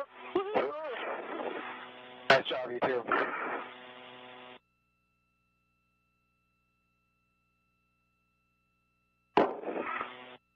Okay, and just to verify, Koichi, I copied you are in press, and Nicole, I understand you are also in press now. Thanks, I'm in press. With that confirmation, they got the actuator, the oxygen actuator where they need to go, so they're working through the next steps. It's closed. We're going to start the repress. Let me know what's a good rate. I'll start off nice and slow. So IV hatch equalization valve, I will throttle from off the norm. Copy. Reminder for disregard.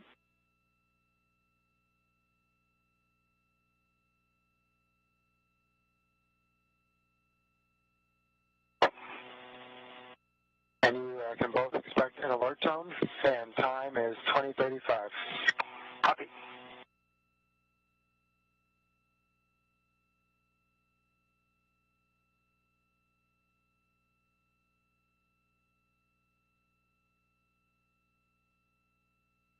What's that rate for both of you? Good for me. It's, you could go faster for me. Koichi, you okay with that? Yeah, you can go faster.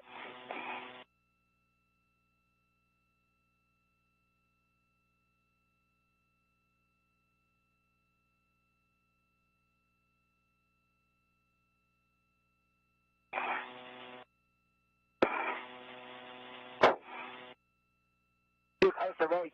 Good for me. Yeah, so fine. You could probably make it to norm, I think. Yeah, I agree. Okay.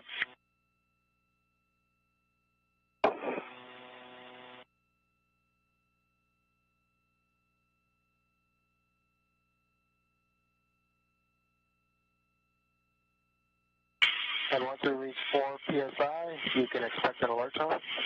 If you don't copy. BB2 copy.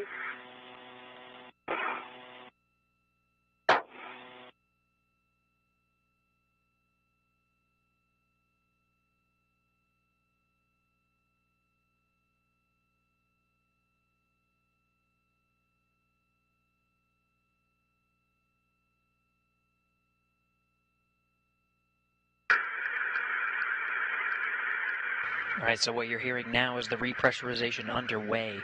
And with the repressurization start, that is the official end time for today's spacewalk. That total spacewalking time is 7 hours and 21 minutes, with the repressurization beginning at 2:35 p.m. Central Time.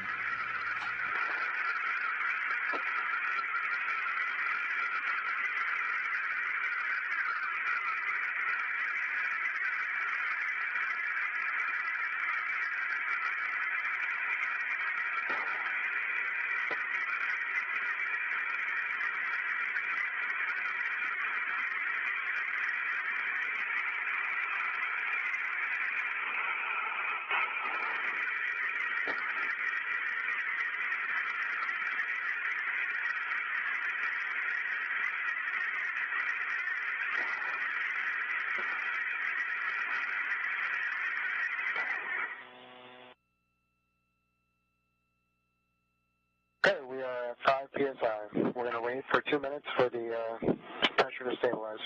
Copy.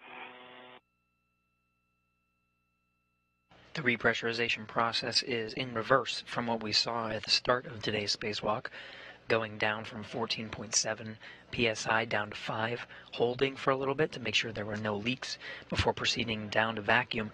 It's now in reverse, from vacuum up to 5 psi, same process, holding for just a couple of minutes to make sure there are no leaks before they continue to proceed up to pressure, matching and equalizing that of the inside of the space station where Frank Rubio is with his crewmates.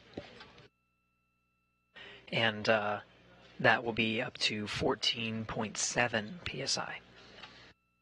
So right now we're in a couple of minute hold period.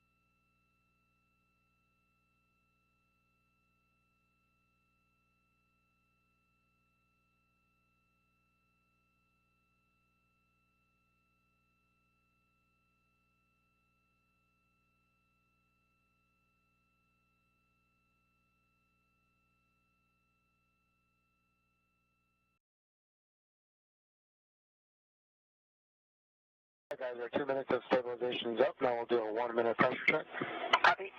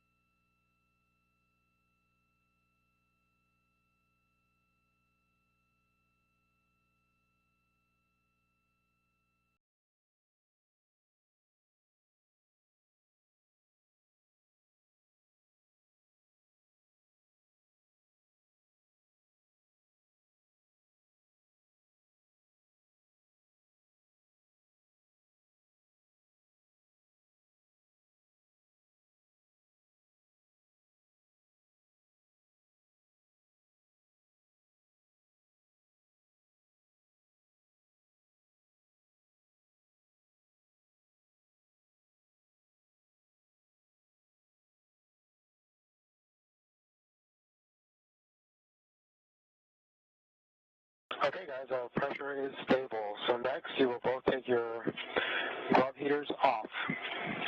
AED1 glove heaters up. Sorry, say again? Check that your glove heaters are off. OFF. EV2 is off. Okay, and I heard EV2 and EV1 glove heaters are off.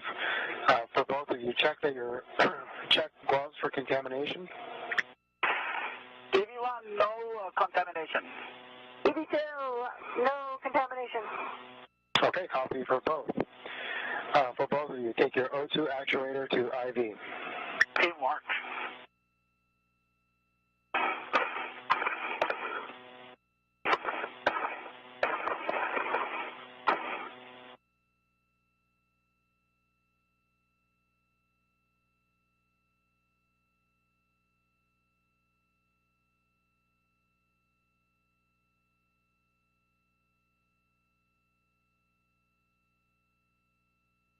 EV2 is IV. Copy EV2.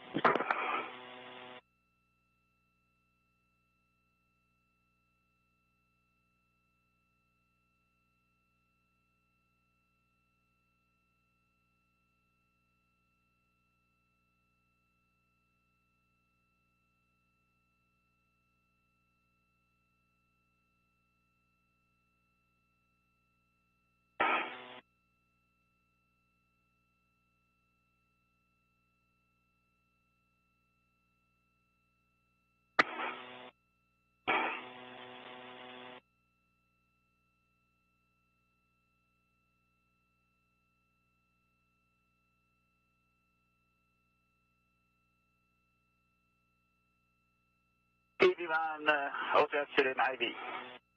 Okay, copy for EV1 and EV2. Okay, we are now going to go back to finish the repress. So I'll start off slow and then increase the rate. Let me know if you don't feel comfortable. You can expect an alert tone both when I start and also when DPDT is about 0. Okay, copy that.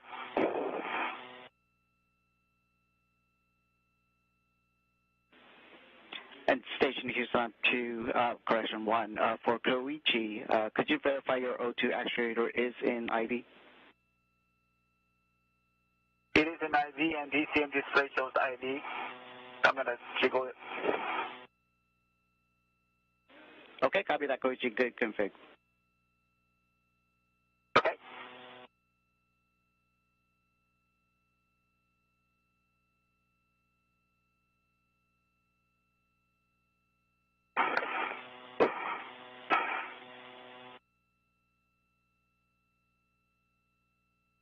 And with that confirmation, the repressurization inside the crew lock has resumed. So we are increasing from 5 psi up to equalize with the inside of the space station, which is sitting at about 14.7, the same as we have here on Earth. As we make our way up to match that for the International Space Station, we do have some statistics now that the spacewalk for today has concluded. That spacewalk again was 7 hours 21 minutes. It was the 258th spacewalk in support of space station assembly, maintenance, and upgrades. For the 2 spacewalking astronauts, it was a first. It was the first space station spacewalk in 2023, but the 5th overall during this expedition, Expedition 68. For Wakata, this was his first spacewalk, so he gets the total runtime for today's spacewalk, which is again 7 hours 21 minutes. It's the same for Mann, 7 hours 21 minutes for her career as well. And that is the total runtime for today's spacewalk, which ended at 2:35 p.m. Central Time. If you take all of the 258 spacewalks that have been conducted in support of space station assembly, maintenance, and upgrades, you get a total of 68 days, 5 hours, and 47 minutes.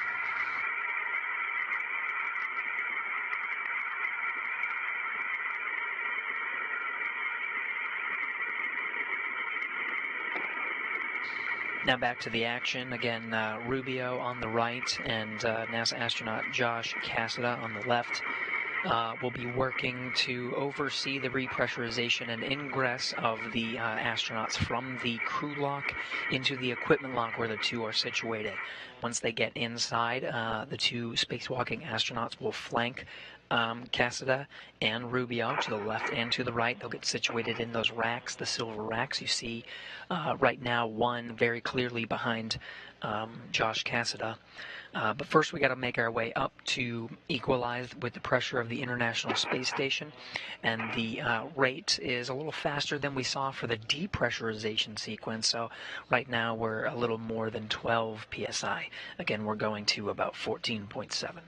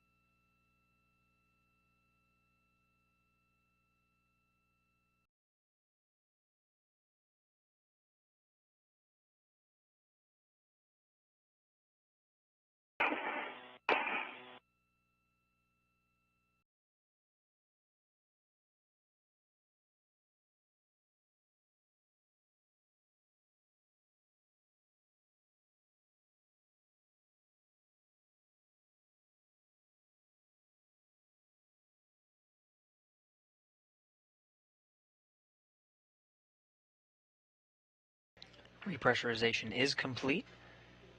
So Frank Rubio, you see turning that handle to open up the hatch.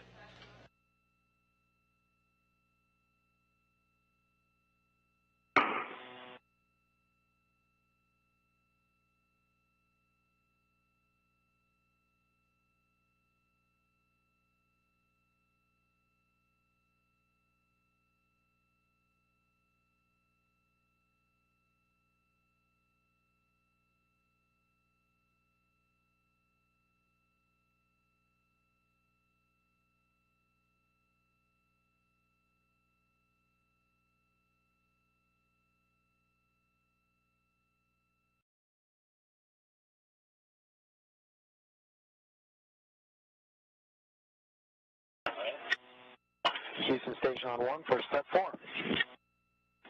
Go ahead on 1.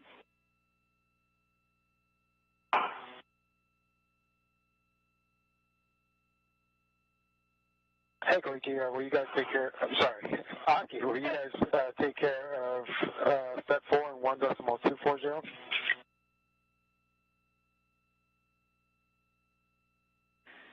And Frank, we are taking care of it.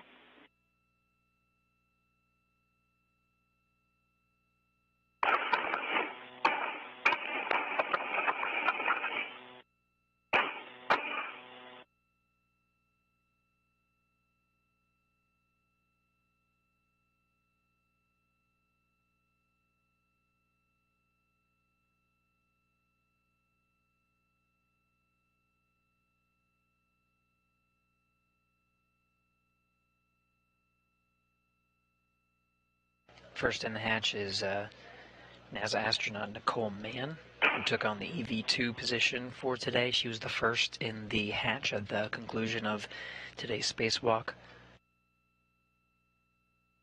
Cassida and Rubio as the suit IVs. They're the ones responsible for getting both of the astronauts situated so they can start doffing or taking off their suits.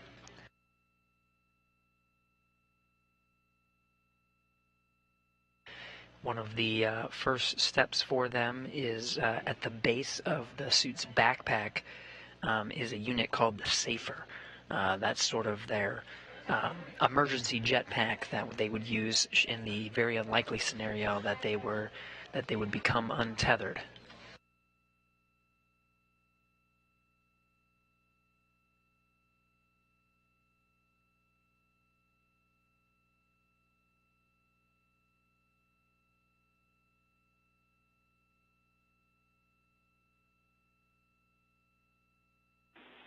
Airlock Houston on 1. EV crew is no longer hot mic.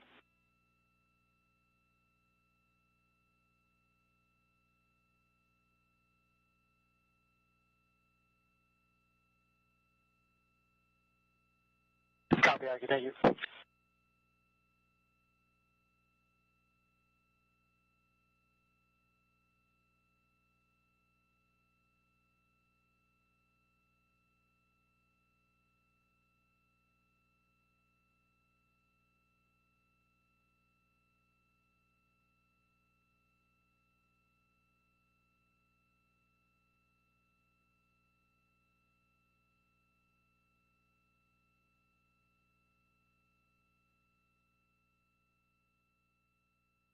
So you can see the safer unit has been removed from the base of the backpack of Nicole Mann's spacesuit.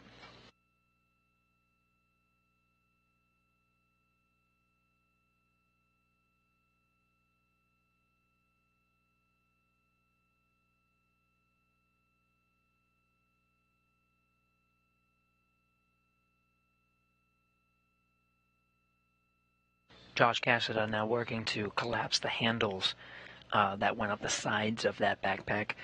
That's the stowage configuration for those safer units.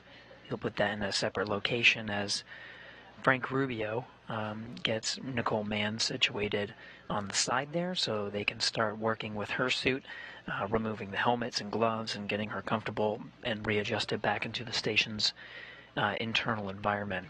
Meanwhile, Koichi Wakata, you can see, is still in the crew lock. He is patiently waiting his turn until he'll go on the right side from this view across from where Nicole Mann is situated now. You can also see that long bag that they towed all the way out to and from the work site. Inside that bag is that mid-strut that will be taken out on a future spacewalk to finish the installation of the modification kit that's on the 1A power channel.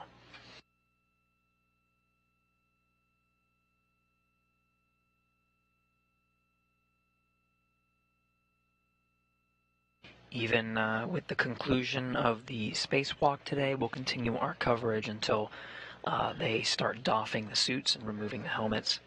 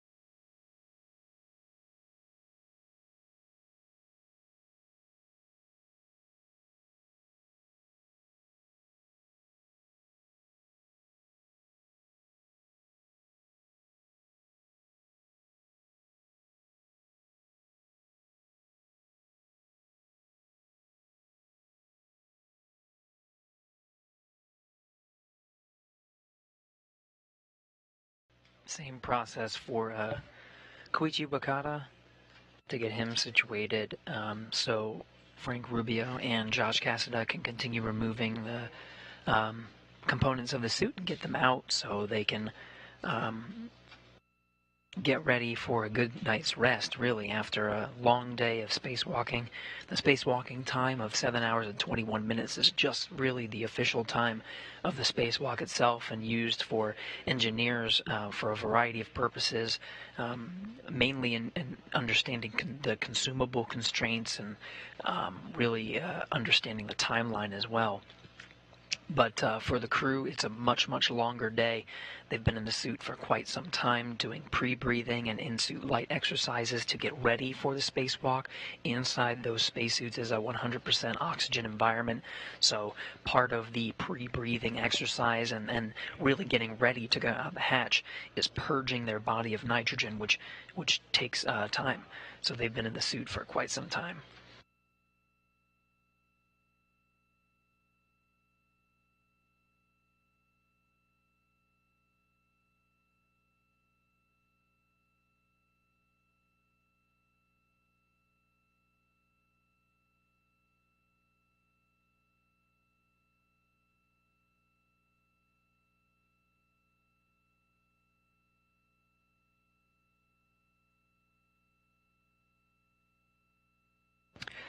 Once again, losing video from the International Space Station. We're lucky that most of these drops have been very, very short in duration, so we are anticipating that we'll regain that video from the station once again.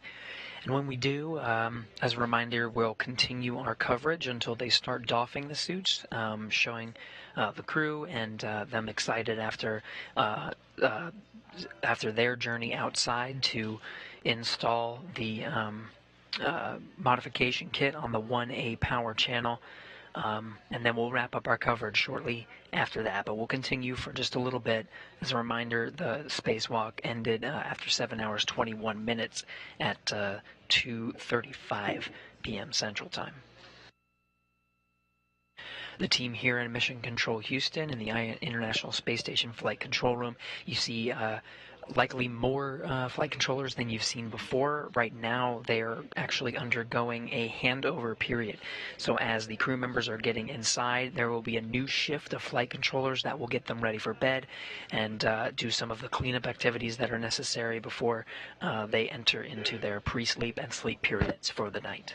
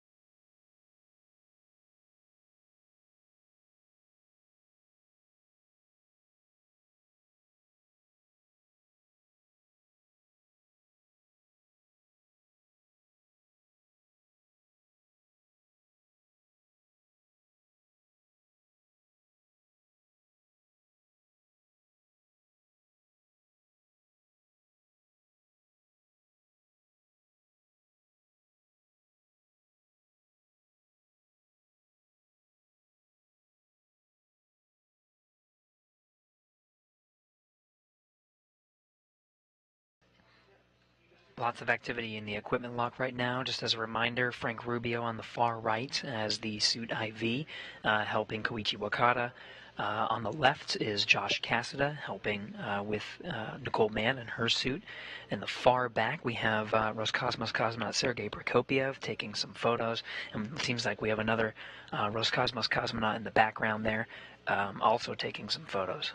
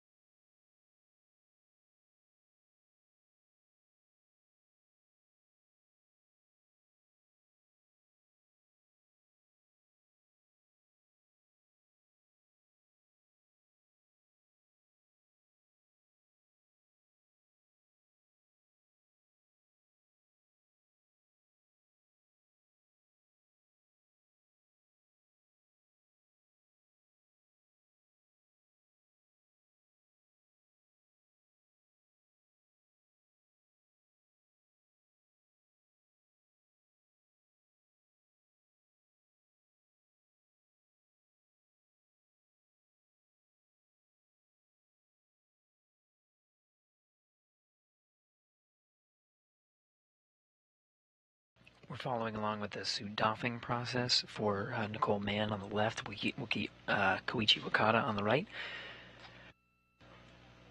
On the right, helping Wakata is Frank Rubio. On the left, helping Mann is Josh Cassada. They're working to get those gloves off. It's a lot of strain during a long spacewalk on the fingers. So it will be quite a relief for the crew members to have those gloves off. It is common that after the gloves have been removed to take some photos of the gloves. If you notice throughout the duration of the spacewalk, there were these periodic checks for the gloves and what's called the HAPS, the helmet absorption pad. We'll see those once the helmets are removed. But the gloves, because they are used so intensively throughout a spacewalk, they're used for all of the translation or the movement across the outside of the space station. They're used for all of the work, using the pistol grip tool, grabbing onto various structures. And sometimes they have some nicks and scrapes, and so they document after the spacewalk the condition of the glove. So we might see some photos of the gloves, but it looks like for now they're stowing them in the various locations. I think the priority here is really get the crew nice and comfortable now that they've conducted the spacewalk, allow their fingers to be free. So with the gloves removed, the next will be the helmets, and of course after the helmets are removed, they'll do a HAP check and all of that, but after the helmets are removed is when we'll end our coverage for today.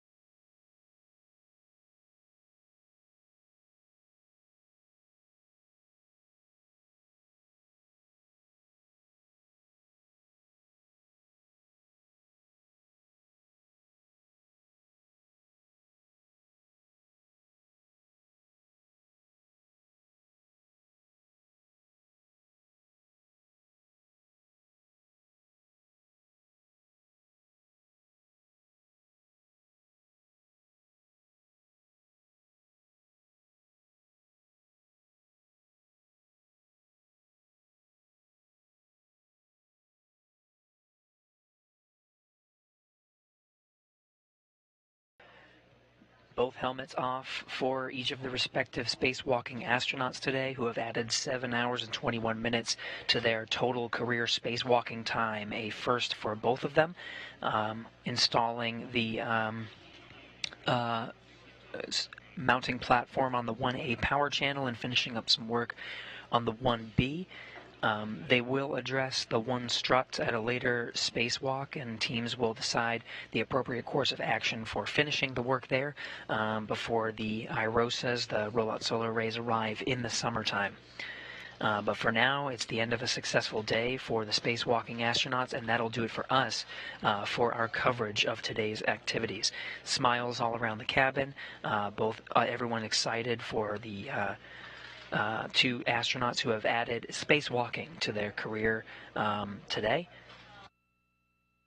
And with that, we'll wrap up our coverage here. This is Mission Control Houston.